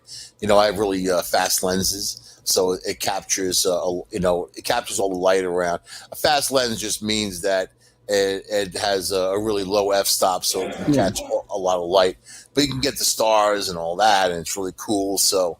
But I want to see what happens, man. I want to be on that road. I want to see what happens with these skinwalkers. I used to use Kodak 400 film for that. It was really, really good for that. It's high-speed film. But it's, these days everybody's using digital this, digital that, digital this. Go to Google Maps and look at the area. It starts with the four corners and it goes out. So when you look at that whole area, there is something about that area. It goes through Utah and Colorado and New Mexico, the whole thing. Just very, very, Arizona too. It's mystical, man. I was just in Arizona up there in Park. Where was that? Right by Utah, man. Like right on the borderline. Back in September. And those roads, you could feel the energy there, and it's also a lot of all throughout there you can. But there's tons of minerals out there. There's things that can be utilized. I don't know, man. It's just very interesting, and there's so much land.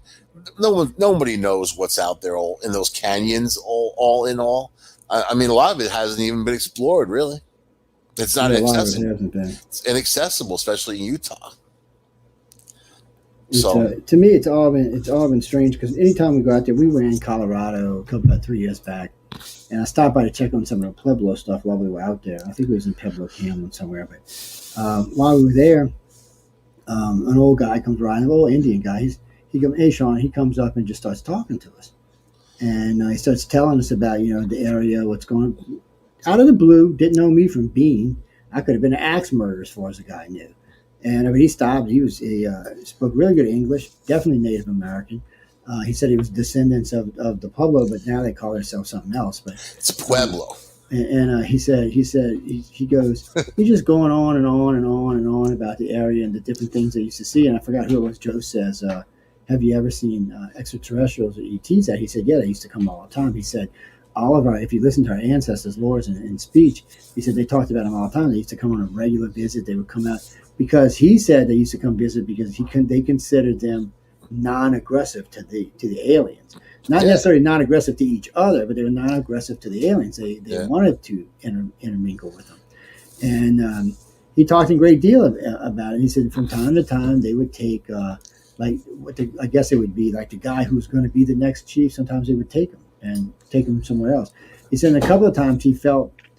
He said from the lore, he had the distinct feeling that from time to time they would just take whole villages, which kind of makes a little sense because there are several places on the planet where mass groups of people just disappeared, and for no reason.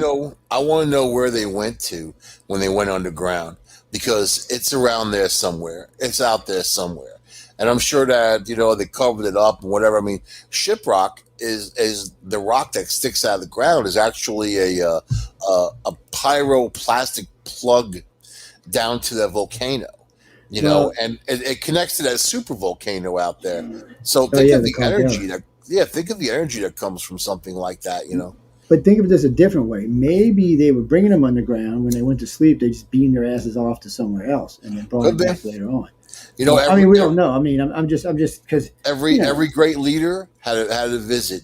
You look at Muhammad and the Archangel Gabriel, who took him around the earth, then showed him future civilizations, then took them out in the universe and showed them other civilizations, man. That's pretty deep. And Muhammad wrote about this very specifically. It's just effing crazy is what it is. And, for us, and then we want to ignore that. So the white man, well, I can't say the white man because I'm part Native American, but whatever man decided to ignore this stuff. Hey, Joseph. For some reason, they were just like, no, we're going to ignore this kind of stuff. Now, not to say everybody today ignores it, but a good chunk of the world, and it doesn't matter what color you are, you seem to ignore it like this. And I've noticed in South America where, when I was a kid, South Americans were really steeped in this stuff. And I noticed it's starting to, as South America becomes more of a first world country, or first world, it's starting to fade away. So a lot of people want to blame it as just stuff, third worlders or second worlders believe because they simply didn't understand the universe. Well, that's bullshit. And if that's true, then I guess religious would fall into the same category, right? It's just, for the ignorant. So, I don't agree with that at all, by the way, but easily controlled. Humans love to be controlled. They love to be complacent. Look at the men in Canada, for instance. They like to be controlled. You got some strong women up there, and then the men become all scary women up there. They become all effeminate, and Speaking of Canadians, coming up next is The Outer Realm with Michelle DeRoche and Amelia Pisano. Their guest tonight is Dr. Rita Lewis. I don't want to get them two Canadians on my ass, so we'll throw that plug in real quick. Two very strong Canadian women. They are very strong women, and they definitely believe what they believe. And be sure to come check them out. It's Outer Realm, Michelle DeRoche, and Amelia Pisano coming up at 8 o'clock. And their guest is Dr. Rita Lewis. And remember, that's one of the shows up for People's Choice Awards. So get your ass over there and vote. That's all y'all going to hear for the next month. Vote. I got a special guest going to be coming on. I'm not going to tell y'all his name. She's a friend of mine. We go way back, and she's going to be coming on with me in a couple of weeks. And she's very... She's got that kind of shaman feel about herself, and she's very in tune with nature and the universe around her. And her and I have talked to aliens on many times because she's definitely been taken over the years. And she's a very interesting character, but she'll be coming on in about 3 weeks or 2 weeks. And you mean Hillary Clinton? Oh God, no. She's coming. You know what? Somebody asked me that the other day. Would I interview Hillary Clinton? And I was thinking no. And they're like, why? I said because I'd end up dead. And they're like, why? I said because the questions I'd ask her would definitely get me shot. I said, I probably wouldn't make it through the whole damn interview. Somebody knocking on my door. I used to didn't like her. Now I'm quite fond of her as a world-class assassin, man. Yeah, she is, man. She's part of Assassin Guild. She's earned my respect. If y'all believe in the Assassin Guild, this young lady, this old lady's probably running the damn thing. It's just amazing how many people have died around her. Hundreds. I don't think she's an alien. I think she's just an evil human. Yeah, hundreds. Look at Seth Rich. What the hell happened to him, man? I think currently they give her credit for 126 deaths. No, 200. It's going up more. 257. I was just looking at the list the other day. I was like, oh my God, it's going up. Well, when we talk, we'll bring it up. So we'll get more in detail when we talk to y'all on. It's Friday. aliens that did it, though. Aliens. It's aliens. All right, the aliens probably scared of her. That's probably why she don't get taken.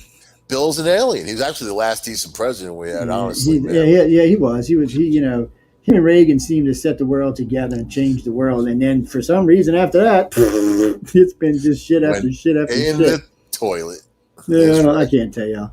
I'm not going to get into each one. I'll tell y'all what, come see us Friday and we'll talk more about it, people. Yeah, we'll be talking about that. We'll be talking about how evil they were and where we're headed in the future. But it is a strange thing on how this all works, and it is strange the fact that that ET just seems to be, everywhere in our old culture. When you go pre-Christ, ET is everywhere, and they talk about the humans and the reptilians and the Greys. Now, the Greys they talk about less until more modern times, but they talked about them everywhere. And then Christ came along, and it just seemed to stop. And you had three really fundamental religions. You had the Jewish religion was already there.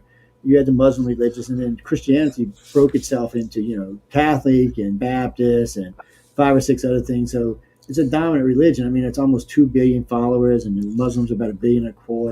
Yeah. I think the Jews are around 500 million. So that's why I tell people all the time when they tell me, "Oh, we're ready for ET." Really? there's 6 billion of us that are still practicing hardcore religion. Even if you want to believe what our government says and only 50% of Americans practice religion, go ahead. But in the South, everybody I know believes in God, and half of them ones are going to church. So I'm just saying, people, it's not quite what everybody thinks it is. We're not quite there to discuss. I'm there. Mike's there. Everybody in this network is there, but that's an exception to the rule. That's only a handful of people That's in what the world. I'm saying. We're just a spot, and we're definitely an exception to the rule. But because we're all well researched. Yeah. But for the rest of the world, who are scared to talk about this, and I'll watch a couple of my older friends. They'll watch TV. They go, "Oh, Joe, I've seen you on TV, or I've seen such and such on alien this, alien that." And they don't believe it. They're just laughing at it. Just trying to laugh it off. And I'm like, yeah, well, when some bitch comes for your mom or your grandson, then we'll see how you're laughing. Yeah. And they're like, wait, what, and what? And I'm like, people, it's a serious topic. There's definitely proof that, there's definitely proof that ETC. And I say this all the time. Somebody said, I love this one. You can't prove ETC. I said, I can go to any court in the country or any country and prove the existence of extraterrestrials, and I will win the case every time. I said, it's not that there's not proof. I said, what y'all want is a dead alien or a spacecraft. I said, there's lots of proof that proves the existence of extraterrestrials. That's not what y'all want. I said, any law case. Matter of fact, there was 2 cases where it was taken to court and was won. So, yes, in court you can prove this, because people say you always need extraordinary evidence for extraordinary claims. Well, saying that there's life in the universe is not an extraordinary claim. Yeah. Just look at the universe. Are we here? That's right off the bat. Look at the first Earth, thing I said. The variations of life on the Earth alone. Think about it. Yeah. Well, a friend of mine who was a judge told me, he goes, well, Joe, how are you going to prove life in the universe? I said, we exist. And he looked at me like, I said, do we exist? He said, yes. I said, well, therefore there is life in the universe. And I said, look at Earth. I said, the diversity on this planet should tell you how the diversity is. And I said, let's be honest. There's only 3 ways life got on this planet. I see either God put us here, aliens put us here, or panspermia. That's it. Pick your choice. And I said, most people are going to say panspermia because that's just the building blocks of life. And by the way, they just found a comet loaded with the building blocks of life, by the way, crashed into our planet and probably created life on this planet. So you can believe in that. You can believe ET came here and adjusted it, or you can believe God did. Whatever way you want, but that's the 3 ways. But any way you go, it suggests there's going to be life in other places. Because God, and I love this one, a good religious friend of mine said, well, God created us. I said, you're limiting God to just us? I said, really? I said, I would not limit God that way. He may send you to hell for that. And he looked at me like, I said, God's the creator of the universe. We're just one little speck in the universe. I said, you think you might look at Earth and say, oh, shit, I effed up. Let's move on.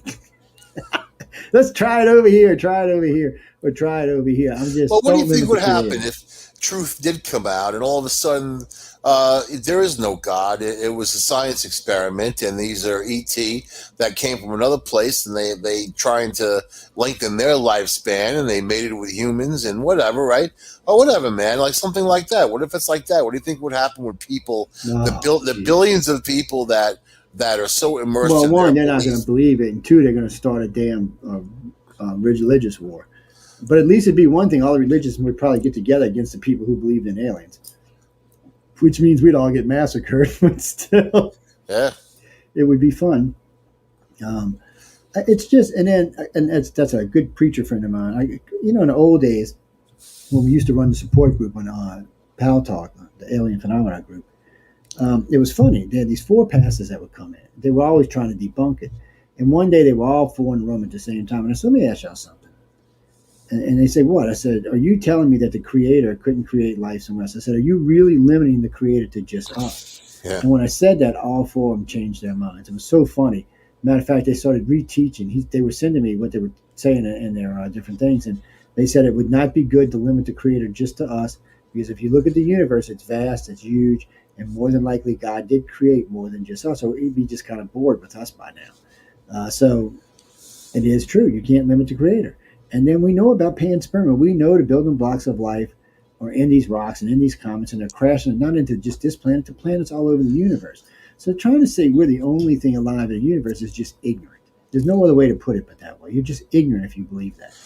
And if you believe God only created us, you're even more ignorant.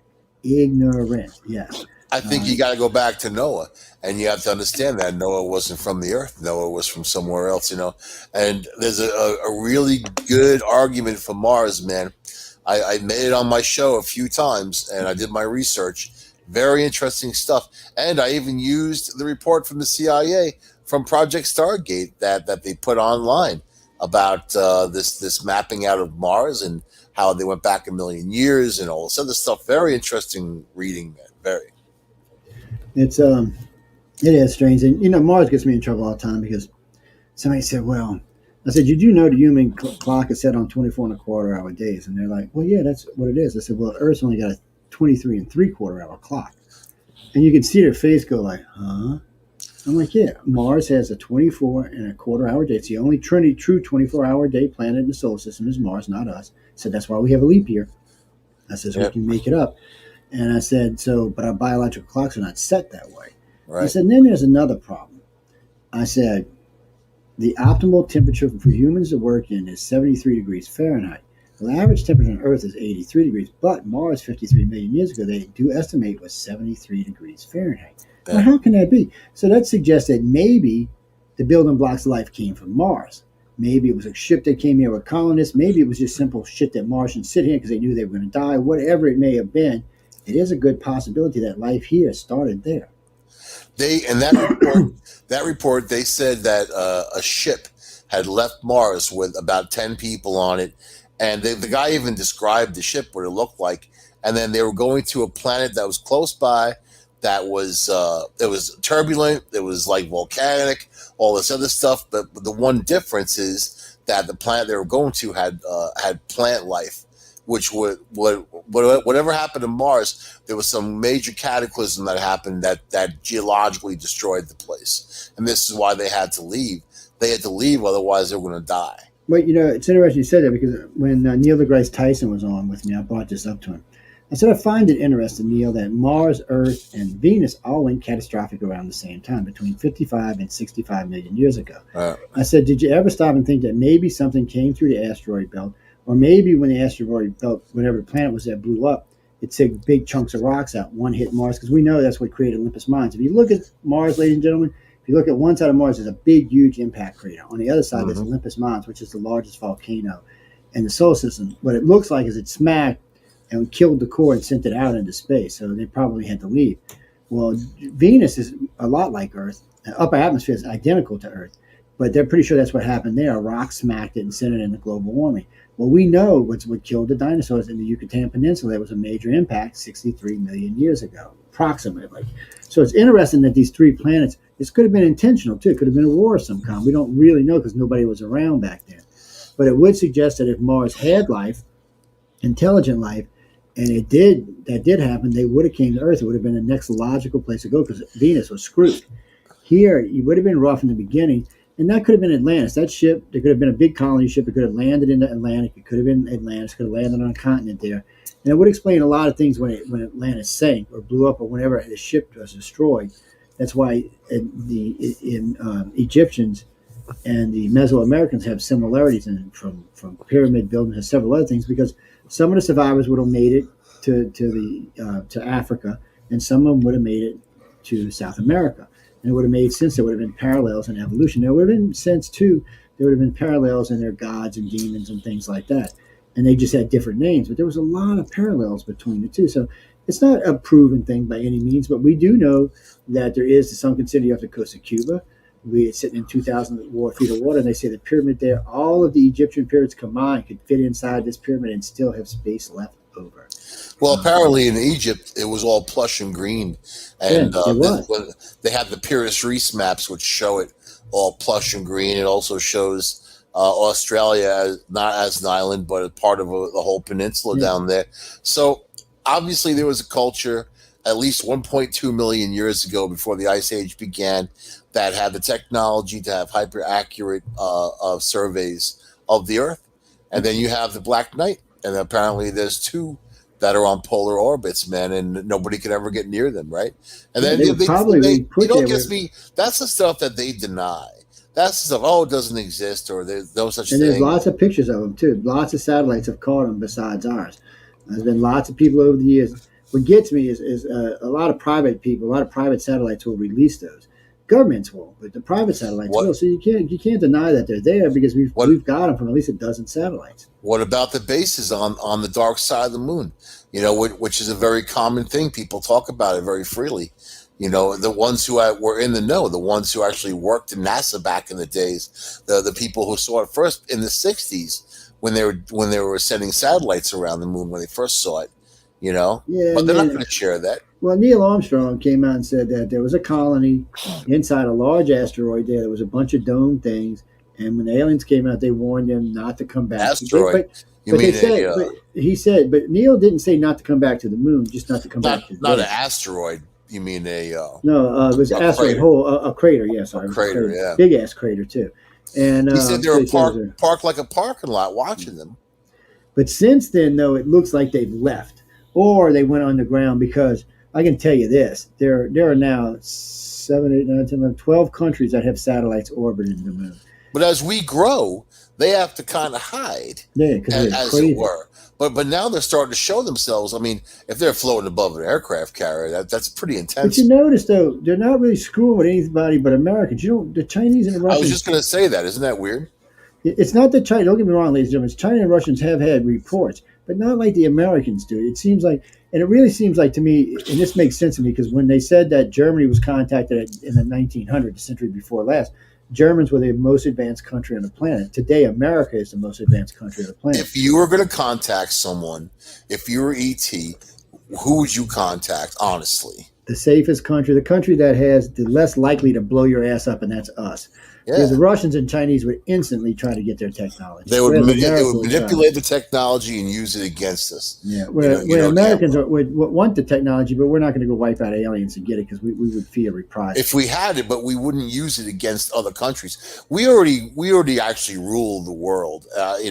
May sound strange, but we have bases all over the world. We're in 3-minute strike time from any country, any country's major city. So that's power. And as right big mouth Xi Jinping found out 3 different times, we've brought up nuclear submarines around their country 4 at a time without them even knowing they were there, and they were all within less than 15 minutes striking of every city in their country. So we can wipe them out if we want to. It's just not what we want to do. And you don't think that Ronald Reagan's Star Wars weapons way back then, that they ended the program and they don't do anything? Come on, man. We got satellites up there that's got the whole Terra weapons and all the other stuff that, Well, they deployed satellite killers because the Chinese did. So we got them up there. They're defensive satellite killers, but we also know that DARPA has been deploying shit up there. We don't know what DARPA has been putting up there. But we got, that they have EMP, that they can shut stuff down. I mean, this is a technology that, we used the EMP rocket in Iraq. When we invaded Iraq, took out their communications center with an EMP. Psh, boom. Everything's short-circuited, done. Yeah. Most of our jets now have EMP shielding on board, at least on the crucial parts of the jet. The electronics and the stuff that makes the engines run and stuff like that. I got flagged for that about 22 years ago. I was talking on Wake Up USA, and I brought it up about EMP shielding on board the ships. I get sanctioned for it, is what they call it. Oh, yeah. They don't want to hear that. They were like, Joe, you can't talk about that. And I was like, what? So that's going to cost you a sanction. I'm like, what are you talking about? I'm like, that's not classified. I say, oh, yeah, it's still classified. That's 24 years after I was out of the military. And they said, and I found out just recently about half of the stuff I know is still classified. I'm like, get the hell out of here, man. How can it still, here we are. It's been 30 years since I've been in the service. How can this shit still be classified? Because they don't want to tell anybody anything, man. Yeah, because they don't want you to know they had microchips and stuff like that way back in the day. They'll never confess anything, man. Never. Which scares me to think what we got hidden around right now. If we don't want to talk about stuff we had 30 or 40 years ago, I hate to see what we got hidden right now. And that's, again, like I said, DARPA has been deploying something in space, which the Russians and Chinese contested, but we don't know what it is, and neither did they, for that matter. Some type of satellites up there. Some people say they think they're swarm satellites like these. Like, you seen what Iran... So I didn't tell you. We're going to bring this up real quick. So the Americans sent Iran a package a couple months ago, right? We didn't know what it was. We found out the other day they used it against Tower, whoever it was. They used drone swarms. 300 drones swarming them with bombs and missiles and machine guns. They didn't have a chance against this. Now, we're not the only one developing this technology. China's developing, so is Russia. but we're developing in a major way. But we're really still, U.S. still relies heavily on nuclear weapons. Now, Russia does lead the field in hypersonic missiles. They're ahead of us in that technology. I'm not going to lie to y'all. And China's trying to get there, but China would learn how not to be such cheap asses. Their technology would work. I mean, they can't even get their 2 carriers yet to launch jets off of them. They've been having them afloat for 2 years. They're a joke. Somebody said, "Oh, their Navy's bigger." Yeah, it's bigger than us. Like the Russians was bigger than us. They don't even shit. Surprised they don't sink, man. Really. Yeah, well, one of them just old Russian rag. Saddam had the 4th largest army in the world. You saw how fast that lasted. An Yeah, hour? he did. Yeah, but they were like, actually, technically at the time they had 2 million men, marching men, which was bigger than our army. And you see, we didn't even care. We just took them out. And the same thing we do to most anybody. Our dudes who are in tanks listening to AC/DC, man, plowing through. They were too. That's crazy though. You know, like these guys were like so gung ho in that. And then remember the Republican Guard, they were giving up. They were like, "Oh, we surrender." Yeah, and then first off, we cut all their supply lines off, so they didn't have no food. They thought that we used a stealth so we could take out all their radar towers, so they couldn't even find our jets after a while. And we had, eyes in the skies flying all over the place, watching everything they were doing. Found Saddam. But that was a lesson. In case you all know what that was about, that was to let the Chinese and the Russians know, you better pay attention. We got way better technology than you think we do. You see how well it just worked against them. And that was all Russian, in case y'all didn't know, that was all good Russian equipment. That wasn't shitty. They had good MiGs, they had radar systems that came from, they had anti-aircraft that came from Russia. We just showed Russia that their whole entire system was garbage. We could still take them out. If you notice, we're not really investing anymore in the aircraft. Man, the Raptor was pretty much the last bit. They're shoring up some other stuff that works, but we have swarms now. We've got different weapons, man. I mean, well, we got a Gen 6 coming out. But there's no pilots. No, you don't have to train anybody. It's all AI. These. So I mean, I like what the guy said the other day. We've got 2 generations of kids that have just been gaming for decades, and that's what makes them so good. Well, who do you think invented the games? It was the Army, man. It was the military that funded all of these games for Xbox. They funded the entire thing. They wanted people to be able to do battle. Just on a funny note, if you've ever watched the movie, was it not Starman? I can't think of the name. Anyway, the kid's playing a video game, and then the aliens come to get him because the aliens invented the video game. Right.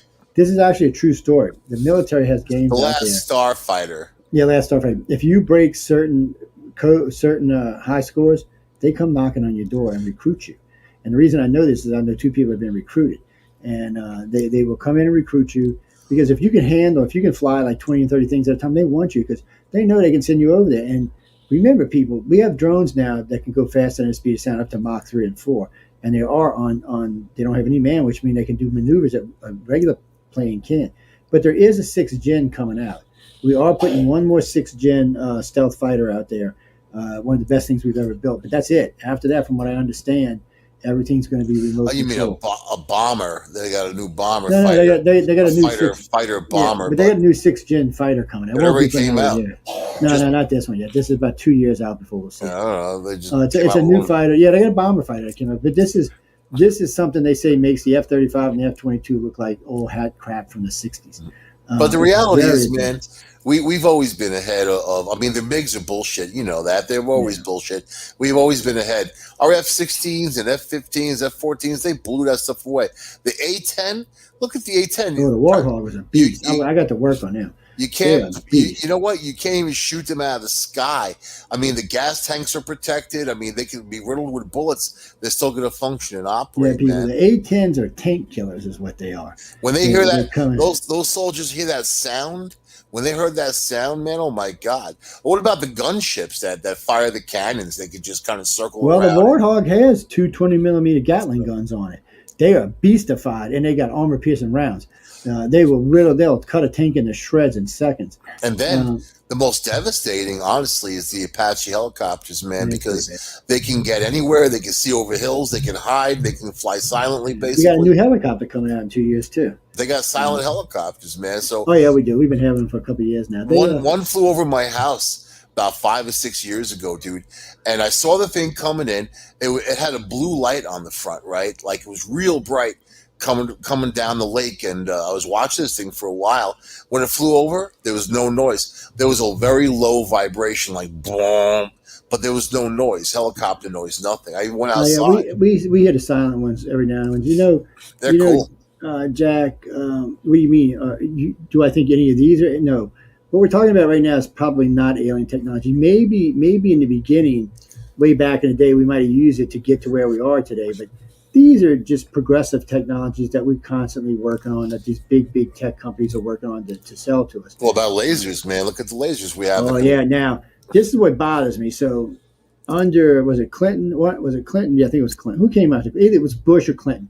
Anyway, when we decided, we built these 727s that have lasers on board. Now, the first time they were chemical lasers and they ran out real fast. Now we have them. So what they do is they can fly a circle 8, a figure 8 over the country. Because we're going to give one to Europe. We're going to deploy about 12 of these all together. Some people say they're already deployed. I don't know if they actually are, but all they do is they do fly figure 8s. Now, if the Russia launches missiles, these things can shoot down the missiles while they're coming through for space in a matter of seconds. So it can track targets up to 5,000 targets at a time. They are badass. Super sophisticated targeting systems, man. I mean, so basically, and also, you don't have to fly around. They could be in satellites or they could be on the ground. I mean, it's just really great technology. It's getting better every day. Sean, that's a good thing you brought up. So the Raptor was the first jet we built without a joystick. So they do have joysticks in, but we have about 3 dozen of them that you put this little helmet on. It's got this little thing in your head, and you control everything by your thought. Nothing is by. It sends a signal to the craft, and they say that it's about 15 times faster. So if this guy's going up against a MiG or something like that, or a Chinese, whatever crap Chinese are flying these days, which right now their jets suck, it will blow them out the sky before the guy can even reach to shoot his gun. This guy's already thought about and fired the weapon, so they're done for. It has been technology we've had since about 15 years now. And we have been using it. It's also deployed in some of the F-35s. We just keep them really close to ourselves because, one, they don't always work the way they're supposed to, and two, we don't want the Chinese or Russians getting their hands on it. Somehow or another, a lot of our technology seems to end up in Chinese hands. They steal our secrets, man. They get sold. Well, it's funny. If you looked at the Chinese fighter, it looked just like the F-14 Tomcat. Yeah. But it was supposed to be stealth, and it was stealthy. Radar had a hard time picking it up, but it left such a big black smoky-ass contrail. You didn't need stealth to see it. You didn't see this thing coming for weeks, man. Yeah. And still to this day, their stealth tech just is not where ours is. Ours today, y'all know we got stealth boats. We got this boat now that can cruise 75 miles an hour in the water, and it's completely stealth. You can't even see the damn thing. And if radar does pick it up, they think it's like a small whale swimming along. It's unbelievable how stealthy they've got nanofiber, man, that you can see through. That goes right, so you can cover things in that. And it looks like you're looking right through the thing, So talk about stealth. But to help y'all understand this, y'all know just recently the Chinese were doing they had a big fleet movement in the South China Sea, right? So all this is going on before they knew what was going on. I forgot. It's one of the newer destroyers we have. It pulled up alongside the carrier before anybody knew the damn thing. So it went through the fleet, basically unseen, and pulled up next to the carrier before anybody knew it was there. It could have wiped out half the Chinese fleet before they knew what the hell was going on. Well, go back to the Eldridge, man. Go back to, the technology they were working on, and that whole goddamn ship disappeared, then reappeared when people fused in the deck, man. But this, and they based it on Nikola Tesla and Einstein, a system they came up with, but Tesla died that January, and they went ahead and did the Eldridge anyway, without him, of course, because he was dead, but very interesting how that's the technology that was then, and imagine what they have now. Yeah, we got some serious shit going on. And it's not to say our enemies aren't going to build stuff like that, but in the end, it's not conducive for China or Russia or America to be enemies with each other. Because in the end, devastation in China means devastation in the United States. So if we nuke China, unless we use low-yield tactical nukes, which we do have, and we do have, in case y'all didn't know this, we have neutron bombs. And if y'all don't know what a neutron bomb is, a neutron bomb has no explosive force to it. Nope. It impacts and it just spreads out radiation for about 20 kills miles. The people, leaves the buildings. Leaves the buildings and everything intact. And after 2 years, you can go in and re-inhabit the whole place and reuse it. It doesn't even do an EMP.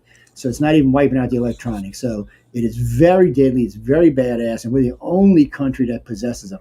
And for a long time, we denied it, but recently we admitted to it. We got the daisy cutters, man. That only cost $28,000 to make. You know what I mean? It's fuel air bomb. It's the biggest ordnance aside from a nuclear warhead, but with no radiation. You know, it's fuel air. Yeah, so. Actually, Sean, you're right. They were sinking them. So the Americans, I love this. So they're out there doing this. So the American pulls out, was it the George Washington? No, the George Bush. It drops a 40,000-pound bomb next to the carrier and does no damage to the carrier whatsoever. This carrier is still cruising, fully on, fully going. Well, it wasn't next to it, but it was near it, yeah. Well, no, they did two experiments. They dropped a 30,000-pound bomb a quarter mile off. I watched it. For the weight, and then they dropped another one within 100 yards of the boat. They did it a couple weeks ago. Yeah, so there was a dual test, and for some reason they only talked about the first part, but the second part came out 2 days later, and it was badass. And watching this, but see, the Russian mock stuff don't have. I hope this ain't classified. So the M1 Averys, what time is it? We developed this system for the M1 Averys. So if you shoot it and something hits it, instead of damaging it, it actually has a charge built into the side of the tank that recoils out away from the tank. So it blows the charge out away from it. That was 25 years ago we had this. So since then, we've improved on it. But since then, we've also added electronic shielding to it. So now it has a 2C shielding defense system. That's why you don't ever see these tanks with any damage on them, because they're almost impossible to hit anymore. Yeah. So we started doing this to our battle cruisers. First off, all of our ships now are stealth. It started with the Agus cruisers, and since then we've actually improved on the Agus much. They're not even that great anymore compared to the new stuff. Have y'all seen the Zimwalt? The Zimwalt is a beast. This bitch can do 70 knots. That's like 90 miles an hour. It shoots. It's got rail guns that can cut through anything. Anything. Don't get me wrong. The bullets are expensive as all hell, but the rail guns, if you were to just aim it at a carrier or any Russian ship or Chinese ship for 20 miles away, it could cut them in half. There's no way to stop it. And they do not possess this kind of technology. These things are beastified. We mothball them, even though we built like 70 of them to deploy. We mothball them because they're so expensive. But if we went to war, we'd just go drop them on the ships, and in 2 days, they'd all be back in operation. And we did stockpile quite a lot of ammo for them. They are beastified. Plus, now we have some of the most advanced missile systems you can ever see. Well, look at that new destroyer, man. That's got all the gadgets on it. You know, that's the Zimwalt. That's the Zimwalt class, actually. Yeah. And they are beastified. Ain't nobody screwing with them thing. And they're fast, they're maneuverable, and they can just. Plus, the son of a bitch can shoot inland. It can shoot just regular old shells inland for 40 miles. Yep. So it can sit way off the coast and just lob shit at you all day long. Kind of reminds me of the old battleships we used to have that could just lob shit in 20 miles. Those big using monster shells they used to shoot. Yeah, they can just lob. You got freaking 16-inch guns, man. Yeah, so I mean, if I was an outside country, and I don't think, some of this may be alien technology that we retrofitted or redid, but most of it I think is just progressive technology. The U.S. we have companies. Think about it. We've got companies like Elon Musk's company. We got Boeing, Lockheed. These are companies that really, this is all they do. Yeah, they build commercial airlines. It comes down to the microchip, and the technology behind that, and then what grew. So whatever they had, it seems like they reverse designed, but it was probably more of a gift than anything. I think the original crashing at Roswell, where they say we got the microchip and aluminum fiber optics, was probably a gift, because they said that's why they found 3 dead alien bodies there. And at the Corona crash, they found 3 human bodies. Because the Corona, they found the craft intact. And Mac Brazel's ranch, it was all broke up. It sounded like the Greys got in like an escape craft or escape pod, and then it just hit the ground and disintegrated. Yeah. And that would make sense, because any spacecraft that can travel interstellar space is not going to break up on impact, because the reason you notice is because little pieces of dust in space would rip right through it if it was that delicate. Now, if it was one of ours, we couldn't take it anywhere at high speeds. It would just disintegrate. But these ships are made for this. So, more than likely, we recovered it for the Germans, and the aliens said, all right, you know what? The U.S. is the most advanced country now. Let's go see what we can help them. Because it looked like they were helping the Germans for a while.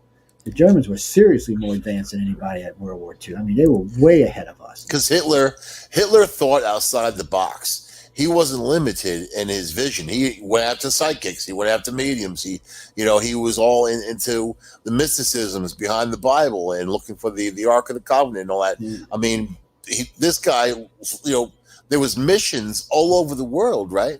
Even before the war, this was what this guy was into.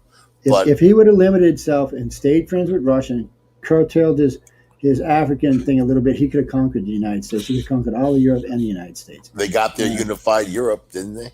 But we stole their scientists and invented the nuclear weapon, and after that, it was over with. Project Paperclip, man. Yeah, nobody was challenging that. After we dropped the nuke on Hiroshima and Nagasaki, the whole world went, oh shit, and that was the end of that war. Even the Japanese, they knew they couldn't give him the bomb. They knew it. They knew that those scientists knew because he would have nuked everybody. He'd nuked us and everybody else. They invented the first guided rocket, right? The V. What was it? A V2, something like that. V2 is badass too, by the way. If they could have put a nuke on top of that, Europe would have never been the same. We got to go to Frank. You mean you're talking about a lot of people say Hitler went and lived on the moon. Maybe he did. Maybe he did. Maybe the aliens felt sorry for the crazy bastard and brought him up there. But but some people say that they recovered the remains of Hitler. So he killed himself. Man. Yeah, that's what they say. Him and his girlfriend and somebody else. He killed himself and them. He killed them first and then himself, and that was recovered.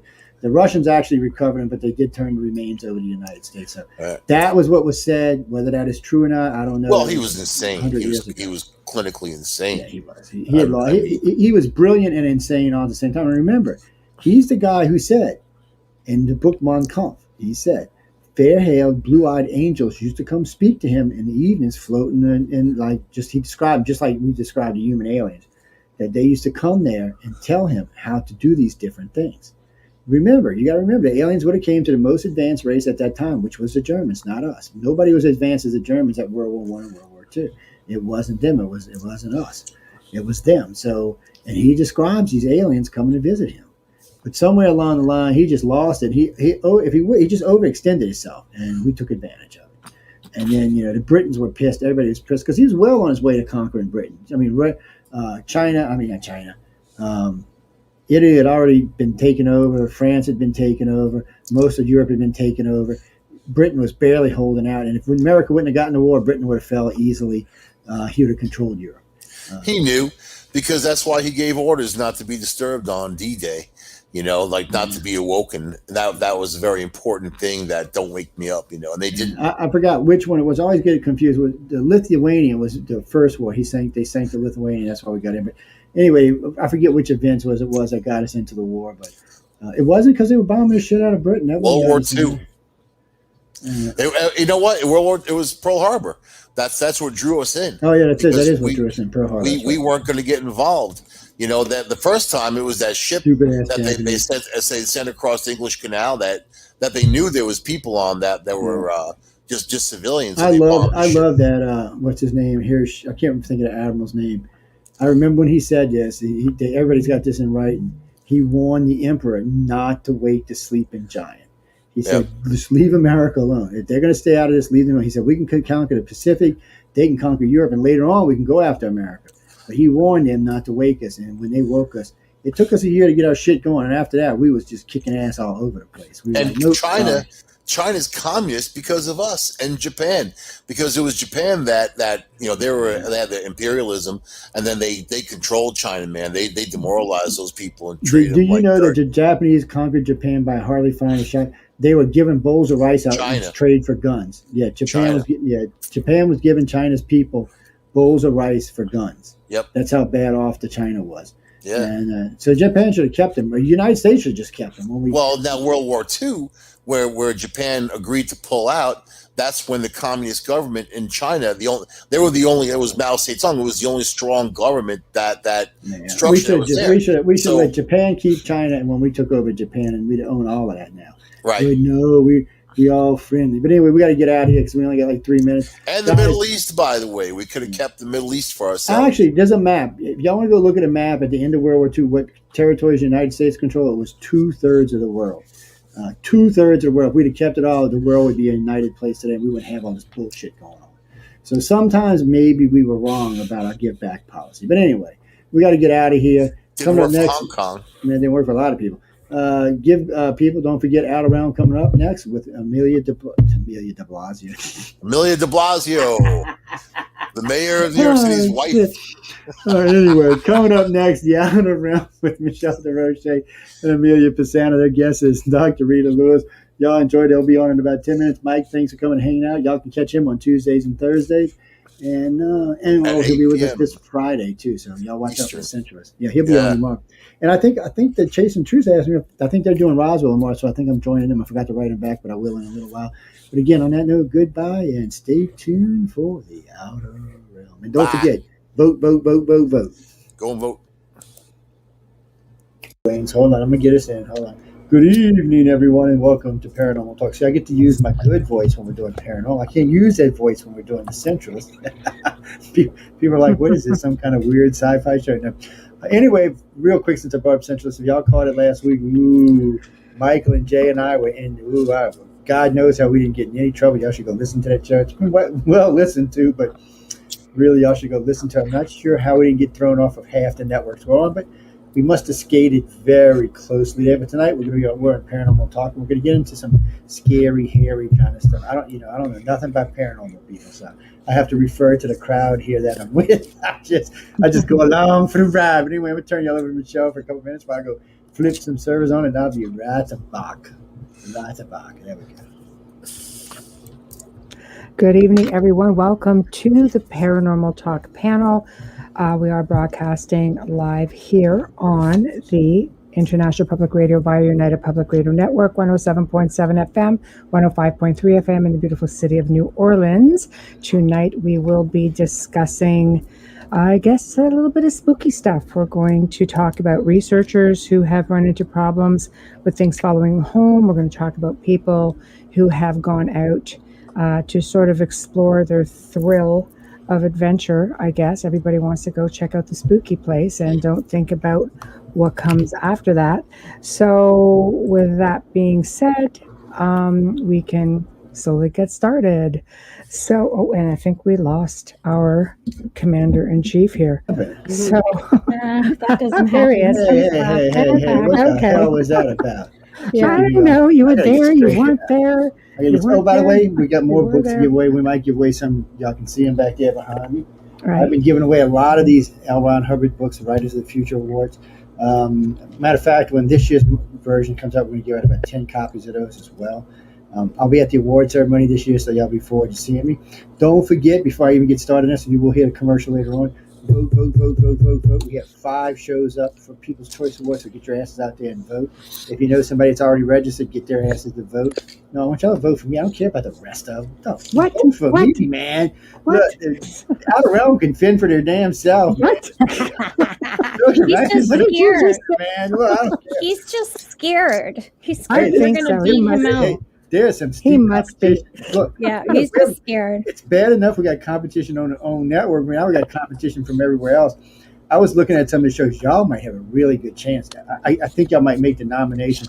I was going through your category. Ooh, man, y'all got some. There may be 1 or 2 of them might try to give you a run. The rest of they vote for them same on these people because they don't know what the hell they're voting for. Good. Yay. The future do really well.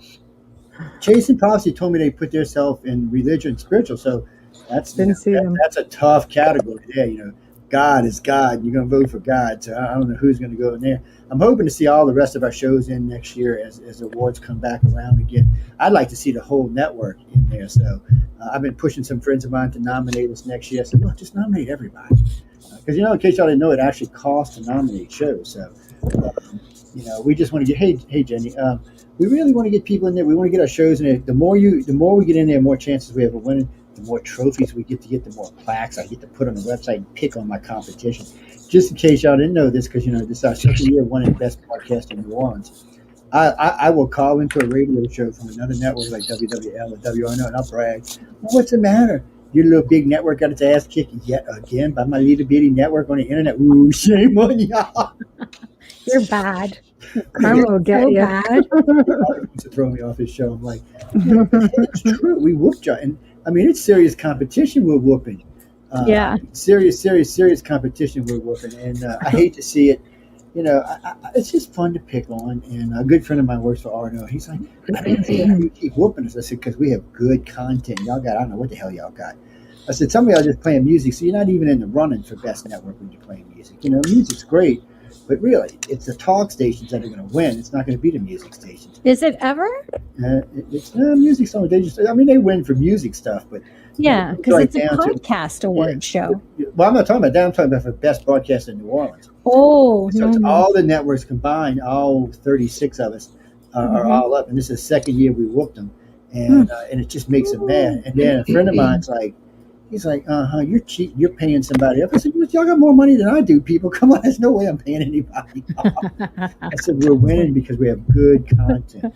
We have fun content. We have scary content. We got serious content. We got hardcore research. You can take your pick because it's all in there. And I said, that's why we keep winning.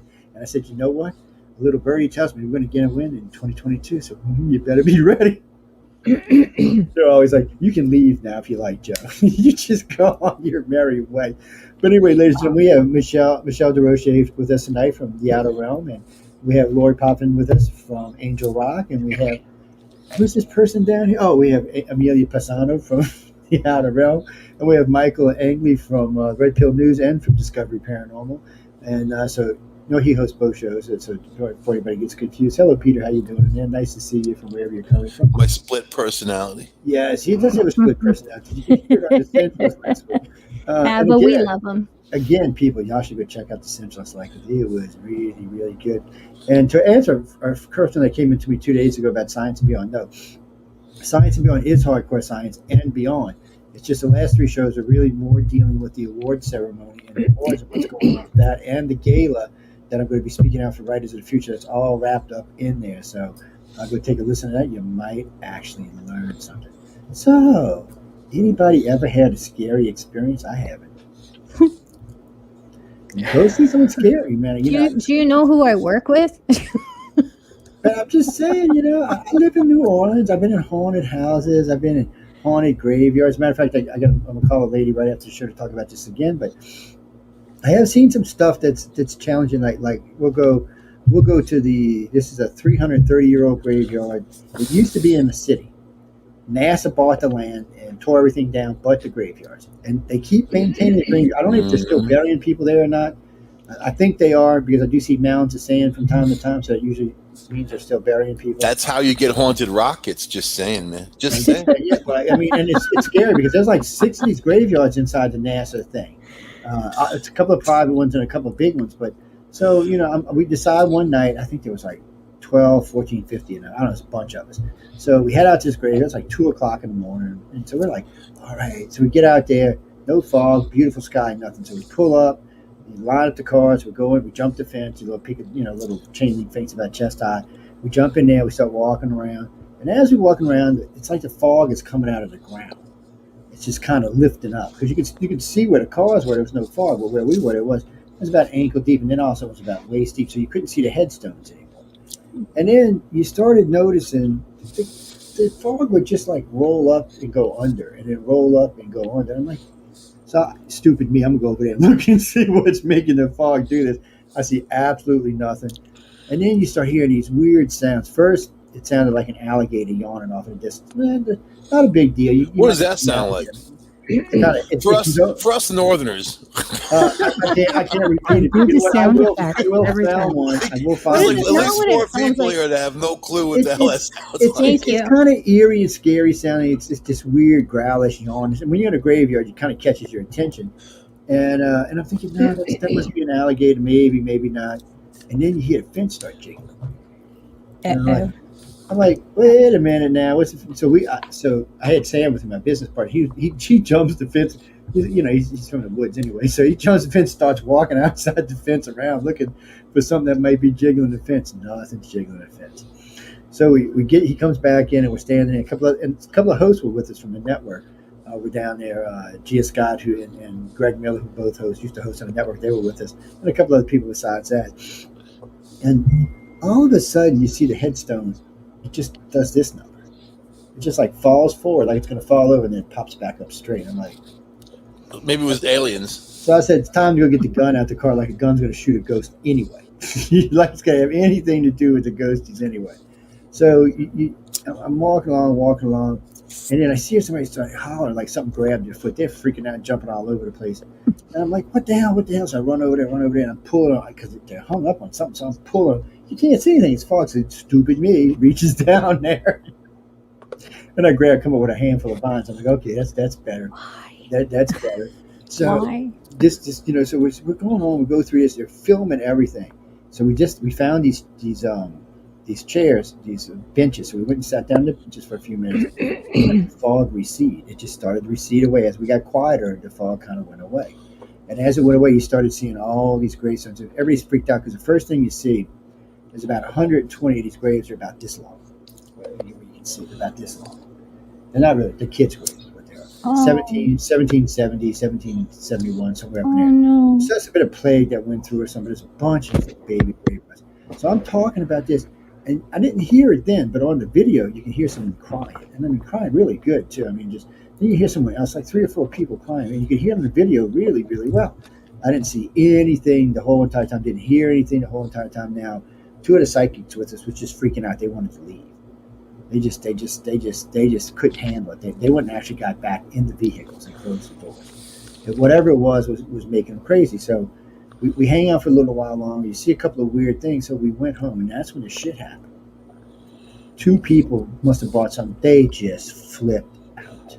I mean, they flipped out. I couldn't even describe. They flipped. They're screaming. They're hollering. They're punching walls, going crazy. I grabbed one of them by the throat, just lifted him over the wall. I said, "I'm gonna hold you here till you can chill out." And then one of the other members, one of the psychics, came up and started doing something, telling them something, and then they just kind of slumped over and relaxed. This went on for like 2 hours, and it was really, really, really freaky. But I still, to this day, didn't see anything out there. So we run the videotape. We actually have several cameras out there. So we're running the videotape, and you see what looks like 4 or 5 little kids running across the field in front of us. One time, there was a grown adult man, he walked through Sam, just walked right through him. And Sam was one of the ones that brought something back with him. And then on the other side, I forgot who it was, on Gia, there was a woman that came walking this way, and Gia was walking this way, and they intersected. She was one of the other ones that flipped out. And it's just so weird what you were seeing, but none of us seen anything with the naked eye the whole entire time we were there. It creeped me out. I didn't want to go back after that. I was like, well, look, if I'm seeing things moving around on camera, I'm not seeing things when I'm walking around there. That bites. And you would have figured in the fog, it would have at least made the fog move. But they figured out when we seen the fog rolling over the graves, they were actually coming at the graves at that point. Can't tell you if that was true or not because I didn't see anything on cam that suggested that. When you counted what we seen, which was about 7 different individuals, and you counted where we seen the fog roll, which you seen on camera, which was about 7 different tombstones. So it was just the whole thing was just weird as hell. So I said, all right, I finally get brave enough to go back. About 3 months later, go back. So we're gonna go back in the daytime, right? So we get that dusk, and it's starting to get dark, and you just hear this person just let out this horrific scream, like someone was just cutting them to pieces or something. So didn't see anything, and then on camera you see what looks like a guy maybe in his 30s, 35. He's just running. I mean, just running across the yard. And then all of a sudden you see him kind of swoop. There was a hangman's noose. Just caught him, and I looked up the tree for a hangman's noose. I couldn't find it anywhere. And I found the tree because I could recognize the tree from the video, but I couldn't find any noose on it. Wow. But when Billy climbed up the tree and looked, there was a mark. The rope had grown into the tree. There was still a piece there. But whatever was left would actually, a tree kind of grown over it, and then you could see the little piece that was stuck. So I forgot who it was that went back. I think it was one of the ladies went back to release him. She wanted to release him. She said, "This is crazy. There's too much hostility in this graveyard." She said, "Whatever was here," and then she freaked out because she said she felt some dark entity was protecting the graveyard from her. So we sent 2 or 3 other people back, and nobody seemed to be able to get back in this place without having some kind of horrific experience. So finally, a good friend of mine who's a really good psychic, and she's really crazy anyway, she goes back, stands in the middle of the graveyard, she starts screaming at her, "You motherfuckers, I'm challenging you now. You want to come get me? Come on, because I'm going to drag all of you out of here with me, and then I'm going to release you in some haunted ass place you can't never get out of." And graveyard's dead as shit now. You go back, it's just peaceful, beautiful, quiet. I have no idea what she did with it. and she took them. But since then, the place has been it's eerily quiet. As a matter of fact, I just made a video of it just recently. It's one of the places we're going to schedule an investigation on later this year, along with a couple other places around here that are graveyards. But like I said, I'm a ufologist. I'm not a paranormal guy. I'm not out there throwing salt on people. Now, don't get me wrong. I dabble. I'm pretty good with magic and stuff because I was raised in it. And I also studied with my boy's grandpa for quite some time. Well, grandson, I should say, for quite some time. And Linda studied with Gabby Yvonne because she does white magic. But I was with Quality's group, and that's how I learned how to do it. And it still didn't explain anything to me that was actually going on in this place. But now it's quiet, so now we're going to go check out the rest of them. So maybe I'll send them to visit y'all. I'll put the pot of coffee on for them. He's like, come on, baby. We'll have scones and coffee. Yeah, scones. Scones and coffee. I just don't know. I've been in homes down here that feel haunted. Every now and then, like the house we had on the beach, there used to be this black hand. You would see it on the white door. It would just, big hand, it would just appear on the door in the hallway, and it would sit there for a while, and then it would leave.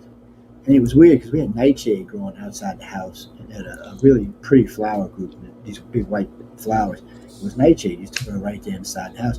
They also had a magnolia tree growing on the other side. So you had the stuff to make whatever you wanted to down here, and then you had the magnolia, which increases psychic abilities. So whoever lived there before us was obviously into witchcraft, obviously, which was funny because we were heavy into it when we moved in. And it was the place, this place just popped up to us. We were driving home one day we went actually to see, we went to a conference actually. And we left the conference at the Broadwater Motel, which doesn't exist anymore. Katrina wiped it out. And as we were driving by, we see a little bitty sign of window 4 rent.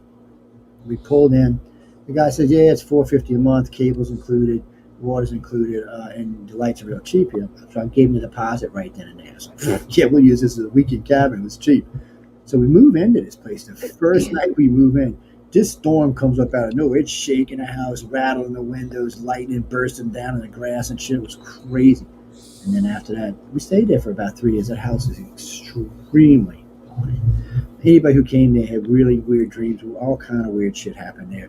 The house, just people were possessed. It was a crazy place. It was a beautiful place because it was right on the beach. Nice. You walked out your double glass door, sliding doors in the bedroom upstairs, and the balcony overviewed the beach. It was beautiful, but it was a freaky place. Nowadays, this house is much quieter and much more peaceful. Out of all the places I've ever lived, this place seems to be the most quiet as far as that kind of stuff goes. It seems to be very quiet. There might be some little 3-foot guys running around in here, but I don't think they're alien. I don't think they're ghosties or anything. Apparently, they don't like this place. Well, there's so much salt here, Just recently, just with this little storm that was in the Gulf, my whole yard got a layer of salt water in it, about 1 inch thick the other day. Just sat there for a day and then, washed its way out. So if they are here, they're stuck. If somebody brought something in, they got to catch a ride to get out. So I'm kind of like, But it just doesn't seem like that. There's none of that weird things or weird dreams or slamming doors. And since I'm on these new meds, I dream all the time now, which sucks, by the way. Because unfortunately for me, I get a lot of dreams that tend to come true about other people. So I kind of cut that off. And now that I'm on these new meds, I can't seem to cut it back off. It's like back again. So hopefully I don't dream about anybody I know. I've had weird dreams, like just stupid ass dreams. I was like, I woke up this morning. I'm like, I must be doing crack or something. Anyway, that's some of the experiences I've had. If you dreamt that you're gay, you probably have a tendency, man. No, that's not. Fortunately for me, there was a naked guy in your dream saying, "Hey, baby, hey." I've never dreamt about naked guys. You got to confront those feelings, Joe. That's all I'm saying. That's feelings Joe don't have to worry about. Fortunately for Joe, he's real fortunate in who and what I am. I've never had any issues like that. But look at Bruce Jenner. Hey, he lived half his life and came out of the closet. Yeah, but he was always a little weird, though. Now he's running for politics. he was always a little weird. So I want to say something that we haven't even mentioned. Every one of us here was absolutely 100% right about this UFO report not containing anything. all the hoopla for months that was out there. People, I mean, the Discovery Channel blocked off the entire time slot for the evening. They had hours to fill with nothing to say, nothing to say. I love it. I love every bit of it. So F them. I don't know what they expected was going to come out of that either. Nothing. You know, Uncle Sam's not willing to give any secrets up, and neither is any other country for that matter. I mean, anything big. You get trickles and dripples, and every now and then one of the ministers or somebody from one of the countries will come out and go forward. But for some reason, they don't want us to know. Or you know what? It's not us. They don't care if I know. They just don't want y'all to know. But it's a gray area. That's all. It's so bizarre because here are people living their lives every day, and then here are these objects floating around the aircraft carrier, like just breaking security and saying, "Ha ha, here we are, nothing you can do," and they can't say, "Well, we don't know who it is or what it is or why it is." That's insane, man. To really ignore it, that's just bold face. Okay, since we can't explain it, we're going to ignore it. That's really it. Because they think it's ghosts. It's ghosts. That's what they think. It's ghosts.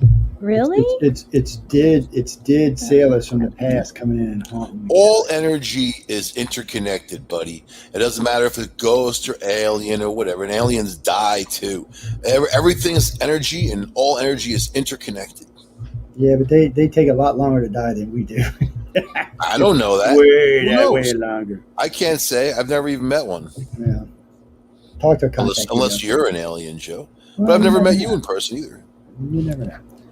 We're going to come down to your house. If you ever think you hear Santa Claus tapping around on your roof, run like hell. That's all I can. We're gonna come down and visit you. And the po' boys are on me. Oh man, speaking of that, the new restaurant opened up. Hey, how's that? I'll tell you that later. But I want to know what an alligator sounds like when it yawns. Actually, it's kind of funny you said that because if you go down to the French Quarter, most of the old restaurants are haunted. Oh, squirrely. I mean, they are. I mean, you know what, dude? Move around. I'm going to reference you forever on the alligator yawning thing, man. You just went down to the I'll get you a clip of it. Top 10. I got Cuomo's #1 saying, "I only lied to protect the truth, man." I love that one. But you know what? I thought it was an alligator yawning. I love that. I'll have to get one and play for you. The little ones don't sound the same as the big ones do, but more the big ones sound creepy as hell. Do alligators become ghosts? Just trying to get us back to the paranormal somehow. I don't know. They might. They eat people that become ghosts. Yeah, I guess you could say that they do eat people that become That's ghosts. true. It's weird though because there's so much weird energies and there's so many towns down here that were big towns and now are gone. They're just dust. I've heard there's increased paranormal activity all around the Gulf, man. What's going on with that? It's weird down here right now. It's a strange place to be living right now. I mean, everybody's real happy, we're all happy. We're released and everybody's having fun. And like yesterday when we were out and about, I mean, people were all over the beaches and stuff, but the paranormal scene down here is big. There are at least, how can I say this? At least 40 new paranormal groups throughout the Gulf Coast area. And it's a lot to keep up with because they'll write to me. Oh, Joe, who the hell are you? And what experience do you have? Because don't get me wrong. I've got some of the finest ghost hunters in the world on the network. So if you're going to come talk to me, you better at least know your stuff because I don't want to be wasting my time. And people, listen to me. I'm not trying to be mean, but truly, I mean, we got Canada's most haunted and America's most haunted on air with us right now. We got we got good psychics. We got good people who can feel stuff. I mean, I'm not really feeling. You're going to have to come up with some good stuff if you're going to come see me or if you want to go. Because somebody the other day asked, could I get him into such and such place? I said, yeah, I can send him to Lori's house anytime. But you can go and haunt Lori. Well, on that note, a lady from Ontario writes from me the other day. She goes, do you know any good psychics or anybody who's good at clearing stuff? And I just had to pause for a minute. I said, have you listened to any of the shows on the network? I mean, serious. I mean, she's like, well, I said, look, I said, don't take this the wrong way. I said, I gave her 5 shows to go listen to. I said, you listen to these people and then contact them. I said, because I can't help you. I said, it's not what I do. I said, unless it's a little gray alien running around your house, there's nothing I can do for you. I said, I'm not into running off ghosties. I said, that's energy I can't waste. But anyway, who's next? Michelle's up next. What you got? And then who's Lori? And then who's this redhead down here? Amelia and then Michael. What have I got? Well, it's not that I'm fearful at all for that matter, but I do startle, and I don't like surprises. And I have been to many parts and places in the world that, maybe I felt a little bit aloof about. I've had experiences every time you go into a location to help someone, you take a chance that something is going to follow you back. And I think in the early days of my being green, I think I just sort of didn't pay enough attention to grounding or taking care of myself. It's not that I went in there full of myself either. I was still learning. And, one time something followed me back, and the experience humbled me very much. And I really didn't realize it had followed me back. And I didn't bank, because I sort of like mindset is always a thing with me. Acknowledgement is empowerment. Just don't give it to it. Go on with your life, stay positive, keep positive vibrations, all that stuff. But it affected a member of my family, and it affected pretty much everybody on the team at the time. And a member of my family ended up losing her vision, blind as a bat, for exactly 30 days. And took her to every specialist, had every test under the sun done. And I would say probably about 29 days in, my family doctor looked at me and he goes, "Have you worked on anything maybe that could have come back?" Because he was pretty open-minded. And I thought about it at the very last place I'd been, which is a very severe location. And I went, maybe.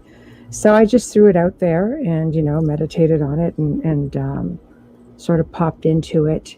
And at that point, reversed a lot of energy, did a lot of work.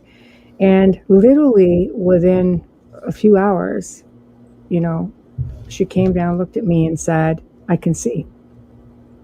Just like that. But her vision was never the same.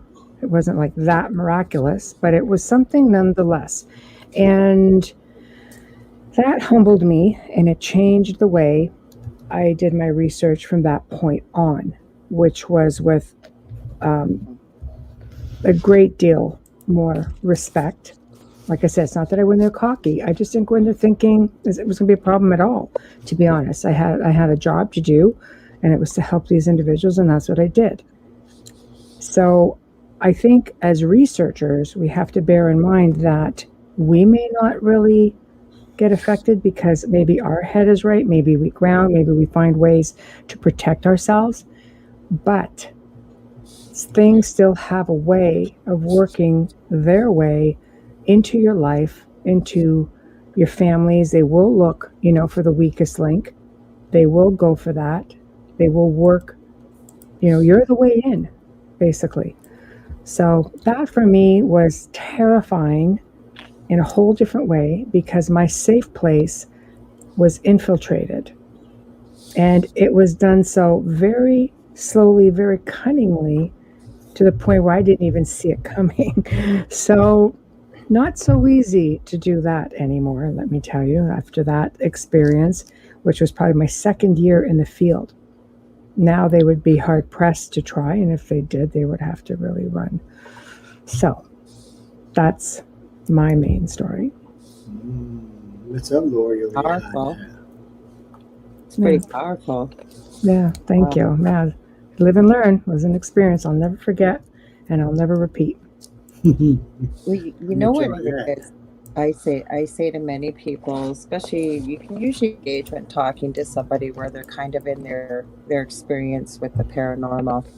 And I find so many people think that they're infallible as human beings. Like you see people, I get a lot of people that contact me. Usually it's male, probably late teens to mid 20s, bit of a loner, wanting to fit in, seeing all these paranormal shows on TV. So what do? They go to a lot of these famous places that have been investigated on TV, and they go in there with nobody, with no knowledge, and then they take something from the place, thinking it's a souvenir, take it home, and all hell breaks loose at their home. And then they can't figure out what's going on. Why is this happening? Because I find so many people believe like I've even, when you watch people on TV that provoke, spirits, this is for television entertainment. They don't realize, what they're dealing with, or the fact that people think they're so infallible. You're one tiny little puny human. You're dealing with things that have been around since the beginning of time many times. You have no idea what you're dealing with. And again, like you said, Michelle, you're well versed now. Same as myself, I've never found out what happened, why it happened, and when it happened in our old home.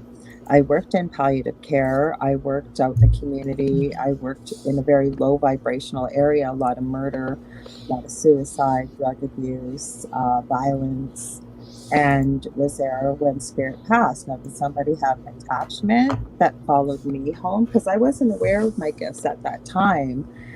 People around me were, but I wasn't. I was just always sort of very intuitive.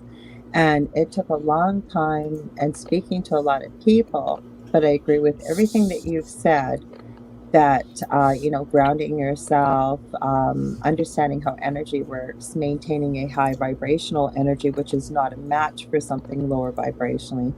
But in the end, what we realized was it had to come from within us. We had to band together as a family, stay united. I still believe that one of the most powerful emotions is love. And again, many of the things that you've mentioned. But that is the thing that I find scary. Like when you're like Dell, he's working nights tonight, so I guess he's probably asleep. I didn't go downstairs, but he's been thrown 15 feet across the kitchen now by something unseen. He didn't even tell me for 2 days, because he still to this day has to debunk it 6 ways to Sunday. So he took out his electrical meter and he's checking all the circuits and everything. He finally realized there's nothing wrong with the electrical, but you can lift a 180-pound full-grown man and throw it 15 feet across the kitchen, and there's nobody there. But like I say, this is the thing that I find is a lot of people either don't believe in it, or if they've seen it, or they are want to do this type of thing, is they try to emulate what they see on TV, realizing that it's not reality TV.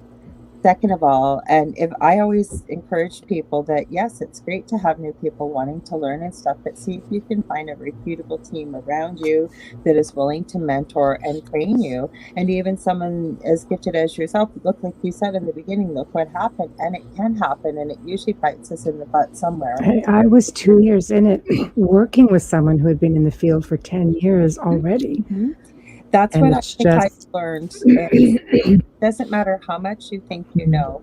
It doesn't matter. You could think, you become more well known or whatever you want to know. I always find that something in the spirit world usually has a way of knocking us on our butts and right back down to the ground again. We're all students. I've been doing this 18 plus years. I still learn something new every day, and I'm still humble. I agree. So I guess that's my story. There's things that I always, before I finish, I always say there's a fine line between fear and standing your ground and recognizing dominion, that yes, you do have the strength, you do have the power, but if you don't, to reach out to somebody that maybe has experience with this, or even if you want to learn, but arrogance will get you nowhere. I think that's my message right there. On a side note, Dell told me Laura Lee hooked up some wires to the refrigerator to shock his blood.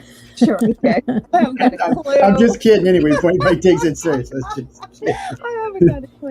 Well, I had to say just kidding, because somebody might take that serious and start harassing me. So yeah. What's up, Amelia? Hi, Jojo. How are you feeling?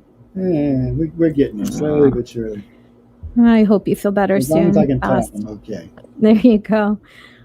For me, very educational moment. I wasn't practicing my gifts at the time when I built this house. I was 23. Very green, green in every way. I just assumed that because we were building a house that it wouldn't be haunted, because Hollywood always says the houses are haunted because they're old. Nobody ever told me that the land has everything to do with it, and I live on prime land that the War of 1812 was fought on. So I moved into everything that could possibly happened land. And I reached out to a lot of different people. And the one that helped me the least was the church. And I was at Mass every week. I won't even go there because he's actually in prison right now. Oh, shit. But anyways, I had to go to different churches to get somebody to come in. He would not walk past the foyer to bless the rest of the house, said that he could bless it from there. And I knew something was deadly wrong when he wouldn't walk further. I had all the signs of the bloody Amityville except for the blood walls. I had the odors. I had the damn flies. The flies were the first thing to throw me, thinking I'm losing my friggin' mind. I didn't sleep. It affected everything in me. The way I behaved, the way I interacted with other people, my sleeping, my eating. I was skin and bones. It was crazy. And the loneliness, because I had moved here from Toronto and it was an hour away and I didn't know anybody here. So I was a prime target. And I couldn't even, at the time I was a smoker, I couldn't even go outside and have a cigarette with my coffee without being yelled at to get the F off their property, off their land. So through many years of struggle, and until I actually went through my NDEs and I started researching my gifts and learning how to use them, because I was always taught, where I've discussed on other episodes, not to reveal my gifts and not to practice them. Once I started opening up and gaining mentors, and Michelle included, it changed. Learning how to ground properly, not just ground. You need to protect yourself in meditation. Don't think you can just meditate. You're opening doors. And like Michelle and Laura Lee said, you need to humble yourself. These powers are greater than you. And what they're showing you, or whatever Hollywood's showing you, is just a small equation of what really can happen. I learned to respect them in a certain way, and then I had to learn how to cross them over. So it was a big lesson for me. When you have British soldiers' spirits in your back, you have Indigenous people in your backyard, your front yard. I can take photos at night and you'll see things. It was a lot to deal with. Again, the assumption, the asset of you and me kind of scenario. Thinking, oh, it's a new house, there won't be any energy to it. Never thinking about the land. That's how naive I was. So I tell people, when you're looking for something and you're wishing that it's haunted, be careful what you wish for. Living with it is a whole other thing. Agreed. You know, it affected my marriage. It affected my daughter. It affected everything and everyone that was coming in and out of here.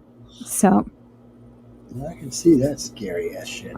it was hard because I was young and alone. So I think now it would be a different story. Plus I've got Michelle would just like kick their asses, but like it's different now. But when you go back, when I've always had experiences my whole life. But when I look back at that particular time, I can't believe how naive I was. I can't believe how I just thought that, yeah, I'll throw some holy water at it, it's going to go away.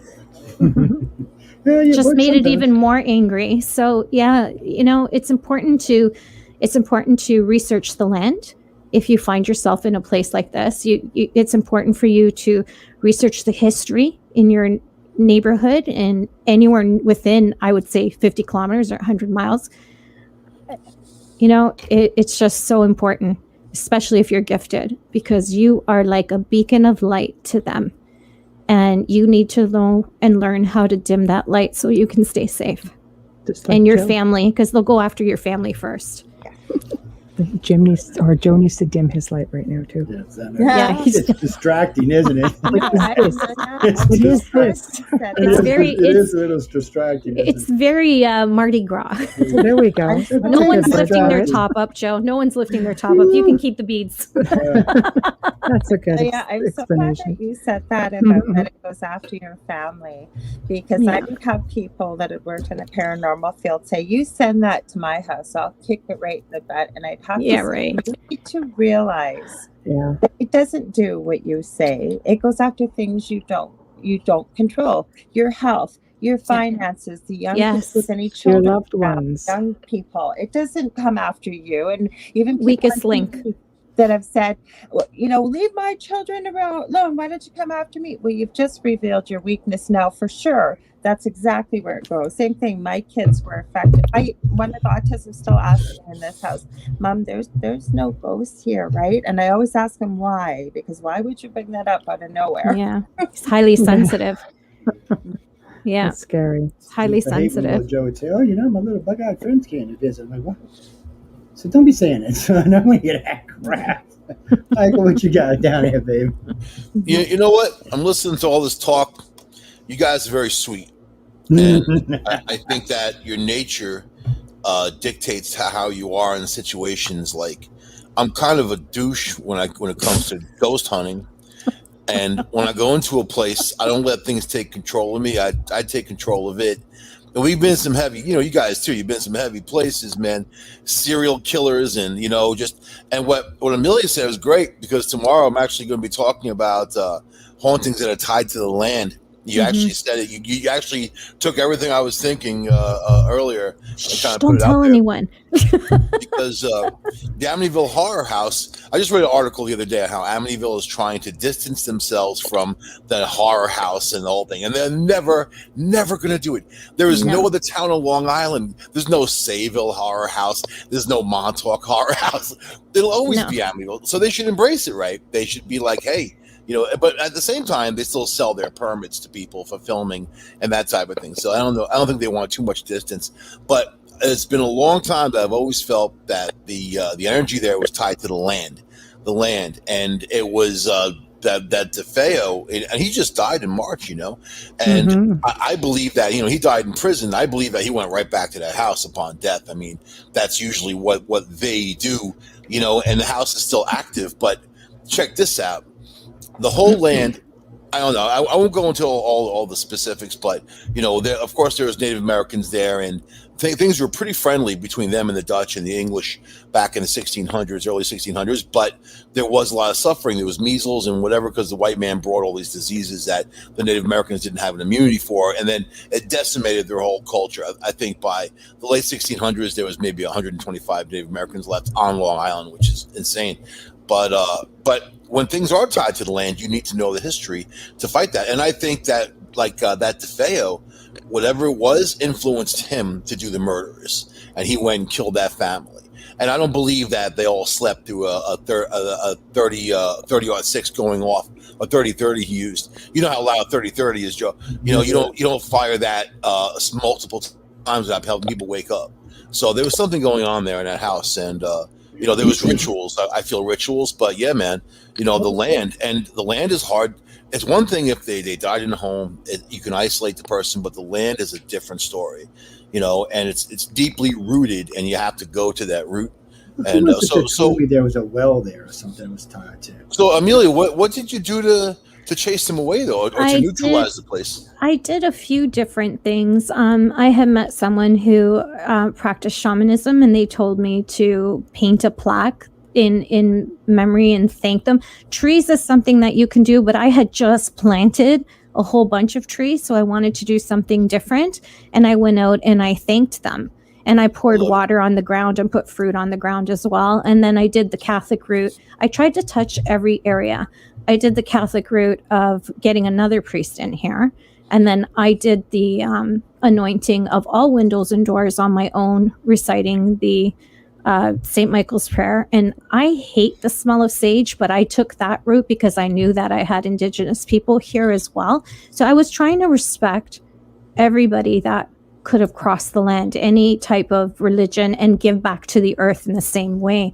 And I never had a problem again with any of the Indigenous, but I still have problems with the British soldiers at times. That hasn't gone, because they come and go. I would suggest playing Slim Whitman.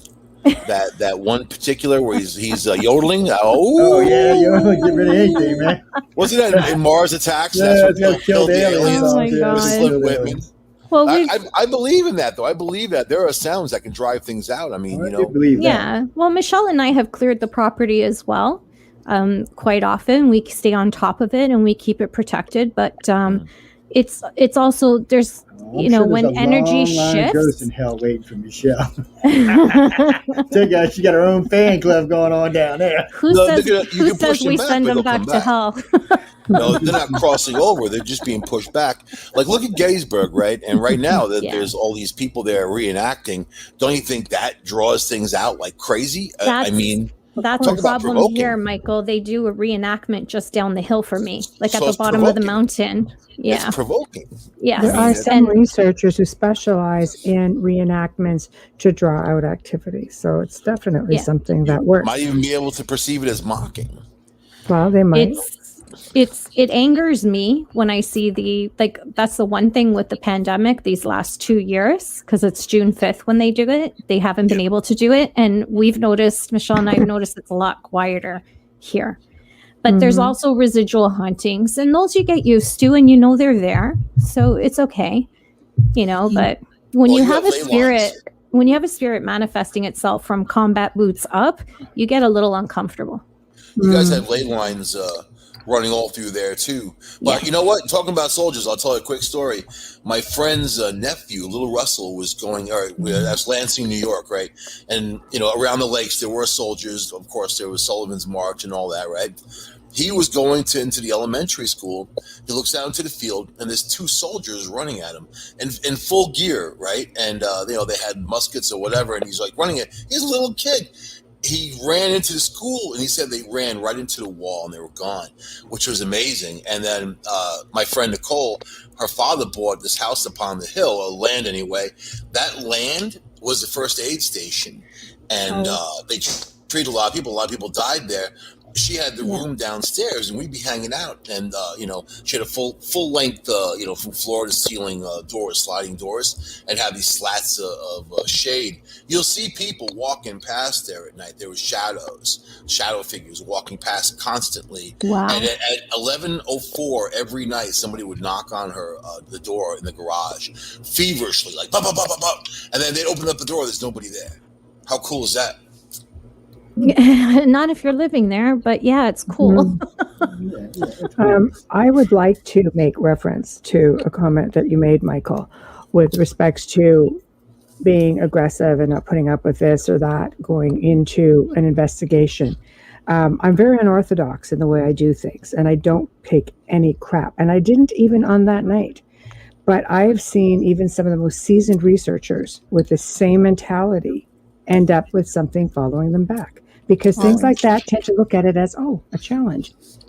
Challenge. Especially if you invite them back. I'm not saying that one way is better than the other. I'm saying that there's a lot of paths that lead up the mountain. Oh, absolutely. I'm just saying, I wasn't. It's our personalities.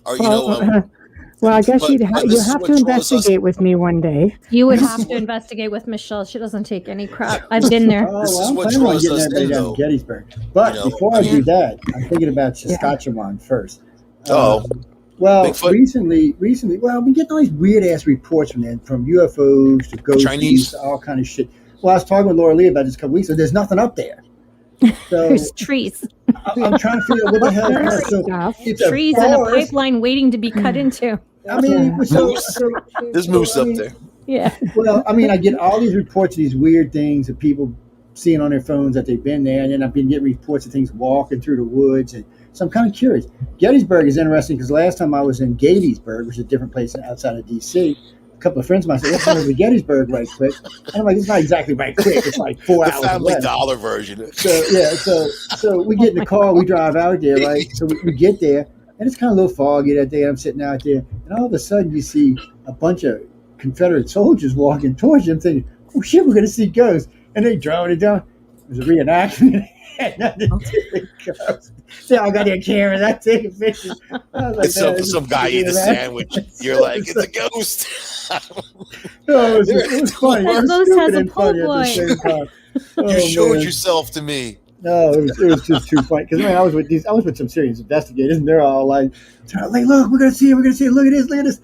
And I'm looking. I was a little suspicious. I'm like, no, come on, really? And then all of a sudden, you see these guys. You get closer. These guys look alive to me. They don't look dead. Well, I believe I'm going down there, right? Because I'm about to head out west, but I wanted to wait for the reenactments to be over and done with, and all the glitz and whatever, because those days following, it's not going to stop. Oh, no, Because it's busy. when they resurrect those entities, man, and I have a list of the top 10 spots in Gettysburg that are most haunted, where just plain old people take a pic and they see ghosts, man. I've seen a lot of pictures from Gettysburg. There was a lot of bloodshed there, though. Oh, That's yeah, it was horrible. Gettysburg's Only amazing. for 2 days. Amazing You know place. that? It was only a 2-day battle. Yeah. I still don't know why my phone keeps showing me in Saskatchewan 5,000 feet above the ground. It's irritating. Can you It's repeat? like How do you pronounce that? Saskatchewan. Saskatchewan. That sounds like the sauce that I put Saskatchewan. on. Yes, it's Saskatchewan. Hey, I'm American. I can pronounce it however the hell I want. Yeah, from now. And You're you're from Southern Nara. American Okay, to New boot. Orleans. Wait, what other time? What you said, Laura? I didn't hear you. I Because would was say Regina, which is in Saskatchewan. it does. I mean, I just keep getting these weird reports out there. Enter. It's now they're in some little town way out on the East Coast, some little island out there, like 50 people living. I keep getting these weird reports from out there. But Prince Edward Island. Hey, look, I don't know. All I know is it's in Canada. It's not too far from where Shag Harbor happened. Oh, so it's in Nova Scotia. Yeah, so all I know is it's cold as bleep up there. That's all I ever hear. You might Labrador. find They said they don't. It said it don't even hardly ever get warm up there. It's like what? Labrador, because there's an iceberg right there. Labrador I've and never been Halifax. there. I can say I've never been there, but I'm kind of curious. But they won't let me in Canada anymore. Ever since I snuck in last time, they're like, you can't go back. You're on the tag list just a little Yeah, bit. you huh? say you're Casey American. Unless it's now they let me go to BC all day long for some reason. I don't know what it is, but I think some kind of a way we kind of annexed BC. I'm not exactly sure what happened there because during the COVID crisis, Americans were coming and going all day long. So I'm not sure what happened up there. But the rest They're of y'all completely open now. yeah, well, everybody's kind of getting freebeat up now. It's getting a little weird. But I was thinking about that. Now think about this, and this we'll go around the list here. But so we all know we've been locked down for 18 months or so. Some a little bit longer, some a little bit less. So what were all the ghosties doing when we were locked down? I got to be Hiding honest from about us. this. I didn't hear hardly any reports in that 18 months.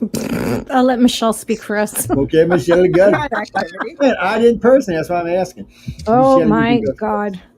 I I really have different theories on that. I don't think they change one way or another. I think when there are more people around, they're able to feed off that energy a little bit more, and it's not always in a malicious way. It just helps them to get around a little easier. It's like going for a walk, wondering why you're so exhausted, and you shouldn't be. Could just be you might have just got zapped, But I mean, the type of cases that come our way are significantly different, and it has not stopped for us. It's been pretty much the same. And again, I do believe when people are in more of a bad mindset or a bad way, maybe extra depressed, extra anxiety, too much time spent together in one location causes a little bit of arguing and a little bit of heaviness. I think there are things out there that look for specific traits like that. So it has not slowed down for us at all. Sounds kind of true. Lori Lee, sorry, I'm getting confused here in my old age. I have to agree. Even we've had some activity at this house, passerby things or seen things.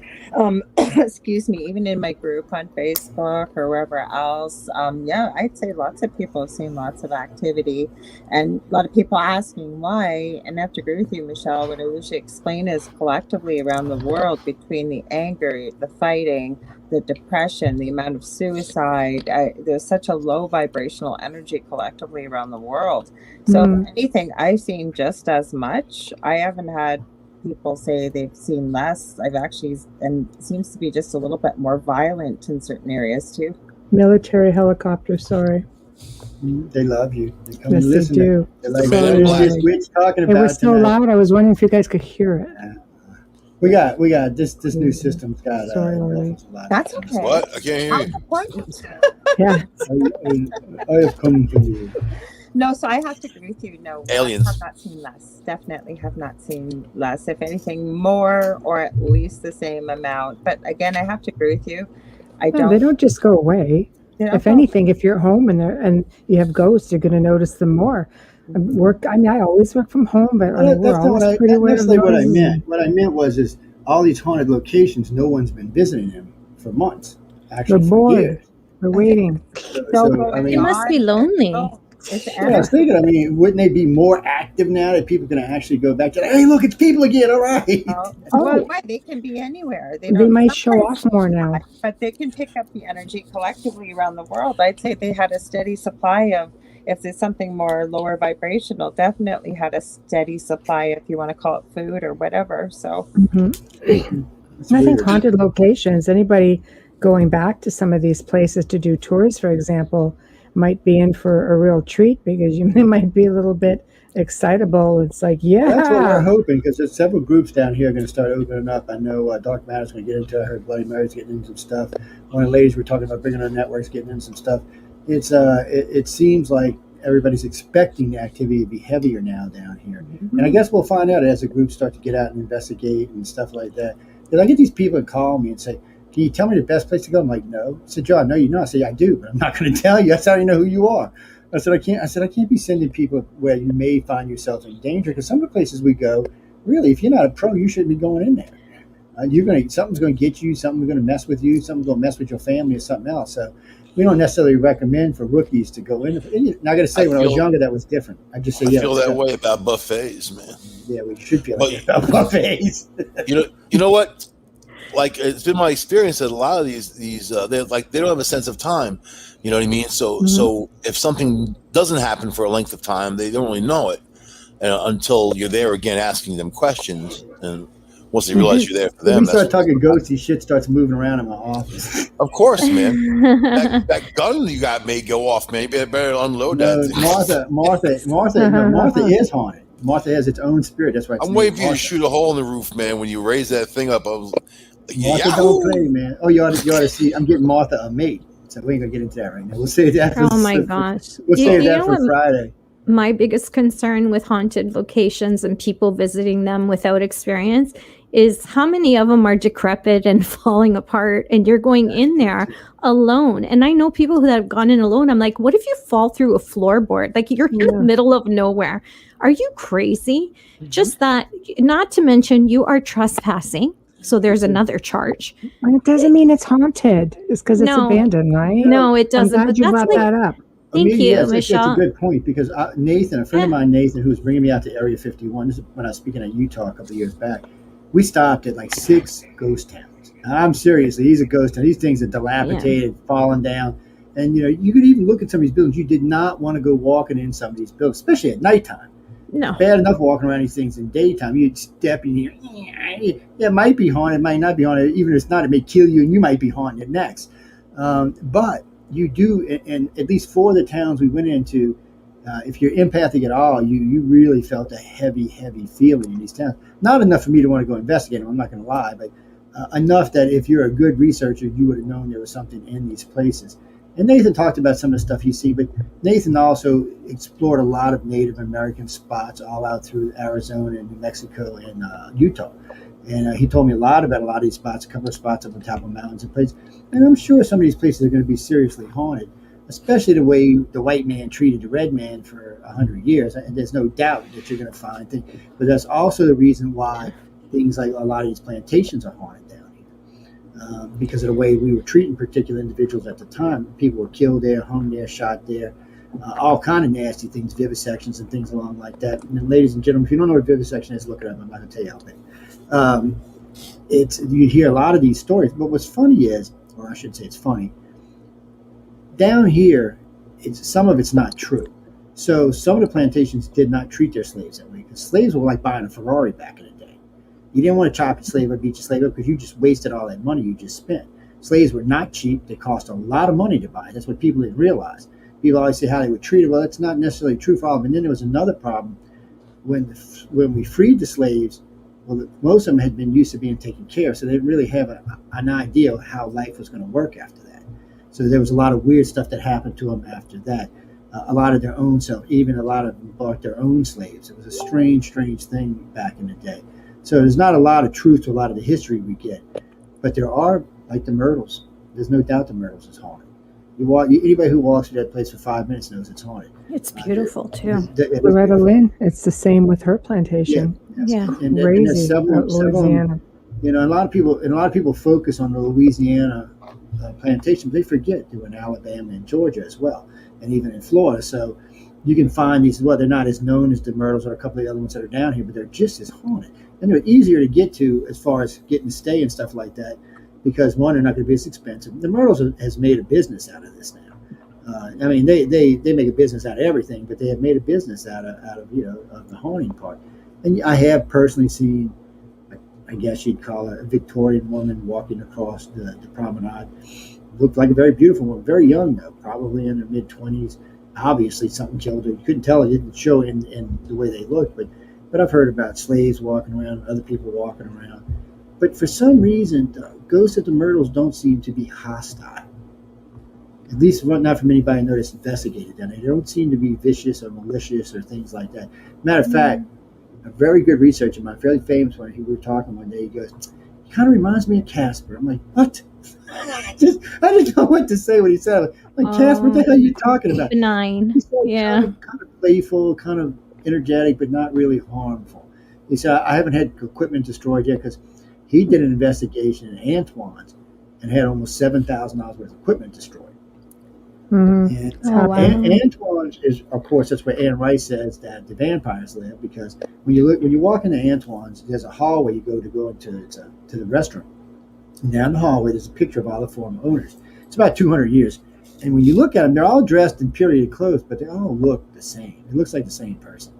I understand why she said it when you look at them. You're like, really? It does look like the same person. But the Court of Two Sisters is the same way. There's several restaurants down here that are 2 or 3 or 4 stars, 5 stars they're definitely haunted. There's no bad. And a good friend of ours and an acquaintance or another one of the hosts, they like to do ghosts with the dinner with a ghost, and they were doing them down here. And so the 12th person or 13th person is the ghost. They put them at the head of the table, and a lot of times they show up. A lot of times they don't. Though it's hit and miss on that kind of stuff. Ghosties don't always come on demand, and sometimes they do, and sometimes they don't. And then, and a lot of people like to walk around with all kind of protection stuff on them. If you're doing that, ghosties aren't going to come around you anyway. You're going to be like, well, I'm not going by that idiot. I'm going to go over here and do this or that. And then there's, I guess, what you call imprints that just seem to be like a flip in time or a recording, just like a piece. Yeah, it's just something you'll watch. And a replay. It's what it really is. I don't think it's so much a ghost as it is just something that's imprinted on time right there. I'm not even sure how you get rid of those. Since it doesn't seem to be anything haunting, it just seems to be some kind. And it's not always a bad experience. Like the one and a couple of the really famous people who live down here down in St. Charles, they talk about them dancing around like at the ball, like they're having just like it's an image of just a group of people dancing at a ball or walking down the promenade or walking under the oaks. Because a lot of the homes down here have 200-year oak trees with these big long walks underneath them. And back in the day, that's what they used to do. They used to walk under the oaks or through like in City Park. City Park is massively haunted all over because that's where dueling oaks are. But the dueling oaks, I would tell you that the ghosts are probably more hostile. But if you get over by like where the carousels and all that, they seem to be much more playful. So it's a weird mix down here. And then I've been through there many times at 3 or 4 o'clock in the morning. Sometimes we'll ride through there and it's all like, ooh. And sometimes like, oh shit, we're getting out the park. They haven't even seen anything and we're getting out the park. So I mean, it's kind of a weird thing, but it's like Canada. Y'all are as old as we are, so we're not near as old as Europe, mind us, but we're all 200-300 years old, and it seems like those kind of things just kind of happen. They just get instant replays. Now, I've never really heard of that many places in Canada that would be more y'all's spirit, but I do hear from time to time at different locations and different places that are haunted, and I would think what is the oldest city in Canada? Probably Quebec City is probably oldest, isn't it? For the most part, any of the East Coast cities probably Halifax would be working their way in. Montreal. Old Montreal is old, but it's not as old as Quebec. No, Quebec City's still older. Yeah. Can I just ask a question? I have a question. I have a question. With these plantations, there is one that I saw on television that actually had a scrying room, but for the life of me, I don't remember which one it was. and they had a black mirror in a door. It was like a small closet, and they would go in and scry. So yeah, you're going to keep things alive if you're doing that. I have a very large black mirror. Yes, I know you do. Like, I hate that thing. Amelia hates it. Doesn't use the bathroom upstairs for a reason. Just saying. Yeah, but you know, it's old. I pretend it's not there. I'm just like, yeah. I can't look at it. I can't look at it because I'm always afraid that I'm going to get something looking back. But there's one of the plantations that has an actual scrying room, and I was just as well. You know, I have heard of certain locations which was just sold, and I remember going through the Lizzie Borden house, and the man at the time, this was 2019, I believe, it was right before all this crap happened. Anyways, he had said to me that, oh yeah, the teams come in, investigate, and I know he's no longer there, so I can say this, and they'll use the Ouija boards we have upstairs to communicate. And I'm just like, oh, for the love of God, you know. A lot of the old plantation people were into that kind of stuff. But the Lizzie Borden house, it's a great way of keeping it open and alive as well if you're doing a Ouija board, because it's not necessarily Lizzie that's there, but someone is. That's all I'm trying to say. Yeah. Yes. And the Victorians were big into the spirituality. They loved, you know, anything that was sort of macabre. They liked picnicking in cemeteries. They're the ones that started the whole spiritual movement. They love to do seances and table tipping and spirit communication of any type, you know. So if the place goes back to Victorian times, you know, especially here in the West, you're going to see that all over the place. They love that stuff. Yeah. I found that the Hawthorne house in Salem had a lot more activity than Lizzie Borden's in the falls there. I had a question come in actually for Laura Lee. So, what is her name? Brenda. She said she heard you talking about your other house a couple of times and how haunted it was. She just wanted to know, did anything follow you to the new place? Yeah, I've had that asked lots. Not to the level that it was in that house. And the funny thing is Michelle, we were on Paranormal Survivor, and Michelle actually commented on our episode, but I didn't know you at the time. It was really severe. And it started with a dream about 16 years ago, something demonic or claimed to be demonic, told me its name, spelt it. I couldn't find this name for the love of God for years, and quite by accident I found it. Anyways, there were 4 main entities. I think there were portals open in that house. So when we moved here, if Dal was on here, he'd probably grab it and show you that our puppy that we have has this llama that's really floppy. There's no way it could stand up. And we were in the hallway and we finished each other's sentence because the llama stood up and took 2 steps and fell over. And Dal just said, "Did you just see?" And I said, "That llama take 2 steps and fall over?" And then around New Year's, I remember Dal came running upstairs and said, "I was outside." And he goes, "I was coming in the house and I felt something burning and grabbed my back." I remember talking to you about that, Michelle. And he ran upstairs to tell me, and I said, "What the HEL did you come up here for? You should have went out the back door and told it to leave." But it was just something passing through. So yeah, we do have some things, but the way I explain it, what Spirit has shared, is exactly what many have been saying here. I think Amelia, you said it, like it's like a bright light for people that are aware of their gifts, and it's not just the positive that can see you. There are lower vibrational entities that also can see it. So they're always gonna be able to know that there are people that are sensitive or can pick up on or what have you.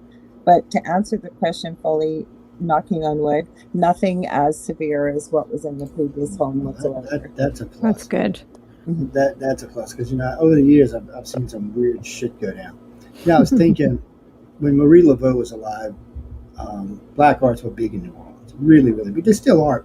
There are several covens down here, but there still were. It was still really big there, and it's carried kind of forward since then. But if you go walking around the French Quarter, you will find 3 or 4 witch shops, and people tell me all the time, "Oh, they're just fake." I said, "No, those actually belong to covens." I said, "There's a covenant that runs those shops." I said, "So be careful when you're pissing these people off." I said, because somebody asked me, "Does voodoo dolls work?" I said, "Well, go get one and find out." I said, one thing I will add, Joe, though, and my oldest son told me this. Both my boys can communicate with animals ever since they've been little, but my oldest one has never lived here. and he just bought his own house. He's got something in his basement that I told him we really should deal with, but it's up to him. It's his house. But when he came over here, he goes, Mom, do you know that little black cat here? And I said, yeah, I wonder what was going on, because one of my cats in particular is constantly meowing and trying to get under the door to the basement and will not stop. Like, normally the only way she acts like that if there's a bug and there's nothing there. I don't know if it's this cat in spirit, but I've seen it since too. I don't know why it's here. Cat might want to get there and take it out.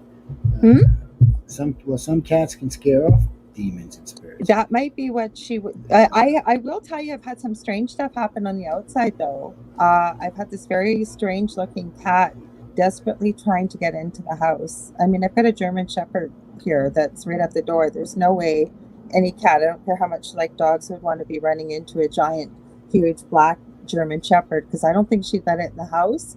Really, like, strange stuff on the outside, but not on the inside, just to add to that. Sorry. Yeah, it's a strange thing. Well, I was talking to some friends up in New York the other day, up there, not far from where Michael's at. And we were talking, first we were talking about some stuff going on in the Hudson Valley. They were telling me about UFO stuff. But then he starts talking about places he was investigating where supposable ETs were showing up that actually he figures was some type of ghosties or something. He said it didn't feel alien, it didn't look alien. He said, when I talked to the individuals, Joe, he said, I've known you well enough to know what you would consider alien movement. He said, it's not what it was. He said, even though it's big in that area, he said, these houses were definitely haunted. He said it was 4 in a row, old, at least 100 years old. He said it was like they were moving from house to house to house and coming back. Matter of fact, I wanted to send me his address because I was going to send it over to Michael and tell Michael to take a look at it and see what he thought. Because I have, I'm in New Orleans. I couldn't really tell him beam about what's going up there. But he really feels like it's. But like I said, he's a ufologist. He's not a ghost chaser. But he said he's caught some weird stuff on film up there, and he's been hanging around trying to figure out what it is. And then he said the very last day he was there, and it sounds like something right out of a classic movie. He said, "Get them out." And he said, "You know what? I packed up my stuff and I got them out." It's like, well, that's probably a good thing, man. Well, if you don't know what you're doing, you shouldn't screw with it. I mean, it's going to end up biting you, you know what? That's the best way to handle it. But Randy was telling me about some pizza joint in Brooklyn. He said it's haunted beyond belief. He said some place has been there for quite some time. It's always been a restaurant of some sort over the years. He said every time he goes in a place, he gets the heebie-jeebies. He said, I get my pizza and run out. And he said, I've asked the guy a couple of times. He said, oh, yeah, they see all kind of weird stuff going on.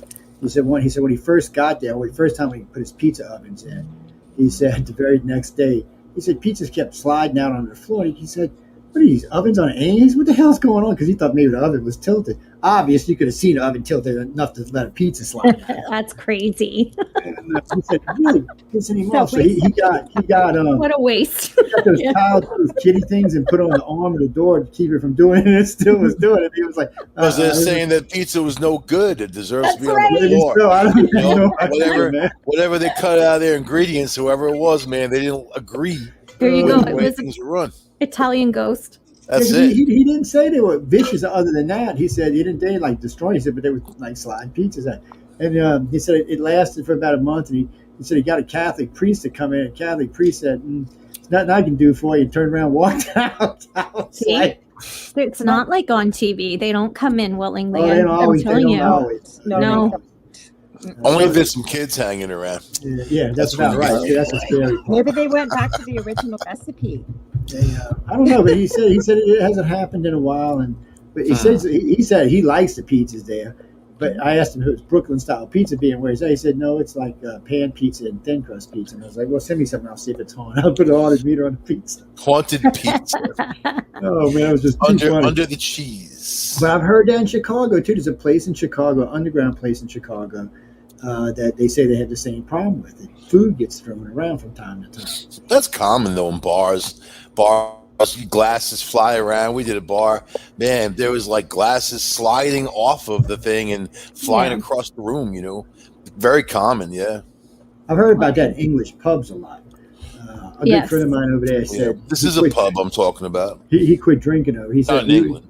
He said they went to 4 or 5 pubs one night. He said every pub they went in, like a beer would go flying across the bar, across the counter. He said that was enough for me. He said, I don't know if they put something in my beers. He said, but I quit after that. I was like, dude, well, you sure you was just drinking, man? You weren't stoking or popping something? I'm so with the pub thing. There's a pub that. What you did, Amelia? Uh-oh. You muted yourself. No, the ghost said, shut up. That's weird, man. Look at that. Okay. So there you go. Got it. Sorry. Okay, there you go. Accident. So there's this pub that opened up just down the street from me called Vickers Bike. And at the time when it first opened, one of my husband's friends was one of the partners. So I went in. They opened it in a church that was built in 1692. Nice. I can only That's huge in Europe. They're all over the place. Not sit through a lunch there. I don't get scared easily, but like Michelle, I startle very easily, like extremely, probably the worst baby ever, but I couldn't sit through it. I could see, because the restaurant was up top, so it's almost like you're in the rafters of the church, and looking down, I could see, being a medium, I could see the funeral processions going in and out, and horse and buggies and all this stuff. And I was just like, what the hell, man? Like, this is literally 3 kilometers from my house. This is insanity. Imprint, maybe. Residual. I don't know, because I felt like there was a lot of residual, like you said, with the funeral, but then the other, I would not use the bathroom. I literally got through, I don't even know how much of my lunch. And I'm like, she's like, do you want to take it to go? I'm like, absolutely don't want to take anything from here to go. Thank you. Here's your tip. I'm out of here. As Joe would say, dimensional bleed. Yeah, and he asked, freaking drive that one home. Well, he asked John, he's like, well, what did your wife think? He goes, well, she didn't stay long enough. Like, it wasn't to see if it was haunted. He just was asking, what did your wife think about the food? And I'm like, yeah, I didn't get that far. Fine, but the ghost really sucked. We told them not to come with us. You stay here, And that's the worst thing, right, Michael? How many people say, you can come home with me? Yep. You coming home with me? Yeah. The hell with that? It's crazy when they do. I mean, like my friend Pete and I just kind of look at each other like, what the fuck? Like when people say that, you're like, oh my God, really? Yeah. But they're like, oh, no, I know what I'm doing. I have experience. No. I don't think any of them have had real experiences, because if they did, they would never invite them to continue home with them. No. Especially a child. Especially a child, man. Yeah. Yep. No mischievous thing. Well, any place we move into, new Linda always sets up. She's got these 6 turrets she uses, and she sets them up over the doors, and just to keep stuff out of the houses. Because when we first got married, there was always shit coming and going. I put a broom over the door. A lot of weird stuff. Yeah. Too, Brooms work too. We went a lot of weird stuff when we were young, and every now and then just shit would show up or things would follow us around. And after a while, we both got tired of dealing. It's like the Ouija board. We're doing a Ouija board when I nodded on, and I didn't believe it. We're doing bullshit. This is crap bullshit. Like 30 years. And I wasn't even about 28. And we're doing a Ouija board, and they're all doing it. And I said, well, if you're real, just knock on the ceiling here. I'm like, oh shit, what was that? Because I knew who was upstairs, and there wasn't nobody upstairs. I was like, whoa, wait a minute. So I said, nah, it's bullshit. Do it again. They did it again. So I took the board, threw it in the fireplace. I was into the board, and went bye-bye. Yeah, don't do that at home, people. That's what I'm saying. Yeah, don't listen to Joe. That's why the Ouija board got Don't burned. throw it in a fireplace. It doesn't work. Baby got cooked, man. I send them straight to hell. That's not how it works, but anyway. And I even seen the blue flame as it sucked down in my fireplace, man. Yeah, you got to know the words to use, but you can send them straight to hell. Yes. Okay. I'm telling you, what I learned from Crowley's people, you'd be surprised how easy it is to send something to hell, including a live person. So keep that in mind, people. Really? Somebody asked me one time. He said, "Joe, how do you dispose of people when you kill them in the swamp?" I said, "I just feed them to the gators." And they were like, "What?" I said, "Yeah." I said, "Somebody aggravates me, I just shoot them, take them up, throw them in the gators, and after about an hour, there's nothing left." I said, "Gators are easy." I said, down here, you can go out in the swamp, there'd be 500-600 gators around. You throw a body out there, it's gone in minutes. And they're like, "You're serious, aren't you?" And my friend Jay, y'all met Jason before, the pain in the ass that he is. He's like, "Yeah, that's what he does." It just went wild after that. I was like, "Okay, people, really?" I said, "Would I be out of prison if I was feeding people to the gators?" And some lady called in. She goes, "Well, there's no evidence, Joe." She's right. I think, well, maybe you're right. I said, that just tells you don't piss me off. She has a good point. But that's like the people who, I get a call one night from a colonel. This was so hilariously funny. He said, I heard you're in charge of all military abductions in the United States. I was like, what? And I didn't even know how to answer him. I was like, what? He said, yes. I said, well, maybe you should go look at my checking account, because if I was in charge of military abductions, man, it'd be way fatter than what it is right now. But man, it'd be like 7, 8 zeros up in there. Not 6, it'd be 8. He's like, oh, okay, not really. I said, no, it's just a room. He said, are you sure? It comes from a reliable source. I said, no, I investigate them. I'm not in charge of them. I said, it's not like I'm pulling people's names and saying, here, go probe this individual or that individual. That was just hilarious funny. But, and I was listening to, what's his name, the guy from Face Off, not John Travolta, Nicolas Cage. I was listening to him talk about his house down here. And this woman walks up and down the stairs. She's got this up staircase, and then he's got a balcony that runs across, and then there's the eave hanging down.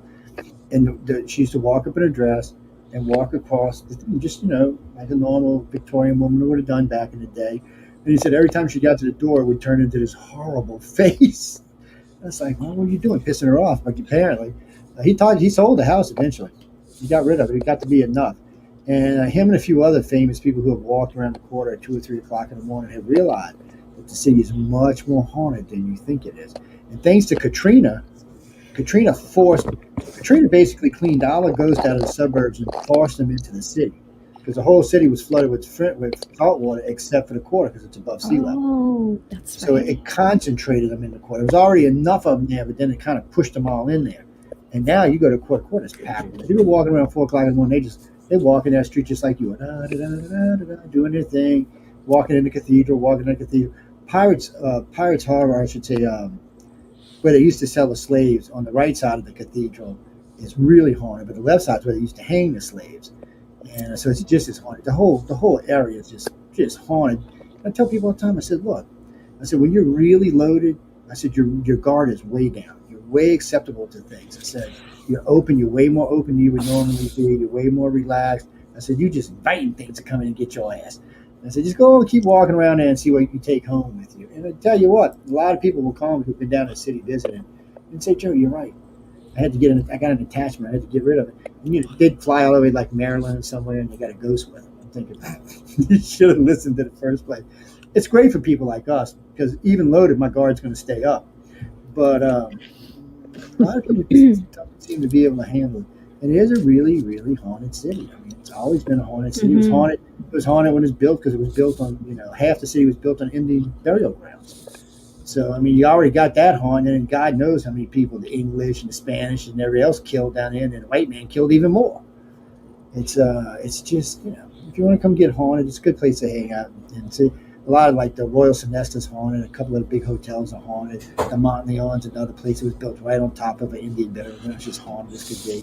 When you talk to people who work there, I've talked to a couple of people over the years, butlers and different people who work there, concierge and stuff like this. I said, the place is unbelievably haunted. I said, why are you still working there? Because it pays really, really good.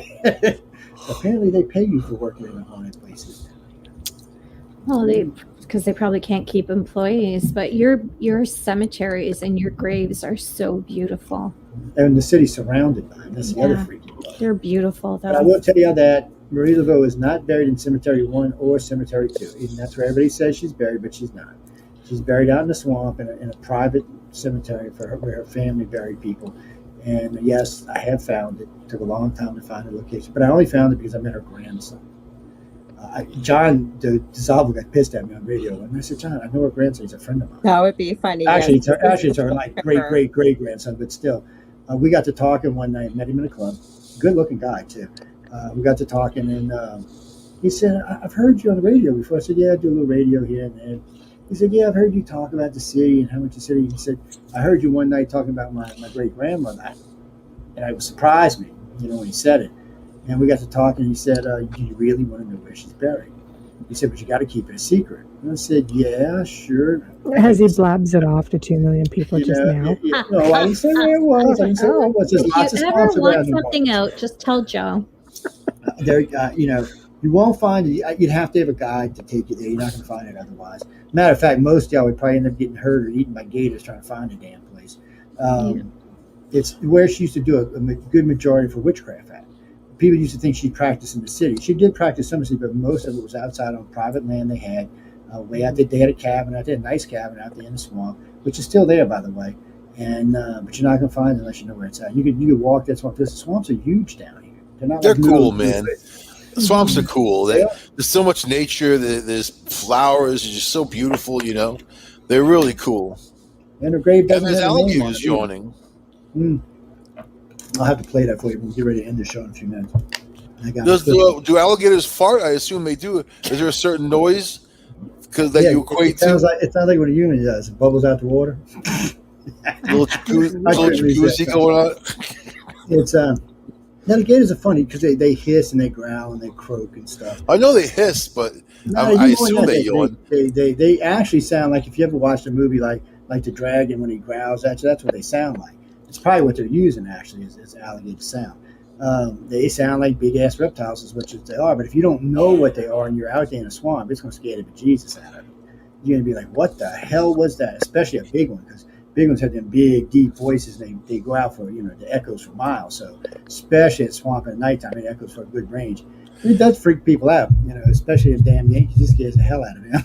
You know what? I really have no business being in a place like that. I have to say, man. I don't know. I don't know. When you're like, if you're just in the swamp and there's noises, man, I'm sure there's a whole slew of stuff. There's also brown bears down here and black bears and there's panthers. You got panthers. Right? Yeah, they swear we don't have panthers, but they've been cited like 500 times. I asked a local guy who does it. He said, "No, there's no panthers." And he said, "Why do people keep seeing?" Oh, they're crazy. I said, "Dude, I've seen hundreds of pictures of panthers down here." I said, honestly, dude, somebody's not. Heck, we have them here. I was just going to say that, Michelle, and you just came out. I was like, we have panthers as well. Because, we don't just have the lynx. We also have panthers. Cougars. We don't have any cougars or mountain lions, but we got the panther bird. And, we do have panthers. And they panthers, we have lynx. Here in Niagara. You'll hear about people talking about them, piecing them at night. A couple of guys thought, one was talking to these ghost hunters, and they thought that some kind of ghost was following them at night. I said, "What did it sound like?" He said, "It sounded like it was heavy breathing." And then it made this sound like a woman scream. So it was a freaking panther, dude. I said, "You shouldn't even been where the hell you were. You lucky you didn't get eaten." And I'm like, because if you especially, that's why Martha comes with me on every trip. Not so much for the animals. The animals usually going to leave me alone. I'm more worried about the weirdo humans you find out in the middle of the swamp in the middle of the night. What the hell are they doing out there besides us? And every now and then you do the scene from Deliverance. Yeah, that's right. So sorry, I had to say it. No, it's crazy. You don't know who you're going to run into out there. So I tell people all the time, don't go. Somebody said, I had done a video. I'll leave that right there. Swamp. Yeah, well, I'd done a video on hunting the swamp, and I showed people what it was. Right? And I told Joe.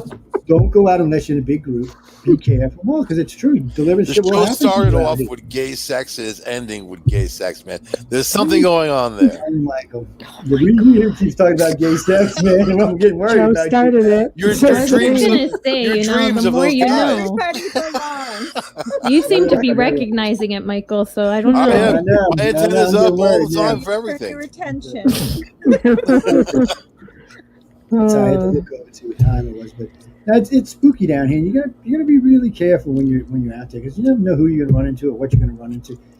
And some guy we're out with a big group one night out looking for UFOs, right? Lasers and stuff. I said, look, so they're like, what we might see. So we're driving along, all of a sudden like 60 hogs come out of nowhere, big, huge monster hogs, and they're crossing a thing, and then they stop because they had like 40 little piglets coming on the side of them. And I was like, let's get out. I said, don't get out your car. He's like, I said, these are wild hogs. They're extremely aggressive. So smart ass opens the door where the hog just rams the door shut. I'm like, dude, what did I just tell you? I said, they got red Russian boys out here with 6-inch fangs. Stay the hell away from them. There's tusks coming out their face, unless you're going to shoot them, leave them alone. And now they don't hunt much anymore down here, so they're everywhere. So you got to be careful because they will walk them. They're all over other countries. I mean, people have an unbelievable problem with them. And they are nuisance animals because they will root up a thing like nothing. And now they're in big packs down here. Now, the calmest thing I ever seen out there, we watched a fawn being dropped one night at 3 o'clock in the morning, 4 o'clock in the morning. We were coming out, and I hit the Q-beam, and I was like, what is that, a deer? And she wouldn't move on the Q-beam, because usually when the Q-beam hits the deer, unless you hit it in the face, it runs. And she's just standing there looking at us.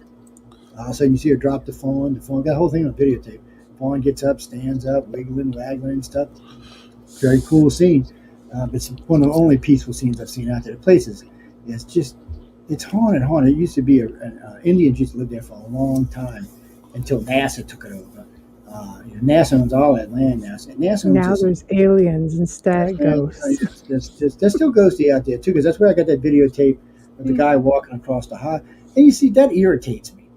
We're driving along just about 25 miles out through on a gravel road with the video camera running. And didn't see anything. Get home, watching the tape. Like 6 months later, watching the tape.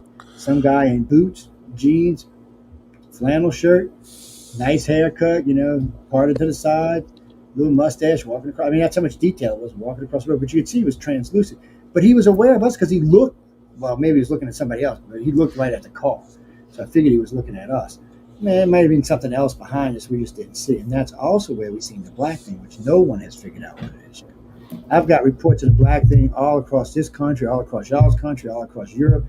And people, the black thing is something that gives you an unreal sense of fear.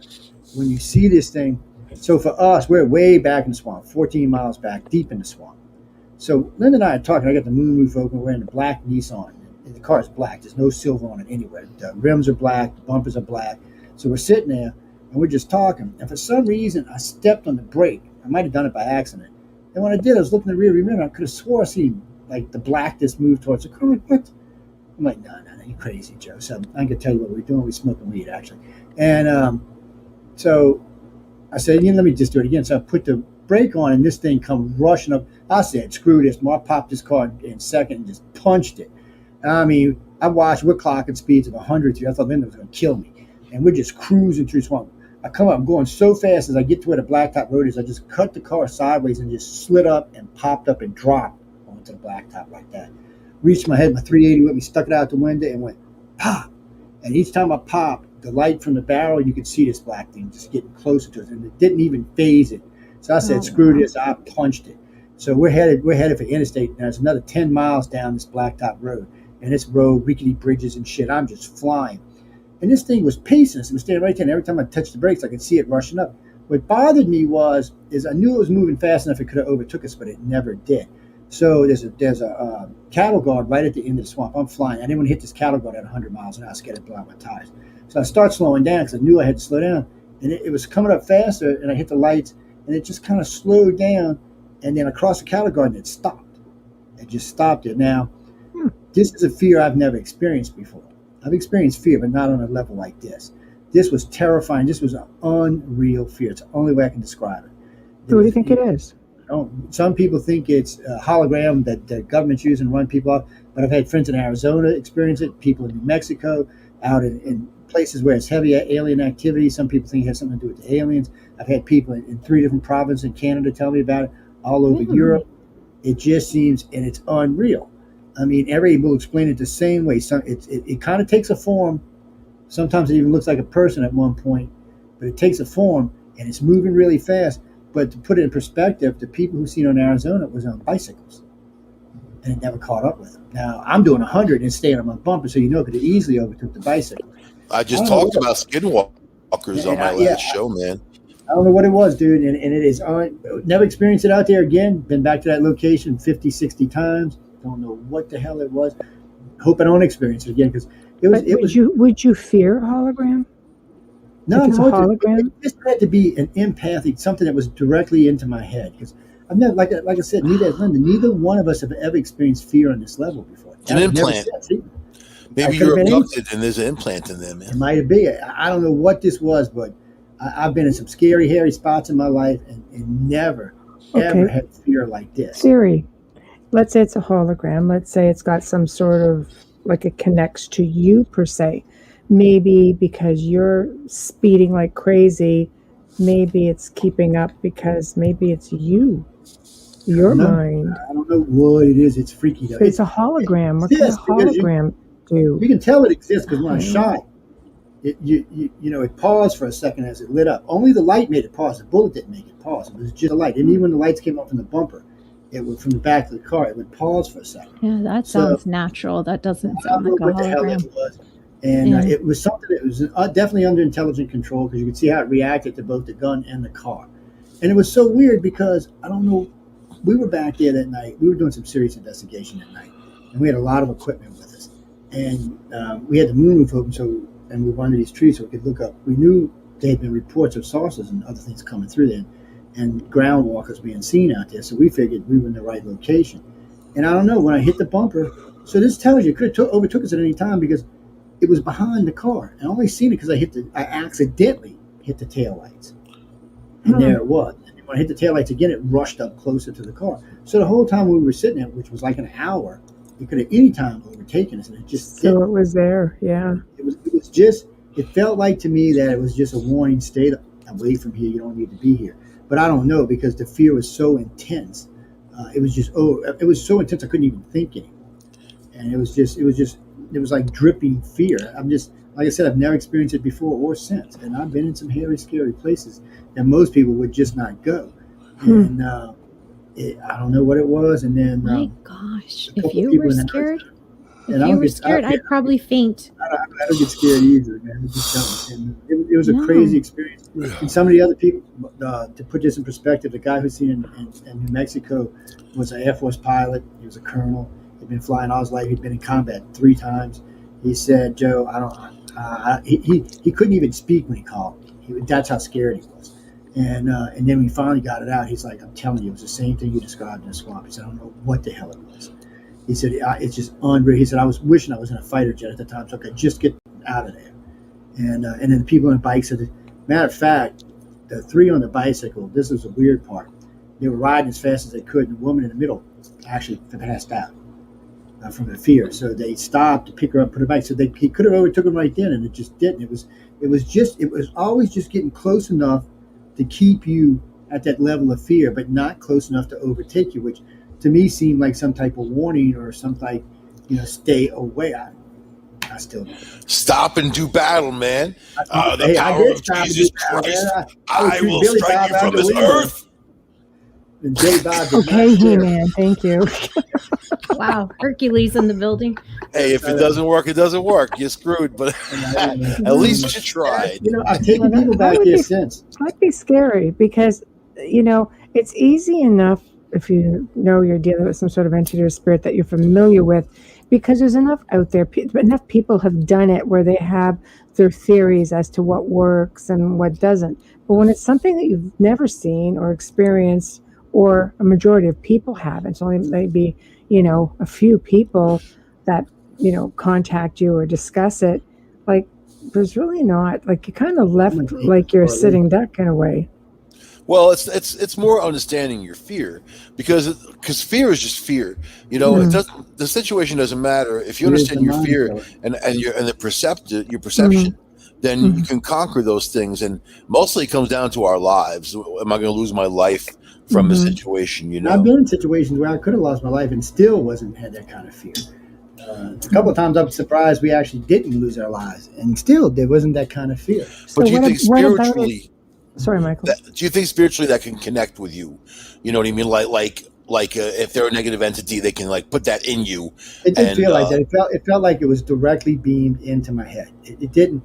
That's why I said it felt like it was so intense to me that it just felt like it was unreal. And even at the time, I knew part of my mind was saying, Joe, it's unreal, and I still couldn't control the fear, which was amazing to me because I've never had fear I couldn't control before. I was just like, what the? Yeah, you don't seem like a fearful person. No, that just answered my question. Then what about it? Like, what is it about it you feared the most? So you sort of got Michael and I at the same time. Yeah, it just I don't know, and it's still, when I think about it today, I still get this weird sense of fear in the back of my head, but it really did. In a way, it felt like it was just being drilled into my head, like something was putting it there.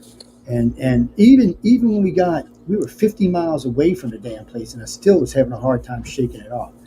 And I was like, actually, I went out that night later on at night, because I had to get it out of my head. And then eventually it just went away and didn't bother me.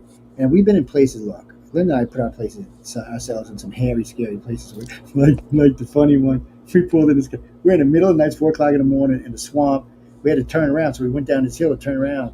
And the cars on the gravel road, we started backing up. Billy Bob just pops up out of nowhere with his gun in his hand. We like, woo! Up there. But I wasn't scared. It was Hence kind the theme song, but I won't say it. That's what I'm saying.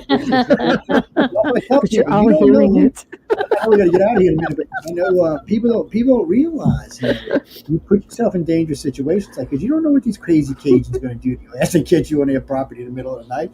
Try moonshiners, man. I'm hearing the theme to Rocky. I'm hearing the theme to Rocky as Joe's going, and I'm seeing this, and I'm punching the cast, and I'm hearing dun dun dun dun dun dun dun. It was crazy. More like Deliverance. You got yourself on that wrong road. That was just so cool. That was so weird when because I just got when the car stopped there, boy. You know, when I figured when the car stopped on top of the on the asphalt road, it had plenty enough time to be contagious. I mean, plenty enough time. Right. And I just stuck the gun. I had the silver going, and I just stuck it out the window, and just pop, and it stopped, and it started moving, and I went pop, but it only stopped when the light encased it. The bullet didn't mean squat to it. Whatever it was, wasn't scared of no damn bullets. But for some reason, the light affected it, and then the brake lights would kind of affect it. But if I'd have thought about it harder at the time, I'd have kept my foot on the brake lights the whole time out the swamp. I was flying. I was like, ooh. I had to keep all my skills because I mean these roads are not meant. These roads, the speed limit back is 20 miles an hour, doing about 110. These roads are not meant to speed on. I think that our bodies, when we know something is different, or not even beyond our senses, our simple senses, inside, when we know something's different, that's what ignites that kind of fear. You know, like the time that my friend Andy and I were at Montauk, and then that thing was above us that we thought was some kind of helicopter, but it wasn't making a noise. And then as we were leaving, we got surrounded by like government cars, police cars, and all that other stuff. And they were screaming what you were doing at the base and whatever, like this 4:30 in the morning. I was 17, 18. I mean, I didn't know there was a base there. And I was scared, not because of the cops and the guys in the suits, because of the thing. And it was weird, you know what I mean? That was like, man, I shouldn't be here. You get a feeling I shouldn't be here right now, man. You know, when in doubt, get out. You just got to go. And, I like that. When in doubt, get out. That's the truth. That's how it should be. So, but I know we got to get out of here. So Michelle, tell them hi. Laura Lee, Amelia, bike, and we're gonna hit the road. Well, hi. You can find Amelia and I on the Outer Realm every Wednesday, Thursday night. 8 to 10 Central, 9 to 11 Eastern. You can find Joe and I every Saturday, 5 to 7 p.m. Central. Racking up some numbers, by the 6 to 8 Eastern on the Gray Zone Uncensored. Yeah, go vote for us. Just saying. And I was watching the archive. It is racking up some numbers. Laura Lee? I will be on at 9 o'clock tonight. I have a huge guest. I have Dr. Rima Labo. Her husband is pretty high up in the military. She's been talking about what we're going through right now around the world since 2009. She has her own podcast. She's quite the character. She's a physician. She's been treating autism, all kinds of things. We're going to have a big show. So she will actually be on at 9:30. My show will start at 9, so you have me for about half hour. So you'll join me. And actually, I'm glad you said that. You made me think about something. Sorry to mean to cut you off. But when I was looking at your thing for earlier, we are on Vimeo, by the way, ladies and gentlemen. I had forgot about that. We're also on Roku. I had forgot about that as well. We're on Roku. If you there's 3 ways to get us on Roku. Actually, I forgot. People, we're everywhere, man. It's hard to keep track of all this crap. But we really are. We're on all of Roku's a big deal, Joe. I forget, you know. It's one of them things. Actually, we're on because Roku has YouTube and several other venues that we're on, and so that's the way easiest to find us there. If you have Roku, you can find us there. But if you also have Vizzo, like if you're running television like that or something like that, we're also on those as well. So I really don't know where we're not. Vimeo is different though. We're on only got a few videos up there, I think. But anyway, we'll put more of that. I probably remembered about it again. Well, really finish what you're saying, babe. I didn't mean to cut you off. That was it, actually. So I hope you guys will join me. I'll be keeping an eye on the chat. We can always see StreamYard, but I will will be on the UFO Paranormal Radio YouTube channel. That's where I usually get people to tune in and to chit chat and join in the conversation. So I hope you'll join me and love doing this with you guys as always. Thank you. Yeah, got anything to say, sweetie, while we go? No, Michelle spoke for both of us, thank God. And I just want to say thank you for having our guests. Our guests for this week. Yeah, I have to look because we have We could split up the announcement. So there you go. I got this. Give me 1 second. This Wednesday night, we have Dr. Rita Louise with us. She's a returning guest, but of course, the subject matter is going to be different. So if you didn't catch it the first time, hit SoundCloud, search The Outer Realm, and you search Dr. Rita Louise, and you can catch up. On Thursday night, we have Dr. Elliot Van Dusen, who is a former RCMP officer, gone into paranormal and a parapsychologist. So that's going to be crazy ass good too. So both shows are on at 9 p.m. Eastern Time, 8 p.m. Central Time, right here on United Public Radio. Uncle Michael. Red Pill News. Take the red pill every Thursday at 8 p.m. Eastern. Burning through the BS, man, with my own BS. Red Pill News. And, of course, Discovery Paranormal every Tuesday, 8 p.m. Tomorrow, talking about energy tied to land and how to deal with it, basically. But, well, like what we were talking about a little bit earlier, I found it very interesting, when people think it is a house or a structure, it's not. It's the land, and knowing the history of that. So we'll be getting into that tomorrow night, Discovery Paranormal. Yes, if y'all looking for me, I'm here Monday, Wednesday, Friday, and Saturday. And for all my liberal friends out there who I have been pissing off right now for the last 4 days, You get 2 million people listening to you, you can bitch. Get out of schoolyard, Joe.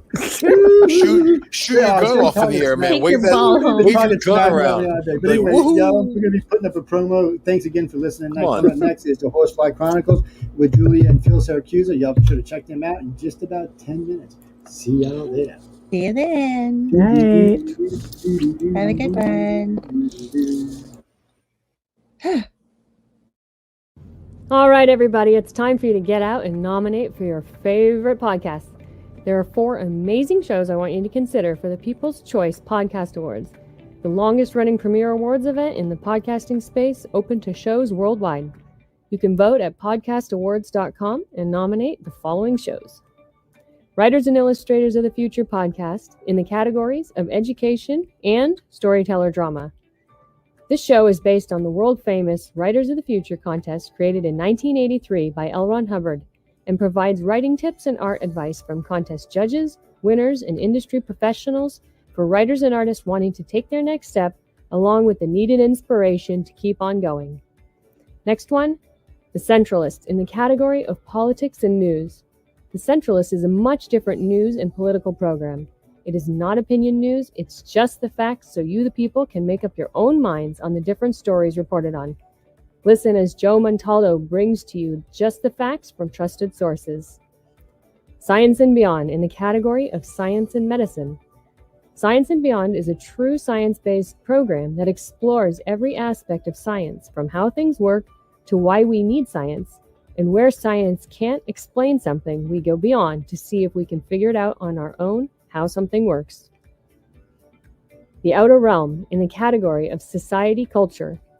The Outer Realm is a very popular show hosted by Michelle DeRoche and Amelia Pisano, with guests who are well-versed within their respective fields of ufology, paranormal, cryptozoology, and anything else that would be deemed otherworldly. Nothing is off limits in the Outer Realm. Michelle is an international public figure and has spent the last 18 years working in the paranormal. Her co-host Amelia is a remote viewing medium with 9 years experience working in missing children and cold and active murder cases. So go to podcastawards.com to vote for these 4 shows and any others you enjoy listening to. That's podcastawards.com. All right. Good evening, everyone, and welcome to the Gray Zone Uncensored. I'm sorry, there was a little foolish weirdness going on before We're not we went live. I don't show we're live. Oh, wait, why not? We live? Yes, yeah, big red button that says we live. See, there's some weirdness going on. I was just telling you, there's some weirdness going on tonight. See, Michelle got lagged for some reason. That's because she's up there in Canada, Canadian Day. What was I calling it last night? Canadian Day? I was really calling it stupid shit last night.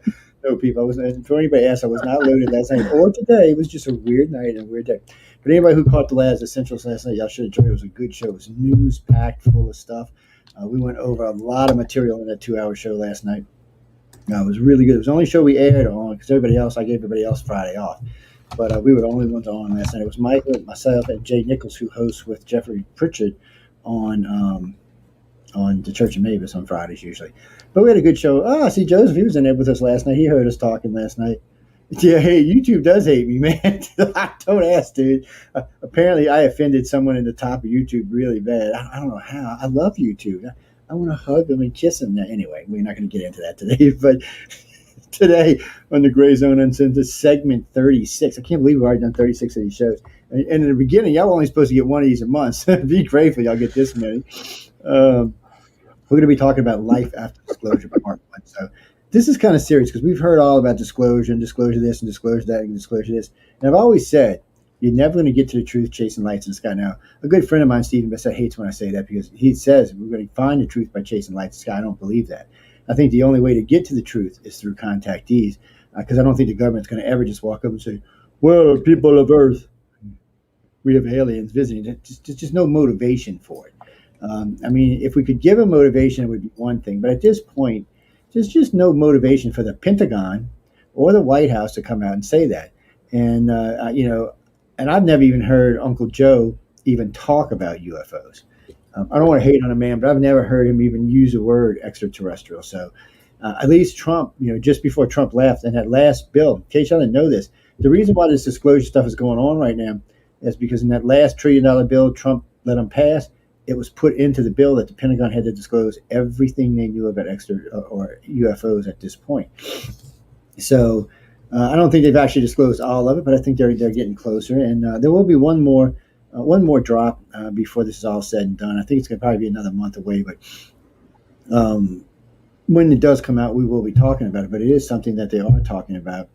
And what you got to give the government something. Not money, because they got plenty of money. So what is it that you got to give the government to make them talk? Amnesty would be a good thing. But I'm going to let Michelle bring us in properly because I can turn on to other service so the rest of the world can hear this lovely conversation. I'll be right back. Michelle, it is yours. Thank you. So, as Joe said, welcome to the segment 36 of the Gray Zone Uncensored. We are broadcasting live here via the International Public Radio on the United Public Radio Network, 107.7 FM, 105.3 FM from the beautiful city of New Orleans. Tonight's topic, of course, is disclosure. So let's get started. Those who waited patiently for the watered-down public version of the Pentagon's UAP UFO report were left a little perplexed and disappointed. The classified report was said to be 10 times longer and contained much more information. The report, however, was nothing more than the preliminary report, which the House and Senate will review while they are in recess, and they will be back in session October 12th. So again, the waiting game begins. So where do we go from here? Well, it would seem that people are taking matters into their own hands by doing their own research and going public with their own captures and experiences. The truth can't be hidden forever. The people are waking up, and governments better be prepared to start giving out real answers. So, of course, tonight, we're digging into a little bit of our own exploration with respect to the world of UFOs and UAPs, and we're going to see if we can try to answer some of those questions that are floating around post-disclosure. And believe me, I always find lots of good stuff. So yes, she does, actually, people. She's quite good at finding good stuff. Thank you. We're going to cross a lot of details tonight, but it's a little strange today about this. I was talking with a friend of mine earlier today about UFOs and Neera Isley, who is an experiencer, contactee, and we got to talking a little earlier. They just a little quick conversation, but for people who have been contacted, they already feel disclosures happened. So the real problem here is it's not the people who have been contacted. They think disclosures already happened. It's disclosure for the other 6.5 billion that have not heard it or know it. That's where we're talking about disclosure. But the real problem here is what if ET only wants to be disclosed to the people who they're speaking with or dealing with, and they don't really care if the rest of the population knows? Well, that's even less incentive for the government to come forward. So it just makes it hard. And for some reason, the government will chase UFOs all day long, but they rarely want to mess with contactees. Now, the only time they seem to mess with contactees is if somebody comes out and goes into detailed explanations on how ships work or navigation systems work or how interface with the ships work or agendas. Then, for some reason, a military abduction will happen. And it's not really military, but it is an abduction through the government. that'll happen because they're searching for answers. Remember, we don't know if Uncle Sam knows any more than we do. And I'm going to be honest with you. I got 3 friends, actually 5 friends that are high up in different places in the government. I got 4 or 5 friends in the military. And frankly, they tell me all the time I know more than they do. That's just scary is what that is.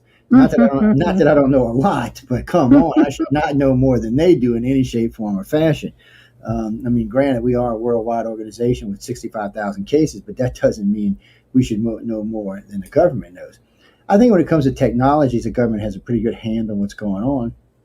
As far as agendas and stuff like that, maybe not. They might not. It might not be privy to them.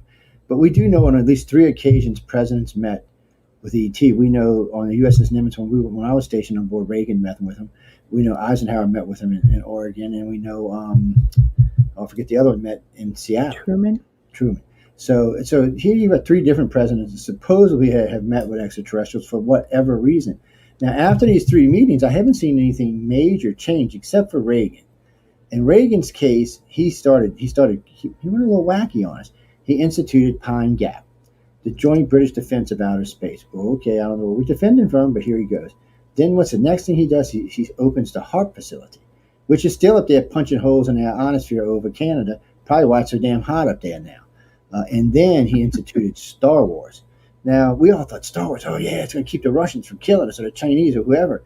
But come to find out, these lasers that they were building were far more advanced than anything you needed to shoot down a spaceship. To shoot down a missile. These were more like lasers. I mean, these things were massive. They could shoot down like a city or a big craft of some kind. They weren't really designed. Somebody said they made them that big so they could sweep and take out multiple warheads at a time. Maybe so. I don't know. I'm only privy to X amount of information about Star Wars, and that's just because I got a friend of mine who used to work at, I was going to say Pine Gap at Los Alamos, and they were way up in Los Alamos. Matter of fact, that's how I found out that a certain ufologist who said he worked at Area 51 was actually a janitor at Los Alamos. At least that's what his records say. Yes. His records say that he was a janitor at Los Alamos. Yes, it's going to be a weird night. Just when I logged into YouTube, it said, we may be experiencing difficulty in slow things today. So if y'all having problems with YouTube, it's not us. It's not us. It's him. Too.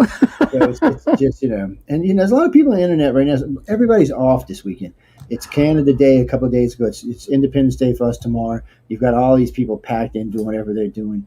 And, here's another weird one. So New Orleans are going to have Essence Fest, right? So wait, instead of having real Essence Fest, because everybody came down for Essence Fest, they're going to have virtual Essence Fest. I'm not even sure what the hell virtual Essence Fest could do, because everybody's coming down to drink and have fun. I'm not even sure what the hell a virtual Essence Fest is. But hey, and then, like for 4th of July, New Orleans cut back on all those things, and Will Smith came in and donated a bunch of money. He said, no, y'all need to have a fireworks show. So I don't even know if that's going to happen. Now, here on the Gulf Coast, it's different. Mississippi's a whole different beast. They really get into their country pride. We Americans just kill you. Stuff like that. You gotta watch them. Well, a good friend of mine, on a side note, a good friend of mine watched the new Red Dawn the other day, and he's like, could this happen? I said, yeah, it could happen. I said, they could do that in boxing the country, but the problem is, just like the guy said in Red Dawn, so one day there's 1.3 billion Chinese, the next day there's 500 million, the next day there's 200 million, because we're just going to nuke the crap out of them. We're not going to let somebody get on a sovereign soil and just say, hey, isn't this just not going to happen? And then you've got to deal with rednecks like me armed to the teeth. We were talking about this last night.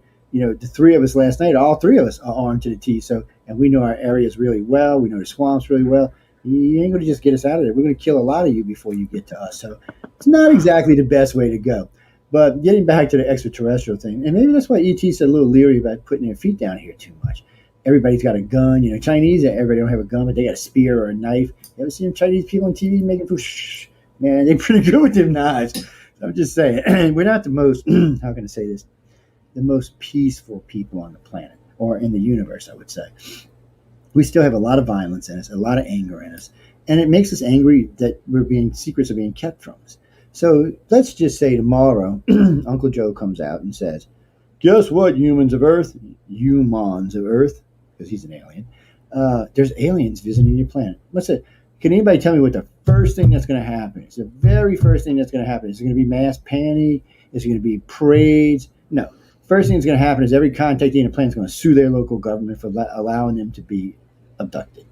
You're talking hundreds of trillions of dollars, because there's at least 1.5 billion contactees worldwide. So it's a lot of money you're talking about here. And then it's not going to just roll over and say no. And then they're going to want to be heard because they are contactees. And I'm not saying that everybody who says they've been abducted has been. A lot of them are liars. I'm not going to deny that. But still, all the ones that have been that are legit, like I said last time, the day after disclosure, I have a paid job. Oh, yes, I have a good paid job, too. Probably 7 8 figures. Because, they're going to need people like us who actually know what the hell's going on. But then on the other hand, you're still going to have mass panic in places like South America, Africa, the Middle East. The Middle East is going to be one big furball of panic. Even though parts of the Middle East really do believe in extraterrestrials, a lot of them don't. Same thing in South America. A lot of people believe in extraterrestrials, a lot of them don't. And a good Christian friend of mine, good Catholic friend of mine, says, oh no, if God didn't talk about it, they're the demons. Already we're into the demons. We haven't even got going to the government or what's going on, and we're already calling the ETs demons. Just not the good way to go. I mean, they haven't even made contact with us yet. We're calling demons. I know several groups that do exorcisms on contactees to get the demon out of them. And it never works, of course, because it's not a demon. So these are things we can look forward to after disclosure. Now, what also will happen is there will be people like myself and others that really have key information that we don't talk about. Because I'll be honest with you, I was doing an interview the other day, and a lady asked me, "Well, can't you talk about this, and this?" I said, "No." I said half of our abduction criteria we keep top secret, and the reason why is I would never know who was telling. If I put all of that out, I would never be able to distinguish between the liars and who's telling the truth. That's why we keep it. Matter of fact, when I started putting it out, I lost 7 directors in 1 month. They got mad and quit. They said, Joe, you shouldn't release any of it.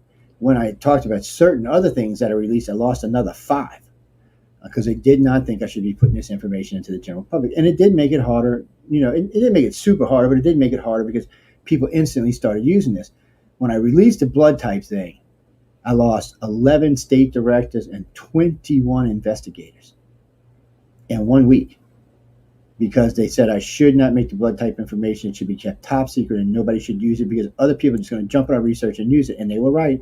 A bunch of other people use it without giving us credit. We released the first blood type study 12 years ago. Then we released the second time again on an episode of Ancient Aliens. I think it was called Return.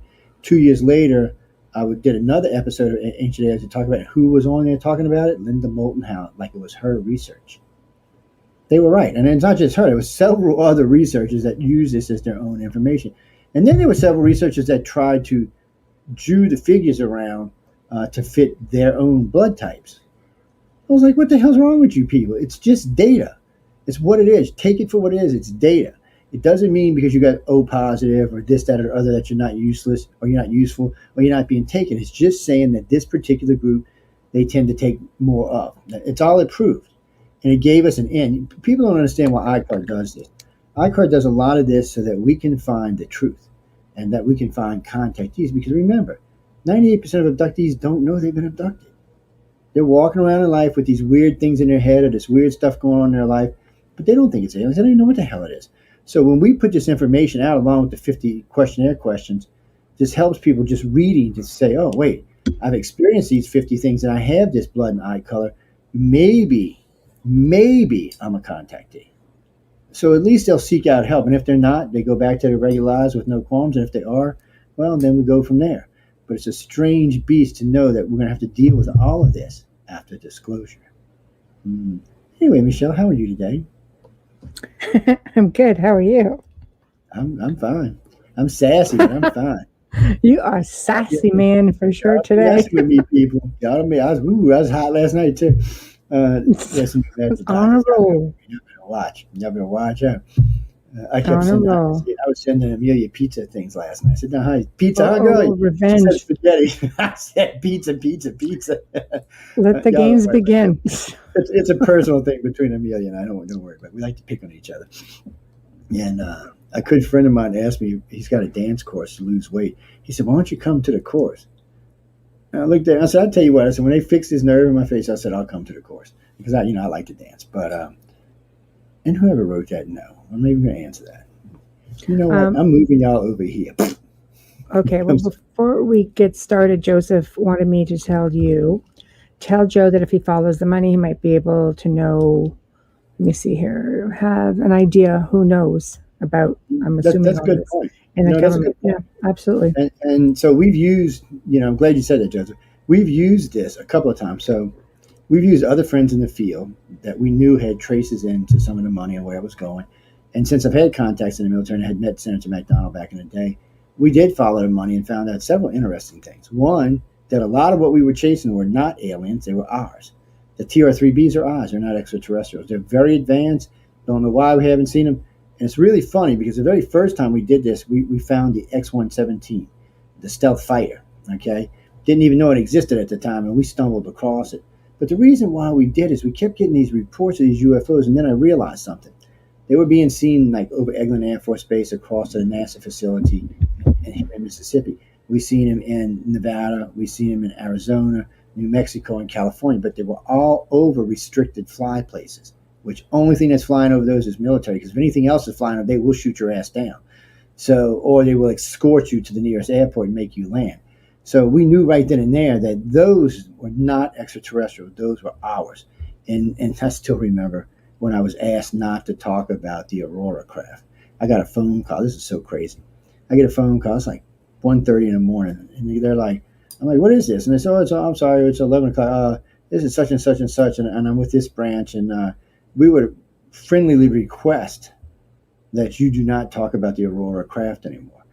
And the reason this happened is a friend of mine, Joe, we went to the all women's conference in Stevensville. Stevensville is where MUFON said this was an alien craft. They're idiots. So we get up there. We get the witnesses to start telling us. We actually are filming live at the location it happened. Big bonfire going. Everybody's out there who's seen it. All the researchers are out there. Joe, and one thing good about Joe Renard, he films everything. That SOB films everything. Sometimes it ain't a good thing for me, but he films everything, man. So he's filming the whole conversation between us. And everybody's having a few beers and having a good time. And so the witnesses start talking to us. Well, I asked him, I said, was there anything else? He said, well, there were chase planes. I'm like, whoa, wait, chase planes? I didn't hear anything about chase planes. I said, well, wait, chase planes suggest it's ours. Anything that can keep up with UFOs has got to be ours. I mean, because you can't keep up with UFOs. Then he talks about this craft. He said, but he did notice along the nose cone, along the corner of the belly, it had rivets. All right. I have never heard of any alien craft with rivets. Every time I hear about an alien craft, it's a solid piece. It's not any rivets on it. And usually when the doors close on it, it's completely sealed. You can't even tell where they are. So this thing's got rivets, and it's got escort, chase planes. So then, in case y'all didn't know this, there was a squadron of F-16s in the air that night on regular maneuvers, practice maneuvers. So remember, this thing was headed for George Bush's ranch. He was president at the time, and he was at the ranch. So now you've got an extraterrestrial-looking craft headed for the president, and no one scrambled any planes to intercept it. You know why? Because they knew what the hell it was.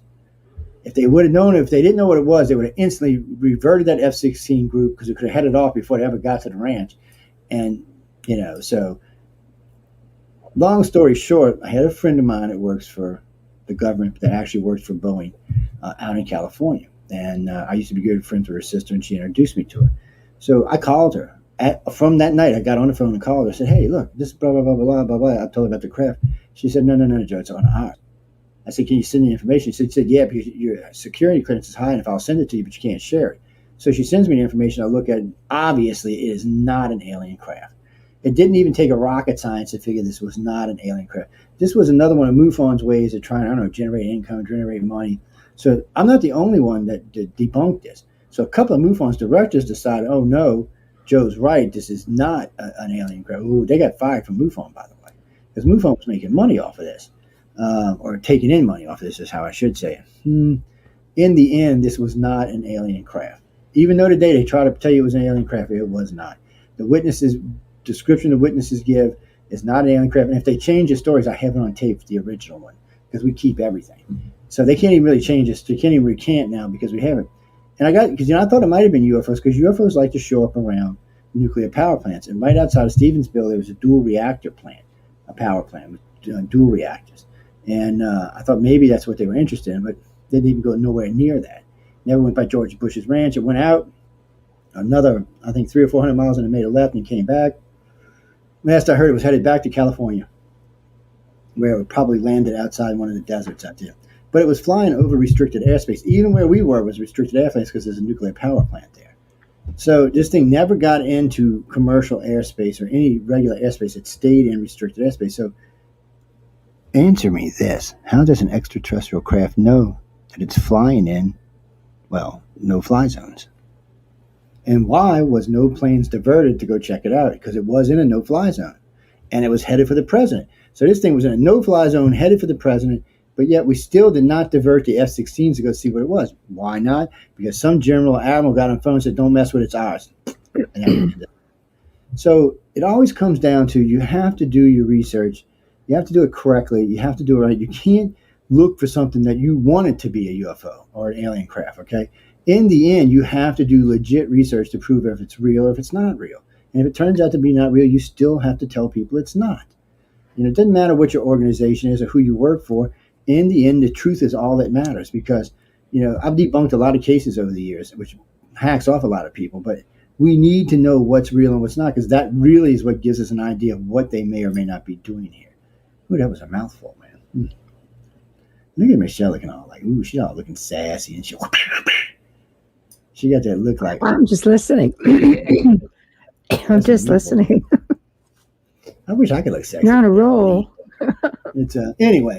We're gonna actually get to the actual show today. I just wanted to kind of get all that in there in the beginning so y'all can kind of see where we're going because there will be consequences after disclosure. Whatever they may end up being, there will be consequences after disclosure. Some will be good, some will be bad, and some will just be nutcases running around on our planet, which we've kind of gotten used to over the years.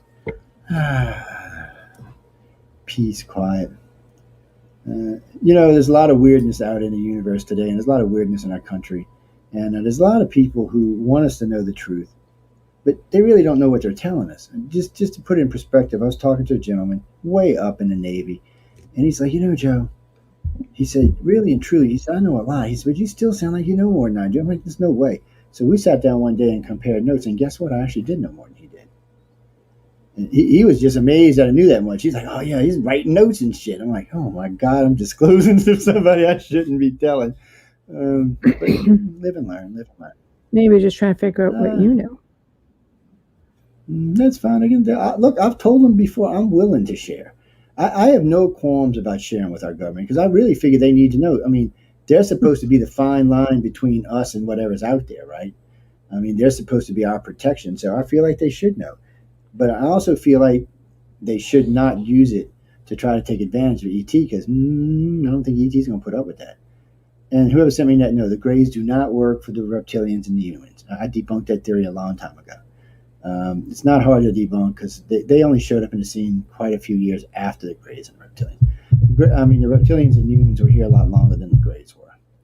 The Greys came on the scene, I guess, for a better way of saying it, to keep them from getting into a war. Yeah, because the humans and reps were getting ready to get into it. Yeah, reptoids like to steal their women and rape them and bring them back.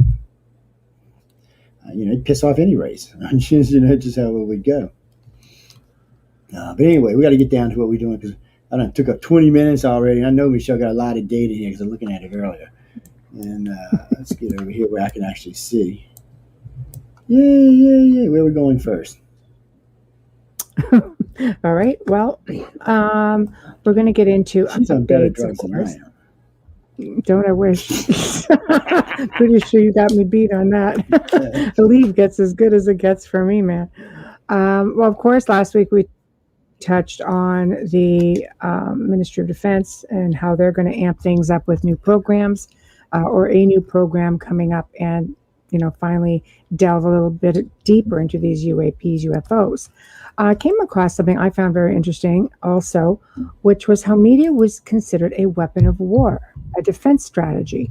And it kind of made me wonder, is that what they're doing now, but with the public, as opposed to with, let's say, military? So there are two photos that go with this. An uncovered document shows how the DoD is using media as a key perception management tool. This can be found, more information can be found on the pulse.one, guys.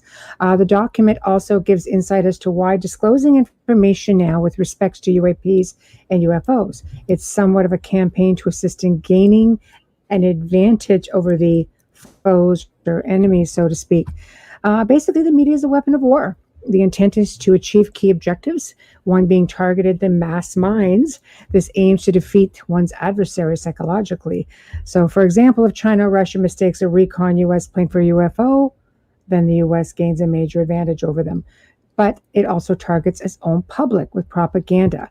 Spin doctors, always spinning the news. It's the new media war, spinning of information. So if this document is to be believed, it certainly is interesting. So what's the strategy then if they're sitting here throwing all this information out and we're all sitting here wondering what's going on?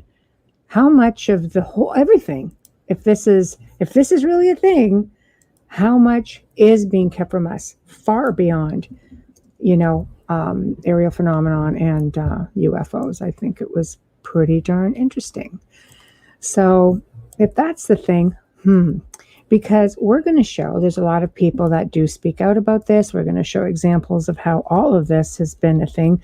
This is basically what the gray zone is about. It's about digging and it's about contradicting, let's say, parts of this said document, because we don't really know what's in the unclassified version. And a lot of people within the field, not just ufology, astronauts, journalists, are speaking out. But let's back up for a moment here to the next topic, which entitled Alien Communication. There's one photo.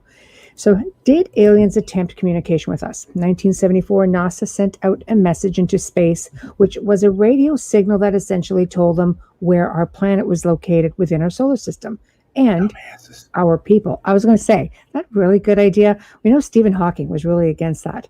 But yes, it would not just him, quite a few people. Yeah, right. There's a lot of people that don't like it. I think we covered that on one segment of the disclosure journey. It would appear that the message may have gotten a response. In 2001, which was 21 years later, a crop circle sort of appears, not really a circle, appeared in London, pretty much next to the same antenna that was used to send the original message. And of course, the government will not confirm the existence of ETs, yet this shows up. I mean, the crop circles show up all over the world, many to which actually cannot be explained. But this one here seems pretty compelling. It's an answer to, this would have been the NASA message. And thinking, looks like it could be something. And there's the antenna, the big antenna at the very back. So, I don't know. It's, crop circles are, which crop triangle here? Crop rectangle here. But It's a weird thing. And I've interviewed a lot of people over the years about crop circles. What's funny about this is, so for 1,000 years, crop circles have been being seen in England. But there have always been circles. They've never been anything else. Right. That's what's weird about this. Not just there, pretty much any place they've showed up in the world, they've always been circles. And most researchers say either think it's the chaos theory, which is just bogus, or they think it's like a stop sign or a hello sign. Not for us, though. For them.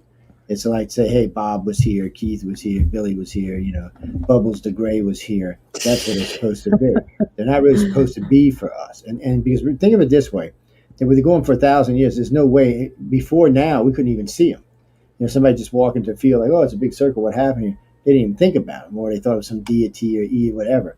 But they never even thought about extraterrestrials because it wasn't something that was, in their head back then.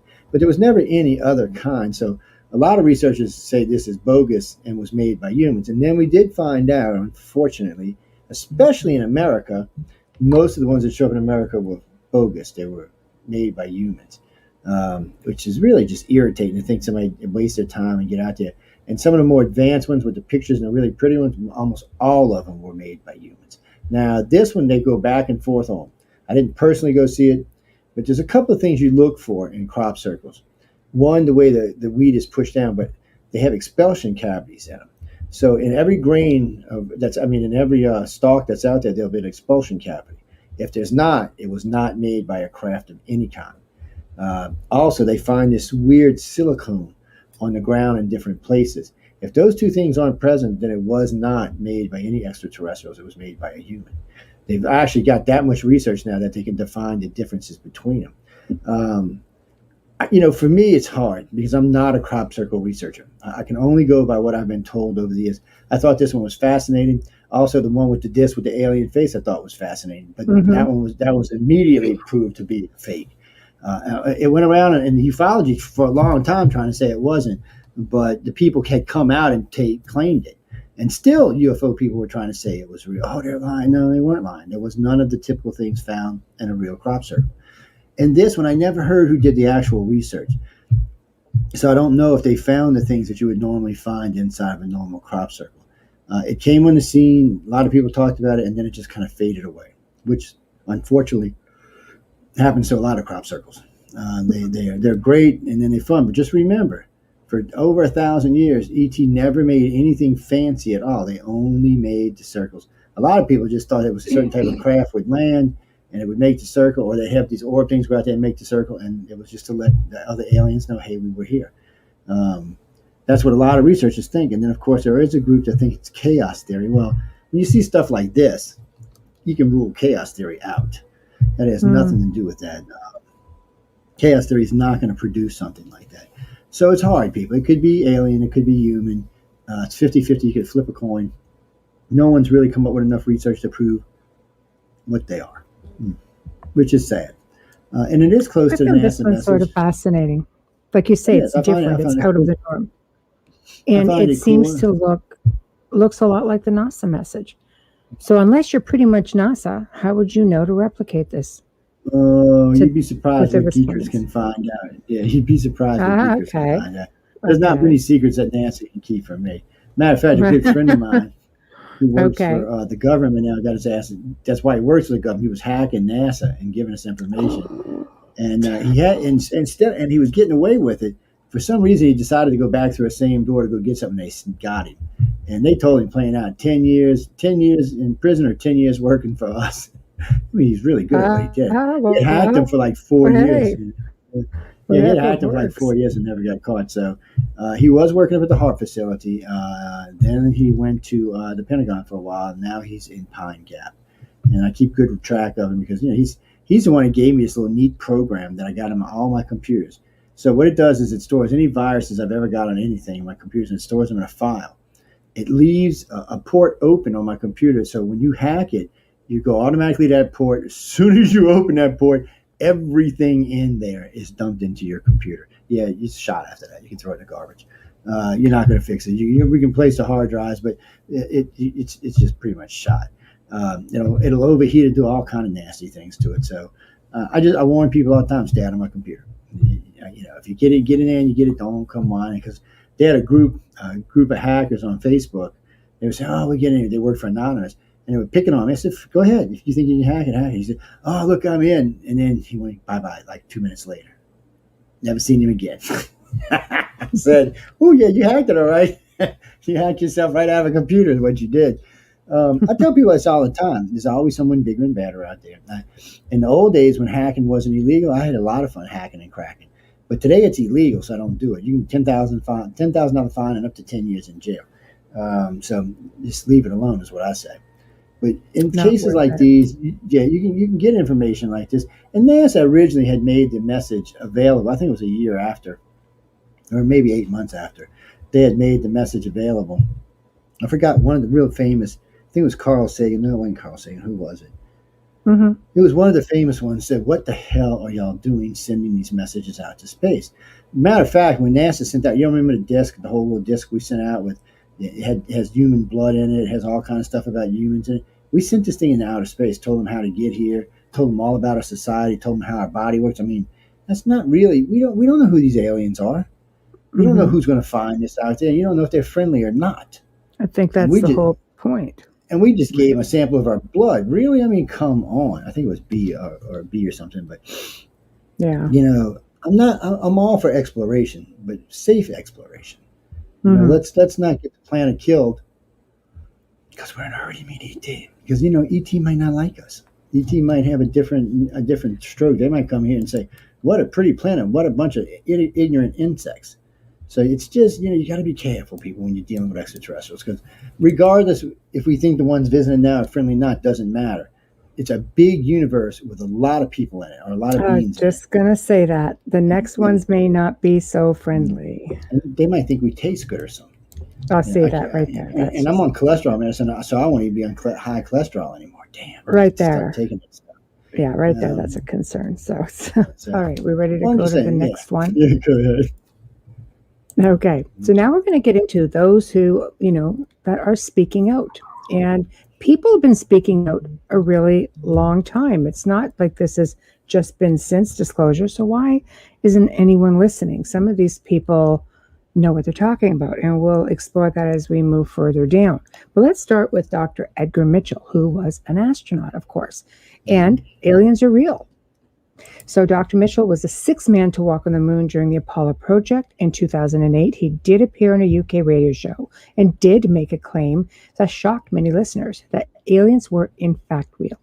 He said that he knew that we were not alone in the universe, and went on to say that the information had been covered up by governments for a very long time.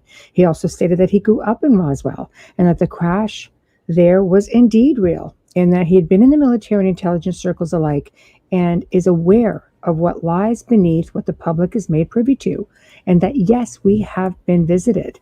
He continued on to say, there is a picture there, I think, too, Joe. He went on to say that there was quite a bit of contact going on, in fact, and this is real and it is happening. He stated that several governments have opened their files, the Brazilians, the Mexicans, the French, for just starters. And he also made a point of saying that if aliens were hostile, we'd be gone, period. Just like that. Well, it's got a point. I mean, unless they were really close to our technology and just got lucky and got here, if one of us did, we'd be dead. It's hard to argue with. Yeah, no, exactly. It's, these are the guys who are within the circles. So next, John Radcliffe. He's been speaking out a lot lately, I think pre and, post-disclosure. He's a former director of national defense for Donald Trump administration, oversaw 18 spy agencies. He was giving his first real public reaction to the unclassified preliminary report disclosure, and has stated that UFOs exist and appear to likely display technology that the U.S. does not possess. He says that the lack of ability to defend against as well. He has also stated that these UAPs are a matter of national security and that the real number of them to which have been observed remains unknown, at least to the public. He continued on to say that the bottom line is that UAPs, many cases, can indeed be explained away. However, there are still several instances to which everything has been ruled out, ending in zero explanation. So there's the photo for him, no photo for the next one. Also speaking out, Senator Marco Rubio, Republican for Florida. But before you get in that stuff for a second, yes, I want to go back to the astronauts for a minute. Yep. So I've interviewed quite a few Apollo astronauts, or I think it's 7, 8, about 11 over the years, including Edgar Mitchell. By the way, I actually sat down and had lunch with Edgar Mitchell at the Washington Press Club in D.C. in 2010, I think it was. Very nice guy. We had lunch. It was actually another, Edgar Mitchell was there. I can't think of the other guy's name. And the guy who experienced the UFOs, the Foo Fighters in 1954 or 1945 actually was there. So it was 2 astronauts and an Air Force colonel. So it was an interesting conversation. And these guys are heroes of mine. I mean, I always wanted to be an astronaut when I went in the military. It's one of the reasons I joined the military. Because if you really want to be an astronaut, you really should go through the military to do it. And today you can do it by being science, but you still, they prefer that you have X amount of training. Unfortunately, I never got into flight school in that case, but and they put me into advanced electronics, which probably could have still got me in, but I kind of lost interest. But I talked with these guys, and we actually talked about Neil Armstrong. And Edgar said he believed that Neil Armstrong because said that. So I actually talked to the press reporter that interviewed Neil Armstrong when he said this down in Florida, and he believed him wholeheartedly. Edgar believed him wholeheartedly, and I've not interviewed a astronaut, whether they are Apollo, Mercury, or Gemini, or Shuttle, that have not seen something in space that's unidentified, that seem to be under intelligent control. Not one. And altogether, I think I've interviewed over 20 astronauts in my 20 years in radio. So I have many. They all tell me the same thing. There's something out there, and we need to find it. And I've always said this. We train these guys. We pay these guys. We send these guys into space to look for ET. When they find it, we go, no, you didn't see no. You didn't see no ET. You're crazy. Really? You're letting these guys fly multi-million-dollar aircraft, and you send them back up. I mean, Neil went back up, Edgar went back up, and they didn't go up just one time, even after they said. And there are many tapes out there you can find for yourself of the Apollo, Mercury, and Gemini talking about what they've seen. After the first couple of times, they started talking about Santa Claus or reindeers or this, that, or other thing, making fun, but it was the description of that they were seeing a UFO at the time. That's what it meant. NASA just tried to play them off because NASA didn't know what the hell to do with it. I remember when the Mercury Gemini was flying off of Australia and all the lightning bugs came around and nobody could figure out what the hell that was still to this day. It surrounded him with these fire. They looked like he described them as fire, like lightning bugs surrounding his ship. In the movie, they said it was the Australians made a fire on the ground, the Aussies, and sent it to space. And I don't know how true that was, but it was interesting talking to him because he definitely believed by any shadow of a doubt that not only were there space people out there, but they were definitely visiting this planet. He has no doubt there was at least one base on the moon and probably base somewhere on Earth. He didn't even rule out Mars. And he had the same question I had. When Werner von Braun built the space program, in case you didn't notice, ladies and gentlemen, Werner von Braun did not build the space program to go to the moon. The space program was designed to go to Mars. That's what we were doing. The moon was supposed to be a testing field where we could see how well everything worked and what we would need to get us to Mars. For some reason, after Apollo, I think it was it was Apollo 17, Apollo 16. One of them, after that, we stopped going up. The other three missions were still paid for. 18, 19, and 20 were bought and paid for, and the astronauts were trained and ready to go. And we didn't go. So they scrapped the material, even though it was paid for. Most people think it's because Edgar Mitchell had told them, not Edgar Mitchell, Neil Armstrong had told them they didn't want us coming back to the moon, or at least where they were on the moon. So after a while, we just quit going. Now, here we are, 50, 60 years later, and we're sort of thinking about going back. But right now, we just go back with rovers, and we could easily get to the moon. It's not even a hard thing for us today.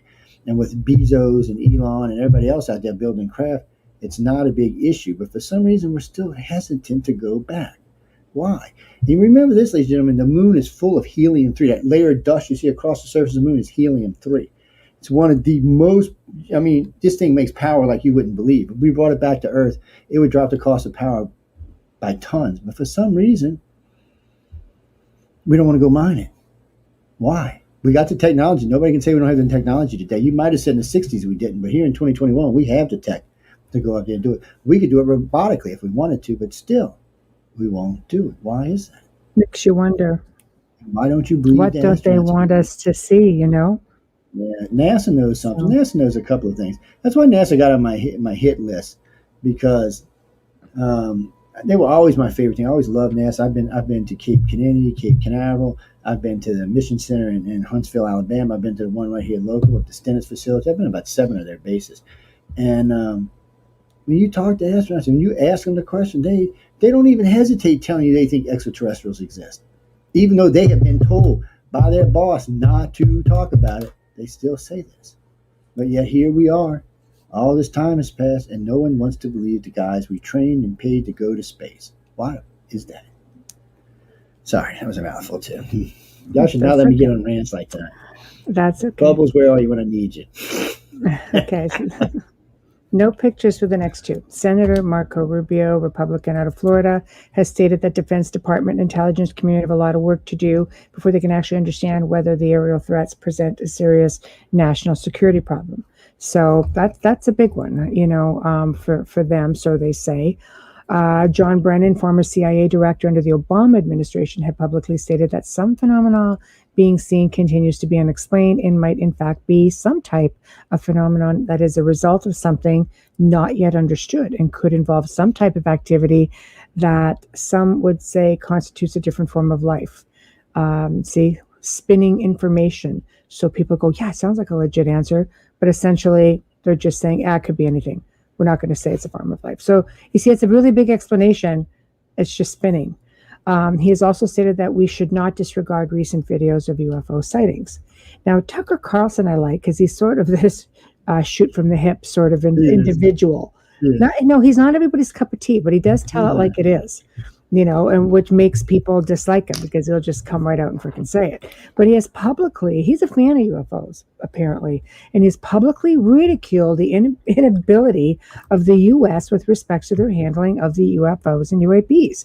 He has stated that in the course of 75 years that the military has collected data on a startling number of mysterious air phenomena.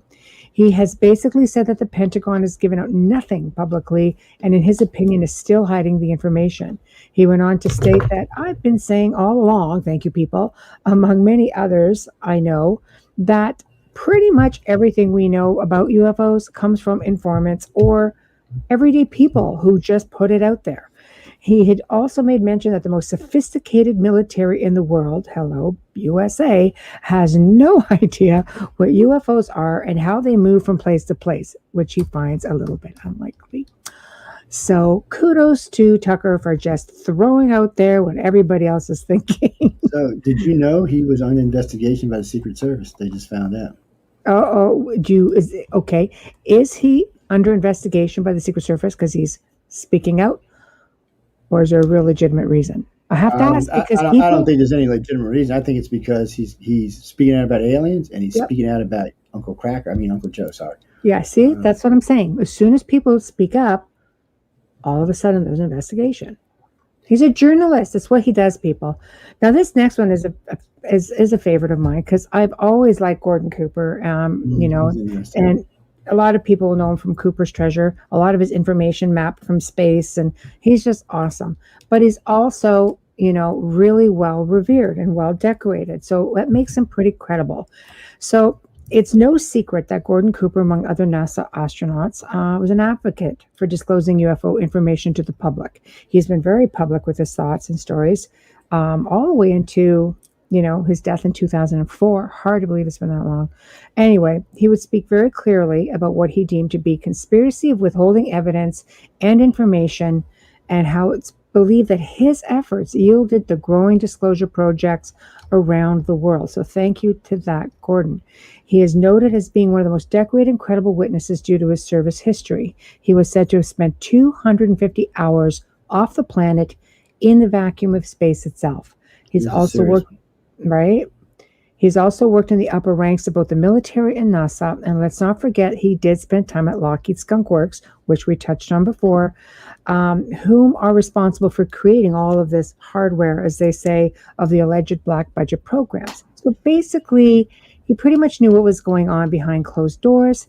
He claimed that most of his personal encounters took place while he was a test pilot.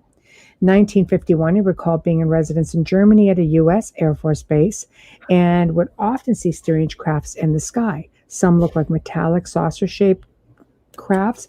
Others would appear over several nights. There was never much doubt to him that these were not indigenous to our planet. His most memorable experiences was on May the 3rd, 1951, I believe, during preparations for rocket launch tests at Edwards Air Force Base. Approximately 50 yards from he and his team was a saucer-shaped craft hovering in the air, and then 3 legs stretched out from the underside as it prepped to land and settle on the ground. As members of his team approached the object, it rose into the air and ascended into the sky, disappearing altogether from sight. And in 1978, he wrote an open letter to the UN, pleading with them to release the information to the public. There is a photo of that letter, Joe, right after these 3. He stressed his beliefs that ET visitors were likely arriving here from other planets and were considerably more technically advanced than we were. There's a lot of information online with respects to Gordon Cooper and his work within this whole movement. So if you want to go check it out, it's real easy to find. But here is the letter to the UN that you could blow up. And the fact that he took the time to do that, to me, is mind-blowing, because people don't just do that. And that puts him on the line. I met him on his 72nd birthday, and they were down in Cape Canaveral. There was 12 astronauts there. He was the first person I ever gave an ICAR card to, ever. Wow. It was, the organization was, I don't know, like 6 weeks old at the time. And I had an invite. A friend of mine who was one of the hosts down there invited me down to come down. And I interviewed all 12 of them. I asked them all the same questions. I still have the archives. They're somewhere. They're in one of the hard tapes on the mini 8s is where they're at. And you can probably find them online somewhere too. But I was talking with him, and I reached out to Hancock. I said, I work for this organization. I said, we're just looking for the truth. I said, there's enough evidence to suggest that we've been visiting, and all 12 of them on the panel when I brought this up, I was standing in an audience when I walked him, handing him the card, and I walked back and I said, no, I said, addressing all 12 of them, I said, look, I said, for me, I said, now I'm just an underling. I said, I've been studying out a long time. I said, I was in my 40s at the time. I said, I find that there's enough evidence and proof that this does exist. I said, I have a Class 10 security clearance, which, by the way, was higher than anybody on the deck at the time. All 12 astronauts, my clearance is higher than theirs. And so we got to talking. I said, do y'all think, first, I asked it like this, I said, do you think it's possible that the planet was visible? They all cracked this big shit-eating grin. I'm not kidding y'all, man. It was like, and they were like, and then you're seeing this. Nobody opened their mouth, so you seen. And then we moved on, and then we got into some other questions. And because I was there actually as press to help young people get involved in the space program. But I had to ask the question because I worked for ICAR. And I was just amazed that all 12 of them said yes. And it was warming to me that they didn't get mad, they didn't get angry.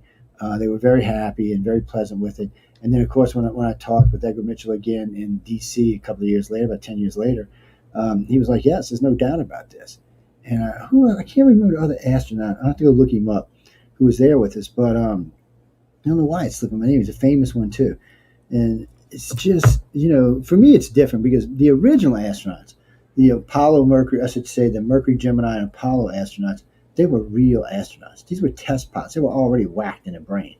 And they wanted to go in space. They wanted to go find ET. If they could got one by the foot, they would have dragged it back with them. The shuttle astronauts are different training, different things. Even though the pilots of the shuttles are usually test pilots, they weren't quite as crazy as these guys were. These guys were the guys who broke the first sound barrier that proved we could go faster than the speed of sound. These are the guys that were up there sticking their neck on the line every day to advance the American military. And yes, they were part crazy, but they really were brilliant. You got to remember, we didn't let stupid people fly our jets. These guys were brilliant. IQs, all of them, over 160. When they tell you they saw something, they saw something. And I asked frankly at another interview if any of them had seen anything inside the atmosphere. All of them told me no, by the way. But everyone said they saw something in space. Matter of fact, all the Mercury astronauts said that they were buzzed at least 2 times while they were in space. One of them said they were buzzed so fast that it made the craft tumble, and they had to re-straight it. And back in the day, there was no automated controls from the ground. They had to do it by stick. It was a whole different thing. The fact that these people were out there doing this and we still don't take them serious, it's just heartaches. I mean, these guys really. And then when you hear like what's his name, John Carter, whatever his name was, when he made videos from the space shuttle, and everybody said he was crazy. NASA kicked him off the program because of it, and he went public and put the videos public. They were still available. I'll get the right name for y'all, and still nobody wanted to believe him. There's several times that the shuttle was buzzed. There's been several times that the Skylab had been buzzed. There's been several times the International Space Station has been buzzed. I have heard at least a dozen. Yes, yeah, we have, and I know at least a dozen Russian astronauts that have said the same thing. ET is real. Mm. So you've got them from both countries telling this show. Yeah. And it's a shame that our media. This isn't the government, because the government let them talk. The government could have shut them down, but they didn't. So you got Russian and American astronauts telling you ET is real, but for some reason our media is like, it's an alien. There's just, ladies and gentlemen, there needs to be credibility for our media now. There seems to be none anymore. There seems to be they can say whatever they want and there's no consequences. There needs to start being consequences for our media now because they know this is true. They've got film and tons of evidence they just won't release. Because somebody up at the top saying, no, the government said don't do it. Or somebody. So you have to rely on independent media who doesn't follow. So follow the little guy, people, because they're the ones that are going to give it to you straight. They're the ones that are not owned by these conglomerates, controlled. I did an interview about 6 weeks ago, and the lady calls in, really, really smart lady. Really, she works for an electronics company. I can't mention who it was. And she said, why should I believe you? I said, well, my pedigree's as long as my leg. She's like, well, what do you mean? I said, well, first, I was in the Navy on board USS Nimitz. I said, I was trained in aircraft recognition. I said, in advanced recognition, because we had to always know what was coming in. I said, besides that, I got degrees in avionics, electronics, advanced avionics, advanced electronics. I said, I've got voice stress analysis. I said, I've got facial recognition, body language recognition. I said, advanced hypnosis. I said, it just goes and goes and goes. I said, I could sit here for another 10 minutes. I said, but just the aircraft stuff is more than enough to tell you. I said, advanced avionics. That means I know everything about these planes. I said, I know how a plane acts inside the atmosphere. And when I see one go, no, it's not ours. Even the drones we have today still can't reproduce some of these, even though the drones are getting close now. Drones can actually reproduce a lot of stuff that people see in UFOs, but they can't reproduce the speeds, and they can't just poof out of the atmosphere and disappear. But they can do some of the maneuvers. But still, here we are. We just can't replicate this.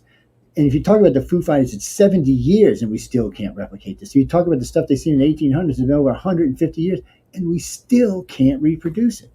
But yet we want to say it wasn't real. Well, that's insane. And then you've got people like the Brits, the French, the Germans, the Brazilians, the Mexicans are all releasing. I mean, Mexico, every time it gets a video, it releases it. They don't even care anymore. They're like, oh, yeah, put it out to the public. There's been like 11 of them released in the last 3 years. Do that. A lot of countries. And so why is it that some companies don't? Other countries do. And why wouldn't it be? There's some countries that are very forthcoming. There are. But why couldn't Russia or China be the disclosure? Why does it have to be America? Why does the whole world expect the truth from America when they know this country lies? But they have disclosed to a degree. They have disclosed to a degree. Russia was one of the first, actually. I remember reading about Air Force records 3 years ago. But disclosure means, but disclosure means that the head of your state comes out and said, yes, we are being visited by extraterrestrials, and they're real. No one's ever done that in any country. To date, nobody's going to talk about extraterrestrials. No big leader has come out and said that. Why? Even though they're releasing it, I've watched videos, like I was watching the Mexican president before this one, when they released those 3 videos. He's like, look, guys, we don't know what these are. He said, maybe they are extraterrestrials. He said, I really don't know if they're extraterrestrial or not. He said, I don't know. And then, like what Joseph just puts China's been around for 5,500 years, just like India. India and China has steep cultures with things that fly around in the sky and things that existed. But yet even their leaders won't come forward and say they exist. Why?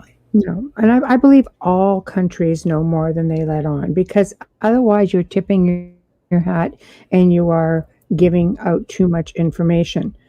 And nobody wants to do that. They're going to, especially when it comes to ET, they don't. Yeah. No, they don't want to. But last year, Xi Jinping was asked at one of the meetings in Europe. No, wait, it was the year before that, because Trump was still president.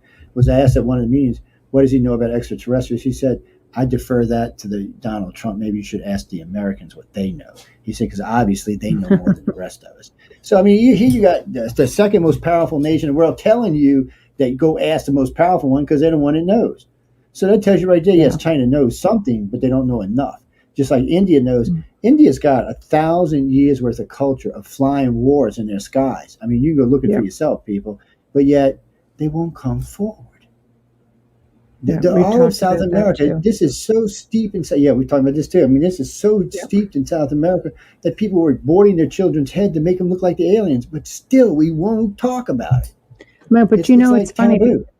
This show has actually educated people more on even going back to ancient times. A lot of that stuff, emulation. We've talked about cultures. Like, why do people have to learn more from watching shows such as The Gray Zone, or people independently coming out and bringing all of the information, rolling it all into one, connecting some of the dots? This is something that it's out there. It's out there, and people, like I said, they're armed with camera phones. People have experiences all the time, and they're coming out and they're just saying it.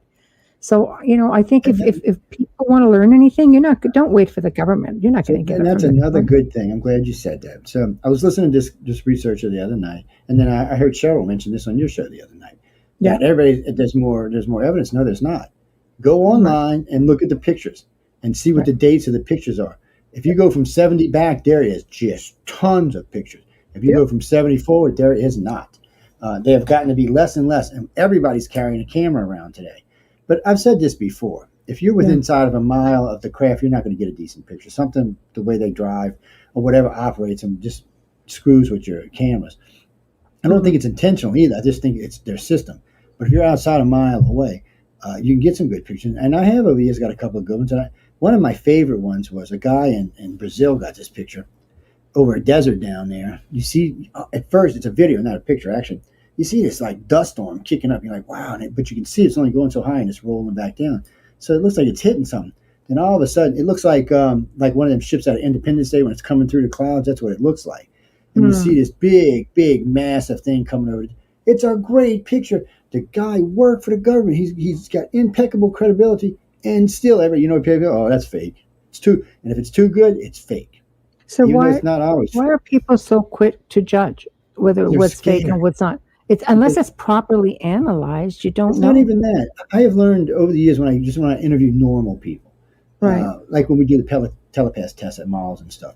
When I'm talking to people, this scares a lot of people, a lot more people than you think. Well, maybe 1 out of 50 are actually embracing it. The other 49 are not really, because it's either interferes with their religion or it just scares them that there may be something out there more advanced than we are. And they're not going to share that. And part of me thinks, oh, shit, these guys are coming to our planet. One day they might decide we look good, taste good, our women look good, our husband, whatever. It could be, but yet that hasn't happened yet. We're still here. Now, I agree they take people, but they put them back, at least for now. But more and more people in 2021, you would think that we had grown a set, but we haven't. It seems like it's gotten worse. To be honest with you, it bothers the blank out of me because I look at people like, look, you are the ones who are going to get to the truth. Stand up and say what is going on, and we want the truth. And if you do that, somebody's going to disclose. But if you get this mousy crap where you put your face down and you look away, or you get this scared look, they're not going to tell you anything. I'll tell you what, after I talked with my friend in Boeing about the craft in Stevensville, about a week after that, I got 7 different calls from people in the government asking me, am I going to disclose this? How am I going to handle this? I said, yes. I said, this is the truth of the matter, too. I was asked not to release the original video that we took, because there was a lot more detail in that than what we're talking about now. They said, we don't mind if you talk about it, and we don't even mind that you say it's ours, Mr. Montaldo. And anytime they start calling me Mr. Montaldo, I instantly get worried. So I'm like, well, what do you want me to do with this? I said, it's definitely not alien. He said, well, we were hoping just to play it off like that. He said, but you pretty much ruined that for us. He said, yes, you can go ahead and say that it was maybe an Aurora craft. And that's what I did. I said it was an Aurora craft. That's what it looked like. I said it's an Aurora craft. And that's what it got played off at. And it was some type of advanced craft like that. Some ram scoop, something that was really fast. Because when the guys told me when it blew past, when the chasers were staying on the side of it. And this is what made me call my friend. They had 2 rows of engine. There was 8 on top, 8 on bottom. And they glue red, and the ship started moving. Then they popped out white, and it was boom. It was like cruising across the sky. And I had heard someone that I knew, a friend of mine that worked in the lab, had told me about the new engine. And he said, that's how it worked. And I remembered hearing that. So that's what made me call her, and she verified it for me, which she didn't have to, but she couldn't get in trouble because my clearance was high. And that's one of the nice things about what I do. I do have a high enough clearance that I get pervy information that I get to keep for myself. And maybe I'll put it all in a book just before I'll die and I'll release it or something. But I doubt it. But still, it's nice to hear your own theories verified. And it is nice for me because I can go out and talk with confidence that, yes, this is what this craft was. So they verified it for me. I knew exactly what it was after that. And I called my friends at MUFON and said, look, you're just making an ass out of yourself. I said, I can prove now exactly what the craft was.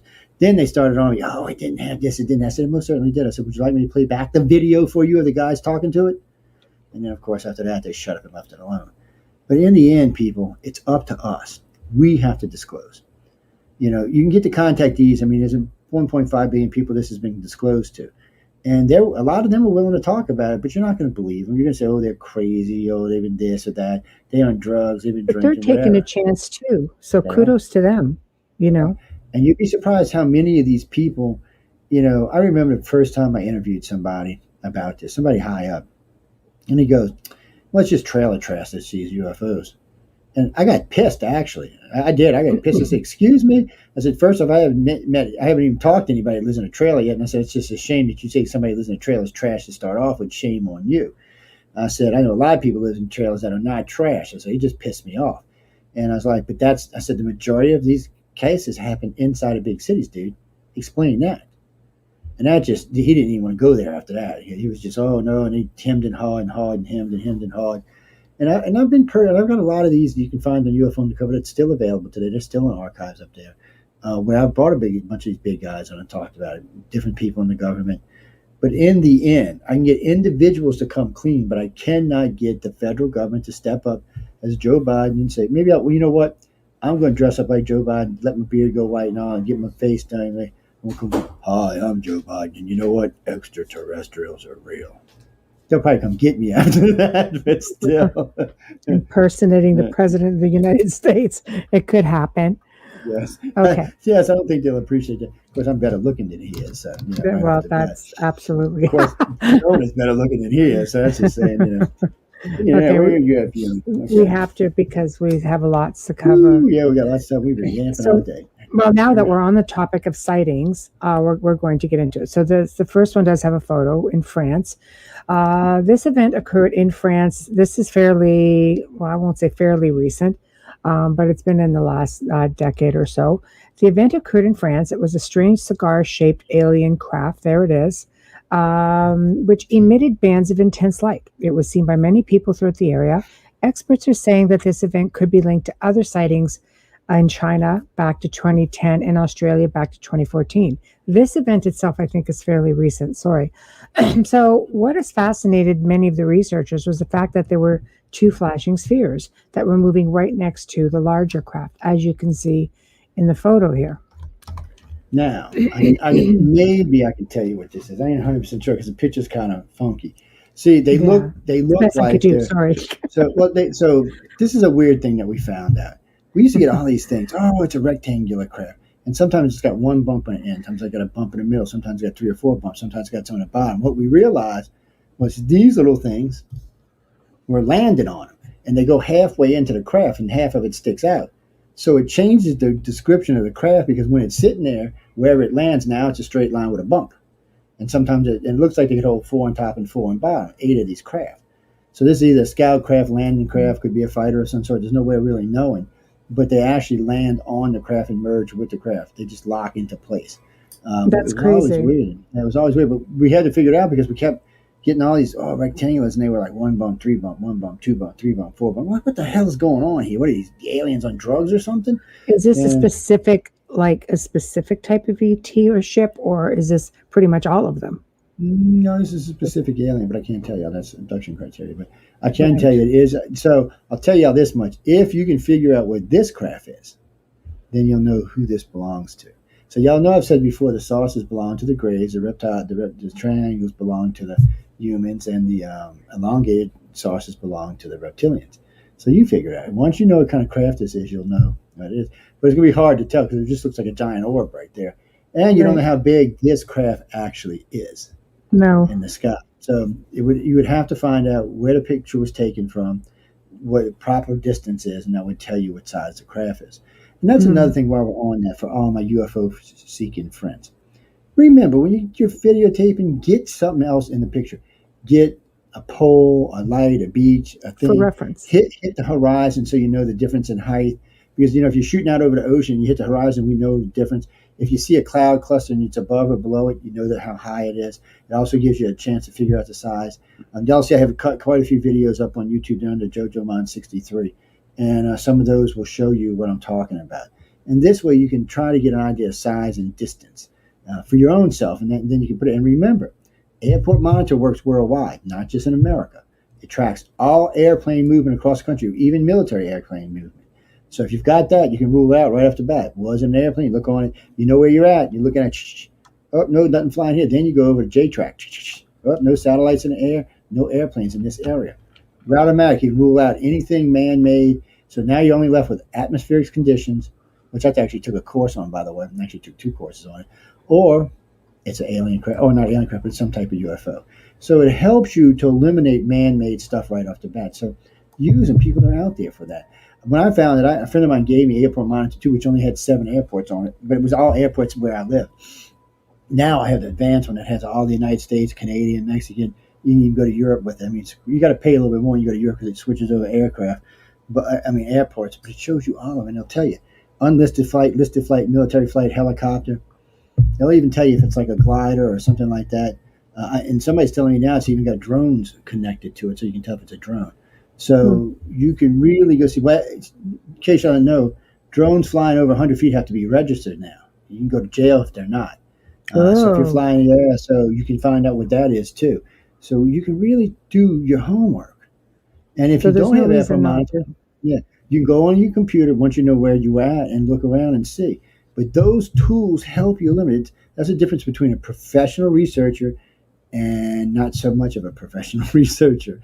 I'm trying to be nice about it, but we've developed tools over the years to really help this along, and those are two of the best tools you can use. I mean, and if you understand atmospheric stuff, and if you don't, you can go online, like say this is in Paris, you can type in atmospheric conditions in Paris. Have there been any type of these? And if it comes up no, you can rule it out. I actually got I wouldn't say a degree, and I just took 2 years of it. And then I got advanced avionics, advanced electronics, and then of course there's airport monitor. I pulled this on Neil deGrasse Tyson because he tried to be a smartass with me online one time. I said, Neil, please, I'm not an amateur. And I told him what I was doing. He said, shit, you're not an amateur. It's his words, not mine, by the way.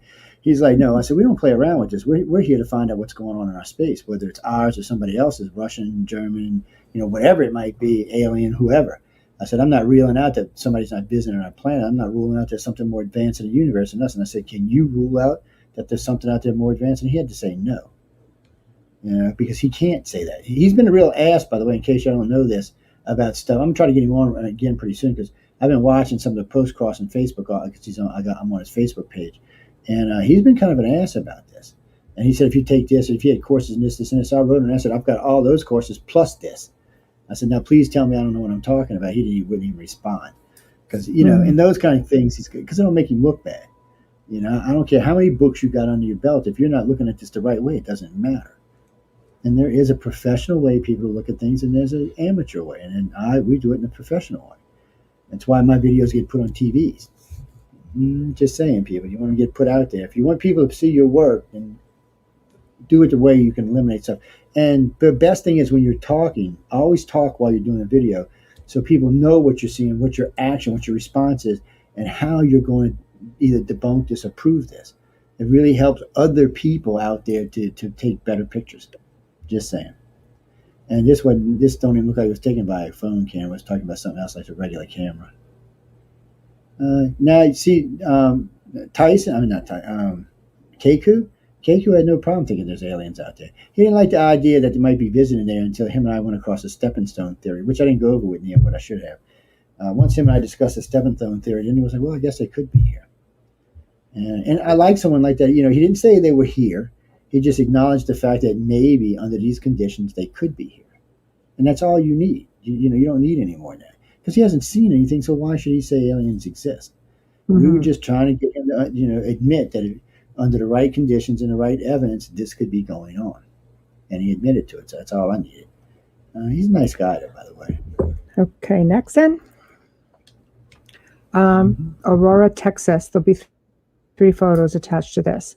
So this is going into the Wayback Machine, but it goes to show you that if stuff like this was being printed in the paper, then I'm going to guess that somebody in the higher-ups at this point would be paying some kind of attention. So April 19th, 1897, an incident occurred where a mystery airship, is the term of the day back then, not UFOs, came from the sky at a high rate of speed and crashed into a windmill which belonged to a Judge James Spencer.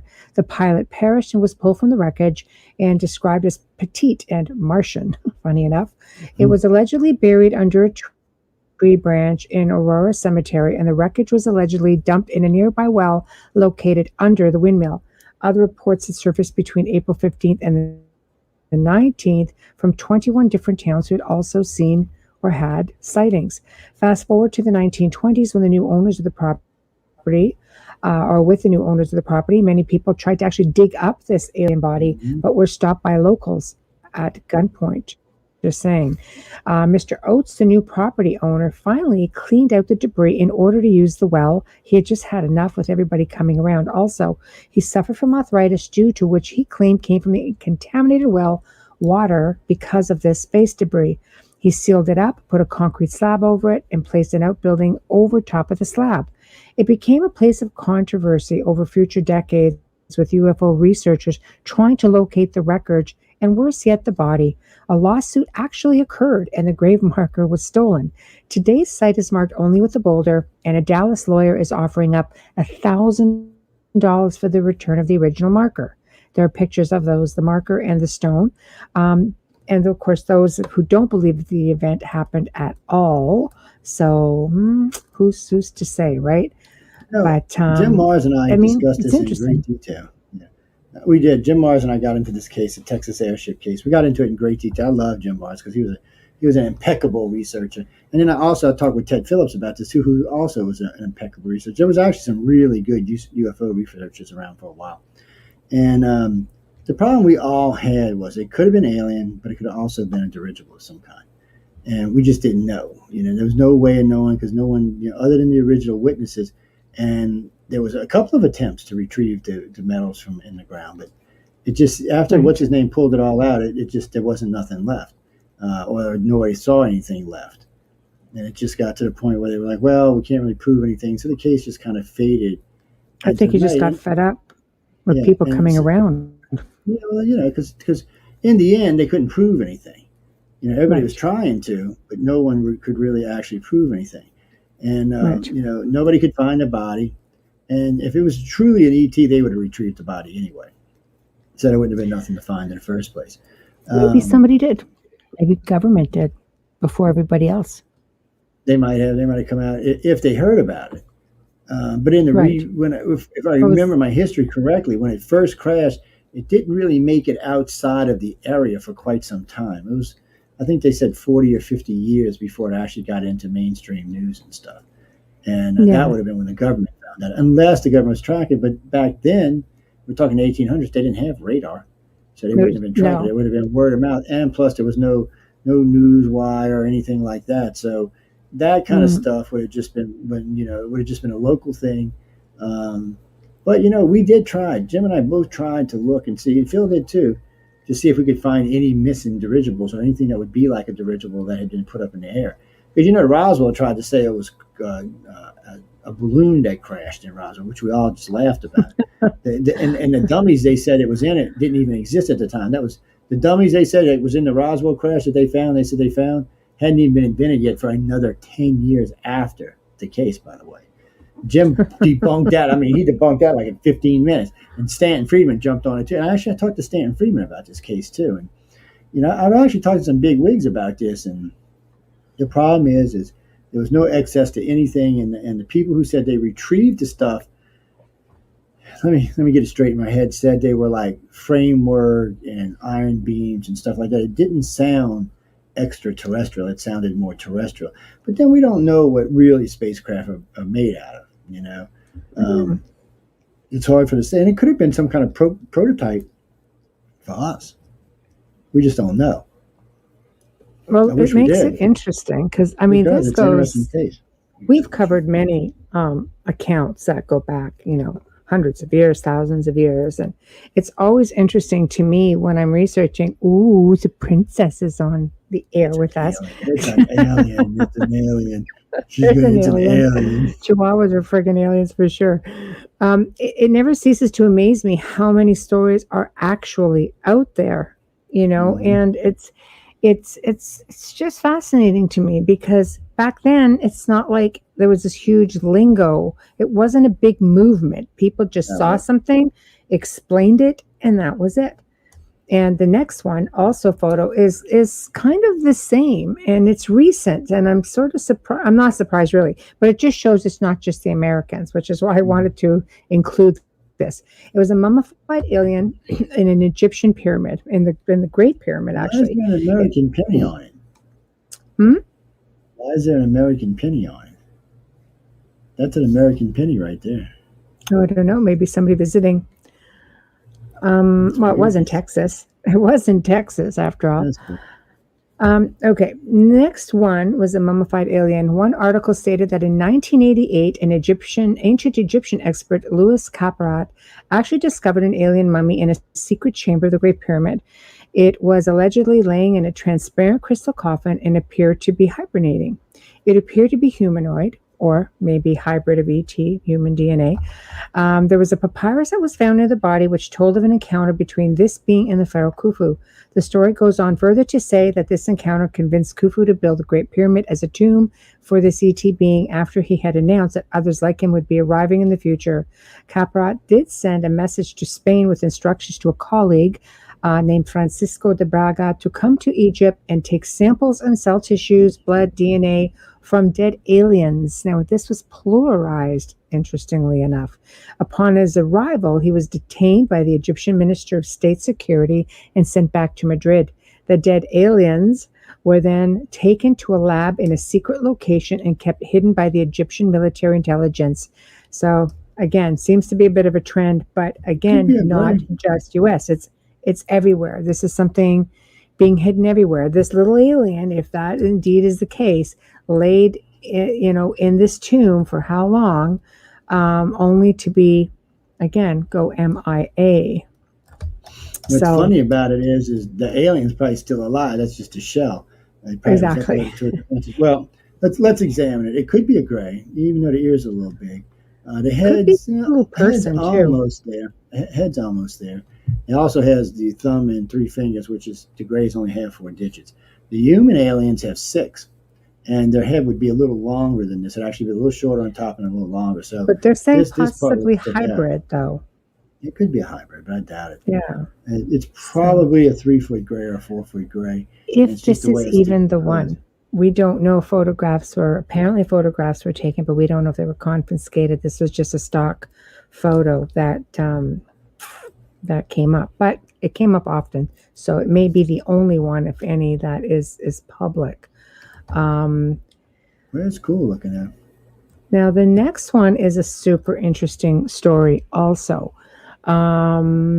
This was a man named Gösta Karlsson out of Sweden. There are 2 photos with this. This account is not known outside of Sweden for the most part. However, it's said to be one of the most amazing stories in the field of ufology. The story goes that an evening of May 18, 1946, Gösta was walking through the woods on a dark, peaceful evening and noticed streaks of bright lights nearby. He went on to climb a small hill and saw a brightly lit disc-shaped object. He couldn't really find an explanation for what it was, as he'd never seen one, and no one really ever spoke of flying saucers or UFOs back then. He claimed that it was shaped like a disc and stood on 2 telescopic supports. It had a ladder on the lower part with a hatch like on ships. He saw a cockpit with light, and at the top of the object was an oval cabin about 8 meters in diameter with oval windows and in 1 meter intervals and approximately 30 centimeters in height. At the top of the cockpit, there appeared to be a periscope, roughly 4 meters high. He also noted that the object pulsed slightly like water in a fountain and had a strong smell of ozone. He went on to describe beings which appeared to be 3 men and 3 women, all dressed in one-piece suits with same boots and belts. So uniforms, I guess. He continued to watch them from afar. The story continues on, but he ultimately went back to the woods during the day. The next day, found heavily crushed and burnt grass with imprints from the supports, found 2 mugs from which the crew drank from, and still contained a fragrant yellowish liquid in them. So he found a gold ring and a transparent crystal rod engraved with symbols, which he noted were very similar to Scandinavian runes. He never allowed anyone to examine them, and by the 1970s, he suddenly became the director of wealthy pharmaceutical companies named Cellnell and Allergan, and to which he claimed medicines were made from the healing drink left behind by the aliens. These drugs allegedly slowed down aging. It's a lengthy stories, Guy, but you guys can find this anywhere online. In 2003, he died of a stroke and took his secrets to the grave with him. His artifacts and documents have never been found. So as you can see in the pictures, there's these aliens the ring for polluting. They threw their cups on the ground and dropped their ring down there. Man, we need to find him, get him a ticket, man. Polluting our planet. Or did they purposely leave them to be found? Because they're superior beings. I'm pretty sure they would have known that they were being watched. No, maybe it was just watched. So maybe it was their way of saying, here, let's see what you do with this. Maybe he was visited for years afterwards. We don't really know because it doesn't really say. Odds are he was taken there and put back. He probably just didn't realize it. Lost a couple hours, just didn't realize it. Right. Because, which would make sense. Yeah, they're not going to just let you walk up on their craft. And if you're getting gifts, they have given people gifts before. It's not the first person I've heard that has recovered stuff, but usually they'll give it to you or hand it to you or put it in your pocket or something. Yeah, there's two more photos. I know a lady friend of mine who was given a crystal wand, and I tell you what, she puts it on your head and knocks your ass right out. She still got it even to this day. We tried to get her to let it send it. She said, if I send it research, I'll never get it back. I said, she's probably right. She probably won't. Well, how people are, especially the government. Ooh, that's a different one. It's kind of, and what's funny about this particular craft? It kind of sounds like the craft that Larry Warner and him talked about at Rendlesham, and John Burroughs and the rest of them. They described the craft close to this. They do describe the 3 pod marks in the ground after the ship had left. So it's not the first case I've heard where there's physical evidence left behind. It's but there's so not a lot they're out there. But this is a point where this guy ends up with these items and information. Is it that he escaped having all this confiscated, or escaped anything really, because it wasn't a well-known case? Because he would talk about this. This guy would go around and he would show people the items and he would let people see them, but he never allowed them to be examined. He never wanted them touched. And I mean, let's face it, he ended up being director of 2 pharmaceutical companies, did quite well for himself. So definitely something going on. Yeah, so they hired Crazy Cracker to come run this on. Maybe. Yeah, maybe. Yeah, they might have gave him something that did do something. I mean, unfortunately, we'll never know because he's gone and nobody's going to tell us. Okay, this is the 3 photos here is a pilot named Giancarlo Sacconi from the Air Force in Italy. He pilots a G-91R fighter plane. He was returning to the Treviso, Italy with his group of 14 of the Air Force's 2nd Fighter Wings on June 18, 1979. The Astrana Radar Center registered an intruder presence, and Giancarlo was instructed to approach this craft, or unidentified aircraft, which entered a restricted area. He activated the cameras, approached the UFO at a distance of roughly 70 to 80 meters at roughly a speed of 450 to 500 kilometers. This object was emitting a strange blue trail. He went on to pursue the object at an altitude of about 7,000 feet. He eventually captured 82 frames as he photographed it over 7 to 8 flights near the object. Its speed was undetermined. The object was described as a matte black cylinder with a small white or transparent dome located on the upper side, no less than 26 feet long, 3 feet in diameter, flying at 13,000 feet. When he landed, the photos were taken away for development and analysis. Blah. Speak, Michelle. You can do it. Use your words. So anyway, fudge. So this is, another example of, one of an Air Force pilot capturing images that, it's all over the internet. So we don't know. Like, again, a disclosure thing. This is something that the government in Italy had. And it's not like he could just go off and say, oh, hey, here they are. Like, these were on the plane. He had no access to this stuff. And yet, here it is. Yeah, it's weird because there's a bump right there and there's a bump right there. Mm-hmm. Yeah, it might be just the one picking up craft if it's going by. Now, so to you, this is cylinder shaped, so this would be reptilian. It could be one of the ones picking up the craft they had out there. It might be retrieval craft. I basically call them aircraft carriers in the air, which eventually we'll have ourselves. But right, it's just something that picks up other ships as it's going by and hauls. It's probably bigger than it looks. That's probably why I was having such a hard time with it. But still, it had to be in float mode or something if he was able to get pictures. 82 frames. That's a lot of pictures. Yeah, that means that's sweeping by like 7 or 8 times. That means their engines were off. There's nothing to distort the pictures. Oh. Just cruising on by. Because usually, like I said, you get distortion. And there is some distortion in these, but not a lot. I mean, you can see the runway pretty good underneath there. Speaking of that, I wonder what airport it's flying over.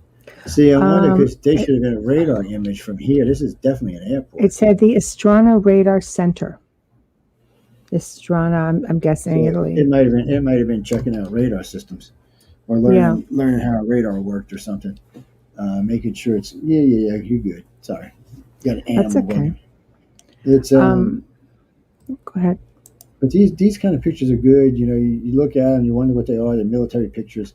It's hard to debunk a military picture. You got to wonder what it is. It's just floating across the sky. But it's also an old image. It's not like, we're not in digital times here where you can fudge it. The only way you can fudge it once it gets to a computer. So that also makes it credible. Back then, what you would have had to do is you would have had to take the negative and overlay a negative on it and then repicture it, which only a handful of people could have done back then. It's not an easy thing to fake. Today, it's a lot easier to fake, and it's easier to debunk things in the old days because it's a grayscale. So you can pick up the grayscale and see how it is, and if there's a digital drop if there's a drop in the grayscale from like 1 to 30 or something, it's been faked. It should be a smooth across the thing. So, it's an interesting photo. It's one I haven't seen, so that's cool. I always like seeing stuff that's new. And it is interesting that it's floating over a dam, but it looks like it's floating. I don't see any propulsion or anything. Just seems it might not even be floating. It might just be hanging out. It's a really up close picture, which is interesting because usually they're so far off. I think you'll find this next one interesting. It's one of those out of place things, but it just goes to show you how far back this stuff goes. The Yucatan Peninsula, a 12,000-year-old microchip. So it's reported that a group of divers went cave diving into the Sakatan system in the Yucatan. Sakatan, God, say that 3 times. They found some 12,000-year-old skeletons. Archaeologist Guillermo de Anda stated that he believed one human skull, which was wrapped in limestone, was covered there also. He stated that the ancient Mayan Indians went there looking for water way back when, and researchers have found the skull to be rather interesting because upon further study, they simply stopped talking about it. A Mexican journalist, God, I'm struggling today, Pedro Sanchez, alleged to have been given confidential details from an informant, claiming that the skull had an artificial implant in it. And experts examined it further and determined that the chip had been inserted some 12,000 years before. Like what? Maybe it was, because Yucatan Peninsula is where the asteroid supposedly crashed that wiped out all Earth wiped out everything on Earth that allowed us to come. In case y'all noticed, ladies and gentlemen, without the big mass extinction, the last one, humans wouldn't be here. We weren't big enough. We weren't predators enough to fend off the raptors and the other dinosaurs. See, we had a fair chance against lions and tigers and elephants, but when it came to velociraptors and stuff, we didn't have a chance. Or big condors flying over and just sucking people off. I mean, there was too many things that could eat us then. But today it's a little different. So because of the asteroid hit 63 million years ago, 50, how many ever it was, it allowed humans to develop. Without that, we would have never developed. Unless, aliens put us in. Even then, aliens wouldn't have put us in that because they know we would have got eaten. Mm-hmm. So maybe it was somebody here coming to look for it. So maybe it wasn't an asteroid. Maybe it was a ship that crashed. A big intact spacecraft. Who else would have put? Who could have put an? Oh no, nobody we know. Who could have had the technology to put a microchip in one of these more primitive ancient people's brains? This skull right here is very interesting. Right, look at the eyes on it. Yeah, that's a very interesting skull. Yeah. So, I don't know. I doubt anything dealing with a microchip that long ago, it had to be advanced alien technology. It wouldn't have been us. There we go. It is cool. It's cool that it's kind of shaped like the microchips we use today. And it's what we said about Roswell. It looks like makes you wonder where that technology come from is what I'd want to know. It's like 12,000 years ago, and bam, there it is. 12,000 years ago, there was life. We know that in the Indians, because of those 2 cities we found, there was advanced life, at least city type advanced life, which we didn't think happened. Remember, they try to make us think 6,000 years ago was when everyday civilized life started on the planet, but it's not true. We know the Indians had 2 big cities with 250,000 people each in them that were wiped out by probably a tsunami or something. We found them because of a tsunami. We've also found cities off the coast of Cuba, the coast of Japan, And then there's Bimini Road. I mean, there's a lot of stuff we've been finding that suggests that there was life much earlier, before the Ice Age. The Ice Age came and kind of wiped it out. It was 10,000 years of Ice Age, which allowed the water to drop and all that other stuff, which allowed everybody to bloom and grow. And somewhere along that time, the timeline there, we were more advanced than we thought we were. I guess because of the Ice Age, we went backwards a long ways, but in the end. Or is it that we've just been suppressed somewhere along the lines? So let's look at it like from this point of view. So another 100 years from now, everything will be digital. The libraries will be pretty much gone. All the advanced knowledge from now on will be on microchip or on storage and hard drives. So if the big catastrophe happens, like a nuclear war, you won't be able to access. You'll only be able to access the technology that's still in books. And back then, they didn't even have books. They had just little plates and charts. It would have been like an earthquake. A lot of that would have got lost. So here, if a nuclear war happened, we would lose all the advanced knowledge and a lot of our paper knowledge. So we'd basically be starting from scratch, living back in caves, living in, we'd have reverted, because that's what humans do when they don't have the technology. So that's where we would. Now, we might not reverted all the way back to cavemen, but we'd have definitely reverted backwards a couple of thousand years. And you just got to wonder what was going on. Because, I was watching this thing about Rome earlier today, and I always wondered why Rome just didn't go ahead and conquer the whole world. After 500 years, they had pretty much conquered the civilized world. So they just should have spent the next 500 years conquering the rest of the world. We'd be a united world today. We'd all be Romans, mind you, but we'd be united. I could deal with being Romans. They cook good. They had a good culture, a very interesting culture. But today, it's not like that. Today, we're divided, multiplied. And I wonder sometimes, if it's not designed to keep humans out of space, keeping us broke up like this, yes, it makes the Chinese and the Russians and Americans and French and Germans compete in space. But if you put all those countries together and just had one space program, we'd already be far out of our solar system. We'd be mining asteroid belts. We have colonies all over the place, just because of sheer money and brain power, but we don't. We keep ourselves divided, and we're always fighting amongst ourselves, and it makes it hard. And all that money we spend, just think, people, just if you took all the money spent on military worldwide, I think it's $3 trillion or $4 trillion a year, and you put that back into science, colonization, and medicine, I guarantee everything on the planet would be cured, and we'd be all over the solar system. But we're not. And then, given the simple fact, and they've done a lot of studies on this, the Mid Ages, they say the Middle Ages set us back 1,000 years. The burning of the Library of Alexandria set us back 1,000 years. At least. Because there was all kind of technology lost here. Remember, we found out that they were doing electroplating 6,000 years ago. Who the hell? I mean, it's electricity. Electroplating is, people. That's when you put gold on something. So somebody figured out you could take a jar, put 2 rods in there, and fill it with like orange juice or something acidic, and it would create electricity. And they could use that electricity to paint gold electroplate. Really? So Benjamin Franklin invented electricity. Some guy 2,000 years ago, 3,000 years ago invented electricity. We don't even know who the hell it was. And just to think, if we would have been a united planet then, that would have went all the way around the world. Somebody would have learned how to use power. And then there's the thing with the Egyptians. It suggests that Egyptians had electricity 5,000 years ago. Right. If you look at some of the hieroglyphs, they show these tubes, and obviously they're clear. They're usually about yay long. Well, you can't see me on camera, so they're about yay long anyway. It's about 3 foot long. And they were big on one end and small on the other end, just like a light bulb is. And inside they had an electric eel. That's what it showed. And it was connected to a cable. And the thing would start to glow. So they just portrayed it as an electric eel because they didn't understand what the filament was. But somebody back then was lighting cakes, because no one could understand how they lit these pyramids and stuff. Fire wouldn't have done it, because if the smoke would have caused carbon, it would either killed you or it would have scarred up all the walls. There is no fire marks inside any of these caves. They didn't use fire, and the further you went in, the less light there was. So how the hell they light their way in these big underground cities and these pyramids and stuff? And that's the only thing that you can find in hieroglyphs that showed how they light them. These long tubes that had wires on them. You could see they were connected to cords that were connected to other ones. They glowed. Sounds like a light bulb to me. And yet, you look at the ancients who had so much of this technology.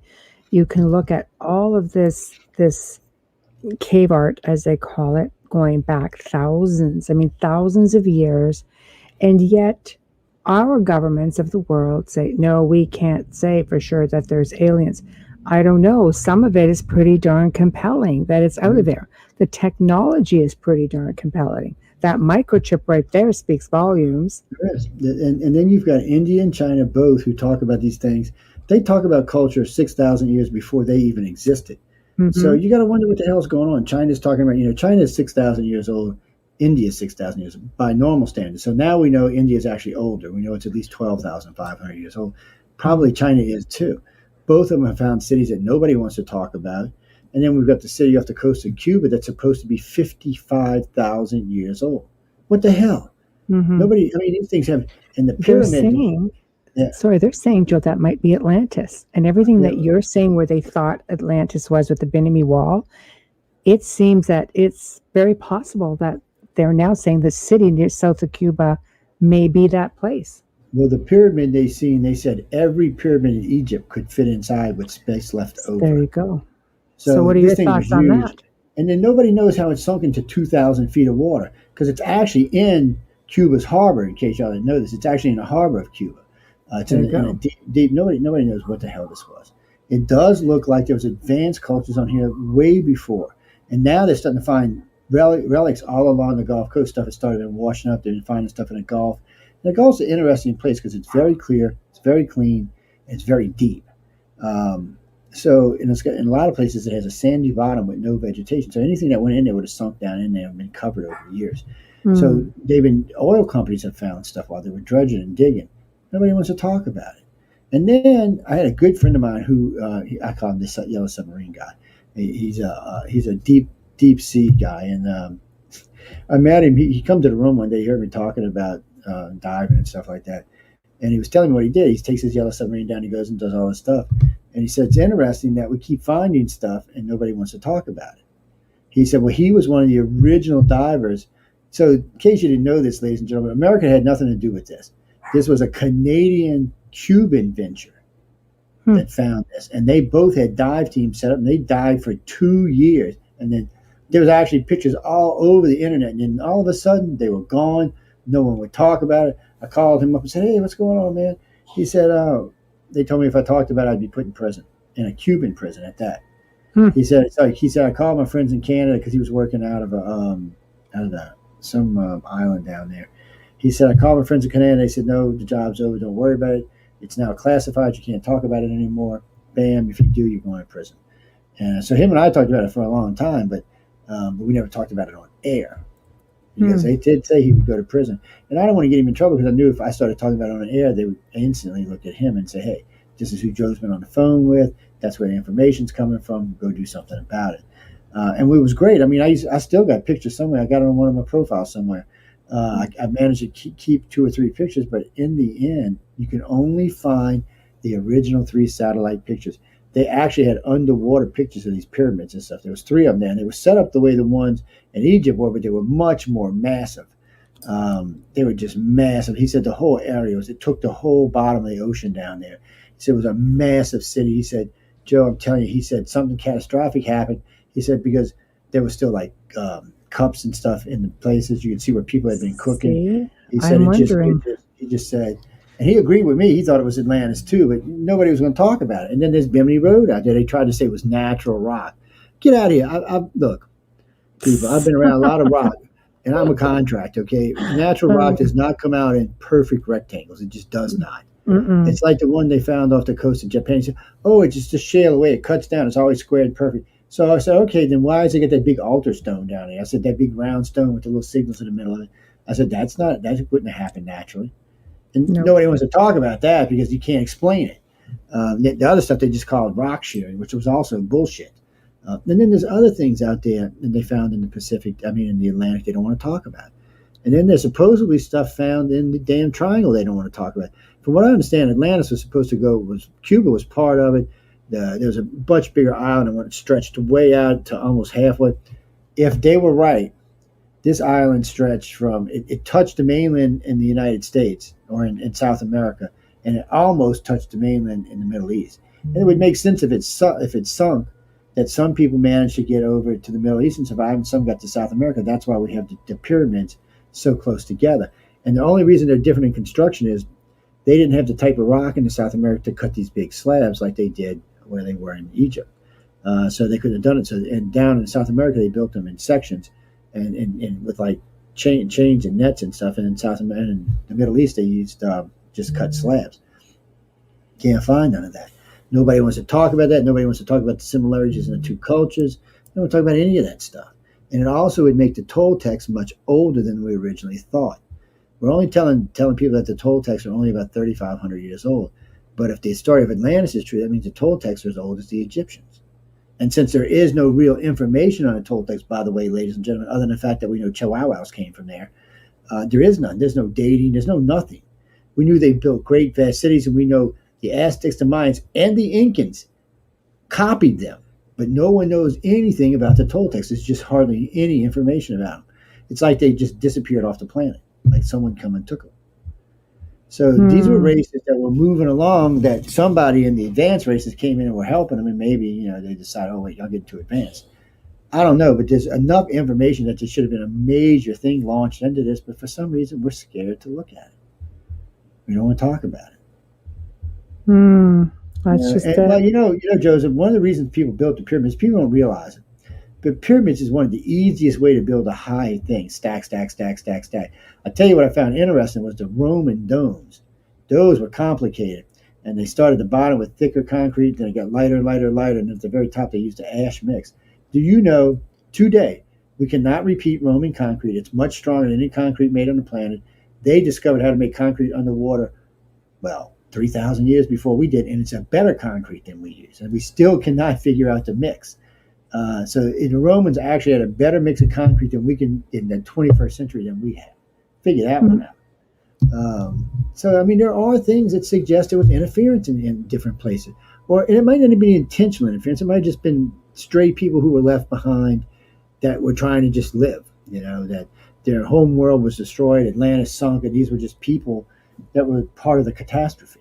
They no longer had the access to their technology, so they couldn't build things with that. So they had to use their mind and go with the old school stuff that they could. And it would make sense that they were distributed around the planet after it sunk. Anybody who had a boat or a plane or whatever they were using to travel with would have been, to the next island or to the next continent or whatever it was. But that's another thing we don't want to talk about. We don't want to talk about the Egyptians and the Toltecs being so close together. We don't want to talk about that. There's only that little piece of the Atlantic Ocean that separates them. If there was an island in between them, it would have been no big deal. When the island sunk, someone went left, someone went right, someone went down. We don't want to talk about that.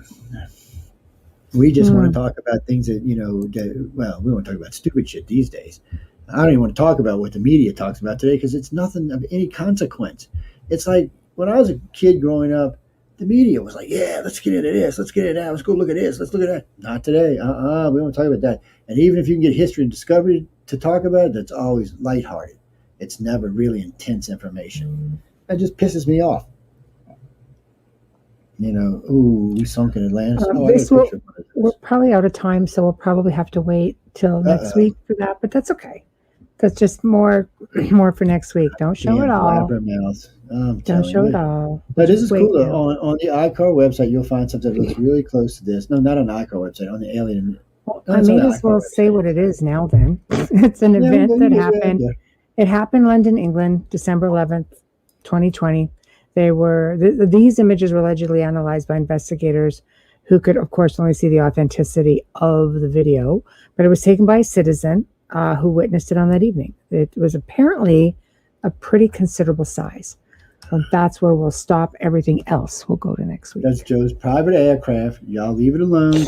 I told y'all before, y'all start looking at my aircraft, I'm going to have to zap you with a laser, and I'll stop it. But Michelle is right. We are out of time. Now, I'm going to do something that I don't normally do. I'm going to make this video, this gray zone available. It's the only one y'all going to get. Listen, it's the only one y'all going to get. All the rest of them are non-available. You're not going to get them until we decide to put them back on YouTube. And this is it. So, because I had some people crying on me last week because I haven't made the other ones available. So I'm going to make only this episode available. So let's just say it's a teaser.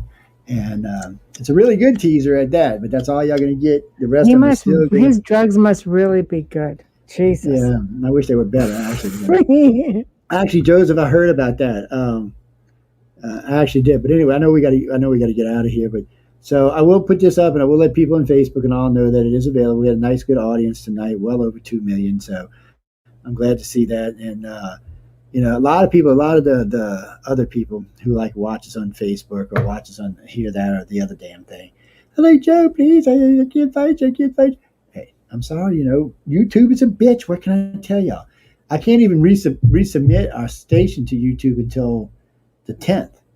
And then I can resubmit to monetize it, and then I will make it available. I was going to put it up on Podbean, but Podbean is already bitching at me about space. So we run through Podbean space in a matter of days. It used to be all month, now 15 days. We're out of space. So we produce a lot of material, and these shows are particular. Michelle and I put in a lot of work. Actually, Michelle does all the hard work. All I'll do is yap. Peter, before we go, no, seriously, she does all the hard work. Oh no, I just yap. She makes me look good. I say that every week. Matter of fact, we were talking about you last night because we were talking about Stephanie Bonetti last night. And I was talking because we were talking about how good of a researcher she was and blah, blah, blah, blah, blah, blah. And your name came up. And I said, oh, yeah, that's Michelle. I said, Michelle's just a good or better researcher, and I don't have to get screamed at every day. I said, it's much more peaceful. I'm more easygoing. Yeah, well, it'll be available on YouTube. It'll be available everywhere that we make them available. Usually, it's a mad dash for Michelle and I to get them down because people are stupid with them. Because I'm not kidding you. Within 15 minutes, we always have them down. Sometimes you'll see 100, 150 people have already looked at them before we get them down. But the bad part is, right while they're watching them, it goes click and goodbye. Oh no! People get a little bit upset. But we do this because it was helping fund in Michelle's show, which they don't have to worry about now because they got fully funded through Folgers now, which still means it's money for her and for me once we get these back up and running an archive. But it helps the station stay afloat. It keeps it from getting out of my pocket. Keeps me from getting divorced because I'm spending too much money on the radio station. It helps my 25 hours a week of research. Yes, and Michelle does a lot of work. I mean, she does. Y'all think that, if somebody asked me that day, she said, well, what did you do? She's like, 15. I said, it's 15 minutes. I said, what kind of crack are you on? I said, it takes 15 minutes just to find a picture. That's a couple of hours. And I said, then she's got to go back through a day. And I said, I know she's anal like I am. I said, so she goes through it, and then she looks at it again. Then she goes back and looks again. It's true. And it's a lot of reading and research. You have to format the show. You can't just throw a bunch of stupid stuff. It's got to format it, No, there's lots of information. Amelia and her are on Wednesday and Thursday. Amelia's not on this show. No. Amelia said she's scared to talk about these things with us. She's scared the aliens might get her. Which they might if you talk about this too much. But there's going to be a promo coming out here in just a few minutes, and y'all can listen to that while we get ready to get out of here. I do want to tell everyone I thank you for tuning into the Gray Zone and United Public Radio. I hope y'all enjoyed the show. I did notice I got to hear Weird Tales before us today. It was a good show. Yeah, it's a good show. Matter of fact, I was on his show. I don't know when he's going to make it public, but eventually the show I did with him will be out. Charles Christian, it's actually his birthday today, so I'll go wish him a happy birthday. He's our UK host. Yes, and we got a South American host now. And we're going to bring on probably JJ Ryder as soon as we can figure out a time thing. He's in South Korea. So it makes it a little complicated. But yes, we do have hosts, and then we got 7 hosts in Canada. So, it's funny. Before I go, somebody asked me about this, like, well, you know an awful lot about what's going on in Canada. I was like, yeah. I said, I got 7 hosts up there. I said, they're always telling me something. Well, how did you know they locked in? Oh, because that was what it was. I said, well, how do you know what's going on with your lockdown? I said, because my hosts tell me. Really? I'm like, yeah. I said, are you not listening to the whole network? I said, if you were listening to the whole network, you didn't know who they were. And then I got screamed at again because I call them my host. They are my host. I'm going to tell you again, they're my host. Yes, I own your asses. Yes, I signed a deal with Satan. Okay. I signed a deal with Satan. I want a freaking raise. Okay. I want freaking, I want benefits. And I want oh shit. No, I'm serious. That when we say that, we mean for the station. That's what we're always talking about. And I know people give me shit about it all the time. No, I'm serious. But we got to go. So listen to this archive coming up next. I mean, not the archive. Listen to this promo coming up next, and you'll see what's going on. Pay attention to it because all I can say is vote, vote, vote, vote, vote. And if you know somebody that's over at People's Choice, tell them to vote, vote, vote, vote, vote. Well, they're only going to let X amount of people in. They only do 50,000 votes. So we have to get nominated again. So you get nominated to get on, and then it's 50,000 votes. They pick who gets nominated, and then they go into the final, which is last 5,000 votes, and that determines who's going to win. Yes, it's going to be, for me, it's going to be like Preston Dennett with Writers of the Future. He had to go 47 times before he won. It'll probably be like that for me, too. But Michelle and them are over there. Be sure to go vote for them. Chasing Prophecies over there, United Public Radio. Writers of the Future's over there, which they got a good chance of winning this year. And, of course, the Centrals and Science and Is Born is on over there. So be sure to go check them out and vote. Y'all all know all these shows on the network already because I know most of y'all are listening to them. Again, I'm going to kick this on, and we will see y'all. I'll see you Monday. And I don't know what after that. Let's see. Oh, and happy 4th of July. Happy late Canadian Day and happy early 4th of July. Happy 4th. Yeah, Independence Day. Yes, when we thought we got independence and we got something else. Yeah, I know.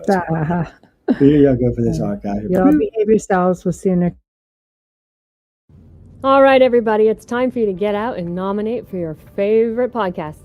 There are 4 amazing shows I want you to consider for the People's Choice Podcast Awards, the longest-running premier awards event in the podcasting space, open to shows worldwide. You can vote at podcastawards.com and nominate the following shows. Writers and Illustrators of the Future podcast in the categories of education and storyteller drama. This show is based on the world-famous Writers of the Future contest created in 1983 by L. Ron Hubbard and provides writing tips and art advice from contest judges, winners, and industry professionals for writers and artists wanting to take their next step, along with the needed inspiration to keep on going. Next one, The Centralist in the category of politics and news. The Centralist is a much different news and political program.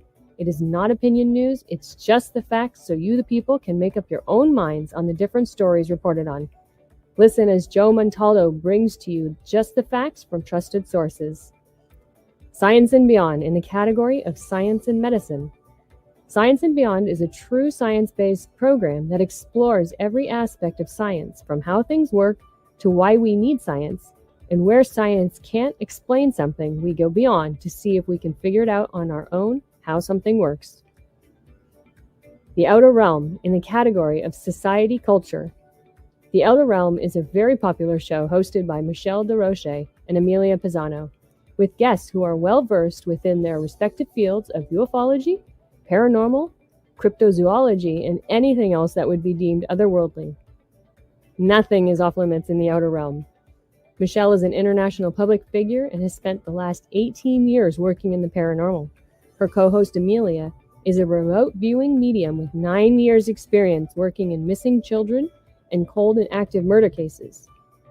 So go to podcastawards.com to vote for these 4 shows and any others you enjoy listening to. That's podcastawards.com. Welcome to the Church of Mavis radio show. It's Friday night. It's 7:14 p.m. Central. We got Jay here with us. How you doing, Jay? Doing pretty good. Sorry, I'm a little dark. I don't have a whole lot of light in the new house, but okay, if I appear to be a floating head, sorry. That's right. You're glowing a little, but yeah. June, can you hear me okay now? I know she's here with us, so I mean, it says she is. So hopefully, there's no. I don't know if there's a mic issue or something, but tonight's guest is June Lundgren, and says she's here, but for some reason, bring your mic in a little bit. I can't hear you, Jeff. Oh, hold on a second. Can you hear me now? Yeah, that's better. Okay. I'm about to get a new mic, by the way. I just got to get paid in August, and I'm going to get one of those fancy ones. I'm Poe, so I got to save to get stuff like that. But I wonder, I have no idea. Is it Mercury retrograde? I thought it was over, but it looks like it's back. So, he just popped out. Yeah, she left, so I don't know where she went. But I saw you for a minute, and you vanished. It's just crazy. I don't know what's going on. But anywho, been watching Loki. Is pretty good. You watch Yeah, Loki I caught up to it. You like alligator Loki? That was kind of weird. Did not expect that at all. Me neither, but I mean, it's good. Definitely, there's only one more episode left, Oh, really? For the season. Yeah, for the season. 6 episodes. Yeah. Yeah, kind of short. Mm-hmm. But I don't know. She popped up, and usually people don't have this much trouble, so she's not saying anything on Facebook. Maybe she quit. I don't know. I don't know. But hey, so you're caught up on Loki? Yeah. I watched the 5 episodes that are out just the last 2 days. Not as exciting as I thought it would be, but I liked how they zoomed it in to where he disappears in Infinity War, and then that whole thing takes place after Endgame. So that's pretty neat. Yeah. What's the speculation of whose little weird house that was at the end there and who it is? I've heard different things, from Dracula to some dude named Kane the Conqueror or something like that, to some other, but somebody that's running that whole TVA or whatever. Yeah. Dracula sounds like a good idea, because isn't Mobius, isn't he like the Marvel Universe vampire? Morbius is, but then there's Dracula, so there's different ones. They're not the same. Yeah. They're different characters. But I know the new Dracula is going to be in Blade, the new Blade movie, and I think Ethan Hawke's going to play him. Oh, wow.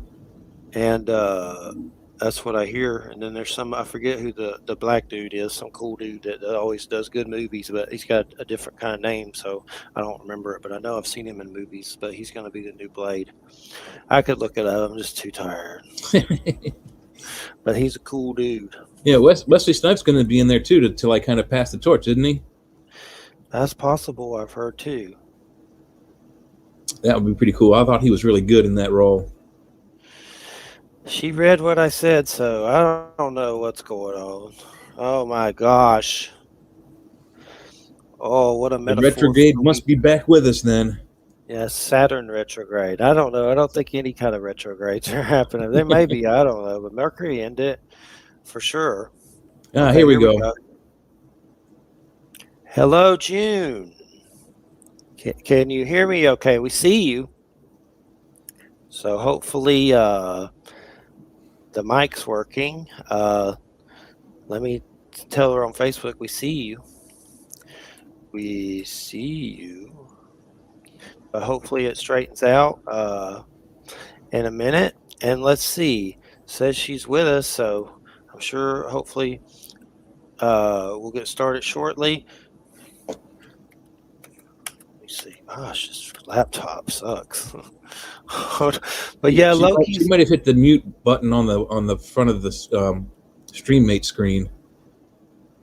Yeah, maybe so. Maybe she can hear us. Nod your head, June, if you can hear us. Can you hear us? Maybe not, but she's there, and it's very strange. Yeah, we can't hear you. On her end.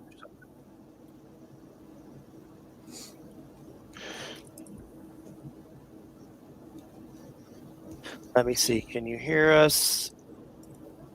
Unmute microphone, maybe.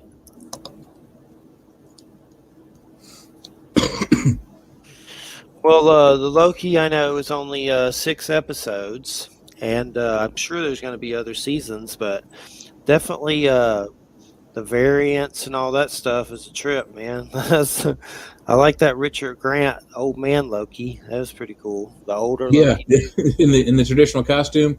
Yeah, he's based on the Kirby. The Joe Kirby version. Kirby version. And I didn't know there were so many, but Kid Loki. Apparently, there was a Loki, Thor, Thor story, and I don't know that one. But there was some kind of story in the comics a long time ago about Kid Loki and Thor Loki. Well, there she went. Yeah, she's changing her computers out. Man, what a metaphor for the week. But so you did go ahead. I was going to say, we'll get it together. She's probably got a better computer than what she was on. Yeah, I know she had a headset or something. So we'll figure it out. We'll see what's going on. If not, we're going to be free balling. We've done it before. Yeah, Lord, give me strength, because I'm not sure I have the strength.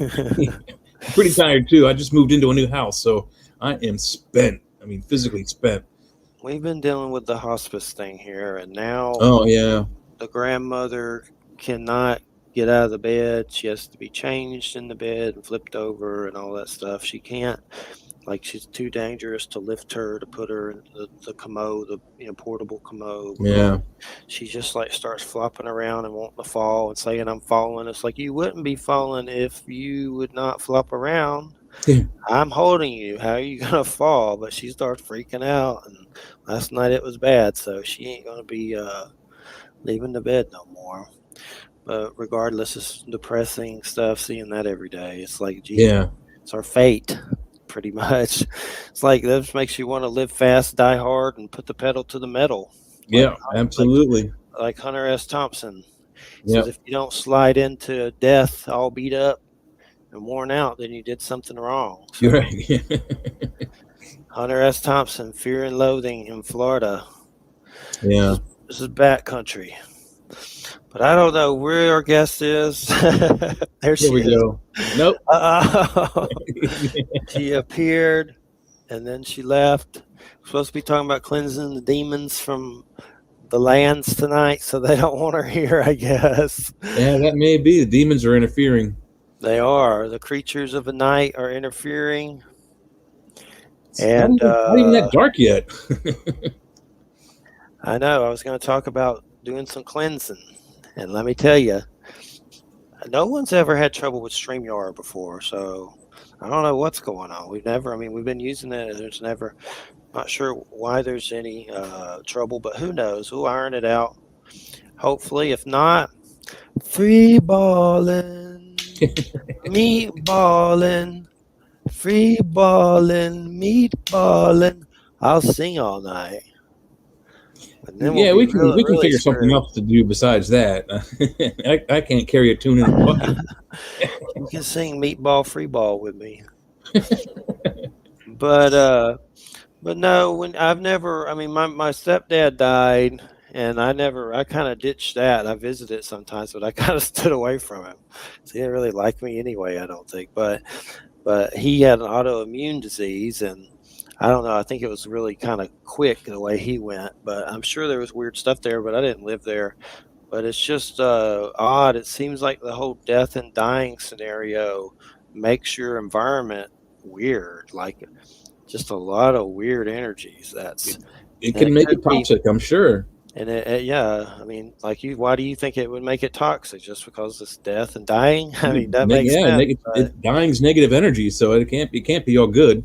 So you think dying's negative energy, so that's what affects the environment. I'm not disagreeing with that. I'm just always trying to learn more about it because I'm not really used to it. My dad died suddenly, and he wasn't at home. It was just on the street, the sidewalk from a heart attack in the rain. Yeah.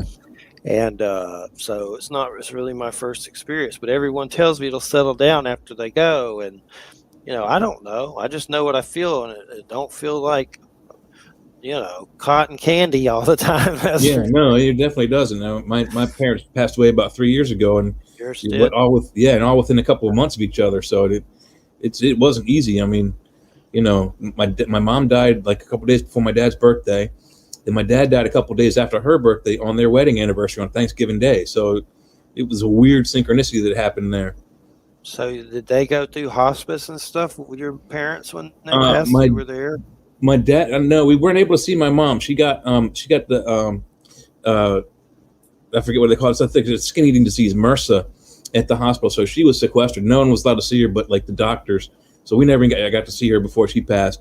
And my dad was in hospice care. He was in assisted living, and he just, while we were eating Thanksgiving dinner, we got a message that he passed in his sleep after dinner. So at least he went quick and painless rather. So my mom, I sure was in a lot of pain. She was had a skin eating disease, and they were giving her all kinds of antibiotics, and she's allergic to antibiotics. So that's probably what actually got her in the end, was the antibiotics and the medicines. Yeah, but so did it feel weird in your house? Obviously, from grief and mourning and just knowing what's going to happen, it feels like crap.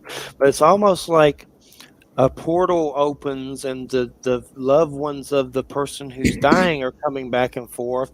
It's kind of like a Ghostbusters hole in your house, and it's like pulling you in with it to eat you, so you'll die too, is what it feels like. It's like there's an anomaly in the house, a vortex that's sucking your lungs to death. It's just a weird thing. The air definitely felt more stale after we found out when my dad died, because me and my sister and her boyfriend and their kids were at the table, and it was just like, weird stale silence after we found out. Well, I know Don Webb dealt with his mother. I don't know who it was. I don't know if it was his mother, but something about. Can you hear me? Yes. Hello. Finally. Gene. Holy cow. What Hallelujah. Hallelujah. I don't know my stupid. No, it's one of those days. You're here. Yeah, it's one of those years. Yeah. but it's good to have you here. I'm kind of new with StreamYard, so usually just click a link and that's it. But usually I don't have a problem with it, but today, of course, it's having problems. Of course, it is. Why not? Well, June Lundgren here with us, and June, I want to talk to you about some stuff. I know you go by Demon Seer and things like that, and I was making jokes because I have weird stuff going on where I live right now that I wanted to ask you about. I was like, they're trying to keep us from talking, is what it seems like, which I may be being paranoid, but it was paranoia is possible, but just to get maybe your opinion on the situation. Me and Jay were talking about when you're living with someone who's dying, hospice. I know you have a nurse background and you've dealt with these subjects before. Well, right now I live with my fiance, Christina. Her mother's here and her grandmother, and her grandmother's 90 something, and she is going through hospice, and she is definitely, like, last night we usually move her to the portable commode. We can't do that anymore because she keeps like just dropping weight, just dead weight and flopping and stuff. So now she's in the bed, and we have hospice coming in to, give her bed baths and stuff like that. Right. But one thing I've noticed here, and I've heard people say, and I've had Don Webb on, a friend of mine, and he said that he dealt with someone which has dementia too. So he said the energy can make you feel like crap all the time.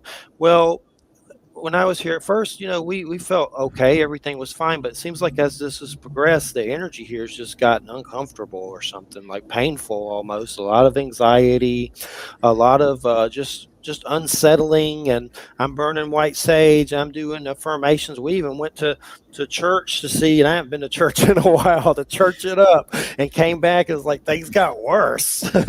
But there's just weird stuff going on, and I'm kind of new to being in the house, living with someone going through that, and someone with dementia and everything.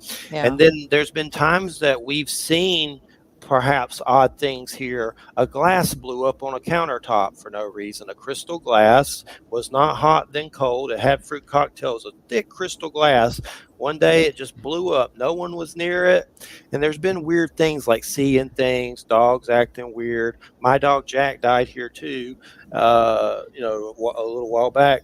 And there's just been odd energies and stuff. I guess what I'm trying to figure out is it just seems like maybe there's also, like, her loved ones are coming through, maybe a portal. There's a bar here that I stand at all the time and get cold chills. If I sit on the couch, which happens to actually be near a glass shelf with a lot of ashes of family members in the past, near my ear has been itching to where if you touch it and like, oh, that itches, it's like, don't do that because that's just going to make it worse. And I finally prayed and it went away, but it started coming back again. Just been weird stuff. I guess I'm just trying to figure. I think you know more about this with death and dying and stuff probably than me and what you deal with, but it seems like there may be some parasitical things here feeding or something. Like, we've seen some weird, like, possible entities. Yeah, every time somebody's, if somebody's dying, actively dying, like it sounds like that person is, then it will attract the loved ones. For one, they're waiting to take them home. It may also attract negative entities because they're drawn to death, and they're drawn to depression, anxiety. The air will feel heavier.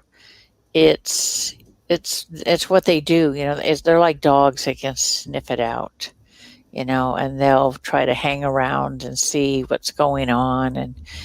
And it's never a good thing for them. That's why I don't work hospital work anymore, because you walk down a hallway in a hospital and they're there. They're always there waiting. They're waiting for someone to cross. They're waiting to be able to take the soul if they can. But you'll have a lot of paranormal activity. And if there are ones present, or they're like on the outside looking in, so to speak, the white sage will just ramp up the activity. Uh-oh. It just increases it. Yeah, it's like, okay, so they know I'm here and they're trying to get rid of me, so it pisses them off. I believe it. So when you say they'll take the soul, do you mean the good ones take your soul to heaven, or there's something creepy that they try to do with the soul? Well, the negative ones will try to, take the soul. They'll acquire it. They'll try to acquire it. But if you have enough of the good ones there, they don't stand a chance. And it sounds like she's got, from what I can see, she's got quite a few of them waiting for her. So it's not a big deal. Yeah, the negative doesn't stand a chance. That's good. I had a situation where sometimes I'll let the sun, like I'll close my eyes and let the white light fill me. And then I've had weird things happen. Like once I was in a gym a few weeks back or a month or so, and I let the white light fill me, and I looked around the gym, and everyone had like a weird kind of energy heart over their bodies, everyone in the room. And it was like a weird spiritual experience. But one time here, I let it come down from the skylight and fill me up, the light, and I looked around the house, and I saw, and I've never seen a gray alien ever. I've seen some weird stuff, some UFO stuff, but I've never seen a gray alien. It was like an astral weird gray alien standing in her room. My fiance also saw one standing over the bed, and they looked like skinny, like you would the typical weird little grays. And I've never seen that except them. But it was almost like how you see the energy when you look at the sun or a camera flash, but it was shaped like one of those things. Yeah, if it's long and slender, it's about 9 times out of 10 it's a watcher. A watcher? Yeah, the watchers are neither bad nor good 99% of the time. They're just observers. They're there to observe. They're there to see what's going on. And if the watcher leans more towards the good, then they will let the angels know if there's a problem. Like if there's a demon close by and the soul and the person's actively dying, then they will actually notify the angels, like, hey, there's something going on here. You need to do something about it. They won't interfere. They won't interact. It's that just what the name entails. They're watchers. Wow, that is definitely interesting for sure. So when it comes to the negative ones, what can you do? How do you get rid of them, or can you? Prayer is a really big, a weapon against the negatives. Prayer and invoking the name of whatever deity you believe in, whether it's God, Jesus, Jehovah, whatever. It doesn't matter. It's all about your faith and your belief in that deity. That's when I died in a motorcycle accident in 1988. One of the things that I brought back with me was the fact that on the other side, thought becomes reality. And it's the intention behind the thought that gives it power. And, whether it's in the dark realm or the light realm, you could say, like, okay, here's Coyote and Roadrunner, the Coyote pulls out a Acme, hammer and bangs him over the head with it. It's that kind of thing. It's like, if you put enough belief in it and enough thought into it, it can happen. It can get rid of them. I mean, you won't be able to kill them. You won't be able to move them out forever, but it will ward them off. Holy water over with the sign of the cross over every window and every door, and ask for God's blessing, and ask that nothing negative be allowed to enter. Okay. And you could use blessed anointing oil for the same thing. It'll do the same thing. I make a black salt, It's very unique. When I started doing removals, God said to me, listen, I'm going to give you a recipe for black salt, something that will protect those that you're there to help while things are going on. I'd never even heard of black salt before. But God said, this is a recipe. This is how you make it. And I will bless it at each step of the making of it. And that was like 40 some years ago. So 46 years ago. So it's never failed to protect. But some people wear it in a cremation necklace around their neck. I have a sister group I created in the UK, and they wear it when they know that they're going on a location that has negative entities. And they say that it heats up so hot, it's almost too hot to wear when in the presence of a negative entity. But it heats up because it's protecting. And this neighborhood is a 55-year-old older community. I'm 46, but Christina's a nurse, so that's why she's allowed here, and she inherits the house later. But there's also an elderly home across the street, so there's just a lot, too much, I think. Well, you have a lot of transitions. A lot of people coming and going, a lot of souls coming and going.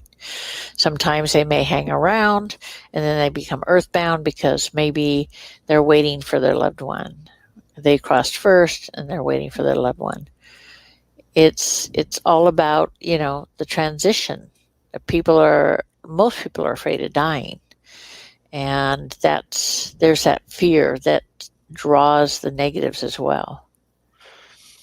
There's definitely, I know there's been people that have passed away in the neighborhood. Someone had a sudden heart attack and passed away. And then when we went to church, it's like I felt really good, but when we got home, it just felt like it upset something. And it was just different, we're going to keep going back, but in church and stuff upset them apparently. I mean, it seems like. Yeah, it will upset a negative. It will upset negatives. What you've got from what I can see once I see you, I connect with what's there. What I see is there is what I call the creepy crawly dudes. They're the little creepy things that can make you see them as, like spiders or bugs or whatever. I mean, weird stick people. They can make you see them as whatever they want you to see them as. Whatever will elicit the most fear or anxiety like within the person. I think we've had something like seeing something kind of spider-like or something. Yeah. They're just they look like me. I don't like spiders. They're not my favorite, and so they try to show themselves as that. But see, I see them in their true form, so they can't do that to me. With most people, they'll look into their mind and they'll find the image that you have of what a demon should look like, and they'll amplify that 100-fold. Or if you're afraid of spiders or if you're afraid of cockroaches, they'll make themselves look like that just to elicit fear. And we've had different people, me, myself included, have suicidal thoughts, and I would never act on them, but it was like something was trying to place it there. I'm too afraid to ever do that because I don't want to come back if I don't have to. Ain't no way I'm doing that. But there's something's here that wants you to do it. Yeah, they do. They try to manipulate your mind to see if you're easily influenced or not. And, one of the things, if there is a demonic attachment or a demonic that's taken residence, is, your life will go in the toilet. I mean, your health goes downhill, your mental and emotional health goes downhill, your finances go downhill. They try to isolate you, get you away from any support system that you have. That's my health's been doing stuff. Hers is. I've had blood pressure stuff since going to church, and it was fine before that. And then after church, it's like next thing you know, I'm having to get the blood pressure cuff, and there's been more fights and stuff. Even, if there's no discord, they will create it. They love chaos. They love to cause problems. They love the fights. All this negative stuff just feeds them.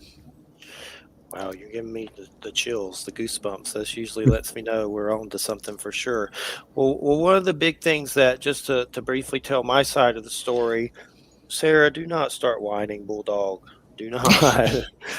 but American Bulldogs, but sometimes she whines. It's like, ugh. Oh, yeah. I have an old Springer that's going on 15, and I have a couple of pit bull sisters that are going on 3. Yeah, they're definitely since Jack left, it's been kind of dark. He was a light onto my life, and he's definitely, when he passed, it's a lot to get used to. But luckily, she had dogs, and they've been, helping you. They'll lay down when I lay down in the bed and stuff, and they know that I feel sad, so they kind of spoon me and stuff. Oh, yeah. These Yeah. big bulldogs. Yep. They're big babies. Yes. And well, just to tell you a little background about me, and I know Christina's seen paranormal stuff all her life, so we kind of have that connection where we've had weird stuff happen to us all our life. But mine, when I was 17, testicular cancer, I went through chemo, and I'm fine now. But at 17, my dad died a year or so later, and it was just a lot. And I started reading a lot of spiritual stuff and having a lot of weird experiences, from seeing beings of light with my physical eyes. And I haven't seen those in a while, but a lot, to where I've seen them at such a level I thought I was dying, and like you were seeing into the other realm and I was going to croak or something. I never did. But a lot of UFO stuff, I've had that follow me from house to house. I don't think I've been abducted. If so, I don't remember a thing, but I have seen some strange beings and weird stuff over the house. I've had friends see it and say, Jeff, they're here because of you. And I'm like, there were times where I was afraid to leave my house. I would see them so much that they were going to like suck me in the sky. So that's why I kind of do the show, to learn more about that stuff. And this is year 13. One thing about them is the aliens, UFOs. They look for people with telepathic abilities. That's primary for them. They connect that way. And I remember when I was like 9 months pregnant, I was laying on the couch. We had a big picture window. It was summertime, and the sky was just really clear, and there were stars everywhere.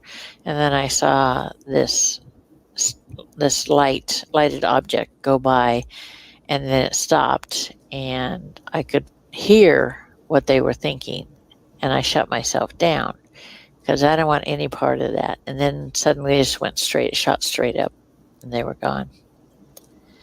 It's like, no. Those ones I don't want any part of.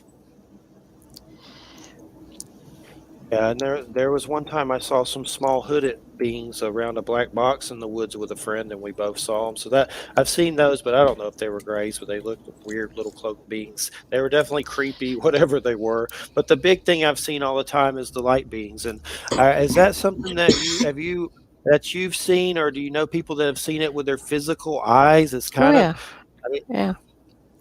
I've been trying to figure it out. They're angelic beings. They're not bad. They're angelic beings. There's a lot of warrior angels in the world. They're walking among humans in the physical world, trying to stop the darkness. It's really, there are over 30,000 of them in the world right now doing God's work. And there are another 75,000 of them born into the physical bodies to help spread the word and bring light.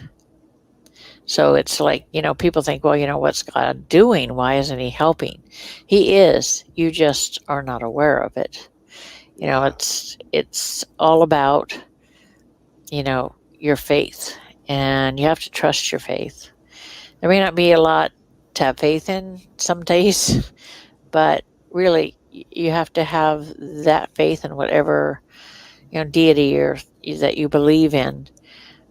I'm Christian based because my grandmother was Pentecostal, so she raised me for the first 5 years. But I've seen so many different things in all the years that I've been doing this, that there's nothing that surprises me anymore. Well, one thing I've noticed is I was Christian raised as well, and I really enjoyed those conversations with God books a lot. Those helped me a lot. I've had him on the show. I'm surprised he came on the show, Neil Donald Walsh. Those helped me a lot. But, I mean, my dad was a preacher as well. So, and I guess the big thing is when I saw those beings of light, I was like, well, that's kind of validation. They probably have a boss that could be Jesus or whoever, seeing glowing dudes, leaving my house. So the warrior angels are there. They are usually attracted to people of faith and attracted to people who are experiencing either hard times, life-threatening, going through extreme things. They will show up to help. They will show up to support. Or people that have negative entities, they will show up.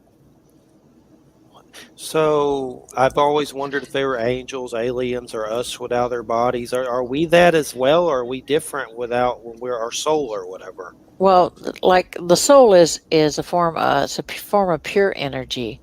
It's an energy unlike any other.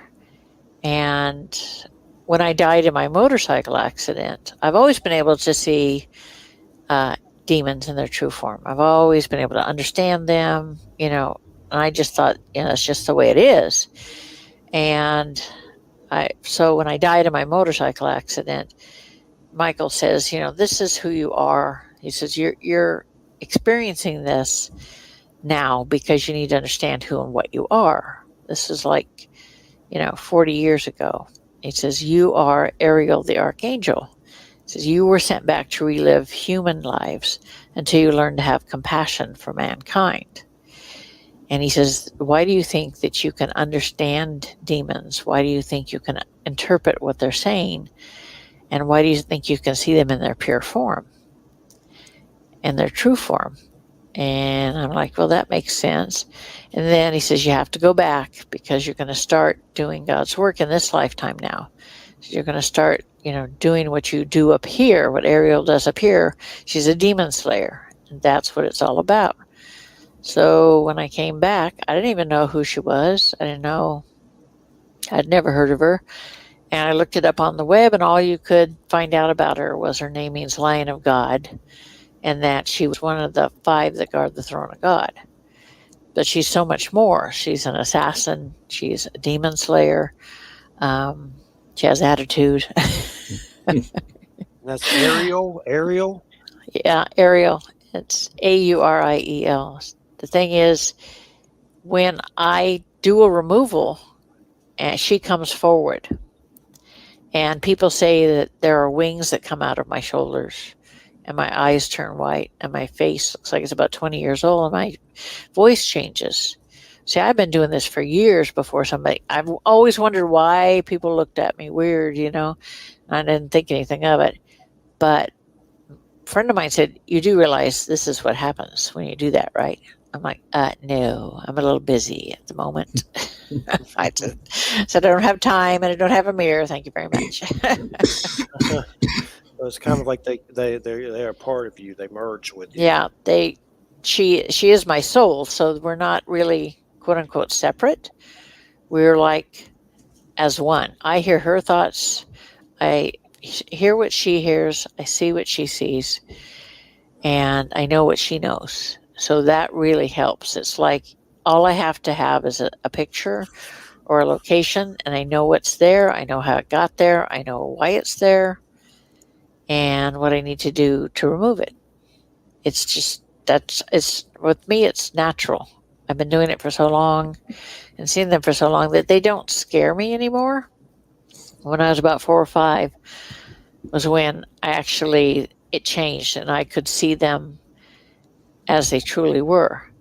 Before that, I just saw them like most humans with blobs of black mist or black, undulating, But after that, it changed. And I was afraid at first. And Michael says, you don't have to be afraid. You're seeing them as we see them. He says, you're going to have to get used to it. They can't hurt you. I won't let them hurt you. He said, so you'll be fine. You'll know when you're older what you need to do. So I was only 5 at the time. So I'm like, okay, so that's the way it is. He says, I want you to watch them. I want you to study them. I want you to see how they work. He said, it's very important. So when you get older, you'll know what to do.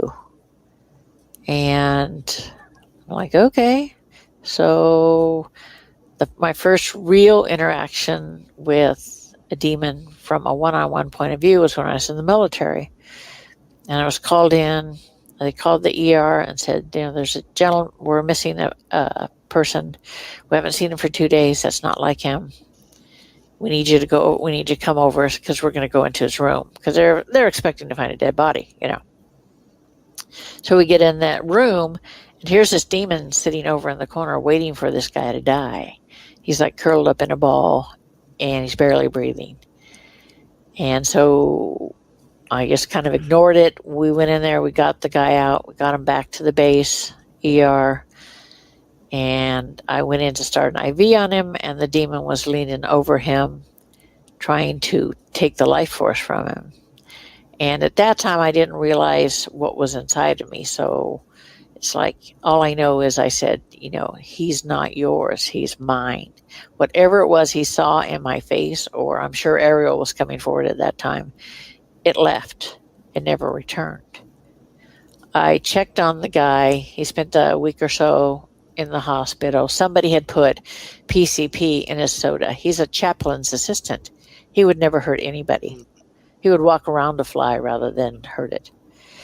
Wow, and he said, I had the strangest dream.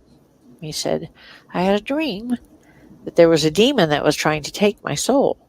And an angel came and defeated the demon. And I'm like, well, this is just God telling you it's going to be okay. Don't worry about it. It's fine. And he was discharged because he was never the same again. He was sent home. And I know, that's not me, but it's okay. It's someone's background. But it was a motorcycle going by my house. Okay. And I know Christina was out with her bulldogs once, and one of them, there's a kind of like a bridge at the VA center, the veterans place, and it fell off the bridge. And at that point, she had seen kind of like a winged shadow being in the trees, and the dog was scared to death. I had to go down there and get the dog out. It wouldn't come out, and there was some brush down there and stuff. But is there like a parallel flip side to where they're kind of like that, maybe winged and shadow, like a shadow beings, right?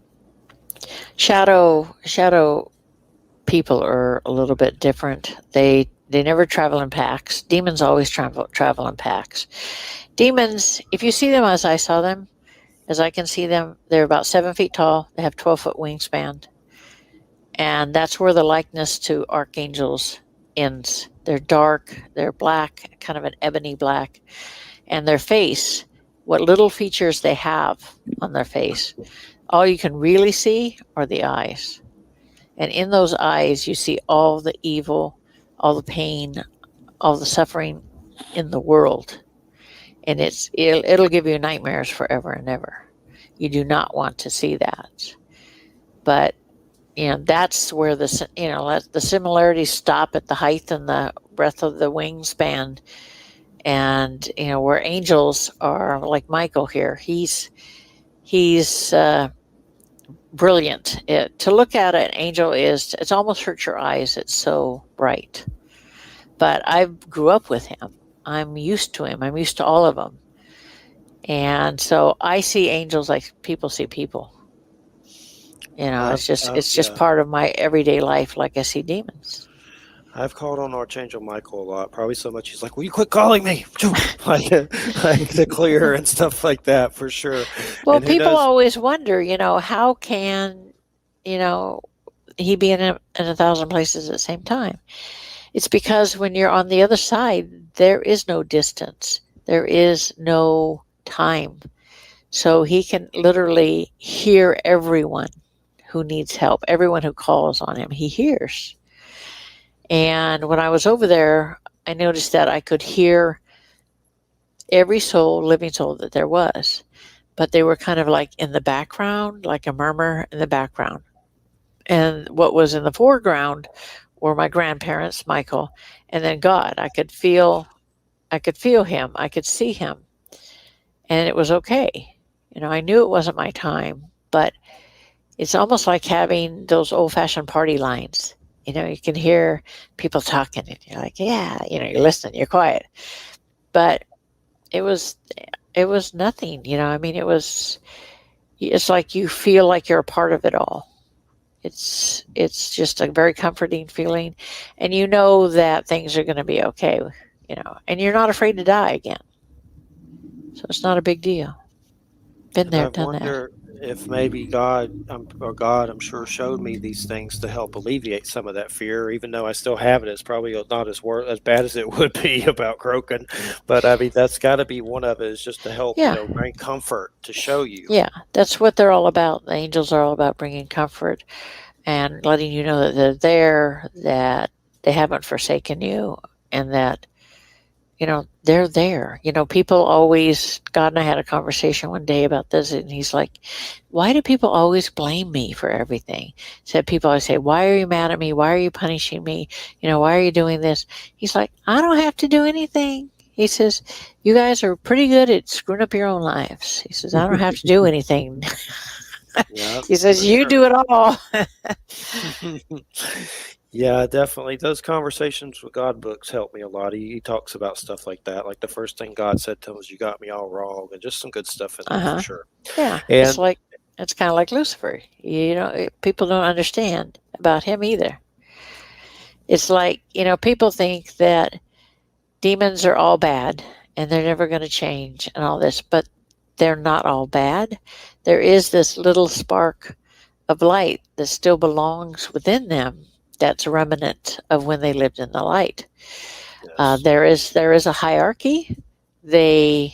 Lucifer respects the archangels, and he respects God and Jesus. He's like, a friend of mine is also has an archangel inside of him named Hanel. And Hanel and Lucifer used to be great friends before the war. And so there's, Lucifer still considers him a friend. So he goes and visits him from time to time. And my friend Andy lives in Scotland. And I said, next time Elle comes to visit you, he calls him Elle. Next time Elle comes to visit you, I said, you ask him what he thinks about Ariel. And so and Lucifer came to visit a little while later. And he asked him, and I said, what was his answer? He said, respect the assassin. So would Lucifer still be considered Satan, right? Same thing. I know there's there's two different names. Yeah, Lucifer is the light name. Satan is the dark name. Each have a different name, a light one and a dark one.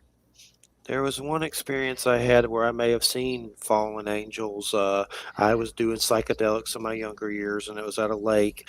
And I saw some beings that were very reptilian, and they were like holograms, but they were weird. The closest thing I've ever seen to them were like Mayan gods. I have these oracle cards, and there's like glyph cuttings of them. And I swear that's what it reminded me of. But I saw them, and it was weird because they were like saying, I love you, and read and write and dance. And I was like, what? Because I was freaking out thinking it was the devil. And I still don't know exactly what they were. But this dude that was driving us that night went a little nuts and tried to drown us in a lake with his truck. So that was in my wilder days. But I think I may have seen fallen ones. I know Timothy Wiley, this guy I've interviewed, he's passed. He was on that Hamilton's Pharmacopoeia, that show. But he's passed now. I know he wrote for Inner Traditions, but he wrote some books about supposedly fallen angels who God forgave, and now they were helping humanity. And he didn't say all of them, but that was kind of some of the subject matter. There are a handful of them. One of them, every now and then, something will spark the light in a demon. And most of the time, they squish it down because they don't want anything to do with it anymore. But every now and then, you'll get one who will let the light grow. And a couple years ago, I was doing a removal and from a distance, and this one demon came to me afterwards. I didn't kill him, I just sent him away. And he came to me afterwards, and he was kind of gray color. And I'm like, what's up? And he's like, I let the light grow. He said, I need Ariel's help.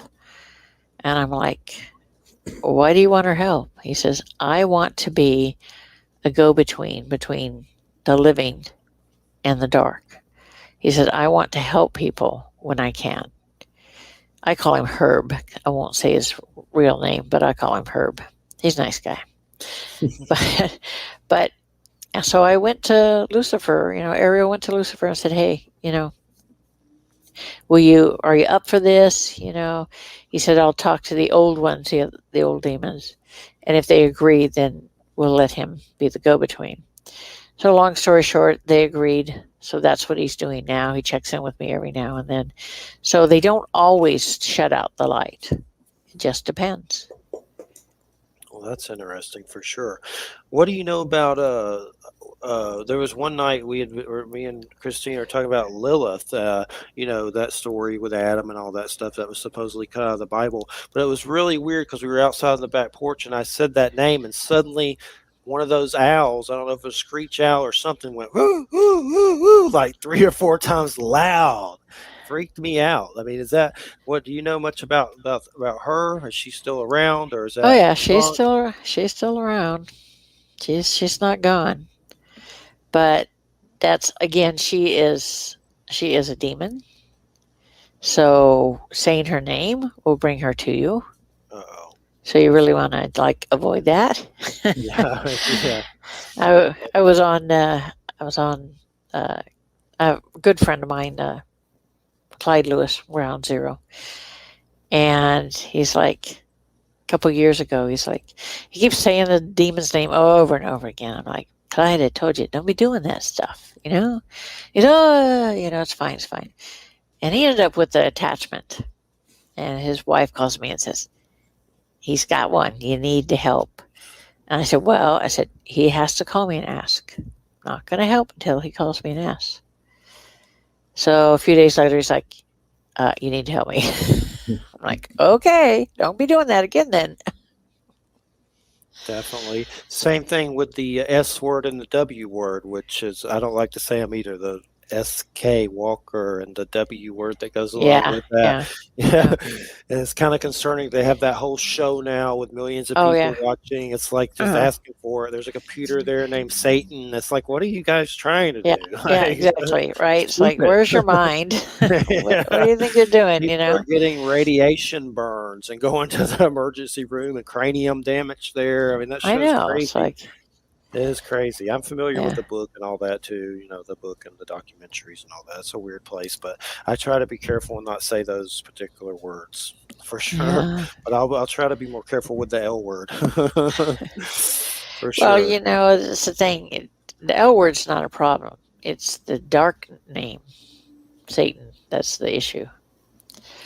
And it's so many people say it so often. It's like when they're swearing, they say, Jesus Christ, or whatever, it's like people just say it. And it's like, you have no idea of what you can stir up with that.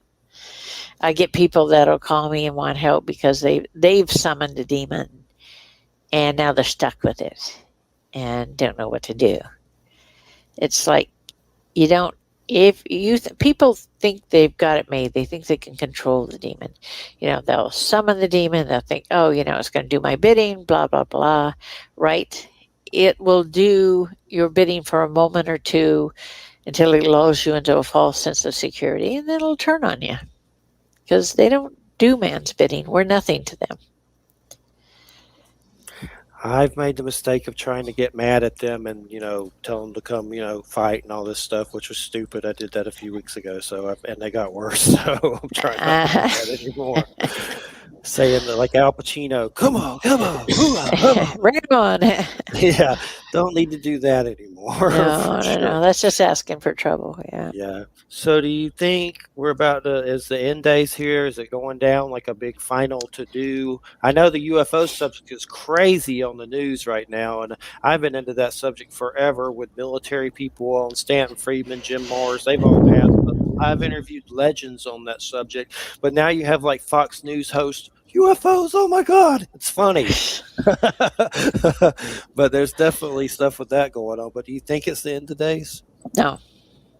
I was writing my first book called A Medium's Guide to the Paranormal, and I was sick that day, and my husband and son went to the store to get me some juice, and God said, I want you to write a book. I want you to put this information into the book. And I'm like, what information? And then he says, get a tablet and a pen. So he started dictating through me. I just started automatic writing. And these 10 prophecies came out. And I said, well, these are pretty basic things. I said, you need to expand on them more. I said, people don't understand, why this is going to happen. one of the things was there'll be another planet discovered in our solar system, and of course that's already happened. I wrote this book in 2009, and actually 2008. It came out in 2009. And one of the prophecies that he gave was that in 150 years, there was going to be the ring of fire would explode. The ones that's under the ocean, the volcanoes. Yes. He said, and man was going to go back to a more simple way of life, like the barter system and things like that. So there would still be some technology, but it would be a case of us regressing because of the devastation. So it's like, okay, I'm writing all this down, I'm like, you got to expand on this stuff. People are going to say, what? So it's in the book. There's, it's like, I'm not a prophet, but, when God says, this is what I want you to put in a book, and you do automatic writing and it comes right through to you, and you're like, yeah, page after page just keeps going. It's like, oh, okay. I'll put it in the book, whatever you want. I'll have to check it out for sure. This sounds interesting. And well, if you think of anything after the show that might help us here, please let me know. I know me and Christina, when we first met, we have pictures and we look vibrant and healthy and glowing. And now, if you look at our pictures, not all of them, but we look like we've aged like 15 years. And the dog here, one of the dogs even look older. It's like, what the hell is happening? I just have to do removal and put a what they call an infinity orb, which is a protective orb around the home and everyone who resides within it. I've done that before. It really works well for people. Please do if you can. If you need to ask me, no problem. Feel free.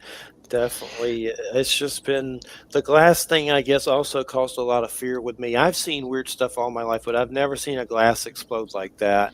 And I've gotten paranoid about energy weapons or, a demon, whatever. I don't know what did it, but it was the weirdest thing ghost-like that I've ever seen. Demons and angels use white light, and the demons use black swords because it's made of pure dark energy.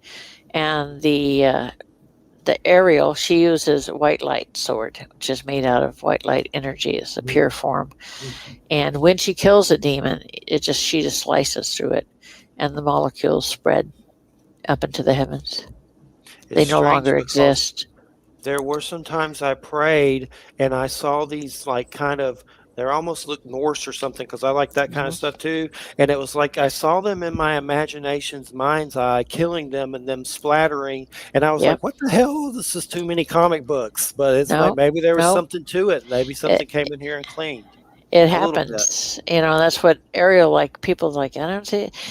But to me, because she's real and she exists on the plane of existence of the that they live in, the white light and the dark, she moves among them and she can kill them. That's why I wrote The Dark Side of the Paranormal. People were asking me to write it for years, and I finally broke down and wrote it because people think that demons are all powerful, but they're not. They have fears, they have weaknesses, they have, code of ethics, believe it or not. They have a hierarchy. The book tells you about what will protect you, what won't protect you.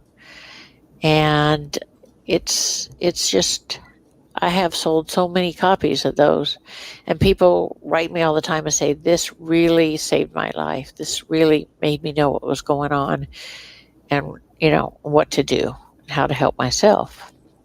My new book, which is coming out the end of this month, hopefully I'll have finished the editing, is called Demon Seer, The Awakening, because it talks about how the demons are utilizing humans in the physical world and what's going on and all the stuff behind the scenes.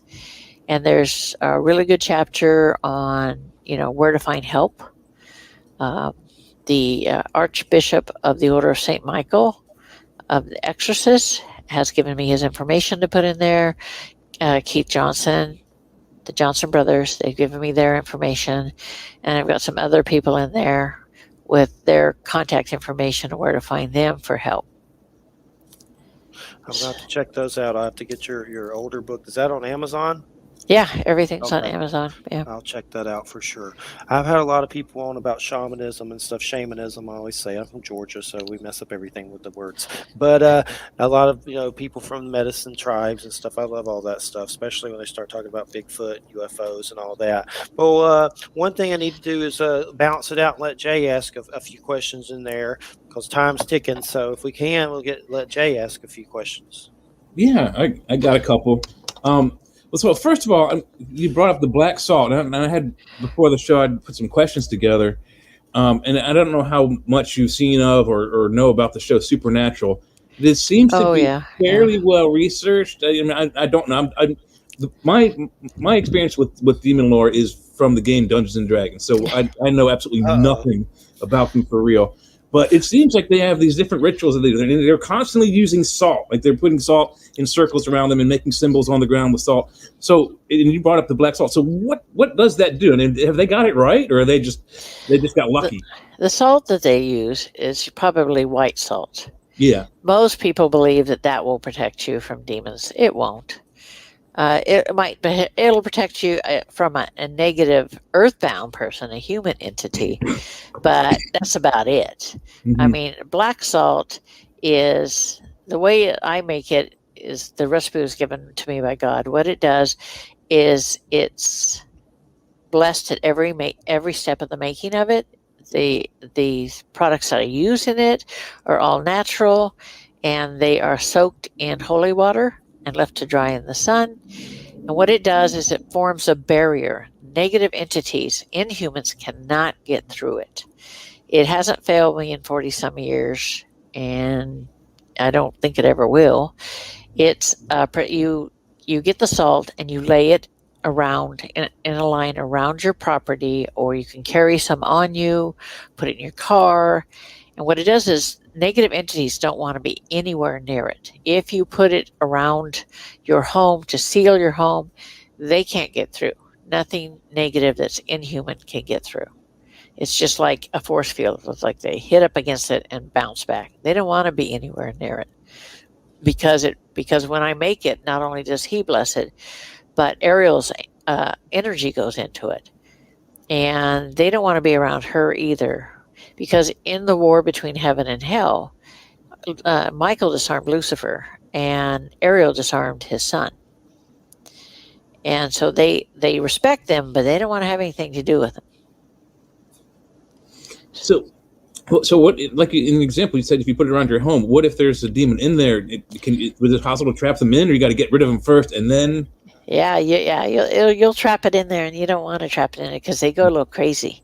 Yeah. So what you have to do is you have to remove it first, then seal it. I tell people, if you suspect there's a demon there, do not sage, because the sage will piss it off. That's how you can tell that there really is one there. It'll piss them off, and the activity will just really ramp up. But if you don't have the demon in there, then seal it right away. But, demons can come in because they can be attached to someone, and they can jump from one person to the next if they feel the other person is a better victim than the original one. Mm-hmm. And sometimes they attach just simply because you're in the wrong place at the right time.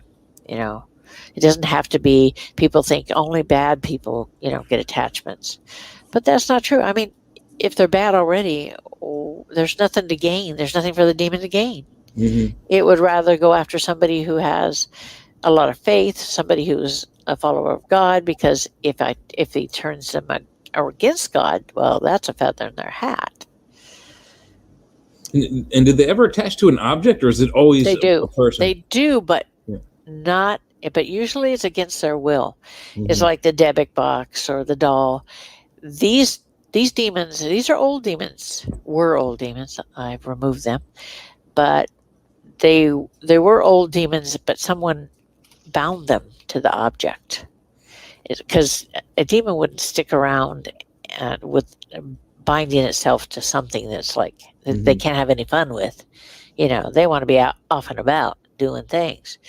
But I ended up doing ghost adventures, and after that, a couple years later, I went to the museum because the demons were creating a portal to open to let old demons in, and they had been manipulating.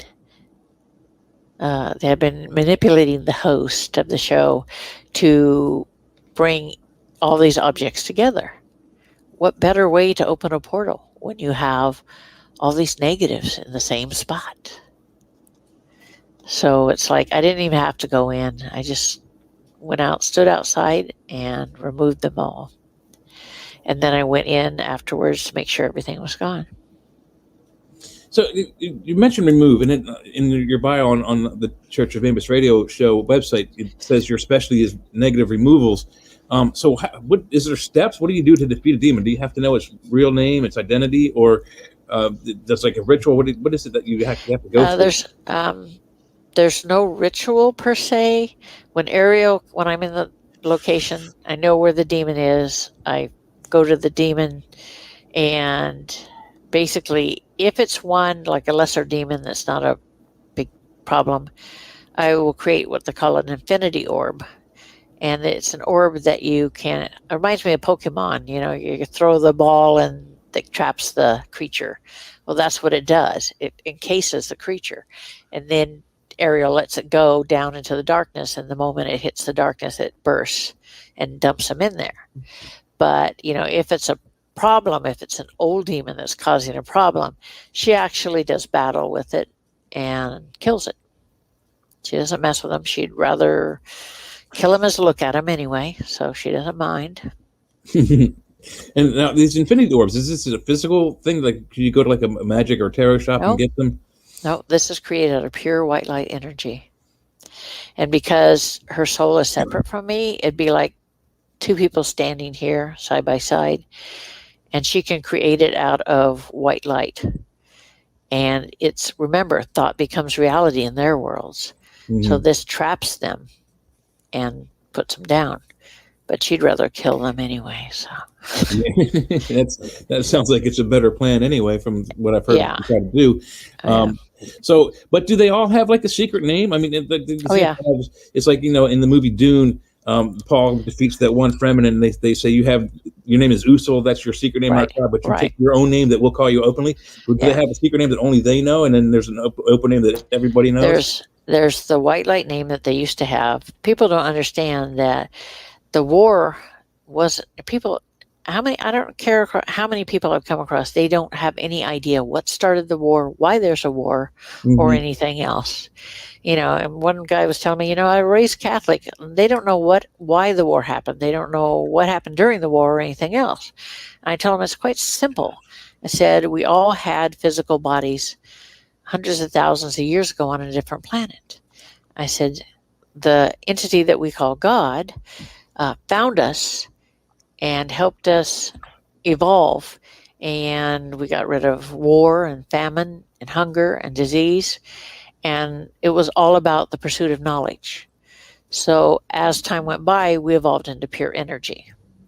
And once we did, we traveled as a group among, the galaxies, the solar systems, and we saw everything there was to see. We, visited every planet. We observed every life form. And then one day there became, people said, the soul said, listen, I'd like to have a physical body again. I'd love to have children. I want to, grow old with someone, that sort of thing. And the followers of Lucifer said, no way. We don't want anything to do with it. Absolutely not. We don't want to be subject to growing old, disease, pain, none of that. We don't want it. So that's what started the war. God said, I'm not telling you have to do it. I said, these souls want to do it. And Lucifer's like, no, you'll make us do it. He was just looking for an excuse. And God knew that it would only a matter of time before Lucifer tried something. So he created a group called the Legion of Light, and they were comprised of Michael, Raphael, Gabriel, and Ariel. And they in turn trained all the elite warrior angels and so on. But once this disagreement happened, the war would have been like 1,000 years if you were a human, but for them it was maybe an hour. Mm-hmm. And in the end, Lucifer was disarmed by Michael, and his son, I won't say his name, was disarmed by Ariel. And God says, I'm going to give you exactly what you want. You're never going to be able to take on physical form. He said, but you can't live among us. And he opened up a rift into a dark realm. And he says, this is where you're going to live. You can't live among us. And so over the centuries, they've grown angry and resentful, and they're seeking revenge. And that's why they make it a career choice to, hurt humans, because we all have white light souls in us. What better way to torment them? Because you did us wrong. You put us in here. You put us in the dark. So we're going to get back at you. That's interesting. I'm glad you said that. My theory, and I'm probably wrong, but my theory is based on the Norse mythos, where they talk about the realm of hell, which is Thor's sister. She protects all those souls that haven't died in glorious battle, and her realm is Midgard, which is Earth. Yeah. And so is the war between heaven and hell? Is hell Earth? Is that this what they're battling over? Is this planet, or is hell like the dark realm you're talking about? No, hell is the dark realm. The dark realm is where all the negative entities live. It's where they exist. Over the years, they've been able to create dark portals to come into the physical world and start problems and make man's life living hell. It's not that we're not good at screwing up our own lives, but they give us a little extra oomph there. But it totally, when I went to the other side, when I died, and I said, well, heaven exists. Okay, but what about hell? And Michael took a few steps and waved his arm, and this pit opened up, and people were screaming. It was like people screaming, reaching up, trying to get out. And then he waved his arm, and I went back. I said, okay, I get it. Hell exists too. Okay, fine. But it's just, some people think that living on Earth is hell, but they haven't a clue, because Ariel, I have her memories of being down there and taking on negative entities, and it's not a good thing. So they have no clue as to what it's really like down there, and they don't want to know. So do we have it wrong? Because I've heard the war talked about as the war between heaven and hell, and I've also heard the war, maybe it's a different one, but the war between heaven and earth. Is there two different aspects of it? Not really. It's not the way it sounds.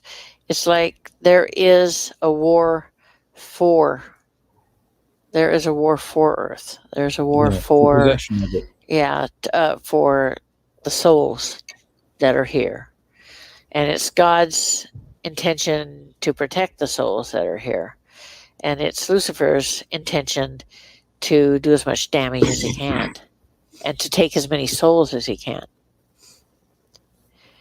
So it just depends on how you look at it. And so you talked about Ariel destroying or killing the demons. Do you know how many there are? And when she kills them, are they gone, or are they like just disbanded for so many centuries before they recoalesce? No, one of the fears of a demon is death, because if a demon dies, that's it. Its consciousness, everything is gone. Everything it was is gone. But if they just get sent back down into the dark, it's not a big deal. It's like slapping them on the wrist. They'll probably be back in a week or so, whatever. But to kill them is what she prefers, because she doesn't consider that they're worth anything anyway, and they'll only cause more problems, and they'll only come back. So she would rather just off them and get it over with. But she's not always allowed to do that. It depends upon the case.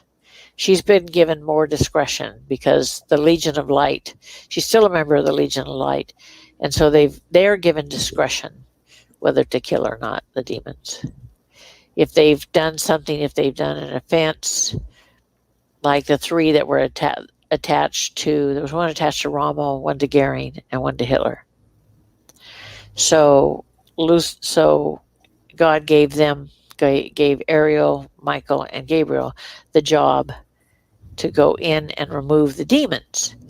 But you had to do it all at once. And, as you know, Hitler never kept all of his people in one place at the same time to avoid, everybody being destroyed.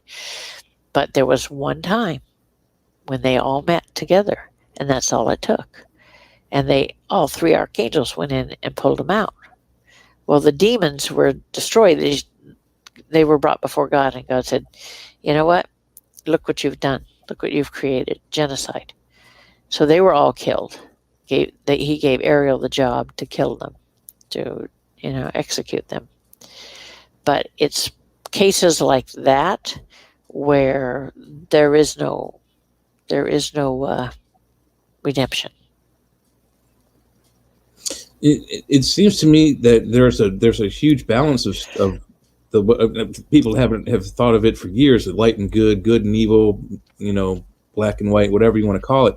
So, is it a bad thing if it sounds like Ariel wants to kill them all. If all the demons are destroyed, is there a bad?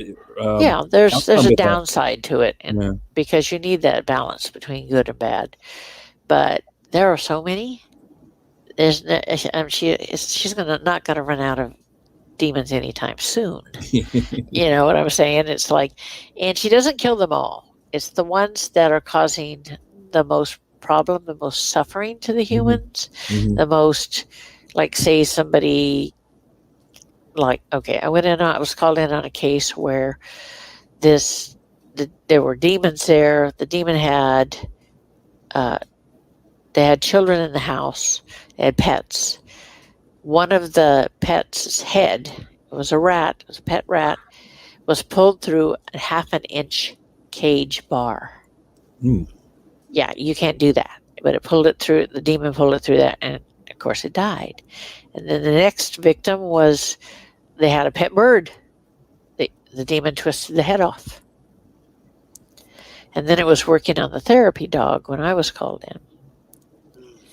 And, she loves animals. She hates demons that hurt animals. So she just offed them all. Whatever was there, she just took them out. She had no second thoughts. Just, I knew where it was. I knew what happened. I went where the demon was, and she just killed them all. So there was more than one? There was 3. Ooh. So do they typically work in 3s? Yeah, they travel in packs. Yeah, they're like dogs. They travel in packs. And it's like, and when you have one demon, you always have, it's like a shark with pilot fish. Yeah. The little creepy crawly dudes are the pilot fish. The demon is the shark. And is it always an odd number? No, not necessarily. Sometimes I went in on a case where there were 8. Oh, wow. Yeah, that was fun. Well, in religion, there's a lot of numerology in religion, and a lot of people assign good things to even numbers and bad things to odd numbers. So it's weird that we're getting inside information that there's 8 demons that can work together as a group. Sure, they can. It depends upon what they're coming together to do. If it's for the quote unquote greater good, as they see it, then that's fine. I went into some guy called me in a local house where the house had been used for a drug house, and he had bought it, was flipping it, and he's like, I couldn't go in there for more than a few minutes at a time. He said things started growling at me, things started being thrown. I was scratched, I was bit. He's like, can you do anything to help? And I'm like, yeah. I said, just give me the address. And he says, I'm not going back in there. He said, I'll leave the key under the garbage can and put it there when you leave. And he says, I'm leaving you some money too. So I'm like, okay, fine. I don't charge, but okay. So it took me about, there was 5 of them, it took me about half an hour. Usually it doesn't take me that long, but there were 5 of them. They were trying to hide, trying to get out of Dodge. How does a demon hide? They can cloak themselves. So if you're demon seeing visions, they can hide from your eyes. Not from me, but if they can hide from humans, they can hide from regular angels. Oh, okay. But they can't hide from archangels, because archangels in turn can cloak themselves. So, I see beyond that. So I can see them. They think I don't see them. It's like, whatever you say. If you want to pretend that you don't say, like soap, you can't see me, I'm invisible. Yeah, so like the kid in the movie with Adam Sandler, he gives him the sunglasses so he turns invisible so people can't see him. Yeah, that sort of thing. Confidence booster. Yeah, there you go. So you mentioned earlier how you got into the writing of the book, that God told you to go ahead and do that, and that you never wanted to, but you're now up to 9 books altogether? Yeah. Well, the first one, God came to me and says, I want you to write a book. And he says, I want you to let people know that I do hear them. I do hear their prayers. But I give them what they need, which is not necessarily what they want. Yeah. He says, I don't care what you put in the book. He said, but that has to come across. And I'm like, okay. But, when I write, it just takes on a life of its own. It just keeps going because all this information comes in, not only from the other side, but from Ariel as well. So all of this information comes, and I'll be sitting there, and like a couple hours have passed, and I don't even realize it's been a couple hours. I've been writing.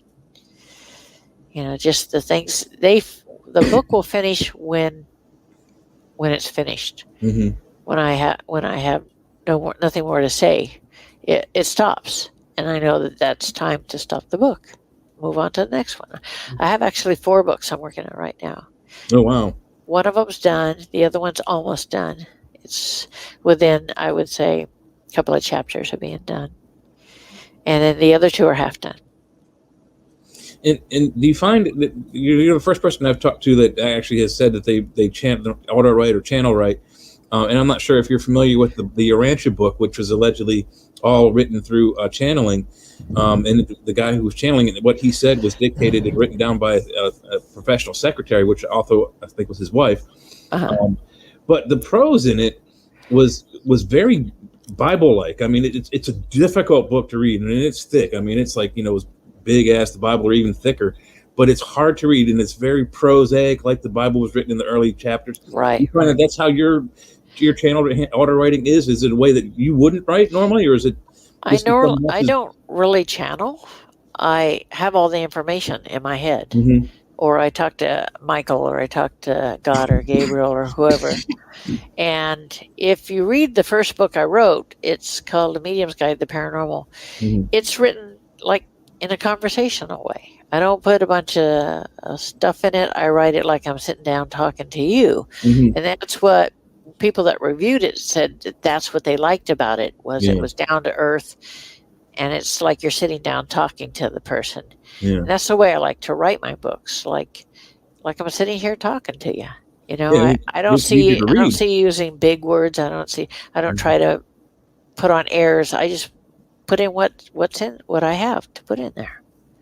That sounds good, because, like I said, the Urantia book is so difficult to read, and it even the Bible is difficult to read. I mean, it's got this, in the music, classical music, they have what they call rondos, where a particular musical theme repeats throughout the 4 stanzas, and that's how the first chapters of the Bible are. And it just, to me, I have dyslexia, real bad dyslexia, so reading the Bible is like makes my head spin. I got to put it down, or I'll go crazy. Yeah, I have an Aramaic Bible. So. Oh, do you? Yeah. It's my grandmother always told me, you have to pray for interpretation. Pray before you read, so that you get the information that you need, or the meaning that you need from the individual thing. She was a great woman. One of her biggest advice to me was always keep an open mind, because there's more things, like she's like Shakespeare said, there are more things, Horatio, than are dreamt of in your philosophy. Mm-hmm. So keep an open mind because things evolve, she says. Negatives evolve, angels evolve, humans evolve. She says, always keep an open mind. Yeah, it's hard to in this day and age, though, with all of what's going on crazy in the world and on the news. So it's good philosophy, but wow, there's some crazy, dangerous things happening right now. Yeah, unfortunately, yes. Definitely crazy. Well, one thing I wanted to ask you about was my dog Jack. When he was he had seizures and stuff and was sickly, and he was 16, so he was old. But I was with him all the time, so that's why I guess there was so much loss. I lived out on Silver Lake here with him for so many years, and we walked, and he was always with me, so it was a big loss. But there was one time in my mind's eye, I saw him in his kennel, and I had to put him in a kennel there at the end, which I hated to do because he would use the restroom everywhere. So I had to put pads and stuff. Right. But I saw this like weird little small dwarf kind of creature looking in his cage in my mind's eye, and it reminded me of those little Whitley Strieber weird things from Communion with Christopher Walken. I don't know if you've ever seen that, but for some reason that's what they reminded me of. But I guess I worry about him, that something was messing with him. No, that was an elemental. An elemental? An elemental, yeah. That's like the little people, like it's like some people call them, gnomes or fairies or whatever, but that was an elemental. But they're good, though, right? Yeah, they're good. Yeah, the elemental was curious. The elemental, felt the sadness and know that he was going to go pretty soon. So they came to offer support. Well, that's good. I mean, I didn't know what to think of it. They looked in my mind's eye like those things from that Christopher Walken movie. That's Willie Strieber's book. They look just like those little. No, these are good ones. These are good ones. That's good. So when a dog passes, and I know Jay's had loss. He's also lost a lot of family. So have I. But when a dog passes, does it automatic? What happens? I mean, where do they go? Dogs are purer. And they're closer to God than we are. They don't have the baggage we have. They don't have our hang-ups. When they cross, they go home. There's never a problem with that. They go home. They're always, unless they're, like there have been instances, and I know in a couple of places in England where you'll see a ghost of a dog, but it's because it's looking for its charges. It's looking for it. They use them as nannies. So they're looking for their master or they're looking for their charges. But 9 times out of 10, they'll go home. They don't have any problem. They'll run home because they know there's good things are there. And they'll come back. My 2 pit bulls are the reincarnation of my 2 Dobermans I had. They were sisters, and they even answer to the same names. I've seen glimpses out of the corner of my eye, which seemed like him. Like you'd see it real quick, like him go by, and weird stuff like that. Yeah. And recently, we got this, which is like a pet memorial. Oh, that's cool. I was going to put it on his grave, but I've just been kind of keeping it as a portable memorial. Yeah, they'll come like humans do. When they know you need them. You're sad, you're missing them. They'll come to comfort you. They'll hang around for that, just like people do. Like, it's okay, I'm here, don't worry about it, I'm good. Well, what can we expect when we croak? Will we see them, we'll meet him again? Oh, yeah, but he'll be back. He's like, I'm coming back. Don't worry about it, you'll find me again. He's another dog. If he does come back as another dog, does it have to be the same breed? Or No, could it be a different? No, it'll be a different breed. He says that's a different breed. He says, I want to come back as something brown and black. I like those colors. I'm like, okay, fine, whatever you want. So he said he's going to come back in the next 2 years. All right, well, I'll keep an eye out for sure. And the thing is, you'll know him. It's funny, but when they come back, you know them. You look in their eyes, and you know them. Your gut knows that's the one. Yes, definitely. I will keep an eye out for sure, no doubt about it. Jay's had weird stuff with his cat passing and getting another one that seemed like they did the same things as the cat. This one right here. She's black, so she. Yeah. I see those eyes. Yeah. One passed before it, then he found that one that was doing the same weird mannerisms that the other one did. So it was really strange. I mean, It's a Maine Coon. So when I found her in Georgia. A friend of mine and his girlfriend actually found the kitten in a dumpster behind a McDonald's. So she was like gnawing on a McCheeseburger or whatever. So they couldn't keep her. So they brought her to me, and I hung onto this cat through all of college, and then moved back to Maryland. And she got to 20 years old, and just one day she just flopped over and just couldn't move. And the doctor said, well, she's got a mass in her, torso that is probably cancer. We can spend a lot of money, and we can find out that it's, inoperable or operable. I don't know, but it's going to cost you $1,000. So, I had to decide whether or not to kill my best friend. Yeah. So I was sitting at the bar at this restaurant that I ate at rather frequently, and one of the waiters that I knew really well said that we've got this black kitten that nobody wants, and I'm like, what do you mean? And he's like, nobody will take this cat. We got to get rid of it. We can't have it in our house. We have too many animals. So he's like, do you want it? And I'm like, well, it's weird that you brought that up out of the blue, because I'm right now contemplating having my cat of 20 years put down. So let me think on it overnight and make this decision, and I'll let you know tomorrow. So the next day I made the decision that she was going to go down. And I said, I'll tell you what, I'll take that black kitten if nobody wants it, but you got to give me a week. I don't want to just have my cat die today and then tomorrow new kitten. So a week goes by, I come back to the restaurant for dinner, and my friend calls his mom. His mom worked there too. So they called the dad who brought the kitten over in his big red pickup truck. And the car pulls up. We're on the back of the restaurant in the back parking lot. And this kitten immediately recognizes me and tries to jump through the glass. I mean, it didn't hurt itself, but it smashed its face in the window. And then I recognized it too. I mean, it looked exactly like her when she was a kitten 20 years ago. Yeah. He opened the window and it jumped into my arms, and it was like immediate recognition. I knew it was the same soul. I just knew it was. It was so uncanny. And I brought her home. I had another cat that had known her. His name was, by the way, Lucifer Sam, after the Pink Floyd song. And he recognized her immediately. I mean, I could see in his face, he recognized this cat. Yep. And he's like, well, take me to the vet. I want a new body too. She was like 8 or 9 at the time. But she ran right to where the food was. I didn't have to show her anything. Knew where the litter box was, and had the exact same weird personality quirks and habits. Yeah, if they love you, they come back. My Springer I have now, she's been back 2 other times before this. So wow, keeps coming back each time.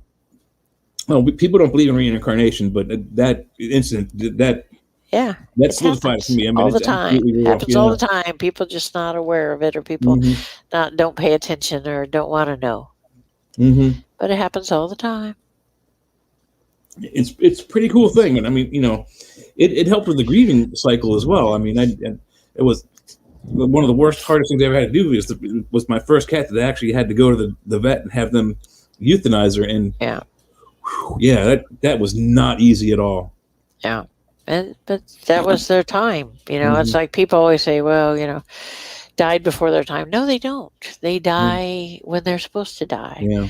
It's like, one of the things you learn on the other side is that, like, there are certain things that are set in stone. The time you come in, the time you leave, the method in which you leave. Yeah.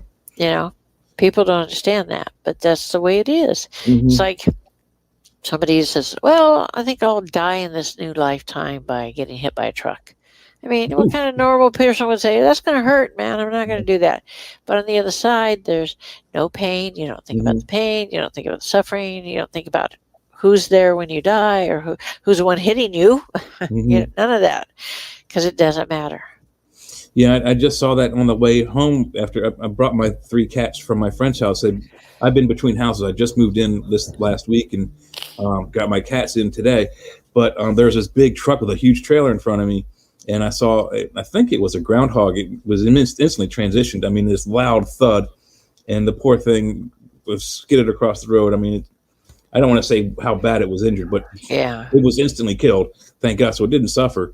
But I have to think that not necessarily that incident, but Jeff's dog Jack and my other cat Biddy, who also just recently passed, within a week of Jack going away. There must have been something tied in with both of them, because Jeff and I've been on this radio show with Jeff for the last 8 years. It'll be 8 years in December this year. So something I think tied our well, two ends together. they're in the same circle. They're in the same soul circle. That's why. Just like humans, animals move in the same circle, soul circle. Sometimes they go in, sometimes they come out. Just depends. Still doesn't make it easy, though. No, it never does. I mean, my husband and I got married. We had 8 dogs. Oh, wow. Blended family. We have a farm, so. But it's like, I had 3 dogies. He had some dogs. We rescued some other dogs. It's just, and they die of old age. It's not much you do. It's like they add so much joy to the life, to your lifetime, even though they're only here for a short time. Yeah, 20 years is a long time for a cat. So she was there at that time, was half my lifespan at that point. Yeah. So it's like my Springer here. She's going on 15. So, she tolerates the 2 babies. Well, the show ends at 5 till. One thing I want to ask you, I know you said you'd help here some, but what are some things that we could go over that would help here? I know you said the infinity orb or orb. And can anyone call on the angel Ariel? Or I know I've called on Michael. I've kind of called on all of them before. But what were some things that you would recommend, or that maybe you can do later, or now, or whenever? If you're, once you get rid of the negatives, then you can lay down the black salt, and that will keep anything negative. See, that's the problem if you have somebody that's in hospice or somebody that's actively dying. It's going to attract negatives. They're like vultures, for goodness sakes. I mean, tapeworms, the one I saw, but you said those were watchers. So, but I don't know if I've seen that. Christina saw something that was like a weird spider, though, and there's been other things. So it's the creepy crawly dudes. They're annoying. That's what they are. Some of these things kind of run to and from and look for houses that they can feed them. They do. They do. Yeah. I want to kick their ass because I'm getting tired of it. Well, fortunately, you don't have an attachment. These are only ones that are like standing outside per se. They haven't come in. They're just waiting and watching. But, like I said, you could lay down black salt if there wasn't any inside. I don't think there's any. I can't feel any or see any ones that are inside. I see them outside, like they're waiting, for the person to transition. And they're watching. And let's say a hypothetical that somehow not her soul per se, but the bad ones get a soul. Do they take it to hell, or they destroy it? I mean, or feed on it? I mean, what they do is they utilize it for, like, if I gave you the black salt, you sealed it. You sealed your house. They can't get in, but they can send earthbound entity or a human entity through, because it won't stop a human. It only stops the inhumans. So they could send them through there. I've had it happen before. That's why I know. And they'll give the people bad dreams, nightmares. Things start happening. Things start moving. Start getting poked or attacked or whatever. But like I said, they can use them to do that, and that's what they do. And then when they're done with them, they just discard them. There's like an ear thing, an eye poke with her, just like feeling a touch on the head. That could be something good touching you, but still the ear thing. What creeped me out about it is I prayed for it to go away, and it did, and it came back the other day in the bed, but mostly it does it on that couch, but it hasn't been doing there anymore since I prayed about it. So it seemed like something was like putting its finger in my ear is what it felt like. That's annoying. Oh, wet Willie. Yeah, and it's but annoying, like driving you nuts. Yeah, like, it's like it's just itching. And then when you scratch, worse. You've got a combination of them. You've got family members there, and then you've got the negatives outside. And her mother's here too, and her mother can be kind of moody and has some mental illness. She's 70, and there's some strange things with her that we wonder if there's like I'm sure to her or something. Demons are kind of like stalkers. They'll wait and they'll watch, and people don't understand that they can watch for years, before they decide to attach or decide not to attach. It's not a matter of seconds or days or weeks or months. They can wait years before they attach themselves. I mean, I've seen it happen. And I may have had some for a while because of the UFO stuff I've seen and stuff, like just the weird stuff I've seen that may interest them, and they try to, watch and figure out what's going on with you or whatever. Yeah. And I had some weird stuff with UFO stuff in my early 20s that I saw these crafts so much and weird beings that some kind of military agency came out with a silent helicopter set over the house, and the guy waved mockingly for the cockpit and it shot off. It was like some kind of, I don't know what it was, maybe a government agency or maybe a different kind of, I don't know what the hell it was, but something came out because I was seeing it. Never talked to me face to face, but it's like they sent out some kind of recon vehicle to see what was going on. So there's been weird stuff that's probably attracted things. Yeah, for sure. It's tiring. Year 13 of the radio show. We're still alive. Year 13. This is what you're meant to do to bring awareness. That's why. I've had a thing that you're correct for sure with that, because when I first started doing this, I was having trouble getting interviews. I said a prayer and had a UFO sighting. Next thing you know, I'm on the phone with Stanton Friedman, nuclear physicist, Lloyd Pye, Star Child Skull. They're all past now, but it was like people I never thought I would ever meet ever from documentaries. It was like connected. So I do believe raising awareness and consciousness. I just got goosebumps again, so that's always a good one for sure.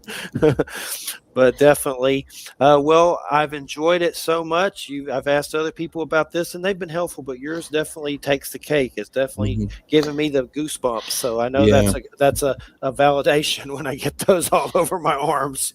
Yeah, when we get off of here, I'll take care of business for you. I appreciate it so much, and I'm in Florida. If you need any other info, let me know. Nope. And definitely, I only need a picture to connect. All right. Well, thank you Because so I've much. seen you face to face, it's better than a picture. Okay. What is your web address? Is there a website? It's demonseer.com. Okay. And I believe it was Laura Lee that introduced me to you, right? Laura Lee, does that name ring a bell? Yeah, Laura Lee? yeah. Okay, yeah, Yep. that's where I learned about you from. I forget. I talk to different people and I forget who introduces me to who, but that's who it was for sure. She's coming on at some point. But she wrote me about my dog. She knew I was in grief and stuff and told me about you. That's it for sure. Well, thanks so much to her, and thanks so much to you, and thanks to Jay and Joe. I've appreciated it so much, and thank you. I had a great time. You guys are cool. Thanks. And for some reason, you don't look like the poltergeist little lady, but you remind me of her some mannerisms. Just the way you're deep. You're deep like that. You This know what's house up. is clear. Yeah, you don't really look like her, but for some reason, I was like, she's like the poltergeist lady. Just the power of it, the lady. But I appreciate it so much. Thank you. You guys take care of yourselves. All right, take care. Thanks. Have a good weekend. Good night, everybody. Good night. Good night. Bye-bye. All right, you're listening to United Public Radio, and we got a Loki number 6 coming next week. It's got Kane the Conqueror. We don't know who the villain's going to be, but this house is clear. She don't look like her really, but for some reason it reminded me of like the power of that little lady coming to kick butt.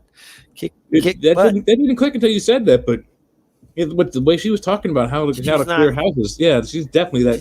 She's not as squeaky, and she don't really look no that much. It shouldn't have a Texas accent either. This house is clear. It's definitely. I'll have to check out her books for sure. Usually when I get goosebumps, she's got 9 books. I was so shocked. I'm glad we got that in there. But yeah, there's 2 on to the paranormal, and then there's one like on a dog, like the spirit of a dog, Susie's dog or Susie's Quest, something like that. So there's some good material over there. Well, I will definitely pick up her books at some point for sure. And definitely, there's stuff going on here, and she definitely seemed to have a different view on it than most people, and I definitely think there's something to it. I'll have to call on this aerial assassin angel chick. I already did it, so hopefully there's a ninja angel in here doing stuff. But it's just been tiring. I feel so drained. My neck's been thrown out. I've had blood pressure stuff. I just feel like somebody beat the crap out of me. It's weird. My neck's the same way. After the last few days of moving in here, I've had these just exhausted feeling and I haven't really done anything but unbox things, and I have no motivation, no energy to do anything. Well, say some prayers. We may attract things because we do this show. I mean, that may could be to us. Oh no, stop there it! Goes the dog. Yeah, there it goes. Hopefully, it's not anything. All right, Sarah, chill out. All right, everybody, have a good weekend, and thanks for listening. We'll see you next week. That's the X-Files show. Jerry Avalos will be sitting in. We'll just be talking about X-Files, and he just watched a bunch of them. Good, because I remember some of them, but not a lot. I don't remember any. I haven't seen it in so long. It's been a while. Stop it. All right, good night, everybody. Have a good weekend. Thanks, Joe. Thanks, Jay. Take care, man. Yep. Would you quit? Sarah! Gosh. All righty. We'll just sit here until Joe appears. I'm sure he'll turn Joe's it a little off. late Sarah, on the Twitter. will you stop it? Why are you barking? All right, everybody, it's time for you to get out and nominate for your favorite podcast. There are 4 amazing shows I want you to consider for the People's Choice Podcast Awards, the longest-running premier awards event in the podcasting space, open to shows worldwide. You can vote at podcastawards.com and nominate the following shows. Writers and Illustrators of the Future podcast in the categories of education and storyteller drama. This show is based on the world-famous Writers of the Future contest created in 1983 by L. Ron Hubbard and provides writing tips and art advice from contest judges, winners, and industry professionals for writers and artists wanting to take their next step, along with the needed inspiration to keep on going. Next one, The Centralist in the category of politics and news. The Centralist is a much different news and political program. It is not opinion news, it's just the facts so you, the people, can make up your own minds on the different stories reported on. Listen as Joe Montaldo brings to you just the facts from trusted sources. Science and Beyond in the category of science and medicine. Science and Beyond is a true science-based program that explores every aspect of science, from how things work to why we need science, and where science can't explain something, we go beyond to see if we can figure it out on our own how something works. The Outer Realm in the category of society culture.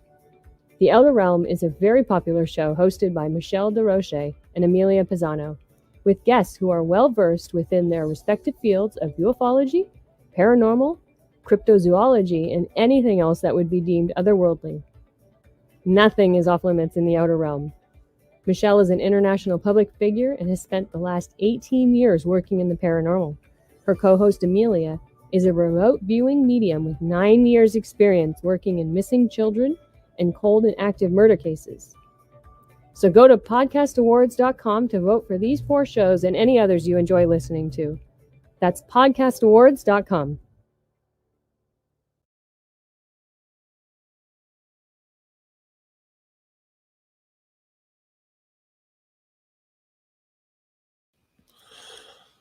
Ooh, welcome to the show. We are live on the Red Pill News.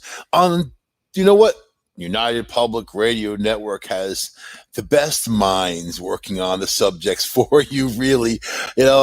Since I have been on the station, I've met some pretty amazing people who are very knowledgeable in subjects, and their knowledge is deep, and you got to love that. So I'll tell you this. Alyssa Milano, all right? She admits to mental health struggles. Mental health is a huge problem with a lot of people. But you know what? Let's just say everybody has some kind of struggle mentally on some level at some time, that type of thing. So, and, Alyssa Milano is actually very outspoken on political subjects, and then she, like when she was talking about coronavirus, she crocheted herself a mask and said she was fully protected from her crocheted mask. Of course, crocheted, mask have lots of holes in it, and it wasn't really any kind of barrier to anything. Maybe not even stupidity, because then there's people who listen to that and they're like, oh, I can do the same thing. Alyssa Milano did this.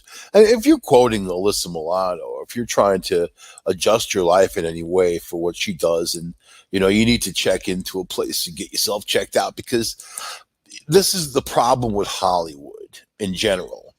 and the music business too, to a lesser degree. But it's funny how people get so political, and when they're famous, they automatically, want you to follow them in their ideas and what they say. Basically, throw your individuality down the toilet, and flush it, because you don't have an original thought. You have to think like they do and repeat what they say. So this is my problem with them. And I've met many, many, many musicians and or famous people, infamous people over my time, big personalities, big characters. The real ones don't even get involved in telling you your business. They have their own political beliefs. They basically will keep it to themselves. They know that they are a business. They know that as part of being a business, and you're a movie star, you have people coming to your movies and watching your features. You don't want to alienate half the group. So they're going to say, "Oh, I'm not seeing that jerk ever again." That's how I feel about Robert De Niro. And it's not even that I was liking Trump. I was just disliking the way De Niro holds himself and the way he is in general. He's a very vulgar, nasty person. And, if that was the left's spokesman of who doesn't like Trump, they didn't have a very worthy group of people of distinguished, decent people. Just recently, Robert De Niro got hung up by his secretary because the way, he calls her the C word constantly and puts her down and, does all manhandles her, does all kinds of stuff. And she quit.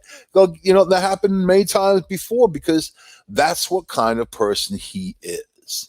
I think he thinks he's the person he plays. He only plays one role. You got these actors who can only play one role, really. And he's stuck in the mafia thing. Typecast into the world of mafia.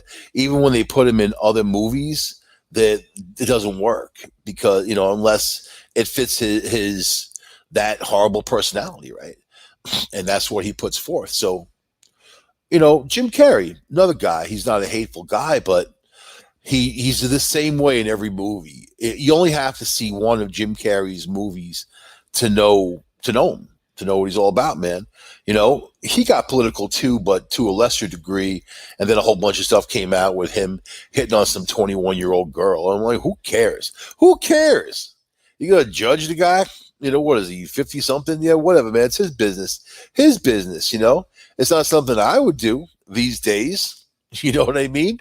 And I'm going through a thing where I live in a college county where you got, Cornell University, Ithaca College. There's tons of college girls running around.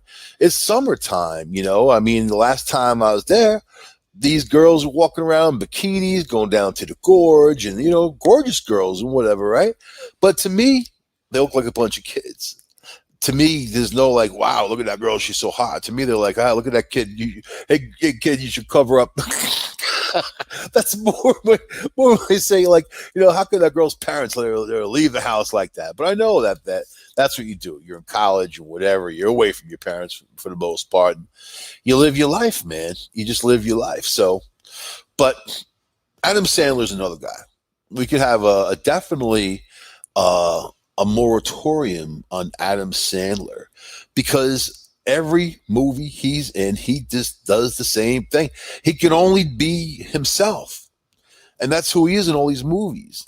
And then, after you've seen one or two, and he was never the A-lister anyway. I got news for you.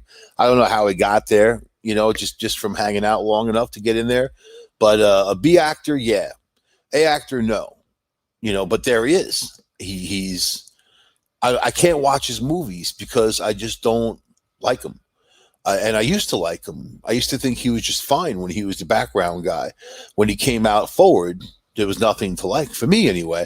But you see, television is not geared towards me. These movies aren't geared towards me. It's kind of like I'm 6'5". I'm a big guy, right?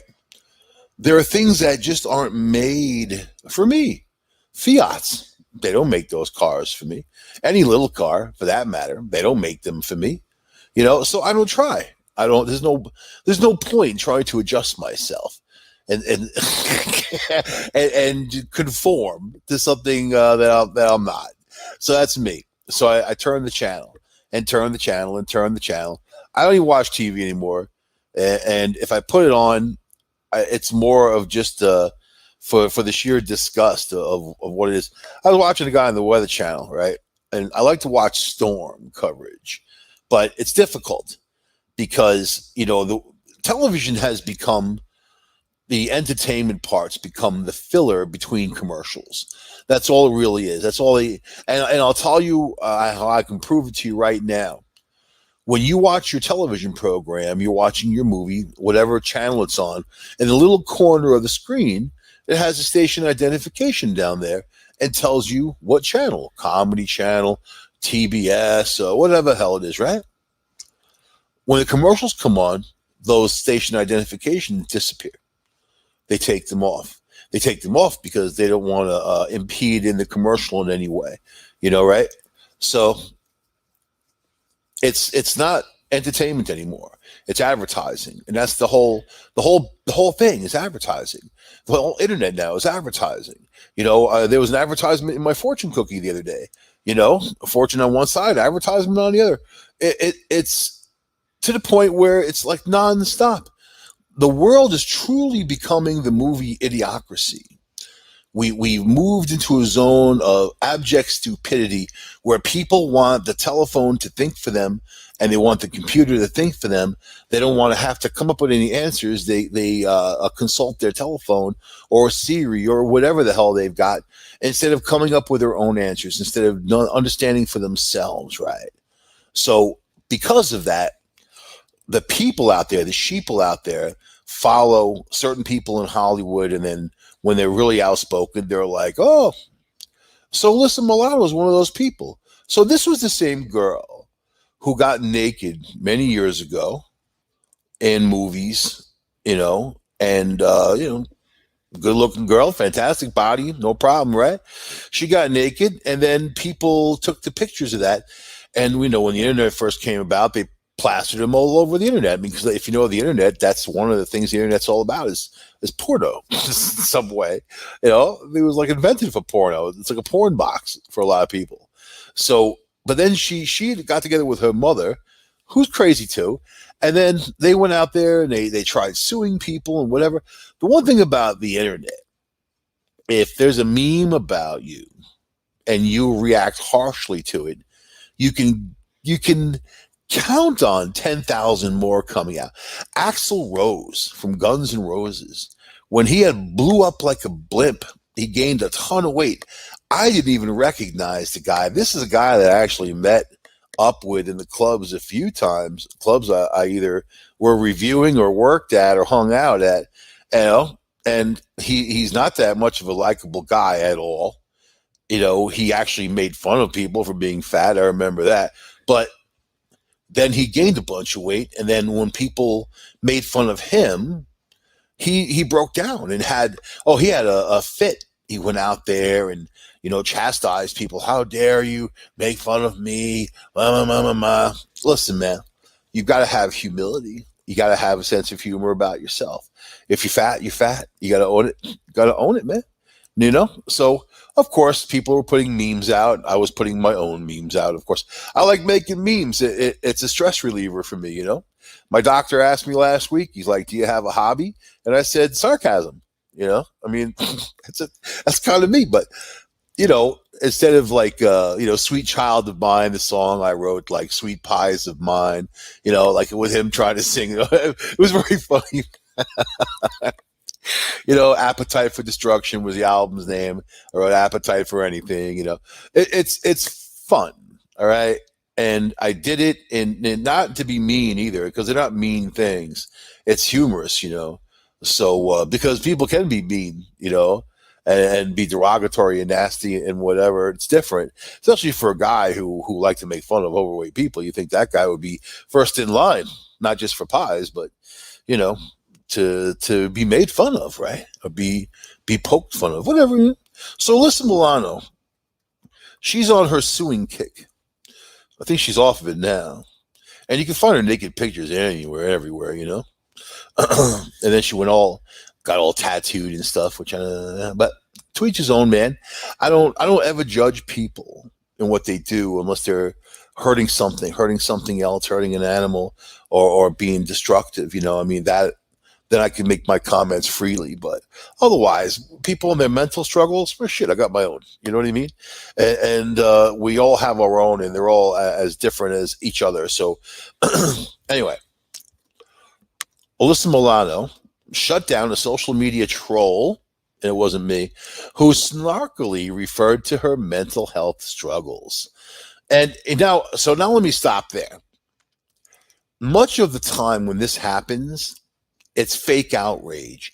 They lie, or they're their own troll, or they have somebody do it so they can make the statement that they want. I've seen this happen so many times where they kind of just bait the trap. It's their bait, and then they're the ones looking to entrap themselves, saying, oh, it's some insensitive beast who did this. I'm not saying there's no insensitive beasts online. The internet is a world where people can hide behind fake names and attack freely. If you've ever been on Twitter, you know what a hate fest that is. It's a hate fest. Twitter is a hate fest. It's just people and they're ranting, and then they're what they want to put out there, man. It's like, oh my God, just live your goddamn life and shut up. Just live your life, man. Why do you need to force your stupid opinions on people anyway? They don't care. I don't care. Nobody cares. We're all just doing our own stuff. So anyway, these people have no life. That's why they care. And then they get on there attacking one another, and then whatever, man. And that becomes their life. Their lives, they define themselves in likes. They define themselves in who gives them a little heart or something. That's their definition of what kind of people they are. Wow. I define myself in my kindness and my love for the world, in my heart, and yeah, I have good days and bad days, and I'm not perfect. That's for damn sure. That it says that on my birth certificate. He ain't perfect, and I'm not going to be perfect because it's not a perfect world. I'm the way God made me. That's all. Take it up with him or her or whatever it is. All right. So this so-called troll says to Alyssa Milano, did you forget to take your medication? The user asked in one of her videos, which is an honest question. Especially if she puts it out there so much. If you're going to share everything about your life and people make comments on it, you're going to have to expect those comments to go any which way. All right. So she said, first of all, no, I did not forget to take any medication. So an affirmation that she took her meds. That's good. All right. Milano, who is now 48 years old and definitely hit the wall, she responded in a whole separate clip to this person. So not only did this person just write a one-liner, did you forget to take your medication? This is the stuff that I love to do I do love going on Twitter and dropping the bomb. I drop it and get the hell out of there. It's like my cat that I used to have, Puffy. He'd go in a litter box and just take a huge poop and just run the hell out of there. Not even try to cover it up, man. That's the way you got to be. Be like Puffy. Take that huge poop and run like you dropped a hand grenade. And then I checked back in, and there's like 780 comments of people fighting with each other, just from one line. And they're hating each other. They're going crazy. They're emotionally attacking each other. They don't even know each other. And they're letting their emotions be taken over by some person like me just writing a one-liner just to do it. You got to love that. You got to love it, man. So, first of all, no, I didn't forget to take my medication. All right. Detailing her medical history, she continued, I have anxiety with complex PTS and panic disorder. So I take my medicine because I like to just be functional. When a chick comes at you with a laundry list of conditions, you better get the hell out of there. You don't walk, you run. You run to that nice one who likes to be kind, not the one who you meet. Hey, tell me about yourself. I have anxiety with complex PTS and panic disorders. Okay. I gotta go. Bye. See you later. I'm sorry for your whatever they are. And most people, 99.9% of people out there have some kind of anxiety at some point, but you don't let it take control of your life. The way you let it take control of your life certainly is to get to see the wrong therapist, especially if you're wealthy and you're paying them a lot of money. Not saying that they're disingenuous, but yeah, they're disingenuous. And then it really comes down to you controlling your own life. Last week we talked about Britney Spears and her conservatorship, and this whole last week I'm seeing people quit. Her manager quit. This person's walking away. That person's walking away. And she still says that she can't control her own life, her spending, and her medical stuff. So she admits that she needs that person, right? But then she has moments of clarity, saying, I can pay bills. I can do this. Why can't I control my own life? Well, who told you that you couldn't? When she went nuts and got locked away in a facility, and the judge did this, right? But now here's Melissa Milano. She is wearing her anxiety and complex PTS and panic disorder like a badge of courage. It's not. And they're barely even real problems, And yeah, I said that because some people really have these disorders, but then there are people who say they have these disorders. Why do I know she's one of those people that say it? Because she needs to say these things to justify the things that she says otherwise. So you can't attack her in any way. And she's a woman with all these different complex PTS. What the hell even is that? I'm gonna look that up, man. Complex PTS. Let me see. Well, it's a property tax specialists. No, I don't think that's. I don't think it's property tax. Okay, here we go. 3 main trauma diagnoses. Okay. So I guess there was PTSD, and they took that and then they changed it. So post-traumatic stress is PTS. So Alyssa Milano, for some reason, has complex post-traumatic stress of whatever she thinks that she went through. I never recalled her saying anything that went on in her life. Grew up in poverty, did terrible things happen to her. I don't know, whatever, man. So PTSD, of course, is post-traumatic stress disorder. I knew what that was.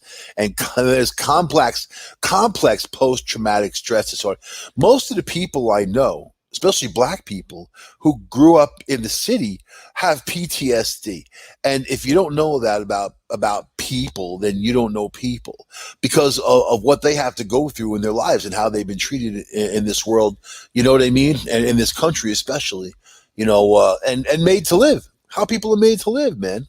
So, but yeah, PTSD, I got it too, man. I was abused when I was a kid. All kinds of stuff went on. I mean, my mom did what she could to save me from the Fuhrer, but it was it was a battle, that's for sure. So anyway, so far she didn't take her medication, and then she responded in a whole separate clip. So she took the time out of her busy, anxiety-filled, panic stress disorder day.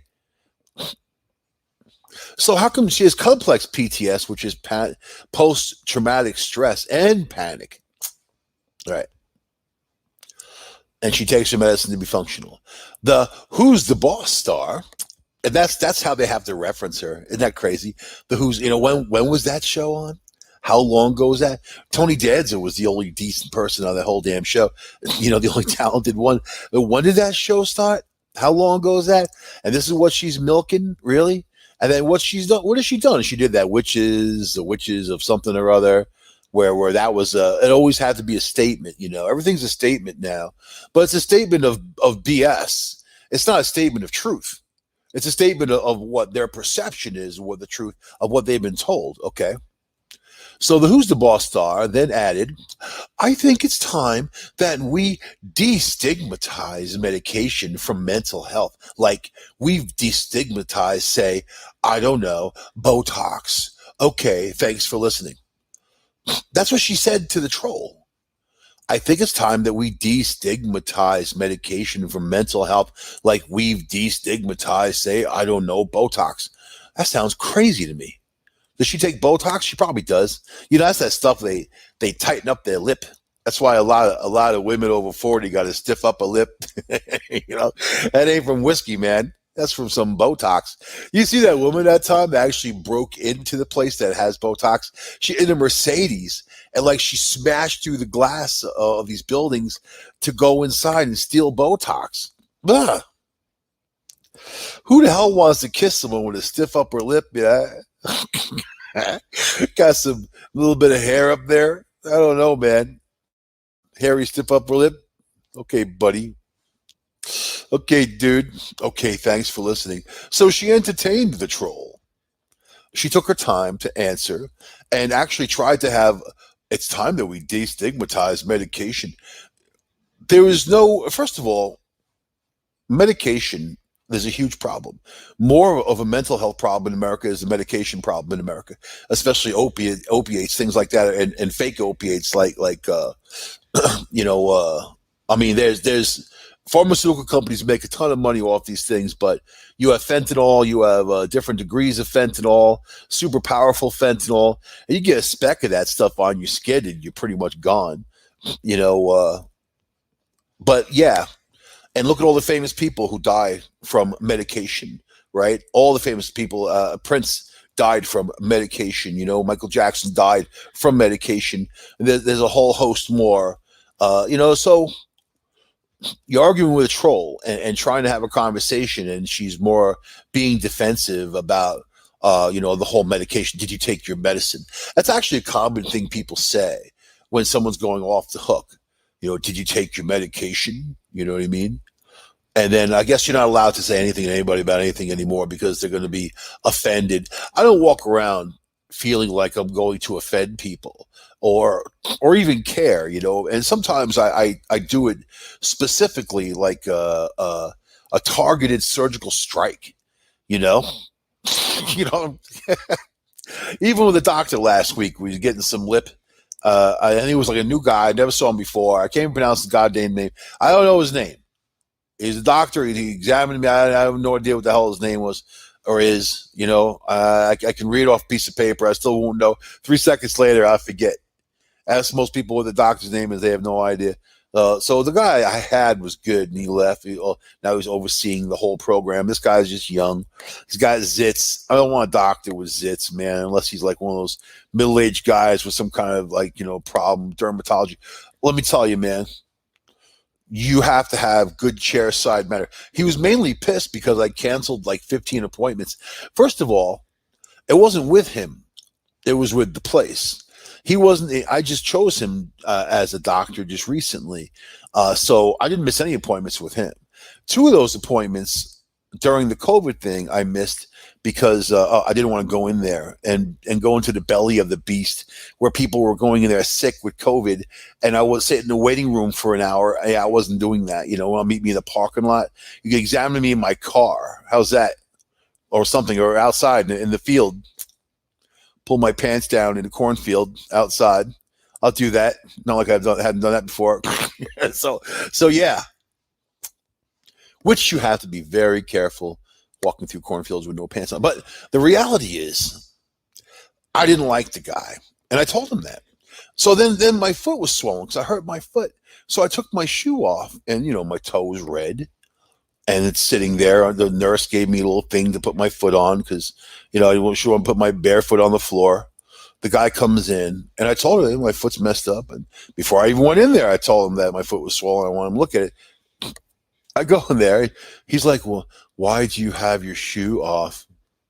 Well, gee, my foot has a big red toe and it's sitting there for you to examine. Why do I have it off? Oh, why don't I have it on?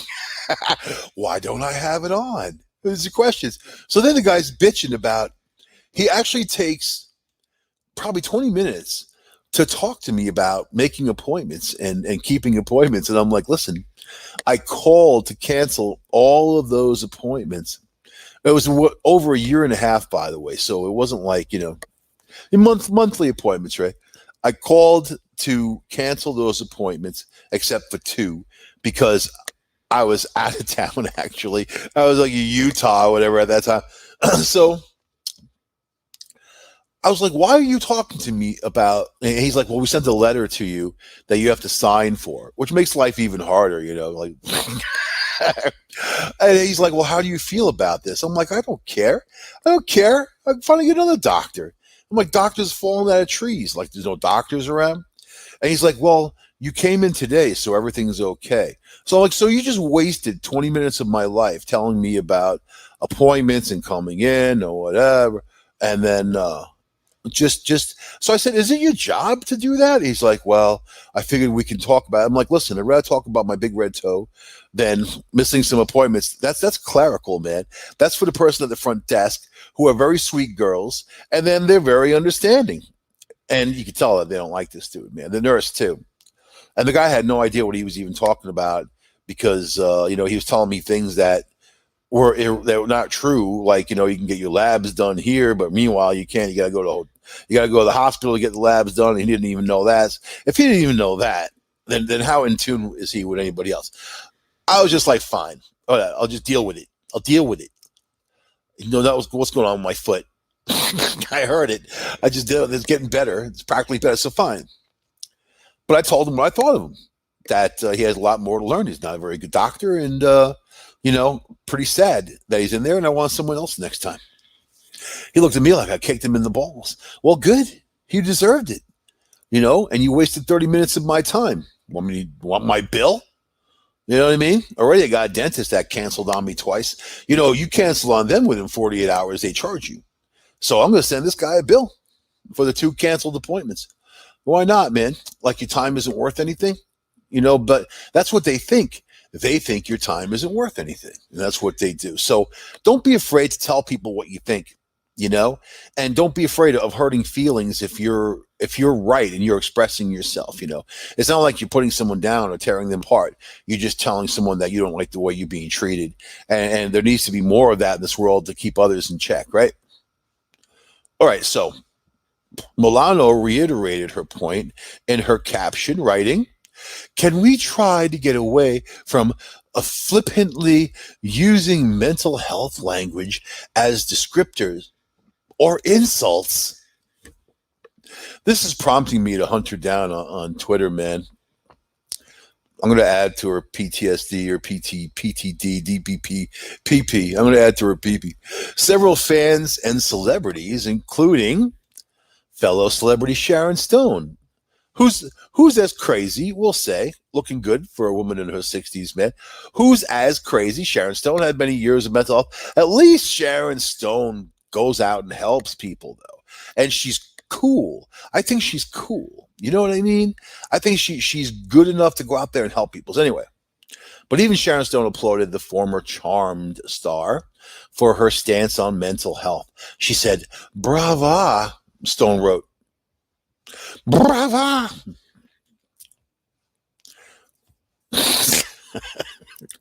One fan commented, preach! Put a little hands together. I'm so over society using mental health as a comical insult. Let's not shame or demoralize people for wanting to maintain a level of health and functioning. That was Nancy Pelosi, everybody. They're all going nuts over mental health. Milano has been working to normalize the public's view on mental health struggles since 2018. Now, how does that happen? Just from those 2 sentences, I know that she is not capable of helping normalize anything in mental health, period, in a sentence, right? That year, she revealed in an essay for Time magazine that she began battling anxiety after the birth of her son, Milo, in 2011. What are you saying? You don't like your kid? Is that what you're saying? Oh man, I'm gonna go Twitter her later on. I know what your problem is. You hate your kid. That's all you got to say. And you just sit back and watch the Hatfields and the McCoys go at each other, because there are two groups on the internet. There's two groups, and then there's linguistic snipers like myself, who don't take sides. I kind of just wait. I wait for my moment. That's all. It's my moment. Oh my God. Well, women have children and they have all kinds of anxiety disorders, supposedly, that come after that. How about just trying to be a mom, right? She's like, my generalized anxiety disorder was most likely triggered by my postpartum depression. And my journey with mental illness began with my journey into motherhood. Oh, great for her son. My mom's mental illness started with my birth. That's something you can be proud of, right? Oh my, unbelievable! Isn't that terrible even to say? Like, even to put out there. Like, how do you think that kid feels about that? Like, she's got these crazy problems. Mom had her boobies hanging out in movies, and that didn't cause any problem. But she has a kid, and bang. Where's the dude?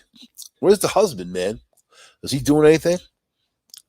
The TV star also disclosed that right, in that piece, that she suffered an anxiety attack her first night back from the hospital. I felt like I had already disappointed my child, she wrote. As a baby, I felt like I failed as a mother, since I was not able to give birth vaginally or nourish him with the breast milk that had come in yet. The breast milk had not been delivered. My heart raced. My stomach seized up. I felt like I was dying. Earlier this week, Milano continued to be candid with her followers in a video about the work it took to overcome her anxiety. So it doesn't sound like she's overcome anything. It sounds like she's writing books and putting out videos, but she doesn't really. First of all, she's not a healer. She is someone who's supposedly suffering from disorders. She's a patient. And her journey as a patient's not done yet. So you can write as your journey as a patient of the things you're going through, but you certainly can't declare victory, So, but she said, ask help if you need it. Oh, yeah, man. Ask help if you need it, because help is not there. It's not. If you think that there's help there, let me tell you, man, there are some good therapists out there, and they know not to overstep their bounds, and they know who they're working with. When you have people who are so pumped up and deluded that that every word they say is worth gold, and they're so ever important that you should heed their words all the time. And this has been Alyssa Milano before 2011, before the birth of her child. She's been struggling with mental illness for years. For her to say her mental illness started in 2011 is really a disservice to mental illness. I'm pretty sure she was born with it, and she's had it, and she's going to have it. And it goes beyond a couple of things. Really, it's a narcissistic, psychopathic narcissistic disorder. People who do that and who are like that, the ones who, they just never take credit for the things that they do. They blame everybody else for stuff. They gang people up on you to begin with. I don't know. And they gaslight you constantly. There's all kinds of stuff. You can tell I've got a lot of experience with it. But it just makes you think that this is who people are listening to. Some people anyway, and she was so political also against Trump, like so political. Does it help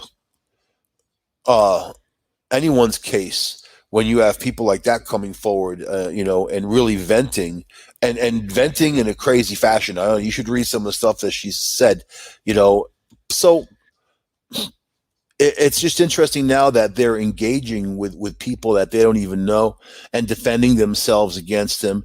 If I was suffering from some huge mental disorder, I certainly wouldn't be venting it, on the internet, on Twitter, and having people pick me apart for whatever reason.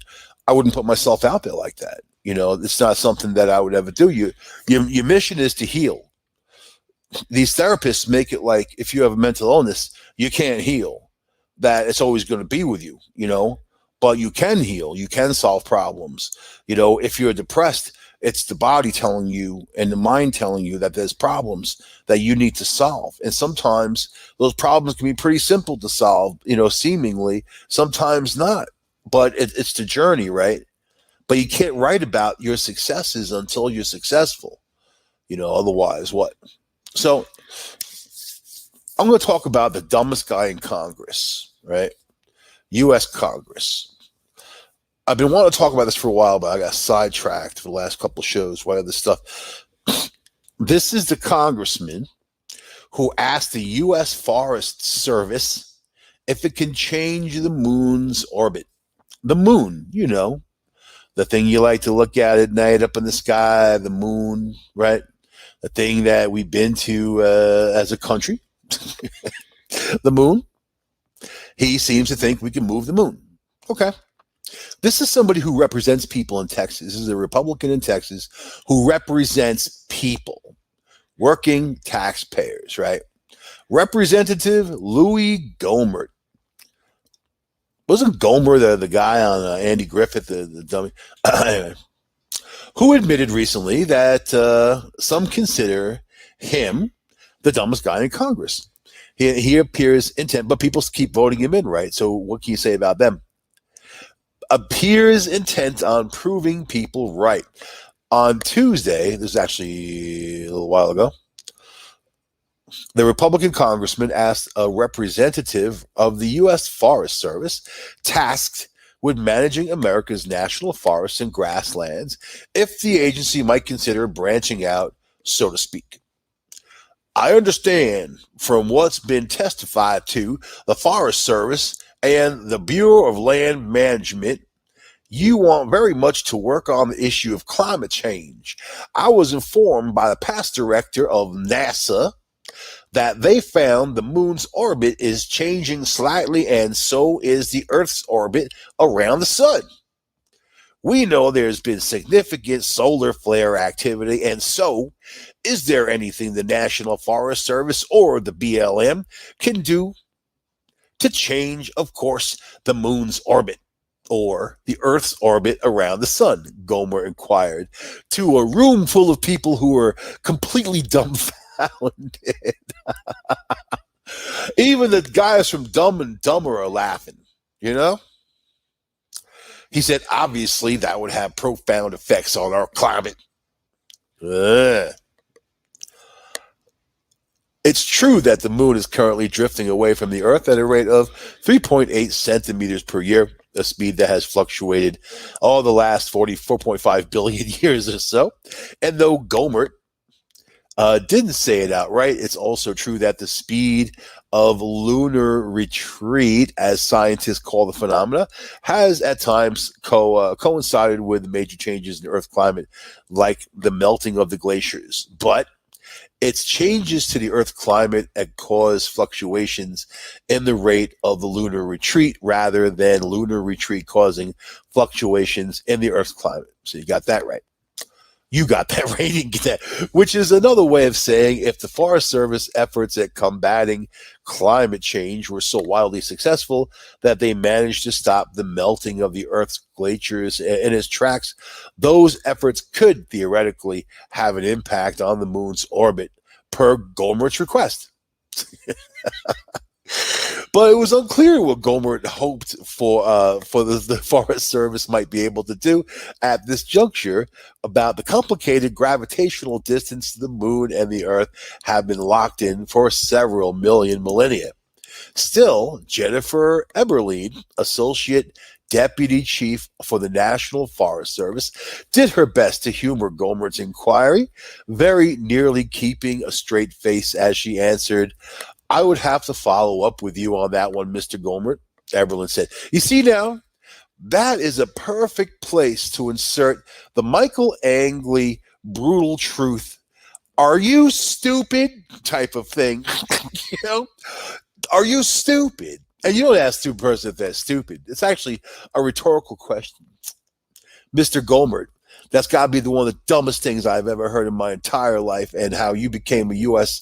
Congressperson, I have no idea.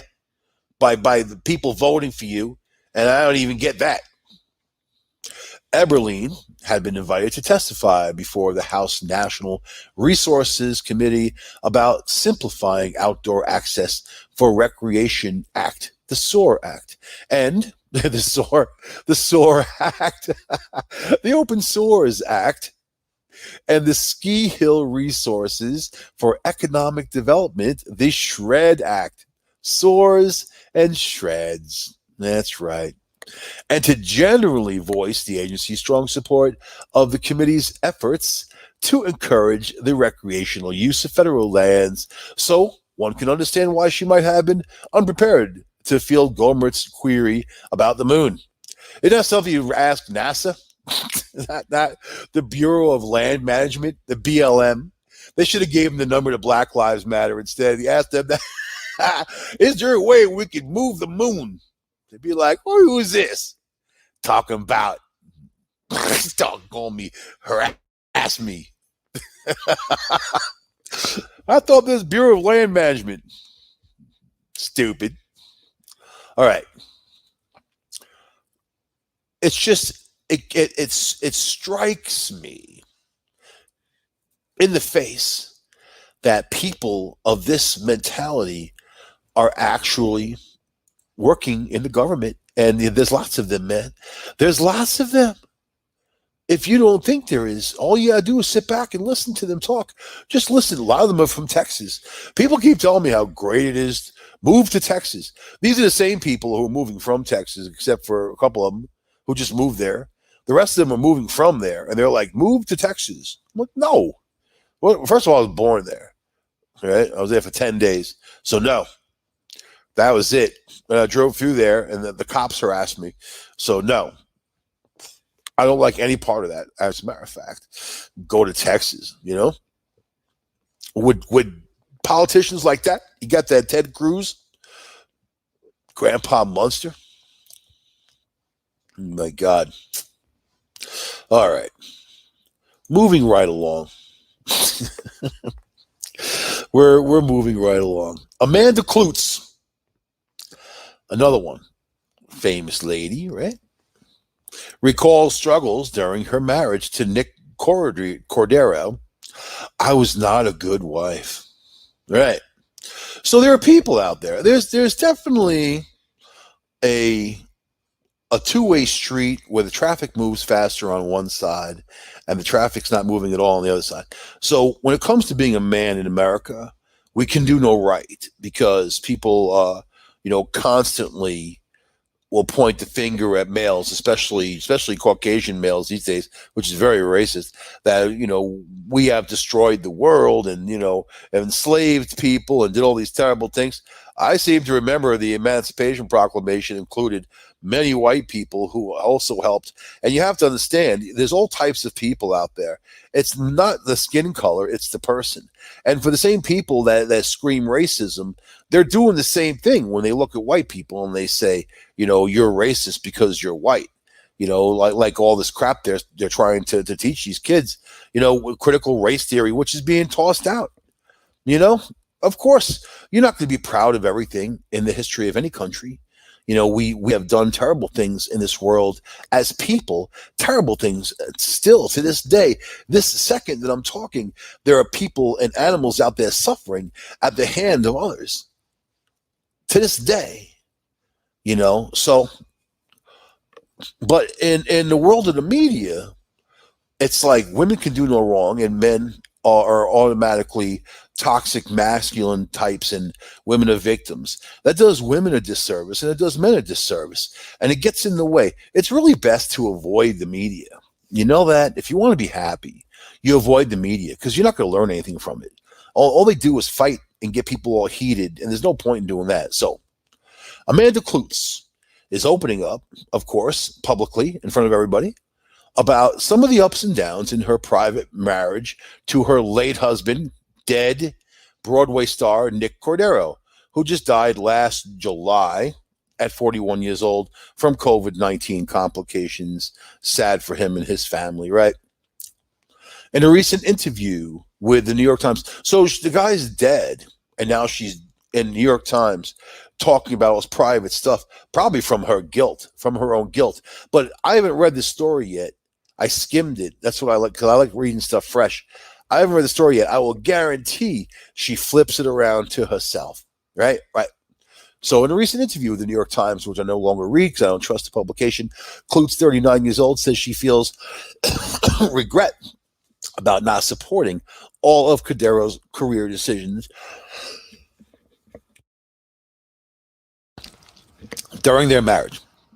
She said, I was not a good wife. The fitness instructor and the talk co-host said. She explained that in 2019, a year after Cordero wrapped up his role in A Bronx Tale on Broadway, he was thinking of switching gears and pursuing a career in songwriting. It was not, she said, I was not understanding any of it. She said, I was like, this is a waste of time and we have no money. It's really, he's on Broadway. He is getting paid. You know, maybe they don't get paid what people in movies get paid or whatever on TV shows, but getting paid. The fact that they have no money, which is interesting that she said, I wonder who spent it all. He did not feel supported by me, and I wasn't supported, is what she said. This guy with a big smile. Klutz also opened up about a disagreement she and Cordero had over moving to Los Angeles.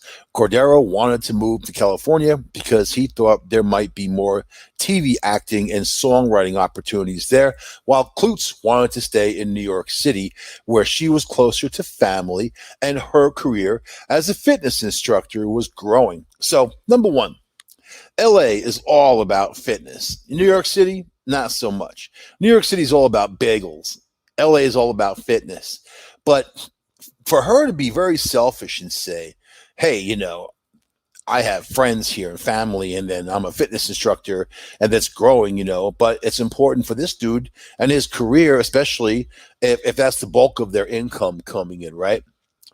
We fought about it for a year. These guys battled over this, you know, and she said, I finally came to a place of, this is marriage, you have to compromise. Wow. Isn't that interesting? After a year of fighting.